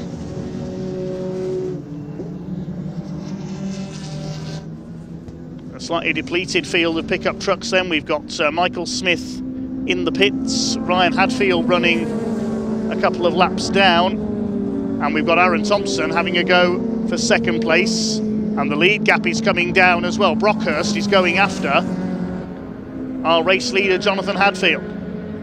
Only 3/10 of a second in it now, and Brockhurst is in attacking mode. He wants a first win of the season, only contesting a part season this year, Chris Brockhurst, so he won't be in title contention. He won't be out, he told us earlier, at the next round at Snetterson in July. He's attacking Jonathan Hadfield in the 42 for the win here. Coming up towards half distance. And Brockhurst all over John Hadfield. Now he's going for the inside. They come to his centre. Hadfield gets a slide on. They're side by side. This is it for Chris Brockhurst. He's up the inside. Under braking for Brooklands. He's through. And Aaron Thompson jumps through as well. Opportunist move there for 2nd place on the 41. John Hadfield goes down to 3rd.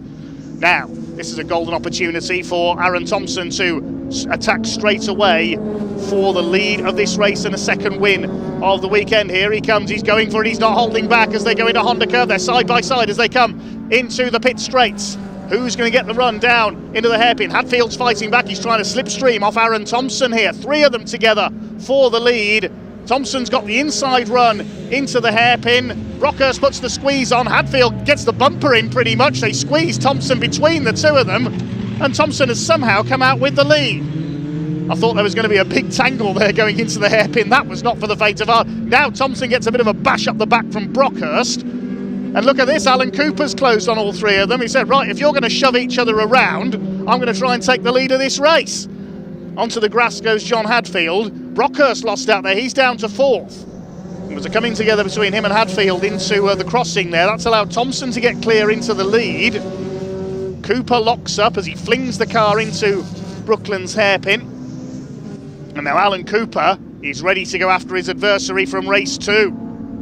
Aaron Thompson, but he's got to get past John Hadfield first of all. Hadfield won't be happy at losing the lead there.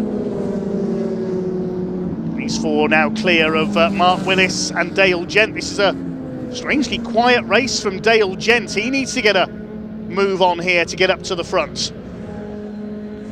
Michael Smith, I saw in the background there, is looking to rejoin. Through the hairpin they go. Aaron Thompson leads from Hadfield, Cooper, Brockhurst. If these 3 start fighting again, they'll get the next group closing up on them. Let's have a look how far behind. There's Willis and Gent. They're about 3 seconds off this group. Again, Jonathan Hadfield kicks up the dust. Worked for Aaron Thompson earlier on. There's Ryan Hadfield behind those 2. He's a lap down, so a couple of laps down actually after his pit visit to repair that front end damage. So he's not a figure in this race really. Tom Hutchins is in 7th place, Mel Collins 8th, James Goldstraw 9th, Hadfield is 10th. And Michael Smith a few laps down now as well. All about these 4 at the moment. Thompson is starting to get away. Dale Gent, great shot here from the pit wall. There's Gent on the tail of Mark Willis. Onto the brakes for the hairpin. Alan Cooper gets the tighter run this time. This time he could have a run for 2nd place. Up the inside on John Hadfield. He's surely going to go through. He's done it. Alan Cooper up into P2. There's a green light showing in the background. There's a yellow. I think Mel Collins ran wide at the hairpin onto the grass there at the back. Won't affect our leaders, and now Alan Cooper's going to get his foot down and go after Aaron Thompson. You can see, look at that, sliding through Senna. Brilliant to watch. Brockhurst's not finished yet either. He's on the tail of Hadfield. He goes for the inside. A squeal of tyres in the background. Did somebody go off there? I heard a squeal of tyres. Not sure who that was. It was Mel Collins. That's his second off of the day. He spun. I think that's coming out of Senna. Let's hope he can get going again. You don't want another safety car. He can't get the engine to fire up. Such a shame for Mel. He never has any luck. Let's have a look at that again. It's coming out of Senna. There he goes. And onto the rallycross course. Let's hope he can get going again. Aaron Thompson still leads. He's 1.9 seconds clear of Cooper now.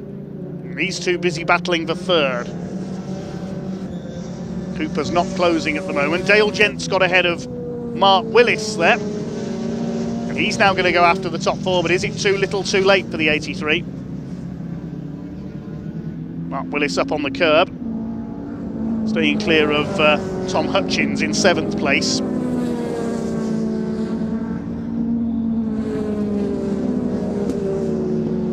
Bring round to start lap number 15 this time. Aaron Thompson. Lap number 14, I should say. There's a black and white driving standards flag out there as Chris Brockhurst goes for the outside on John Hadfield, but Hadfield's got the tighter run. Can't go around the outside on that hairpin. It's number 83 who's got the black and white flag there. Dale Gents for exceeding track limits. If he does it again, he'll risk a penalty. Things a little more spread out now after the earlier battling. Still plenty of twists and turns that could come. Gent trying to get after Brockhurst here for 4th place. Dale Gent has got the fastest lap of the race, 1 minute 3.2.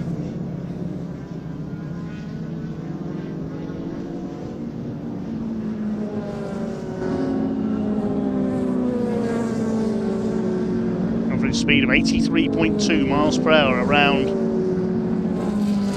Mallory Park Circuit.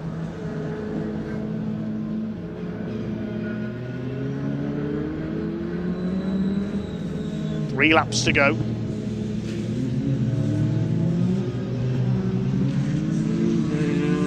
One truck we are missing this weekend. Someone just pointed out is Chris Land, who Cornishman wasn't able to repair damage from the American Speedfest in time. Hopefully we'll see entries go up as the pickups gain in popularity again under their new promotion this year.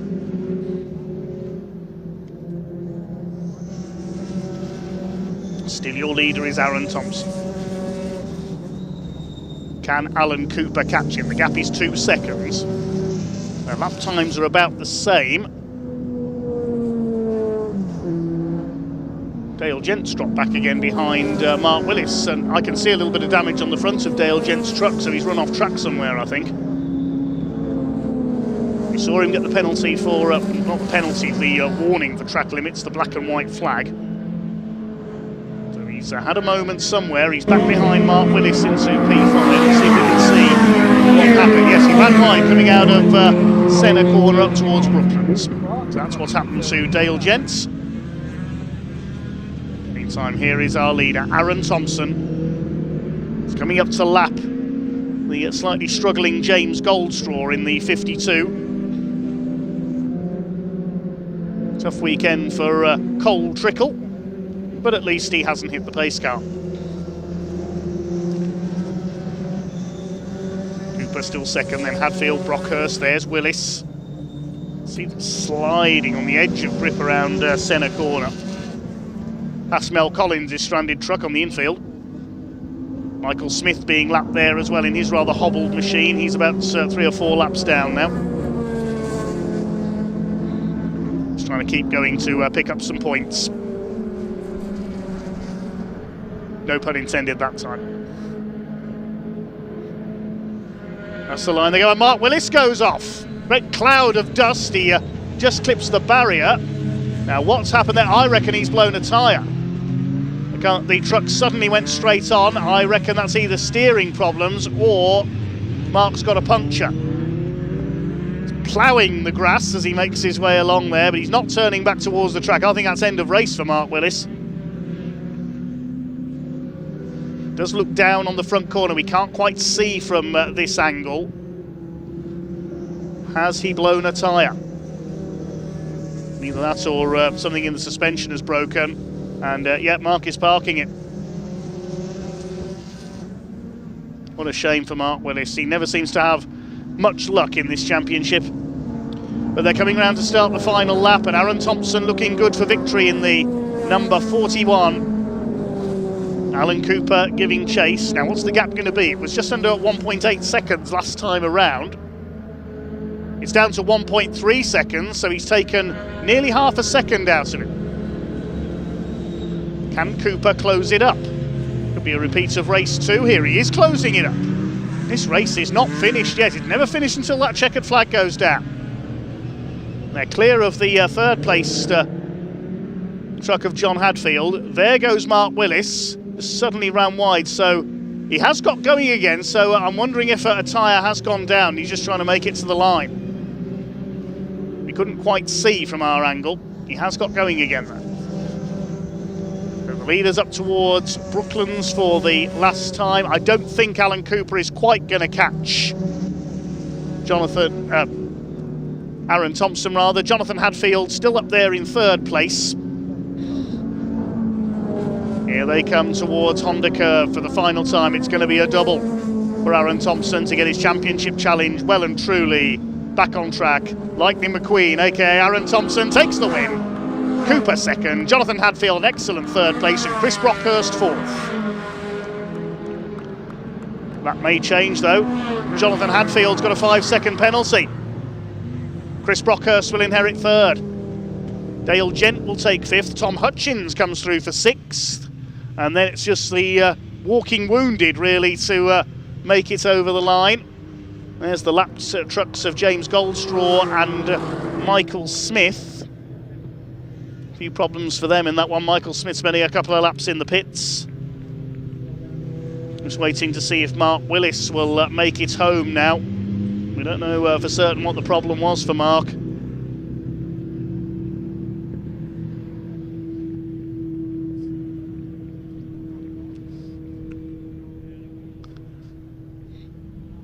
See if we can see where Mark has got to. I'm not sure he's going to make the finish line here. There's Mel Collins on the left of your picture. We saw him spin out earlier on and he couldn't get the truck fired up again.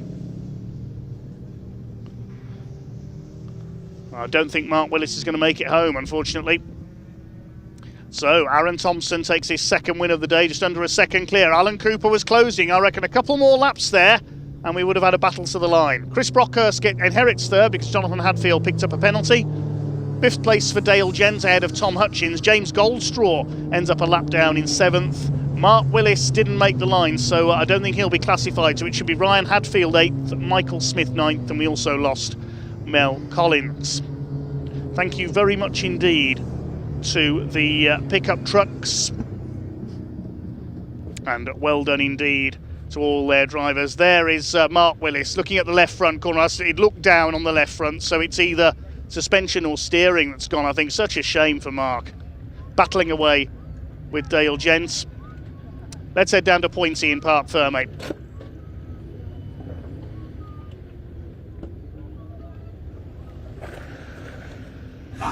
Oh, there we go, the last race of the pickups for the weekend. Oh, he gets the board and everything.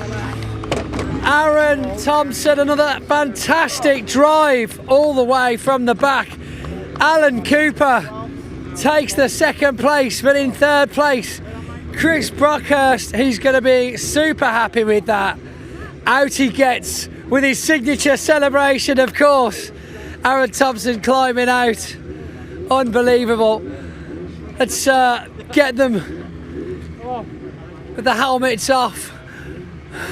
It is hot out here. I can only imagine how hot it is in those trucks. What's really depressing is I'm going Gran Canaria on Wednesday with a wife and kids, and it's cooler there than it is here. You know? Of course, that's the first thing he thinks of. This is how our brains work. You've just won a race, but did you know the weather's going to be nicer here than Gran Canaria? No. But no, that was just a race of management. Front brakes got so hot. No matter how much I wound the rear bias. Feel the heat coming off them now. It's burning my leg. No matter how much I wound the bias towards the back, I was struggling with front lock up in turn 1, rear lock up coming onto the back straight. So I'd like to say, it was all casual when we just, managed the gap. We weren't, mate. We were fighting for really absolute life. And then when I saw last lap board, I thought, oh, thank God for that. And then I couldn't stop it for turn 1, couldn't stop it there, and I thought, just finish it. Yeah. So could you just quickly back onto that technical thing you mentioned then, because it's something new to me. I don't know whether the guys at home will know about this. So you're saying you're controlling the brakes whilst you're going around. What does that actually mean?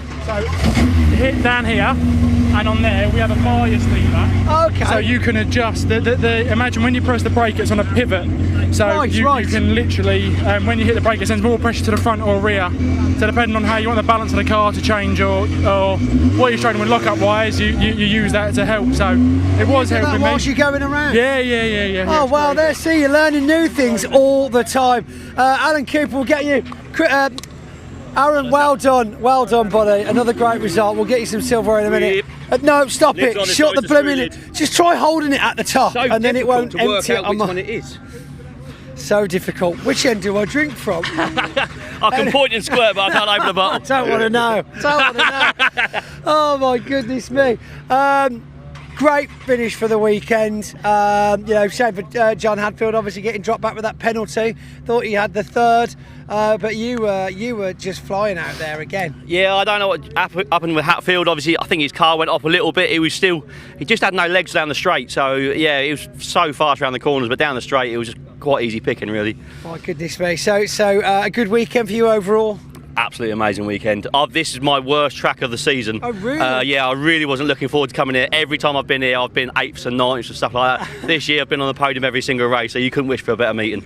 You've got the Pembrey bug. I mean, a lot of the drivers that I speak to, although they don't like driving all the way here, it's one of their favourite circuits to race around. Yeah, like I say, we've come to every single meeting there is, but every time I either get taken out or get smashed up.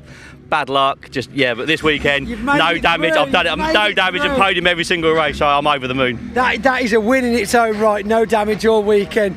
Well done to you. Good job. We'll get you some silverware shortly.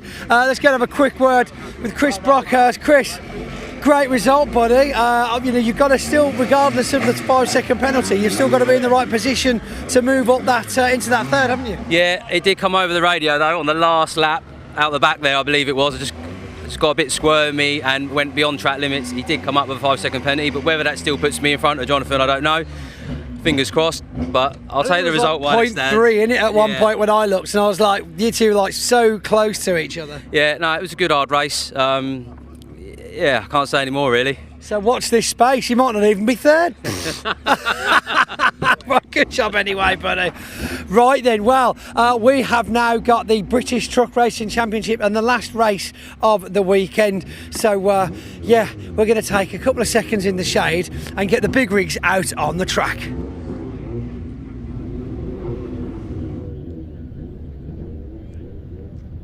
Thanks very much, Pointy. Yes, it'll be a little bit longer than a couple of seconds. We've got to recover Mark Willis's pickup truck, but I can see the pace truck on the move just behind it, leading out our last race of the weekend. Big thanks to all of you for watching on here at Pembrey. Of course, yesterday we paid tributes to a long-time British truck racer who was sadly lost to us recently, Paul McCumiskey, aka Paddy Mac as everyone knew him. Raced in British and European truck racing for many years, including in the famous Silcolini RF, the ex-Willie Green truck, and more recently in a Volvo that is now in the hands of Simon Cole's family. We had a big rev up and a sounding of the air horns ahead of race 2 yesterday. Very fitting tribute to Paddy Mac, and he will be immensely missed by everyone in the British truck racing paddock. I believe his last win was here at Pembrey in Division 2 a few years ago. We'll miss you, Paddy.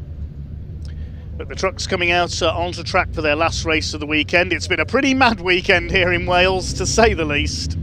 It will be Tom O'Rourke on pole position because race 3 the results of that forming the grid for this one, with the top 8 once again reversed.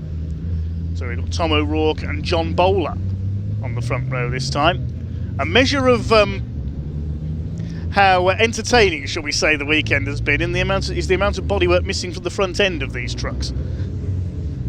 So O'Rourke and Bowler on the front row of the grid. The second row it'll be Terry Gibbon with Nathan Smith alongside. And David Jenkins and Craig Reed on row 3 with Stuart Oliver and Stephen Powell on row 4, fresh from his win earlier on today, second win of the season for Stephen. Then we've got the first of the Division 2s. Jake Evans and Callum Easton are on row 5. Row 6 is John Powell and Bradley Harvey. Row 7, Sammy Oyanen and Archie Handy. The 8th row, hopefully Simon Cole is there. Neil Yates will start towards the back of the grid. There he is. Michael Oliver will start on the back row with a grid penalty from the collision he caused earlier on. There he is. And Warren Harvey, as a novice, if he's out there, will start at the back, but I can see Warren's truck in the paddock there and it's not moving, so I think his engine failed earlier on. We didn't see him out in race 4. We didn't see Simon Cole either, so I don't think we'll see those two on the grid. Such a shame for Simon Cole, one of the nice guys of the championship. He just has endless mechanical problems.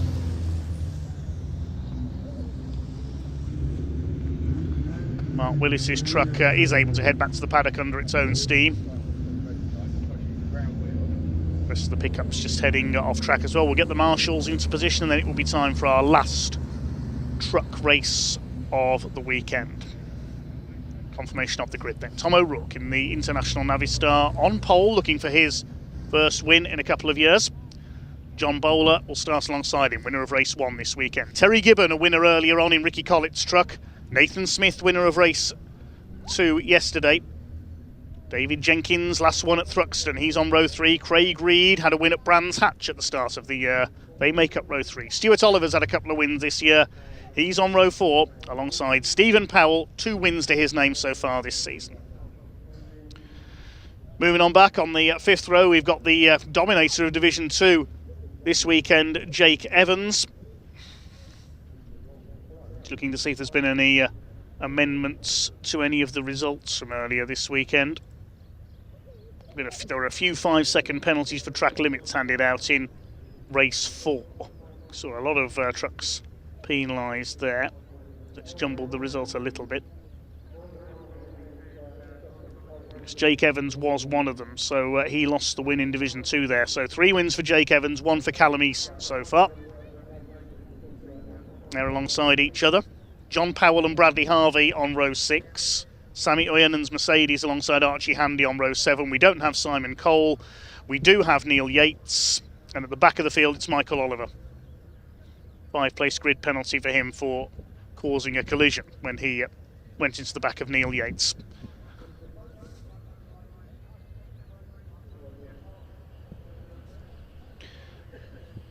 Who knows what's going to happen in our final truck race of the weekend. Big thanks to all the partner sponsors.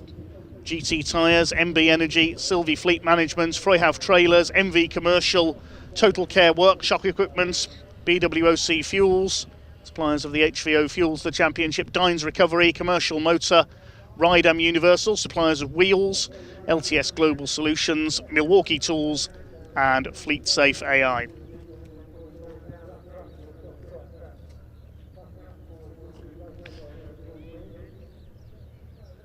And a big thanks to everybody else who supports the championship behind the scenes and has for many years.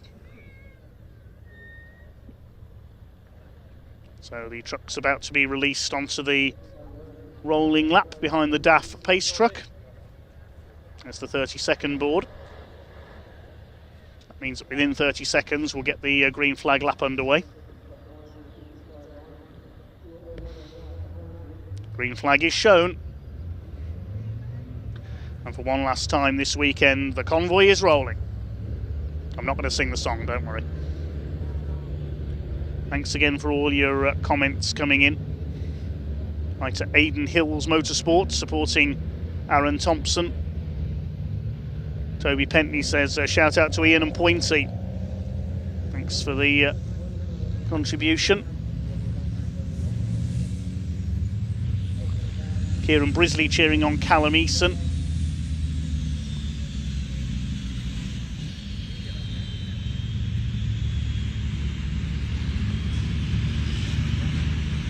Caitlin Penny looking out for John Bowler.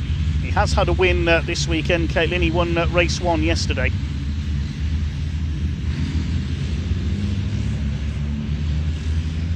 And Swifty supporting John Bowler as well. He could be one to watch here from the front row of the grid.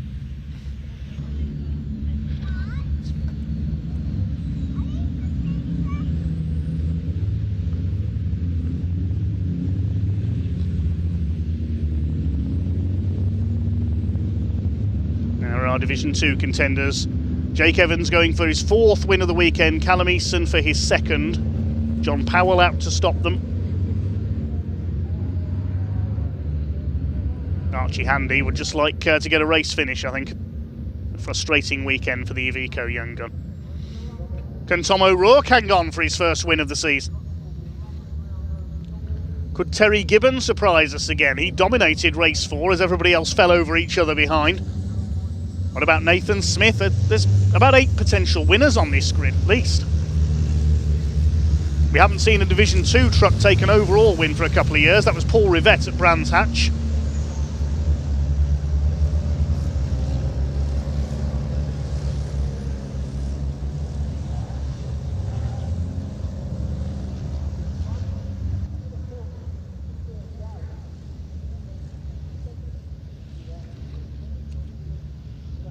A big thanks to Swansea and also to Caitlin for your kind comments re our commentary this weekend. We try our best. Thank you very much. Harry Davies wishes Richard a happy Father's Day. Aaron says Smith or Jenkins for the win. Yep. Once again, a happy Father's Day to all the dads out there. This race is for you.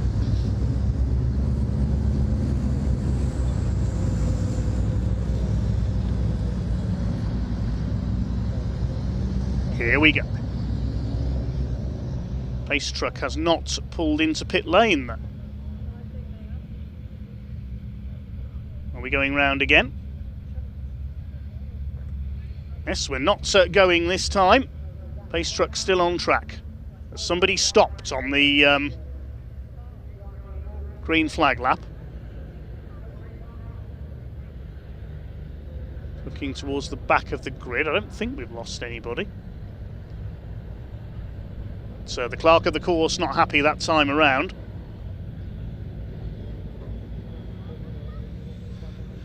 One of our commenters supporting David Jenkins, reckon he could take a win here. So far we've had wins for John Bowler, Nathan Smith, Stephen Powell, Terry Gibbon. When was the last time we had 5 different winners in a weekend in Division 1? There's one for the statisticians. It looks like everybody is there.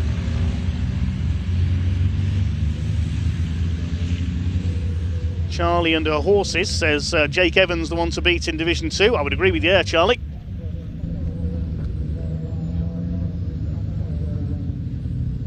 Pace truck taking them round again.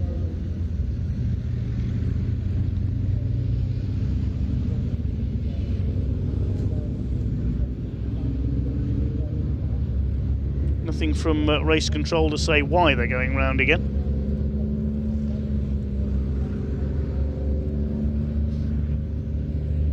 Green lights are now on though, so we should be unleashing the pack this time.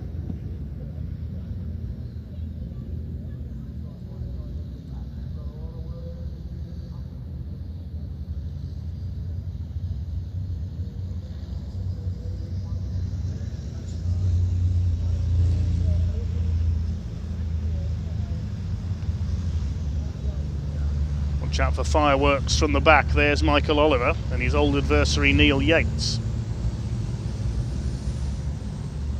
Fair play to the teams in the paddock as well. They've kept just about all of the trucks, bar a couple, going all weekend. It takes a lot of work on these trucks and a lot of money as well. So, is the pack going to be unleashed this time? Looks like lights have gone out on the pace truck. Should swing into pit lane. Tom O'Rourke and John Bowler leading them round. Revs now starting to rise. Looks like we're going for it this time. Pace truck is in pit lane. Here we go then with the last race of the weekend. Round 15 of the British Truck Racing Championship of 2026 here at Convoy Cymru in South Wales. Red lights are on the gantry. This is going to be an absolute belter. Revs are up. Watch the lights. And here we go. O'Rourke and Bowler to lead them away. Nathan Smith tries to sneak down the outside. John Bowler's having none of it. He'll try and get ahead of Tom O'Rourke into the first corner, but they're absolutely level into Hatchett's hairpin for the first time. Nathan Smith trying to get around the outside. They're pretty much holding formation at the moment until they get out of the hairpin. They've all got round. Michael Oliver's made up one place already ahead of Archie Handy. Trying to go 3 wide into Spitfires with Sammy Oyen, and that won't work. O'Rourke's held the lead ahead of Bowler, Gibbon, Smith, then Jenkins, then Stuart Oliver, Stephen Powell and Craig Reed leaning on each other a little further back as they head over the crossing for the first time. It's out into the back of the circuit, and Tom O'Rourke in the International Navistar has just about held his advantage over John Bowler. Gibbon in third place, then Nathan Smith. Jake Evans leads Callum Eason in Division 2 in the Battle of the MANs. Up towards Brooklands for the first time. John Powell third in Division 2 ahead of Bradley Harvey. John Bowler trying to attack for the lead as they go down Speedway straights. Third place in the Ricky Collett MAN is Terry Gibbon. Then it's Nathan Smith in the number 11 up to Honda Curve, where he tangled with Callum Eason yesterday. It's Jenkins, Stuart Oliver, Reed, Powell. Tom O'Rourke has held his lead for around the first lap, but he's under immense pressure here from John Bowler in the number 14. A lock up there from Nathan Smith on the inside, trying to take Terry Gibbon for third place, and he's done it. Nathan Smith is one of the stars of the weekend for me. He has driven brilliantly just about all weekend. Bit of push and shove there. Stephen Powell having a go at Craig Reed's Iveco again. It's Tom O'Rourke who has just about held his lead there. There's a yellow out in the background there. Has somebody gone off? I couldn't quite see. There's the battle for the lead in Division 2. Callum Eason's run wide. Keeps his foot in though and holds that second place. Still your leader is Tom O'Rourke, only just in the International Navistar ahead of the column of MANs and then the Volvo of Stuart Oliver. There's the Division 2 battle. 2 MANs and a DAF, the top 3. And towards the end of the second lap, Michael Oliver had already gained 4 places. Watch for him coming through from the back of the grid after his earlier penalty. John Bowler was up on the outside there of Tom O'Rourke. Now he's going to lunge back to the inside and try and take the lead of the race into the hairpin. No, he doesn't. O'Rourke, he's a very good defensive driver, the Scotsman. Learned very quickly on his introduction to truck racing. He started off as a sponsor through MV Commercial. He became the title sponsor for a year or two of the British Championship and then switched to competing. Had a very big accident at Thruxton a few years ago, which he thankfully recovered from fairly quickly. Still got that yellow out at the hairpin there. I'm not too sure why that is, whether it's just a general safety measure. We'll pick up on that if Pointy can find out for us, perhaps.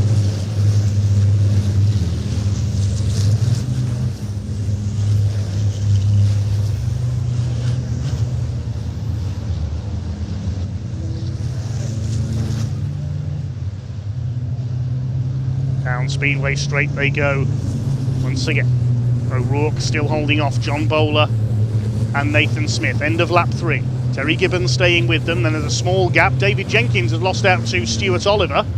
Oliver up into P5, and there's Michael Oliver making his way towards the front now as well. Again, O'Rourke moves to cover halfway down the straight. This is good defensive driving. I don't know whether the yellow is out there on the first part of the lap, just perhaps as a safety measure.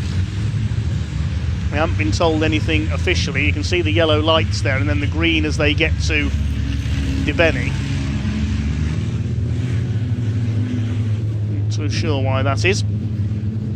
Craig Reed under fire from Stephen Powell. We saw them clash on the opening lap. Looks like all 16 trucks are still running. Here are the first 3. John Bowler trying everything he can to get ahead of Tom O'Rourke. Won't get down the inside into Brooklands there. It's allowing Gibbon, Oliver, Jenkins, Reed and Powell to close up. We could have 8 of them for the lead shortly in Division 1. Look at this. It's like the M4 on a Friday night, doesn't it?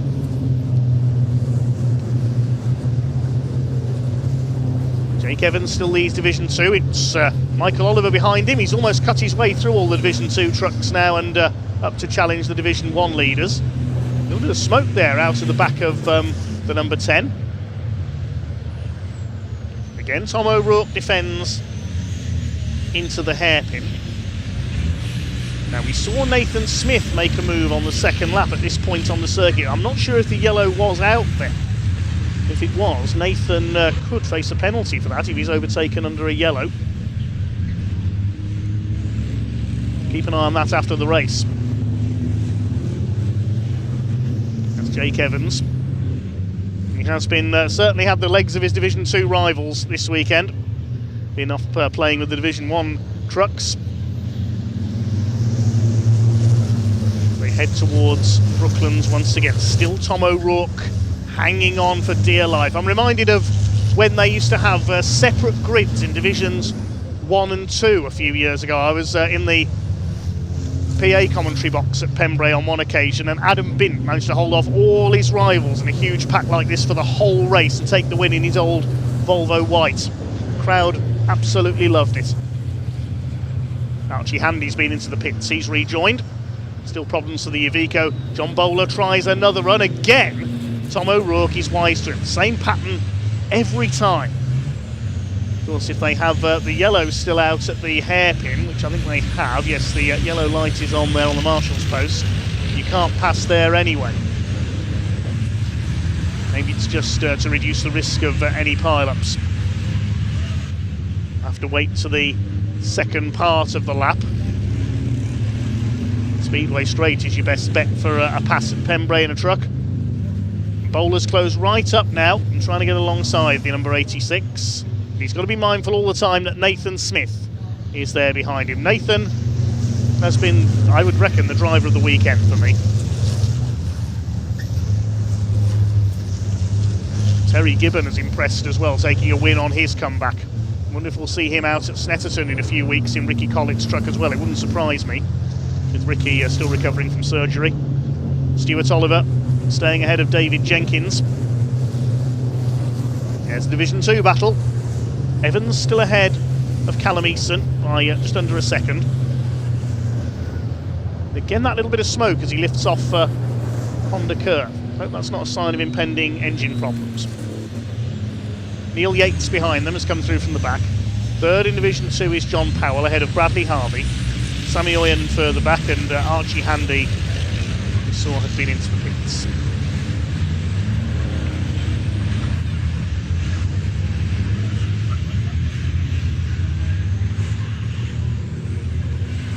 Yes, one of our commenters, you're absolutely right there, tree fella. The M4 doesn't move that quickly.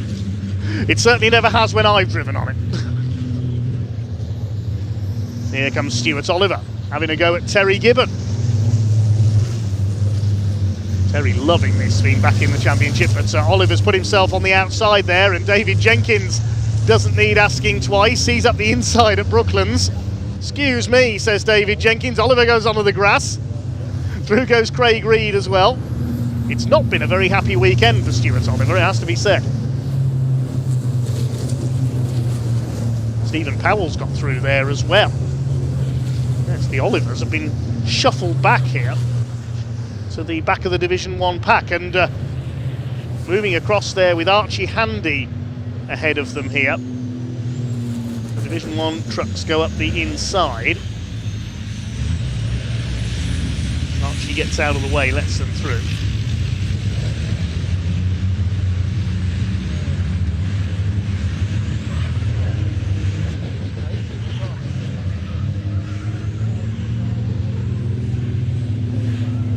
Nathan Smith still holding off Terry Gibbon, just under 6 minutes of this race still to go. The first two have got away slightly because the third place group had to hold back through the yellow zone against the back marker, and David Jenkins and Stephen Powell now battling it out.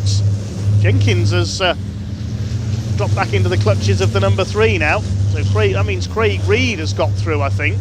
No, Craig Reed's further back, so there's been a bit of a shuffle in there. There goes the top 2. They've broken away now. O'Rourke against Bowler. John Bowler will be free to attack O'Rourke for the lead. There's Nathan Smith still holding onto 3rd place. Bowler goes to the inside, but of course if he attacks down the straight, he's got to get the move done before they hit this yellow flag zone on the first corner. He's not done so. It's very difficult to get a move done out of the hairpin and before you, out of the last corner and before you hit the hairpin, I should say.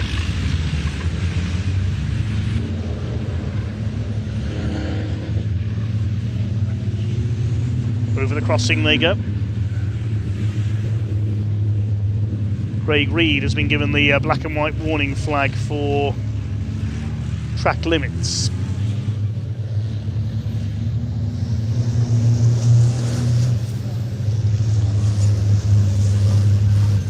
So he must have gone off somewhere. It's going to be getting hotter as the day goes on here at Pembrey. Even I'm flagging in this heat, I do apologise.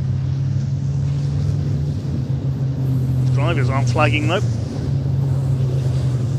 John Powell kicks the tail out there, coming out of Brooklands. Here comes Neil Yates. He's making his way through the Division 1 trucks. You have to feel for Neil. He was so close to a possible first win in race 3.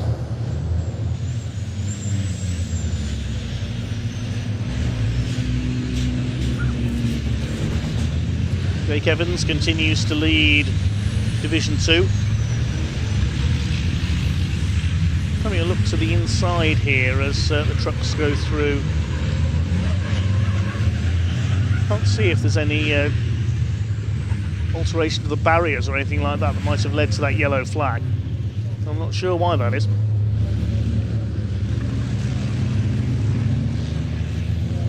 Still your leader is Tom O'Rourke, looking for his first win of the season.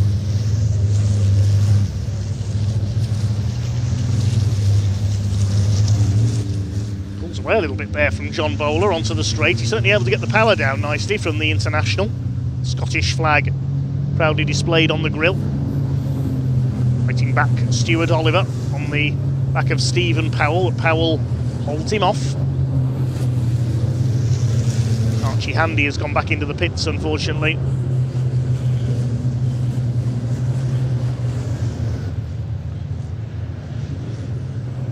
Back towards the Division 2 fight, still Evans ahead. Stuart Oliver weaving about on the back of the number 3 of Stephen Powell.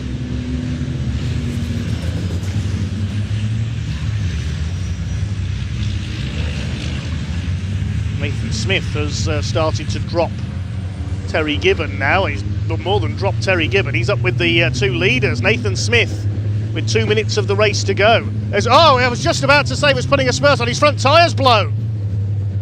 Look at that. The front tyre explodes on Nathan Smith's truck. That could have been nasty. Luckily, there was a clear area of runoff for him to go into. That must have made a hell of a bang in the cab of the MAN. And Nathan is sadly out of the race from 3rd place. What a shame for Nathan Smith, who's driven so well all weekend. Can John Bowler get through for a 2nd win of the weekend?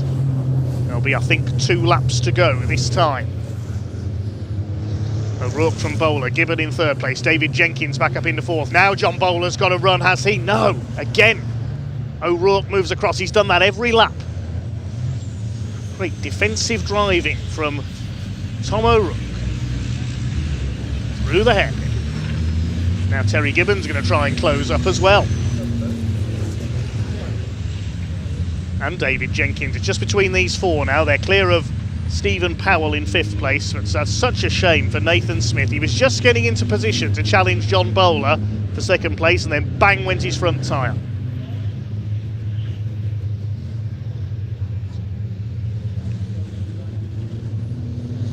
the back of the circuit. It'll be, I think, 1 lap to go this time.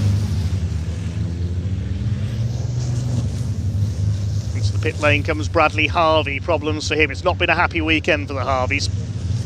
We saw Warren drop out earlier. Let's watch again. Watch the right front on Nathan Smith's MAN. Watch the tyre.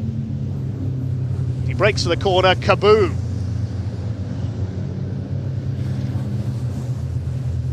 Nathan Smith heads back to the pits for a new tyre, and I expect a change of underwear as well after that one.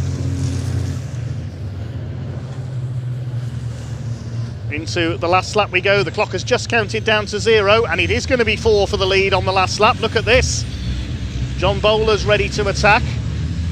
Tom O'Rourke still leads. But Terry Gibbon and David Jenkins are getting closer and closer. Jake Evans still ahead, and he has a buffer behind him to Callum Eason. There's a Division 1 truck in between the two of them, that of Neil Yates. So Jake Evans is going to make it 4 in Division 2. John Bowler attacks. Tries to force Tom O'Rourke to go wide, but O'Rourke will have the inside line for Senna. Well, we've had a first win this season for John Bowler in race 1 of the weekend. We had a first win in race 2 this season for Nathan Smith. A second win for Stephen Powell. A first win in goodness knows how long for Terry Gibbon in race 4. Are we going to have a first win of the season for the number 86 International Navistar? John Bowler is trying to keep up through the final bend. I don't think he's going to do it. Through Honda Curve for the last time. We have a first win of the season for Tom O'Rourke in the 86. Bowler second, Gibbon third, Jenkins fourth, Stephen Powell is fifth, then the Olivers and Craig Reed. And in Division 2, it's a 4th win out of 5 this weekend for Jake Evans. I'd say he's on course for the title already.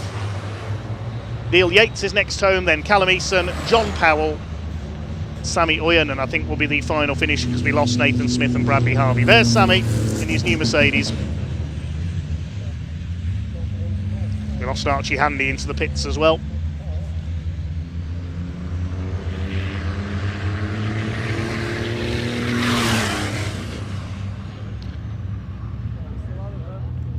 There we go, Sammy Oyen, the last man to take the checkered flag. We'll give you the provisional result in a second.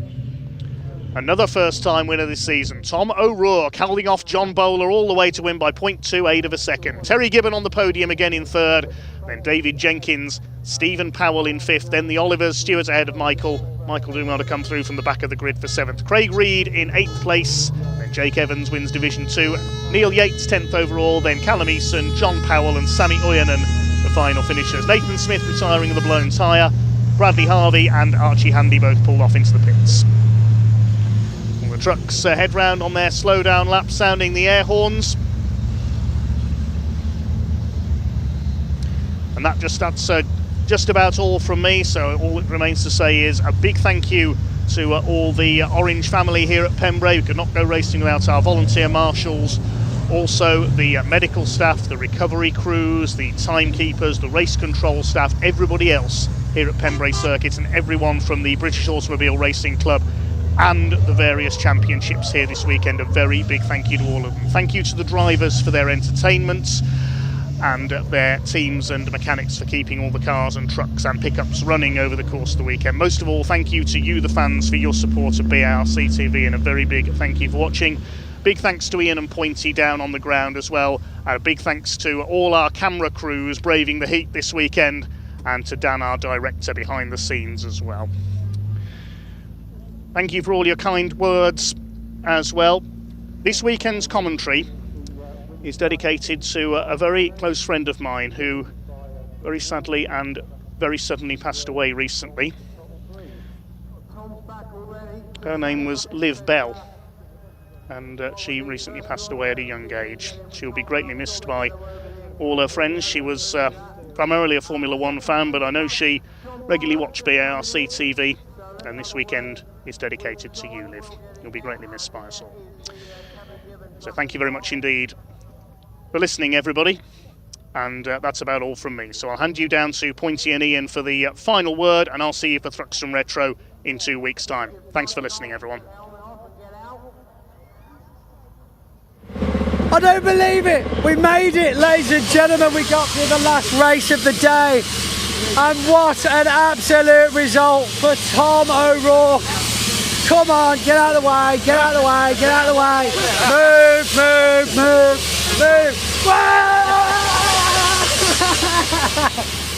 Get in there. Oh my God, the widest truck on the track.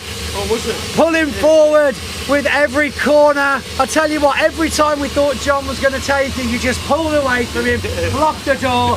That was brilliant. How do you feel? That's got to put a smile on you. I can see it's put a smile on your face. Oh God, we've had a lot of bad luck at this.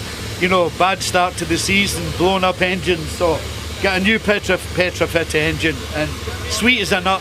Just taking a wee bit of adjustment, but no, really good. Can we just leave it how it is now? Oh, we're not going to touch it. So just clean it, put water in it. 100%. Don't you worry about that. Yeah. No, really good, fantastic. So there's going to be a bit of a celebration back at the tent. I mean, is this your first pole for the year? Yeah, it's our first pole, and we've got a brand new team, all guys that work for us, and thanks very much. Good job. John Bowler, of course, putting you under pressure the whole time. He did. But no, it's quite a difficult circuit to pass Pembrey. So we're just a wee bit down in power. We're about half a second off the pace, but we'll get there. You know, we're getting there. I mean, we're talking about a first place finish. Yeah, thanks very much. No, good. Well said. Well done, Tom O'Rourke. MV Commercial and Fruhoff, of course, one of the championship partners and sponsors, as well as a fantastic company. The other side of Hadrian's Wall, obviously. Terry Gibb and John, let's get you two guys together. Don't go too far. Well done. Incredible race, my goodness. I mean, first of all, you were effectively battling Tom the entire way through. You were behind what could have been a pretty serious incident when Nathan Smith's front tyre exploded. I mean, is that what happened? Yeah, literally just you were under pressure. All of a sudden, boom! Bits of fiberglass and tyre fly everywhere, and then that's it. You went sailing past really. So, John, what a battle! Tom O'Rourke, you just couldn't seem to find the gap. That's it. I mean, it was challenging with the first corner with the full red. So every lap it's just a bit of a knock on, but real good racing from Tom. Clean racing, and yeah, dead happy with that. Second place. All going home with all our panels from this last race, yes? Yeah, well, nearly all of them. And another trophy for you this weekend. What a way to finish your first weekend racing for quite some time. Yeah, it's been a cracking weekend. I've got to thank the team, they've done a fantastic job. So I've been making some changes to the truck, and they've just done everything that's needed to be done, so full team effort. And of course this is to remember that it's your engine in there, isn't it? There's some bits that you've done, work you've done on it. Yeah, it's my engine, so it's just nice to make sure it's still working properly and making good power. Absolutely, well, certainly making the power in the top three twice this weekend. John, Terry, shake my hands, very well done, gents. Incredible drive. What a way to end the weekend. Ian, it's been absolutely glorious, hasn't it? It's been very hot, hasn't it? And I just want to say, as ever, we have a team of people this weekend who spend the entire 2 days stood in various places in the baking heat. They have no breaks at all. So can I just say a massive thank you to the team of people. The marshals, first of all, what a job, and recovery teams. They've had a bit to do at times, haven't they, this weekend? As well. I'm just narrating. Oh, okay. Yeah, I didn't realise it took two of us, but yeah. It does now, I'm here. The pictures we bring are completely live and free for you to tune in every single weekend on the BARC YouTube. Then it does bring a team of people to bring you those live pictures. So out around the circuit, can we please say a massive thank you to our camera operators, Richard, Zolly, Jimmy, Jay, of course the wonderful Danny, who's been holding the roaming camera all weekend for us. He's very burnt as well, is poor Danny. I want to say a big thank you to our producer Dan as well, of course, the wonderful Dave Goddard, the commentator. Pointer, I want to say a massive thank you to you as ever. And I want to say a massive thank you to you. Thank you, I really do appreciate it. That wraps it up from here at Pembrey. There is only two things left to do, just to let you know that we will be back in action at Thruxton. Thruxton Retro, the 4th and 5th of July. But from me, Ian Woodhouse, from him, Pointy, it's time to say goodbye. Until next time, cheerio. Can't believe you didn't shake my hand.